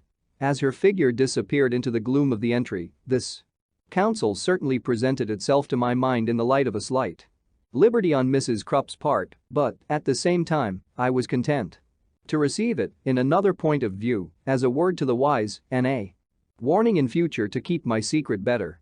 Chapter 27. Tommy Traddles. It may have been in consequence of Mrs. Krupp's advice and, perhaps, for no better reason than because there was a certain similarity in the sound of the word Skittles and Traddles, that it came into my head, next day, to go and look after Traddles. The time he had mentioned was more than out, and he lived in a little street near the veterinary college at Camden Town, which was principally tenanted, as one of our clerks who lived in that direction informed me, by gentlemen students who bought live donkeys and made experiments on those quadrupeds in their private apartments. Having obtained from this clerk a direction to the academic grove in question, I set out the same afternoon to visit my old schoolfellow. I found that the street was not as desirable a one as I could have wished it to be, for the sake of Traddles. The inhabitants appeared to have a propensity to throw any little trifles they were not in want of into the road, which not only made it rank and sloppy, but untidy too. On account of the cabbage leaves, the refuse was not wholly vegetable either, for I myself saw a shoe, a doubled-up saucepan, a black bonnet, and an umbrella in various stages of decomposition as I was looking out for the number I wanted. The general air of the place reminded me forcibly of the days when I lived with Mr. and Mrs. Micawber, an indescribable character of faded gentility that attached to the house I sought and made it unlike all the other houses in the street, though they were all built on one monotonous pattern and looked like the early copies of a blundering boy who was learning to make houses and had not yet got out of his cramped Brick and mortar pothooks reminded me still more of Mr. and Mrs. Micawber. Happening to arrive at the door as it was open to the afternoon milkman, I was reminded of Mr. and Mrs. Micawber more forcibly. Yet. Now, said the milkman to a very youthful servant girl. Has that there little bill of mine been heerd on? Oh, master says he'll attend to it immediate, was the reply. Because, said the milkman, going on as if he had received no answer. And speaking, as I judged from his tone, rather for the edification of somebody within the house than of the youthful servant, an impression which was strengthened by his manner of glaring down the passage, because that there little bill has been running so long that I begin to believe it's run away altogether and never won't be heerd of. Now, I'm not a-going to stand it, you know, said the milkman, still throwing his voice into the house and glaring down the passage. As to his dealing in the mild article of milk, by the by, there never was a greater anomaly. His deportment would have been fierce in a butcher or a brandy merchant. The voice of the youthful servant became faint, but she seemed to me, from the action of her lips, again to murmur that it would be attended to immediate. I tell you what, said the milkman, looking hard at her for the first time and taking her by the chin, are you fond of milk? Yes, I likes it, she replied. Good, said the milkman. Then you won't have none tomorrow. Do you hear? Not a fragment of milk you won't have tomorrow. I thought she seemed, upon the whole, relieved by the prospect of having any today. The milkman, after shaking his head at her darkly, released her chin and with anything rather than good will opened his can and deposited the usual quantity in the family jug. This done, he went away, muttering, and uttered the cry of his trade next door in a vindictive shriek. Does Mr. Traddles live here? I then inquired. A mysterious voice from the end of the passage replied yes. Upon which the youthful servant replied yes. Is he at home? Said I. Again the mysterious voice replied in the affirmative, and again the servant echoed it.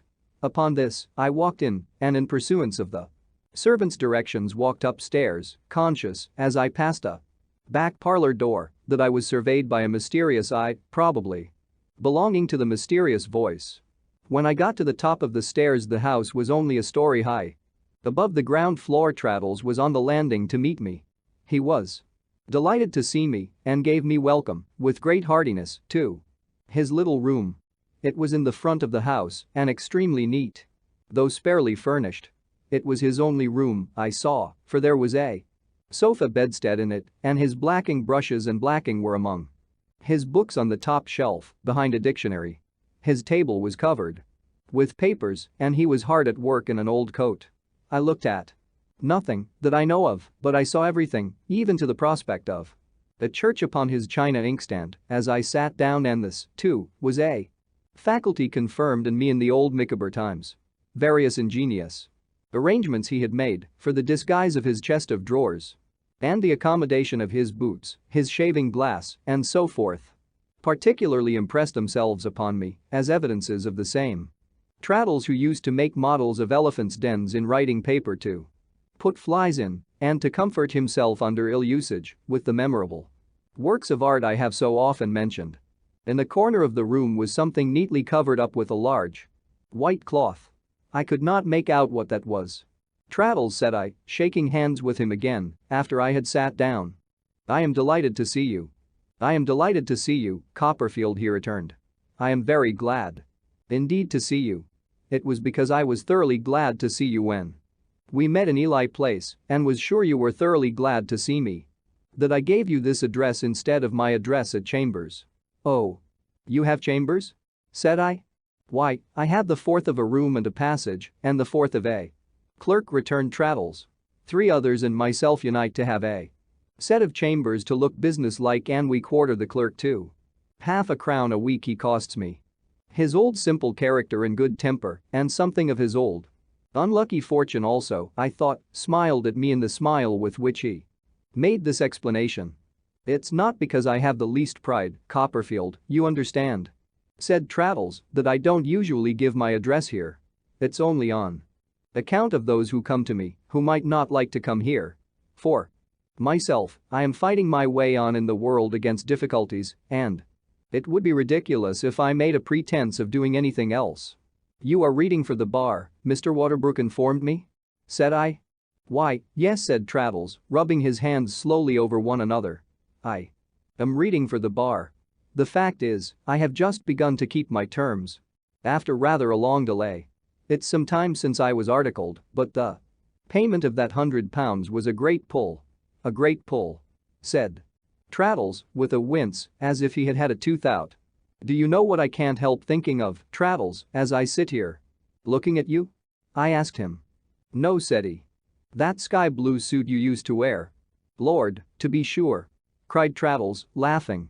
Tight in the arms and legs, you know. Dear me. Well, those were happy times, weren't they?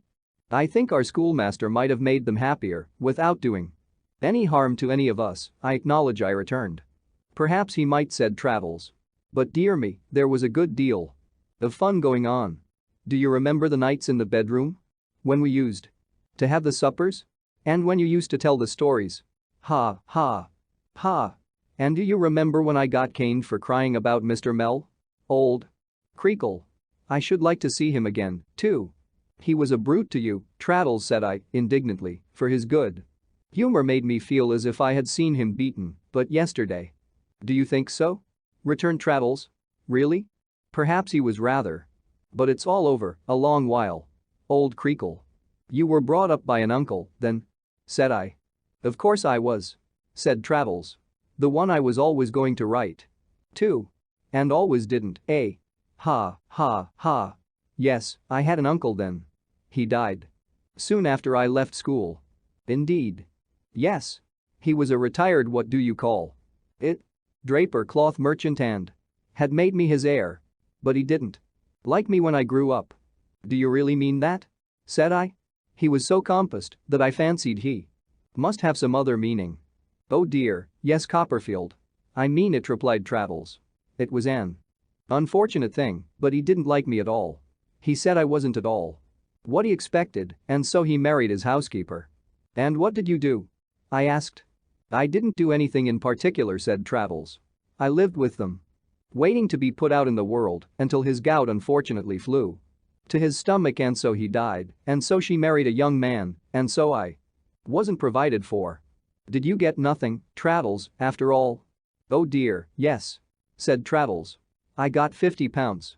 I had never been brought up to any profession, and at first I was at a loss what to do for myself.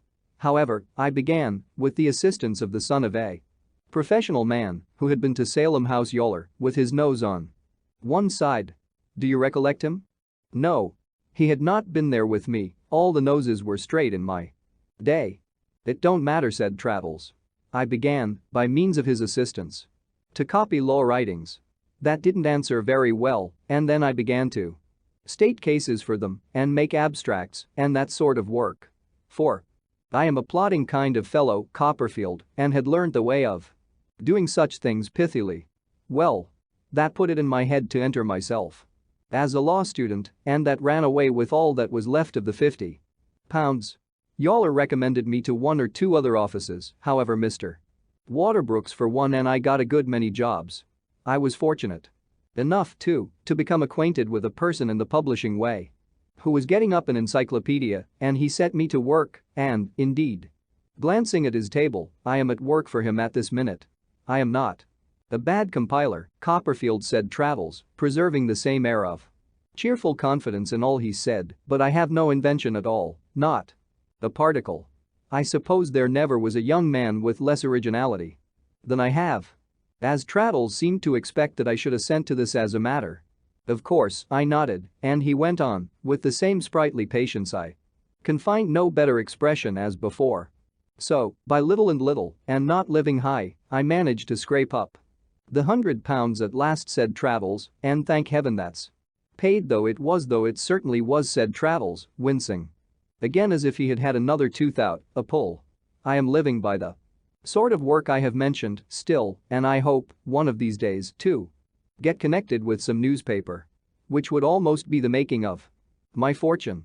Now, Copperfield, you are so exactly what you used to be, with that agreeable face, and it's so pleasant to see you, that I shan't conceal anything. Therefore you must know that I am engaged. Engaged? Oh, Dora. She is a curate's daughter, said Traddles, one of 10, down in Devonshire. Yes. For he saw me glance, involuntarily, at the prospect on the inkstand. That's the church. You come round here to the left. Out of this gate, tracing his finger along the inkstand, and exactly where I hold this pen, there stands the house facing, you understand, towards the church. The delight with which he entered into these particulars did not fully present itself to me until afterwards, for my selfish thoughts were making a ground plan of Mr. Spenlow's house and garden at the same moment. She is such a dear girl, said Traddles, a little older than me, but the dearest girl. I told you I was going out of town? I have been down there. I walked there, and I walked back, and I had the most delightful time. I dare say ours is likely to be a rather long engagement, but our motto is wait and hope. We always say that. Wait and hope, we always say. And she would wait, Copperfield, till she was 60, any age you can mention for me. Traddles rose from his chair and, with a triumphant smile, put his hand upon the white cloth I had observed. However, he said, it's not that we haven't made a beginning towards housekeeping. No, we have begun. We must get on by degrees, but we have begun. Here, drawing the cloth off with great pride and care, are 2 pieces of furniture to commence with. This flower pot and stand she bought herself. You put that in a parlor window, said Traddles, falling a little back from it to survey it with the greater admiration. With a plant in it, and there you are. This little round table with the marble top, it's 2 feet 10 in circumference, I bought. You want to lay a book down, you know, or somebody comes to see you or your wife and wants a place to stand a cup of tea upon, and there you are again, said Traddles. It's an admirable piece of workmanship, firm as a rock. I praised them both highly, and Traddles replaced the covering as carefully as he had removed it. It's not a great deal towards the furnishing, said Traddles, but it's something. The tablecloths and pillowcases and articles of that kind are what discourage me most, Copperfield. So does the ironmongery, candle boxes and gridirons and that sort of necessaries, because those things tell and mount up. However, wait and hope. And I assure you she's the dearest girl. I am quite certain of it, said I. In the meantime, said Traddles, coming back to his chair, and this is the end of my prosing about myself, I get on as well as I can. I don't make much, but I don't spend much. In general, I board with the people downstairs, who are very agreeable people indeed. Both Mr. and Mrs. Micawber have seen a good deal of life and are excellent company. My dear Traddles, I quickly exclaimed. What are you talking about? Traddles looked at me as if he wondered what I was talking about. Mr. and Mrs. Micawber, I repeated. Why, I am intimately acquainted with them. An opportune double knock at the door, which I knew well from old experience in Windsor Terrace, and which nobody but Mr. Micawber could ever have knocked at that door, resolved any doubt in my mind as to their being my old friends. I begged Traddles to ask his landlord to walk up. Traddles accordingly did so, over the banister, and Mr. Micawber, not a bit changed, his tights, his stick, his shirt collar, and his eyeglass, all the same as ever, came into the room with a genteel and youthful air. I beg your pardon, Mr. Traddles, said Mr. Micawber, with the old roll in his voice, as he checked himself and humming a soft tune. I was not aware that there was any individual alien to this tenement in your sanctum. Mr. Micawber slightly bowed to me and pulled up his shirt collar. How do you do, Mr. Micawber? Said I. Sir, said Mr. Micawber, you are exceedingly obliging. I am in statu quo. And Mrs. Micawber? I pursued. Sir, said Mr. Micawber, she is also, thank God, in statu quo. And the children, Mr. Micawber? Sir, said Mr. Micawber, I rejoice to reply that they are, likewise, in the enjoyment of salubrity. All this time, Mr. Micawber had not known me in the least, though he had stood face to face with me. But now, seeing me smile, he examined my features with more attention, fell back, cried, is it possible? Have I the pleasure of again beholding Copperfield? And shook me by both hands with the utmost fervor. Good heaven, Mr. Traddles, said Mr. Micawber, to think that I should find you acquainted with the friend of my youth, the companion of earlier days. My dear, calling over the banisters to Mrs. Micawber. While Traddles looked, with reason, not a little amazed at this description of me. "Here is a gentleman in Mr. Traddles' apartment whom he wishes to have the pleasure of presenting to you, my love." Mr. Micawber immediately reappeared and shook hands with me again. "And how is our good friend the doctor, Copperfield?" said Mr. Micawber. "And all the circle at Canterbury?" "I have none but good accounts of them," said I.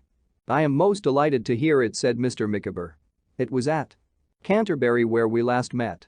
Within the shadow, I may figuratively say, of that religious edifice immortalized by Chaucer, which was anciently the resort of pilgrims from the remotest corners of." "In short," said Mr. Micawber, "in the immediate neighborhood of the cathedral." I replied that it was. Mr. Micawber continued talking as volubly as he could, but not, I thought, without showing, by some marks of concern in his countenance, that he was sensible of sounds in the next room, as of Mrs. Micawber washing her hands and hurriedly opening and shutting drawers that were uneasy in their action. "You find us, Copperfield," said Mr. Micawber, with one eye on Traddles, "at present established on what may be designated as a small and unassuming scale, but you are aware that I have, in the course of my career, surmounted difficulties and conquered obstacles. You are no stranger to the fact that there have been periods of my life when it has been requisite that I should pause until certain expected events should turn up, when it has been necessary that I should fall back before making what I trust I shall not be accused of presumption in terming a spring. The present is one of those momentous stages in the life of man. You find me fallen back for a spring, and I have every reason to believe that a vigorous leap will shortly be the result." I was expressing my satisfaction when Mrs. Micawber came in, a little more slatternly than she used to be, or so she seemed now, to my unaccustomed eyes, but still with some preparation of herself for company and with a pair of brown gloves on. "My dear," said Mr. Micawber, leading her towards me, "here is a gentleman of the name of Copperfield who wishes to renew his acquaintance with you." It would have been better, as it turned out, to have led gently up to this announcement, for Mrs. Micawber, being in a delicate state of health, was overcome by it and was taken so unwell that Mr. Micawber was obliged, in great trepidation, to run down to the water butt in the backyard and draw a basinful to lave her brow with. She presently revived, however, and was really pleased to see me. We had half an hour's talk altogether, and I asked her about the twins, who, she said, were grown great creatures, and after Master and Miss Micawber, whom she described as absolute giants, but they were not produced on that occasion. Mr. Micawber was very anxious that I should stay to dinner. I should not have been averse to do so, but that I imagined I detected trouble and calculation relative to the extent of the cold meat in Mrs. Micawber's eye. I therefore pleaded another engagement, and observing that Mrs. Micawber's spirits were immediately lightened, I resisted all persuasion to forego it. But I told Traddles and Mr. and Mrs. Micawber that before I could think of leaving, they must appoint a day when they would come and dine with me. The occupations to which Traddles stood pledged rendered it necessary to fix a somewhat distant one, but an appointment was made for the purpose that suited us all, and then I took my leave. Mr. Micawber, under pretense of showing me a nearer way than that by which I had come, accompanied me to the corner of the street, being anxious, he explained to me, to say a few words to an old friend, in confidence. "My dear Copperfield," said Mr. Micawber, "I need hardly tell you that to have beneath our roof, under existing circumstances, a mind like that which gleams, if I may be allowed the expression, which gleams in your friend Traddles, is an unspeakable comfort. With a washerwoman who exposes hardbake for sale in her parlor window, dwelling next door, and a Bow Street officer residing over the way, you may imagine that his society is a source of consolation to myself and to Mrs. Micawber. I am at present, my dear Copperfield, engaged in the sale of corn upon commission. It is not an avocation of a remunerative description. In other words, it does not pay, and some temporary embarrassments of a pecuniary nature have been the consequence. I am, however, delighted to add that I have now an immediate prospect of something turning up. I am not at liberty to say in what direction, which I trust will enable me to provide permanently both for myself and for your friend Traddles, in whom I have an unaffected interest. You may, perhaps, be prepared To hear that Mrs. Micawber is in a state of health which renders it not wholly improbable that an addition may be ultimately made to those pledges of affection which, in short, to the infantine group, Mrs. Micawber's family have been so good as to express their dissatisfaction at this state of things. I have merely to observe that I am not aware that it is any business of theirs and that I repel that exhibition of feeling with scorn and with defiance. Mr. Micawber then shook hands with me again and left me. Chapter 28. Mr. Micawber's Gauntlet. Until the day arrived on which I was to entertain my newly found old friends, I lived principally on Dora and coffee. In my love-lorn condition, my appetite languished, and I was glad of it, for I felt as though it would have been an act of perfidy towards Dora to have a natural relish for my dinner. The quantity of walking exercise I took was not in this respect attended with its usual consequence, as the disappointment counteracted the fresh air. I have my doubts, too, founded on the acute experience acquired at this period of my life, whether a sound enjoyment of animal food can develop itself freely in any human subject who is always in torment from tight boots. I think the extremities require to be at peace before the stomach will conduct itself with vigor. On the occasion of this domestic little party, I did not repeat my former extensive preparations. I merely provided a pair of soles, a small leg of mutton, and a pigeon pie. Mrs. Crupp broke out into rebellion on my first bashful hint in reference to the cooking of the fish and joint and said, with a dignified sense of injury, "No. No. Sir. You will not ask me such a thing, for you are better acquainted with me than to suppose me capable of doing what I cannot do with ample satisfaction to my own feelings." But, in the end, a compromise was effected, and Mrs. Crupp consented to achieve this feat on condition that I dined from home for a fortnight afterwards. And here I may remark that what I underwent from Mrs. Crupp, in consequence of the tyranny she established over me, was dreadful. I never was so much afraid of anyone. We made a compromise of everything. If I hesitated, she was taken with that wonderful disorder which was always lying in ambush in her system, ready, at the shortest notice, to prey upon her vitals.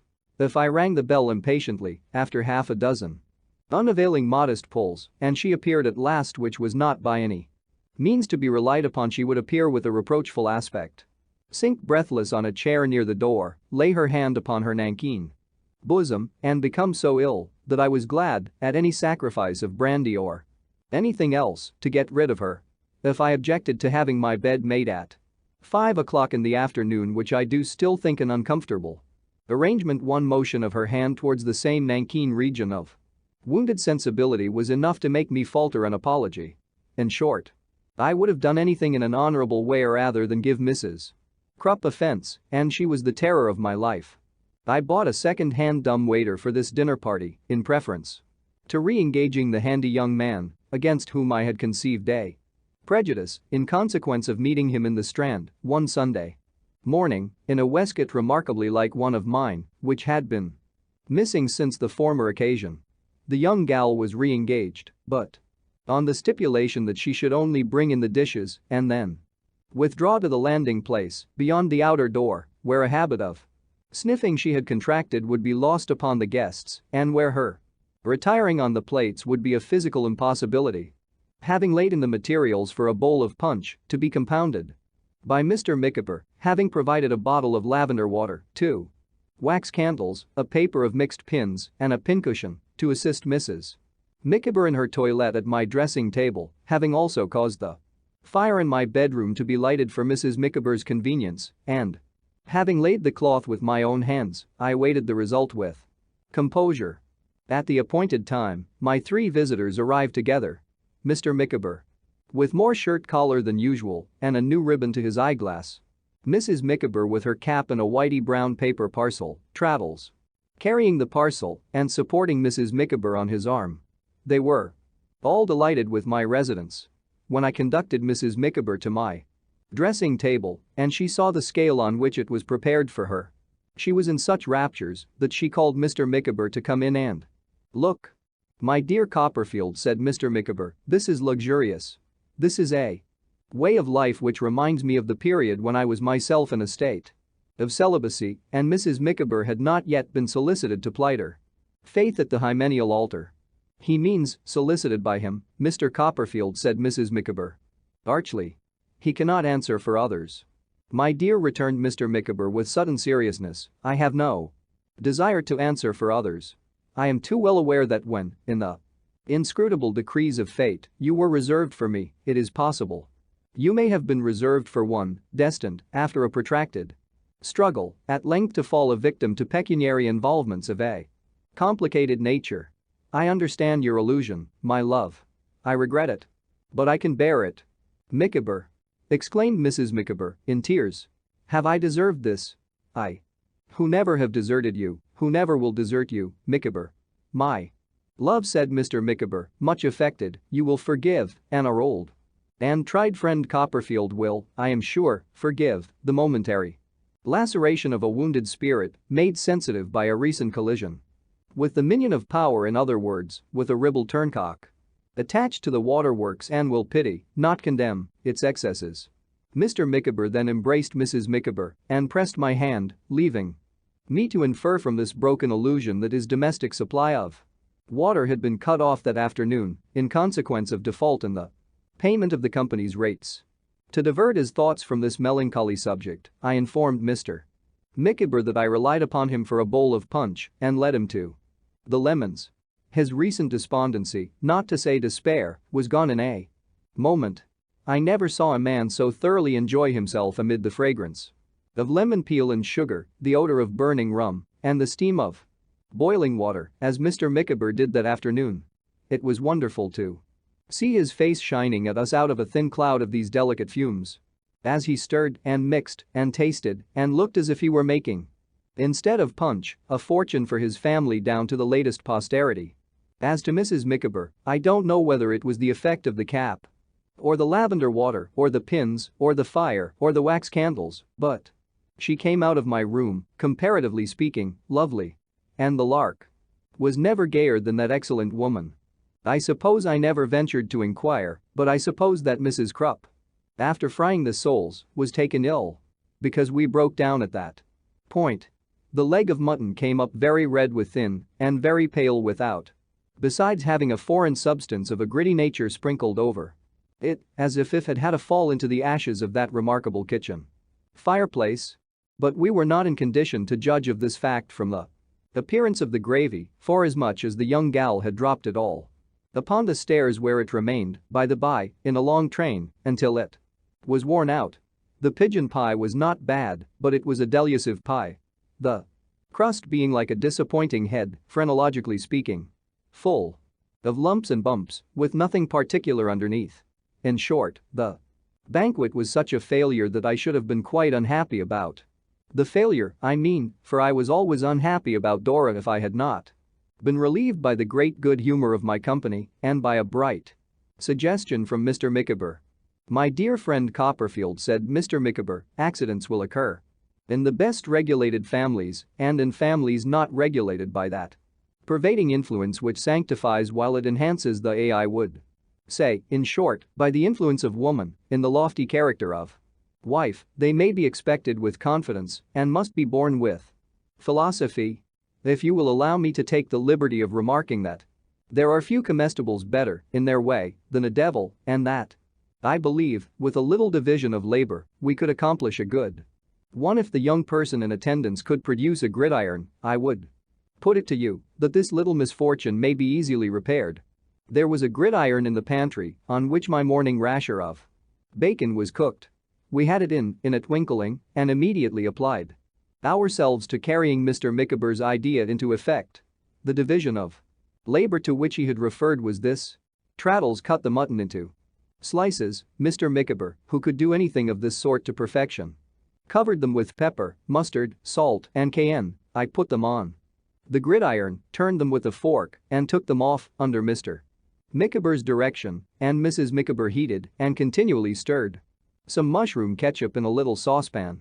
When we had slices enough done to begin upon, we fell to, with our sleeves still tucked up at the wrist, more slices sputtering and blazing on the fire, and our attention divided between the mutton on our plates and the mutton then preparing. What with the novelty of this cookery, the excellence of it, the bustle Of it, the frequent starting up to look after it, the frequent sitting down to dispose of it as the crisp slices came off the gridiron hot and hot, the being so busy, so flushed with the fire, so amused, and in the midst of such a tempting noise and savor, we reduced a leg of mutton to the bone. My own appetite came back miraculously. I am ashamed to record it, but I really believe I forgot Dora for a little while. I am satisfied that Mr. and Mrs. Micawber could not have enjoyed the feast more if they had sold a bed to provide it. Traddles laughed as heartily, almost the whole time, as he ate and worked. Indeed we all did, all at once, and I dare say there was never a greater success. We were at the height of our enjoyment and were all busily engaged in our several departments, endeavoring to bring the last batch of slices to a state of perfection that should crown the feast, when I was aware of a strange presence in the room, and my eyes encountered those of the staid Littimer, standing hat in hand before me. "What's the matter?" I involuntarily asked. "I beg your pardon, sir, I was directed to come in. Is my master not here, sir?" "No." "Have you not seen him, sir?" "No, don't you come from him?" "Not immediately so, sir." "Did he tell you you would find him here?" "Not exactly so, sir. But I should think he might be here tomorrow, as he has not been here today." "Is he coming up from Oxford?" "I beg, sir," he returned respectfully, "that you will be seated and allow me to do this." With which he took the fork from my unresisting hand and bent over the gridiron as if his whole attention were concentrated on it. We should not have been much discompassed, I dare say, by the appearance of Steerforth himself, but we became in a moment the meekest of the meek before his respectable serving man. Mr. Micawber, humming a tune, to show that he was quite at ease, subsided into his chair with the handle of a hastily concealed fork sticking out of the bosom of his coat, as if he had stabbed himself. Mrs. Micawber put on her brown gloves and assumed a genteel languor. Traddles ran his greasy hands through his hair and stood it bolt upright and stared in confusion on the tablecloth. As for me, I was a mere infant at the head of my own table and hardly ventured to glance at the respectable phenomenon who had come from heaven knows where to put my establishment to rights. Meanwhile he took the mutton off the gridiron and gravely handed it round. We all took some, but our appreciation of it was gone, and we merely made a show of eating it. As we severally pushed away our plates, he noiselessly removed them and set on the cheese.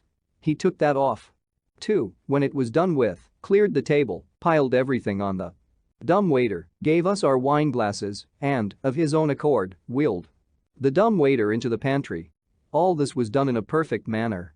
And he never raised his eyes from what he was about. Yet his very elbows, when he had his back towards me, seemed to teem with the expression of his fixed opinion that I was extremely young. "Can I do anything more, sir?" I thanked him and said no, but would he take no dinner himself? "None, I am obliged to you, sir." "Is Mr. Steerforth coming from Oxford?" "I beg your pardon, sir?" "Is Mr. Steerforth coming from Oxford?" "I should imagine that he might be here tomorrow, sir. I rather thought he might have been here today, sir." "The mistake is mine, no doubt, sir." "If you should see him first," said I. "If you'll excuse me, sir, I don't think I shall see him first." "In case you do," said I, "pray say that I am sorry he was not here today, as an old schoolfellow of his was here." "Indeed, sir." And he divided a bow between me and Traddles, with a glance at the latter. He was moving softly to the door when, in a forlorn hope of saying something naturally which I never could, to this man I said, "Oh, Littimer? Sir. Did you remain long at Yarmouth that time?" "Not particularly so, sir." "You saw the boat completed?" "Yes, sir. I remained behind on purpose to see the boat completed." "I know." He raised his eyes to mine respectfully. "Mr. Steerforth has not seen it yet, I suppose?" "I really can't say, sir. I think, but I really can't say, sir. I wish you good night, sir." He comprehended everybody present in the respectful bow with which he followed these words and disappeared. My visitors seemed to breathe more freely when he was gone, but my own relief was very great, for besides the constraint arising from that extraordinary sense of being at a disadvantage which I always had in this man's presence, my conscience had embarrassed me with whispers that I had mistrusted his master, and I could not repress a vague uneasy dread that he might find it out. How was it, having so little in reality to conceal, that I always did feel as if this man were finding me out? Mr. Micawber roused me from this reflection, which was blended with a certain remorseful apprehension of seeing Steerforth himself, by bestowing many encomiums on the absent Littimer as a most respectable fellow and a thoroughly admirable servant. Mr. Micawber, I may remark, had taken his full share of the general beau and had received it with infinite condescension. "But punch, my dear Copperfield," said Mr. Micawber, tasting it, like time and tide, waits for no man. "Ah. It is at the present moment in high flavor. My love, will you give me your opinion?" Mrs. Micawber pronounced it excellent. "Then I will drink," said Mr. Micawber, "if my friend Copperfield will permit me to take that social liberty, to the days when my friend Copperfield and myself were younger and fought our way in the world side by side. I may say, of myself and Copperfield, in words we have sung together before now, that we twa hae run about the braes and pu'd the gowans fine. In a figurative point of view on several occasions. I am not exactly aware," said Mr. Micawber, with the old roll in his voice and the old indescribable air of saying something genteel, "what gowans may be, but I have no doubt that Copperfield and myself would frequently have taken a pull at them if it had been feasible." Mr. Micawber, at the then present moment, took a pull at his punch. "So we all did." Traddles evidently lost in wondering at what distant time Mr. Micawber and I could have been comrades in the battle of the world. "Ahem," said Mr. Micawber, clearing his throat and warming with the punch and with the fire. "My dear, another glass?" Mrs. Micawber said it must be very little, but we couldn't allow that. So it was a glassful. "As we are quite confidential here, Mr. Copperfield," said Mrs. Micawber, sipping her punch, "Mr. Traddles being a part of our domesticity, I should much like to have your opinion on Mr. Micawber's prospects for corn," said Mrs. Micawber argumentatively, "as I have repeatedly said to Mr. Micawber, may be gentlemanly, but it is not remunerative. Commission to the extent of 2 and 9 in a fortnight cannot, however limited our ideas, be considered remunerative." We were all agreed upon that. "Then," said Mrs. Micawber, who prided herself on taking a clear view of things and keeping Mr. Micawber straight by her woman's wisdom when he might otherwise go a little crooked, "then I ask myself this question. If corn is not to be relied upon, what is? Are coals to be relied upon? Not at all. We have turned our attention to that experiment on the suggestion of my family, and we find it fallacious." Mr. Micawber, leaning back in his chair with his hands in his pockets, eyed us aside and nodded his head as much as to say that the case was very clearly put. "The articles of corn and coals," said Mrs. Micawber, still more argumentatively, "being equally out of the question, Mr. Copperfield, I naturally look round the world and say, what is there in which a person of Mr. Micawber's talent is likely to succeed? And I exclude the doing anything on commission, because commission is not a certainty. What is best suited to a person of Mr. Micawber's peculiar temperament is, I am convinced, a certainty." Traddles and I both expressed, by a feeling murmur, that this great discovery was no doubt true of Mr. Micawber and that it did him much credit. "I will not conceal from you, my dear Mr. Copperfield," said Mrs. Micawber, "that I have long felt the brewing business to be particularly adapted to Mr. Micawber. Look at Barclay and Perkins. Look at Truman, Hanbury, and Buxton. It is on that extensive footing that Mr. Micawber, I know from my own knowledge of him, is calculated to shine, and the profits, I am told, are e'en or mouse.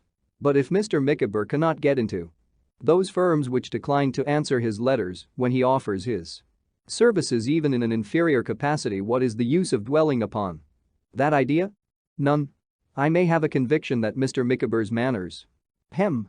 Really, my dear," interposed Mr. Micawber. "My love, be silent," said Mrs. Micawber, laying her brown glove on his hand. "I may have a conviction, Mr. Copperfield, that Mr. Micawber's manners peculiarly qualify him for the banking business. I may argue within myself that if I had a deposit at a banking house, the manners of Mr. Micawber, as representing that banking house, would inspire confidence and must extend the connection. But if the various banking houses refuse to avail themselves of Mr. Micawber's abilities or receive the offer of them with contumely, what is the use of dwelling upon that idea? None." As to originating a banking business, I may know that there are members of my family who, if they chose to place their money in Mr. Micawber's hands, might found an establishment of that description. But if they do not choose to place their money in Mr. Micawber's hands, which they don't, what is the use of that? Again, I contend that we are no farther advanced than we were before. I shook my head and said, not a bit. Traddles also shook his head and said, not a bit. What do I deduce from this? Mrs. Micawber went on to say, still with the same air of putting a case lucidly. What is the conclusion, my dear Mr. Copperfield, to which I am irresistibly brought? Am I wrong in saying it is clear that we must live? I answered, not at all. And Traddles answered, not at all. And I found myself afterwards sagely adding, alone, that a person must either live or die. Just so, returned Mrs. Micawber, it is precisely that. And the fact is, my dear Mr. Copperfield, that we cannot live without something widely different from existing circumstances shortly turning up. Now, I am convinced, myself, and this I have pointed out to Mr. Micawber several times of late, that things cannot be expected to turn up of themselves. We must, in a measure, assist to turn them up. I may be wrong, but I have formed that opinion. Both Traddles and I applauded it highly. Very well, said Mrs. Micawber. Then what do I recommend? Here is Mr. Micawber with a variety of qualifications, with great talent. Really, my love, said Mr. Micawber. Pray, my dear, allow me to conclude. Here is Mr. Micawber with a variety of qualifications, with great talent, I should say, with genius. But that may be the partiality of a wife. Traddles and I both murmured no. And here is Mr. Micawber without any suitable position or employment. Where does that responsibility rest? Clearly on society. Then I would make a fact so disgraceful known and boldly challenge society to set it right. It appears to me, my dear Mr. Copperfield, said Mrs. Micawber forcibly, that what Mr. Micawber has to do is to throw down the gauntlet to society and say, in effect, show me who will take that up. Let the party immediately step forward. I ventured to ask Mrs. Micawber how this was to be done. By advertising, said Mrs. Micawber, in all the papers.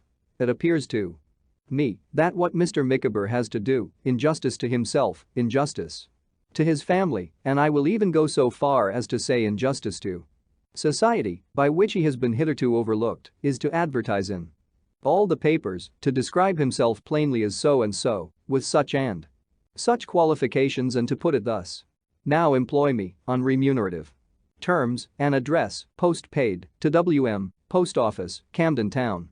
This idea of Mrs. Micawber's, my dear Copperfield, said Mr. Micawber, making his shirt collar meet in front of his chin and glancing at me sideways, is, in fact, the leap to which I alluded when I last had the pleasure of seeing you. Advertising is rather expensive, I remarked, dubiously.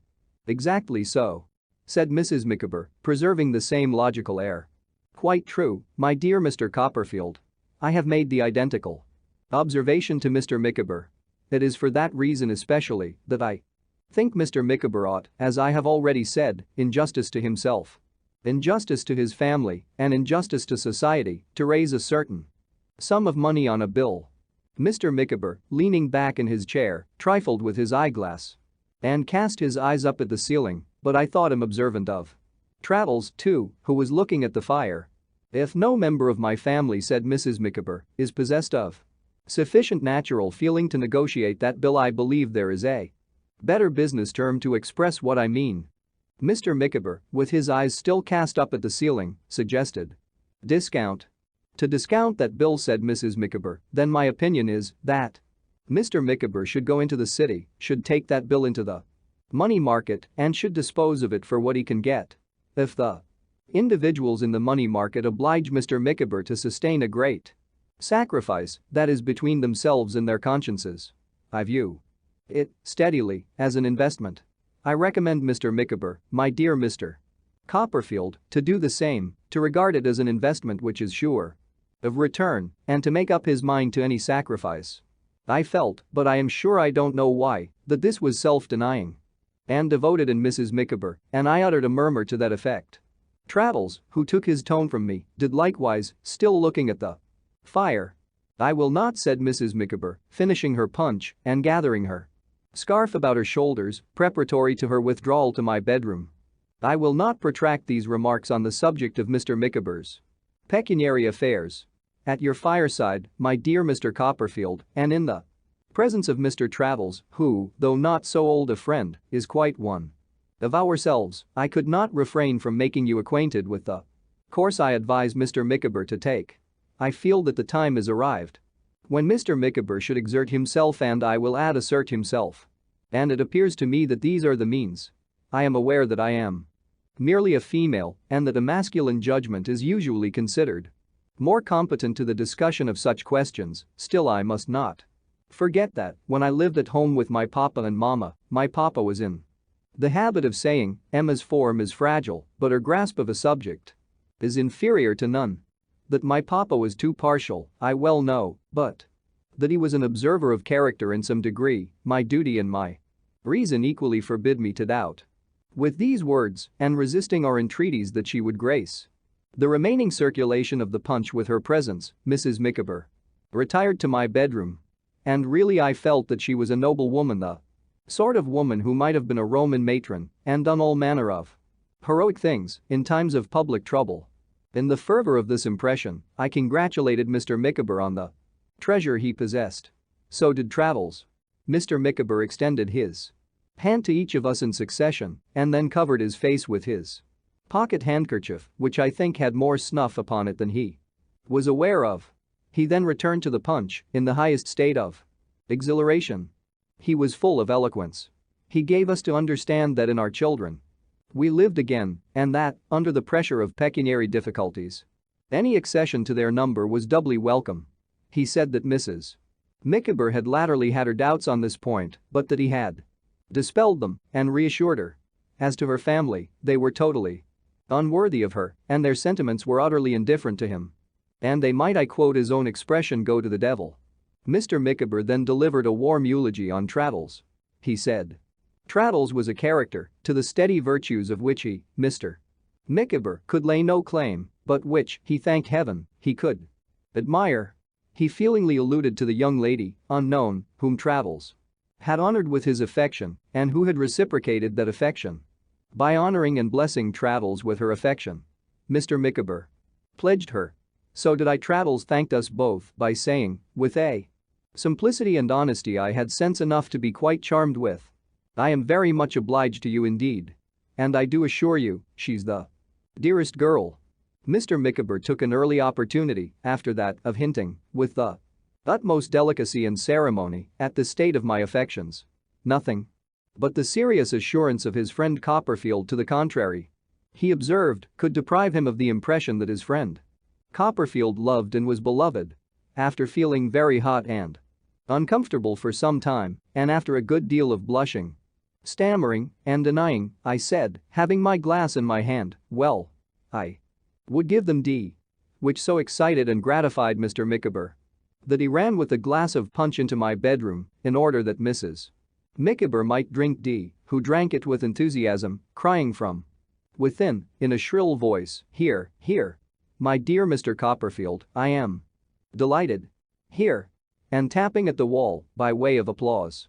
Our conversation, afterwards, took a more worldly turn, Mr. Micawber telling us that he found Camden Town inconvenient and that the first thing he contemplated doing, when the advertisement should have been the cause of something satisfactory turning up, was to move.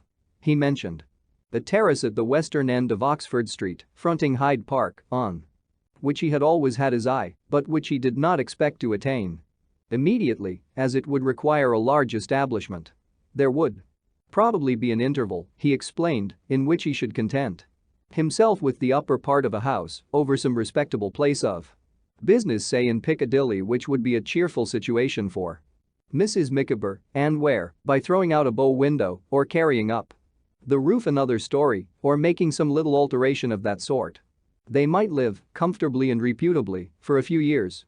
Whatever was reserved for him, he expressly said, or wherever his abode might be, we might rely on this. There would always be a room for Traddles and a knife and fork for me. We acknowledged his kindness, and he begged us to forgive his having launched into these practical and businesslike details and to excuse it as natural in one who was making entirely new Arrangements in life.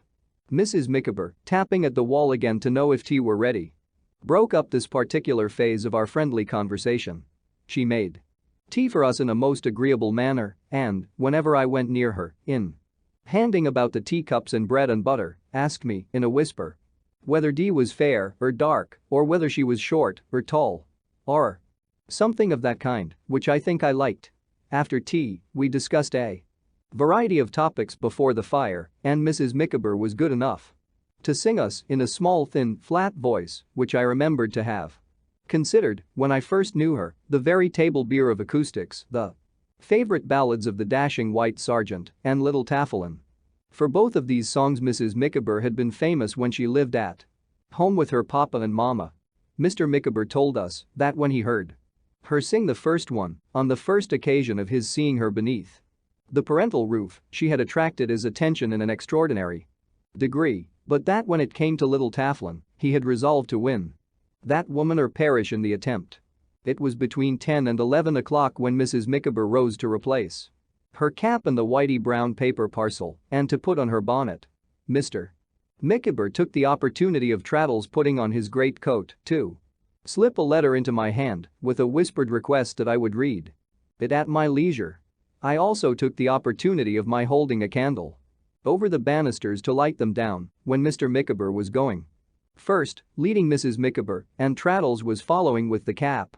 To detain Traddles for a moment on the top of the stairs. "Traddles," said I, "Mr. Micawber don't mean any harm, poor fellow. But if I were you, I wouldn't lend him anything." "My dear Copperfield," returned Traddles, smiling, "I haven't got anything to lend." "You have got a name, you know," said I. "Oh? You called it something to lend?" returned Traddles, with a thoughtful look. "Certainly." "Oh?" said Traddles. "Yes, to be sure. I am very much obliged to you, Copperfield, but I am afraid I have lent him that already." "For the bill that is to be a certain investment?" I inquired. "No," said Traddles. "Not for that one. This is the first I have heard of that one. I have been thinking that he will most likely propose that one on the way home. Mine's another." "I hope there will be nothing wrong about it," said I. "I hope not," said Traddles. "I should think not, though, because he told me, only the other day, that it was provided for." That was Mr. Micawber's expression. Provided for. Mr. Micawber looking up at this juncture to where we were standing, I had only time to repeat my caution. Traddles thanked me and descended. But I was much afraid when I observed the good-natured manner in which he went down with the cap in his hand and gave Mrs. Micawber his arm that he would be carried into the money market neck and heels. I returned to my fireside and was musing, half gravely and half laughing, on the character of Mr. Micawber and the old relations between us when I heard a quick step ascending the stairs. At first, I thought it was Traddles coming back for something Mrs. Micawber had left behind. But as the step approached, I knew it and felt my heart beat high and the blood rushed to my face, for it was Steerforth's. I was never unmindful of Agnes, and she never left that sanctuary in my thoughts, if I may call it so, where I had placed her from the first. But when he entered and stood before me with his hand out, the darkness that had fallen on him changed to light, and I felt confounded and ashamed of having doubted one I loved so heartily. I loved her none the less. I thought of her as the same benignant, gentle angel in my life. I reproached myself, not her, with having done him an injury, and I would have made him any atonement if I had known what to make and how to make it. "Why, Daisy, old boy," dumbfoundered, laughed Steerforth, shaking my hand heartily and throwing it gaily away. "Have I detected you in another feast, you sybarite? These Doctors' Commons fellows are the gayest men in town, I believe, and beat us sober Oxford people all to nothing." His bright glance went merrily round the room as he took the seat on the sofa opposite to me, which Mrs. Micawber had recently vacated, and stirred the fire into a blaze. "I was so surprised at first," said I, giving him welcome with all the cordiality I felt, "that I had hardly breath to greet you with." Steerforth. "Well, the sight of me is good for sore eyes, as the Scotch say," replied Steerforth, "and so is the sight of you, Daisy, in full bloom. How are you, my bacchanal?" "I am very well," said I, "and not at all bacchanalian tonight, though I confess to another party of three." All of whom I met in the street, talking loud in your praise, returned Steerforth. Who's our friend in the tights? I gave him the best idea I could, in a few words, of Mr. Micawber. He laughed heartily at my feeble portrait of that gentleman and said he was a man to know and he must know him. But who do you suppose our other friend is? Said I, in my turn. Heaven knows, said Steerforth. Not a bore, I hope? I thought he looked a little like one. Traddles. I replied triumphantly. Who's he? Asked Steerforth in his careless way. Don't you remember Traddles? Traddles in our room at Salem House? Oh. That fellow? Said Steerforth, beating a lump of coal on the top of the fire with the poker. Is he as soft as ever? And where the deuce did you pick him up? I extolled Traddles in reply as highly as I could, for I felt that Steerforth rather slighted him. Steerforth, dismissing the subject with a light nod and a smile and the remark that he would be glad to see the old fellow too, for he had always been an odd fish, inquired if I could give him anything to eat. During most of this short dialogue, when he had not been speaking in a wild, vivacious manner, he had sat idly beating on the lump of coal with the poker. I observed that he did the same thing while I was getting out the remains of the pigeon pie and so forth. Why, Daisy, here's a supper for a king, he exclaimed, starting out of his silence with a burst and taking his seat at the table. I shall do it justice, for I have come from Yarmouth. I thought you came from Oxford? I returned. Not I, said Steerforth. I have been seafaring better employed. Littimer was here today to inquire for you, I remarked, and I understood him that you were at Oxford, though, now I think of it, he certainly did not say so. Littimer is a greater fool than I thought him to have been inquiring for me at all, said Steerforth, jovially pouring out a glass of wine and drinking to me. As to understanding him, you are a cleverer fellow than most of us, Daisy, if you can do that. That's true, indeed, said I, moving my chair to the table. So you have been at Yarmouth, Steerforth? Interested to know all about it. Have you been there long? No, he returned. An escapade of a week or so. And how are they all? Of course, little Emily is not married yet? Not yet.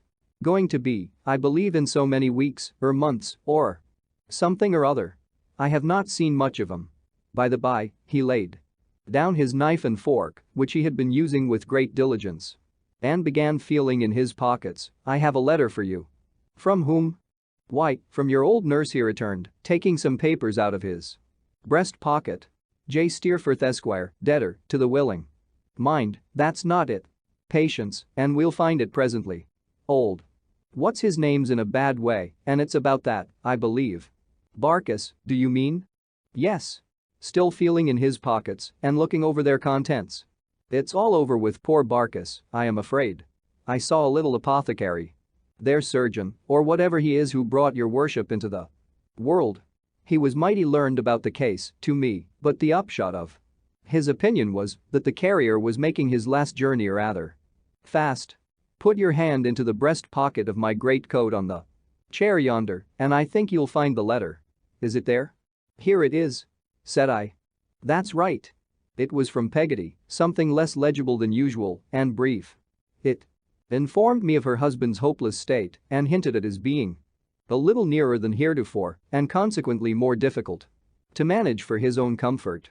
It said nothing of her weariness and watching and praised him highly. It was written with a plain, unaffected, homely piety that I knew to be genuine and ended with my duty to my ever-darling meaning myself. While I deciphered it, Steerforth continued to eat and drink. It's a bad job, he said, when I had done, but the sun sets every day. And people die every minute, and we mustn't be scared by the common lot. If we failed to hold our own, because that equal foot at all men's doors was heard knocking somewhere, every object in this world would slip from us. No. Right on. Rough shot if need be, smooth shot if that will do, but right on. Right on over all obstacles and win the race. And win what race? Said I. The race that one has started in, said he. Right on. I noticed, I remember, as he paused, looking at me with his handsome head a little thrown back and his glass raised in his hand, that though the freshness of the sea wind was on his face and it was ruddy, there were traces in it, made since I last saw it, as if he had applied himself to some habitual strain of the fervent energy which, when roused, was so passionately roused within him. I had it in my thoughts to remonstrate with him upon his desperate way of pursuing any fancy that he took, such as this buffeting of rough seas and braving of hard weather, for example, when my mind glanced off to the immediate subject of our conversation again and pursued that instead. "I tell you what, Steerforth," said I, "if your high spirits will listen to me. They are potent spirits and will do whatever you like," he answered, moving from the table to the fireside again. "Then I tell you what, Steerforth. I think I will go down and see my old nurse. It is not that I can do her any good or render her any real service, but she is so attached to me that my visit will have as much effect on her as if I could do both. She will take it so kindly that it will be a comfort and support to her. It is no great effort to make, I am sure, for such a friend as she has been to me. Wouldn't you go a day's journey if you were in my place?" His face was thoughtful and he sat considering a little before he answered in a low voice, "Well, go. You can do no harm." "You have just come back," said I, "and it would be in vain to ask you to go with me?" "Quite," he returned. "I am for Highgate tonight. I have not seen my mother this long time, and it lies upon my conscience, for it's something to be loved as she loves her prodigal son." "Bah! Nonsense. You mean to go tomorrow, I suppose?" he said, holding me out at arm's length with a hand on each of my shoulders. "Yes, I think so." "Well, then, don't go till next day. I wanted you to come and stay a few days with us. Here I am, on purpose to bid you, and you fly off to Yarmouth. You are a nice fellow to talk of flying off, Steerforth, who are always running wild on some unknown expedition or other." He looked at me for a moment without speaking and then rejoined, still holding me as before and giving me a shake. "Come. Say the next day and pass as much of tomorrow as you can with us. Who knows when we may meet again, else. Come. Say the next day. I want you to stand between Rosa Dartle and me and keep us asunder. Would you love each other too much without me?" "Yes, or hate," laughed Steerforth, "no matter which. Come. Say the next day."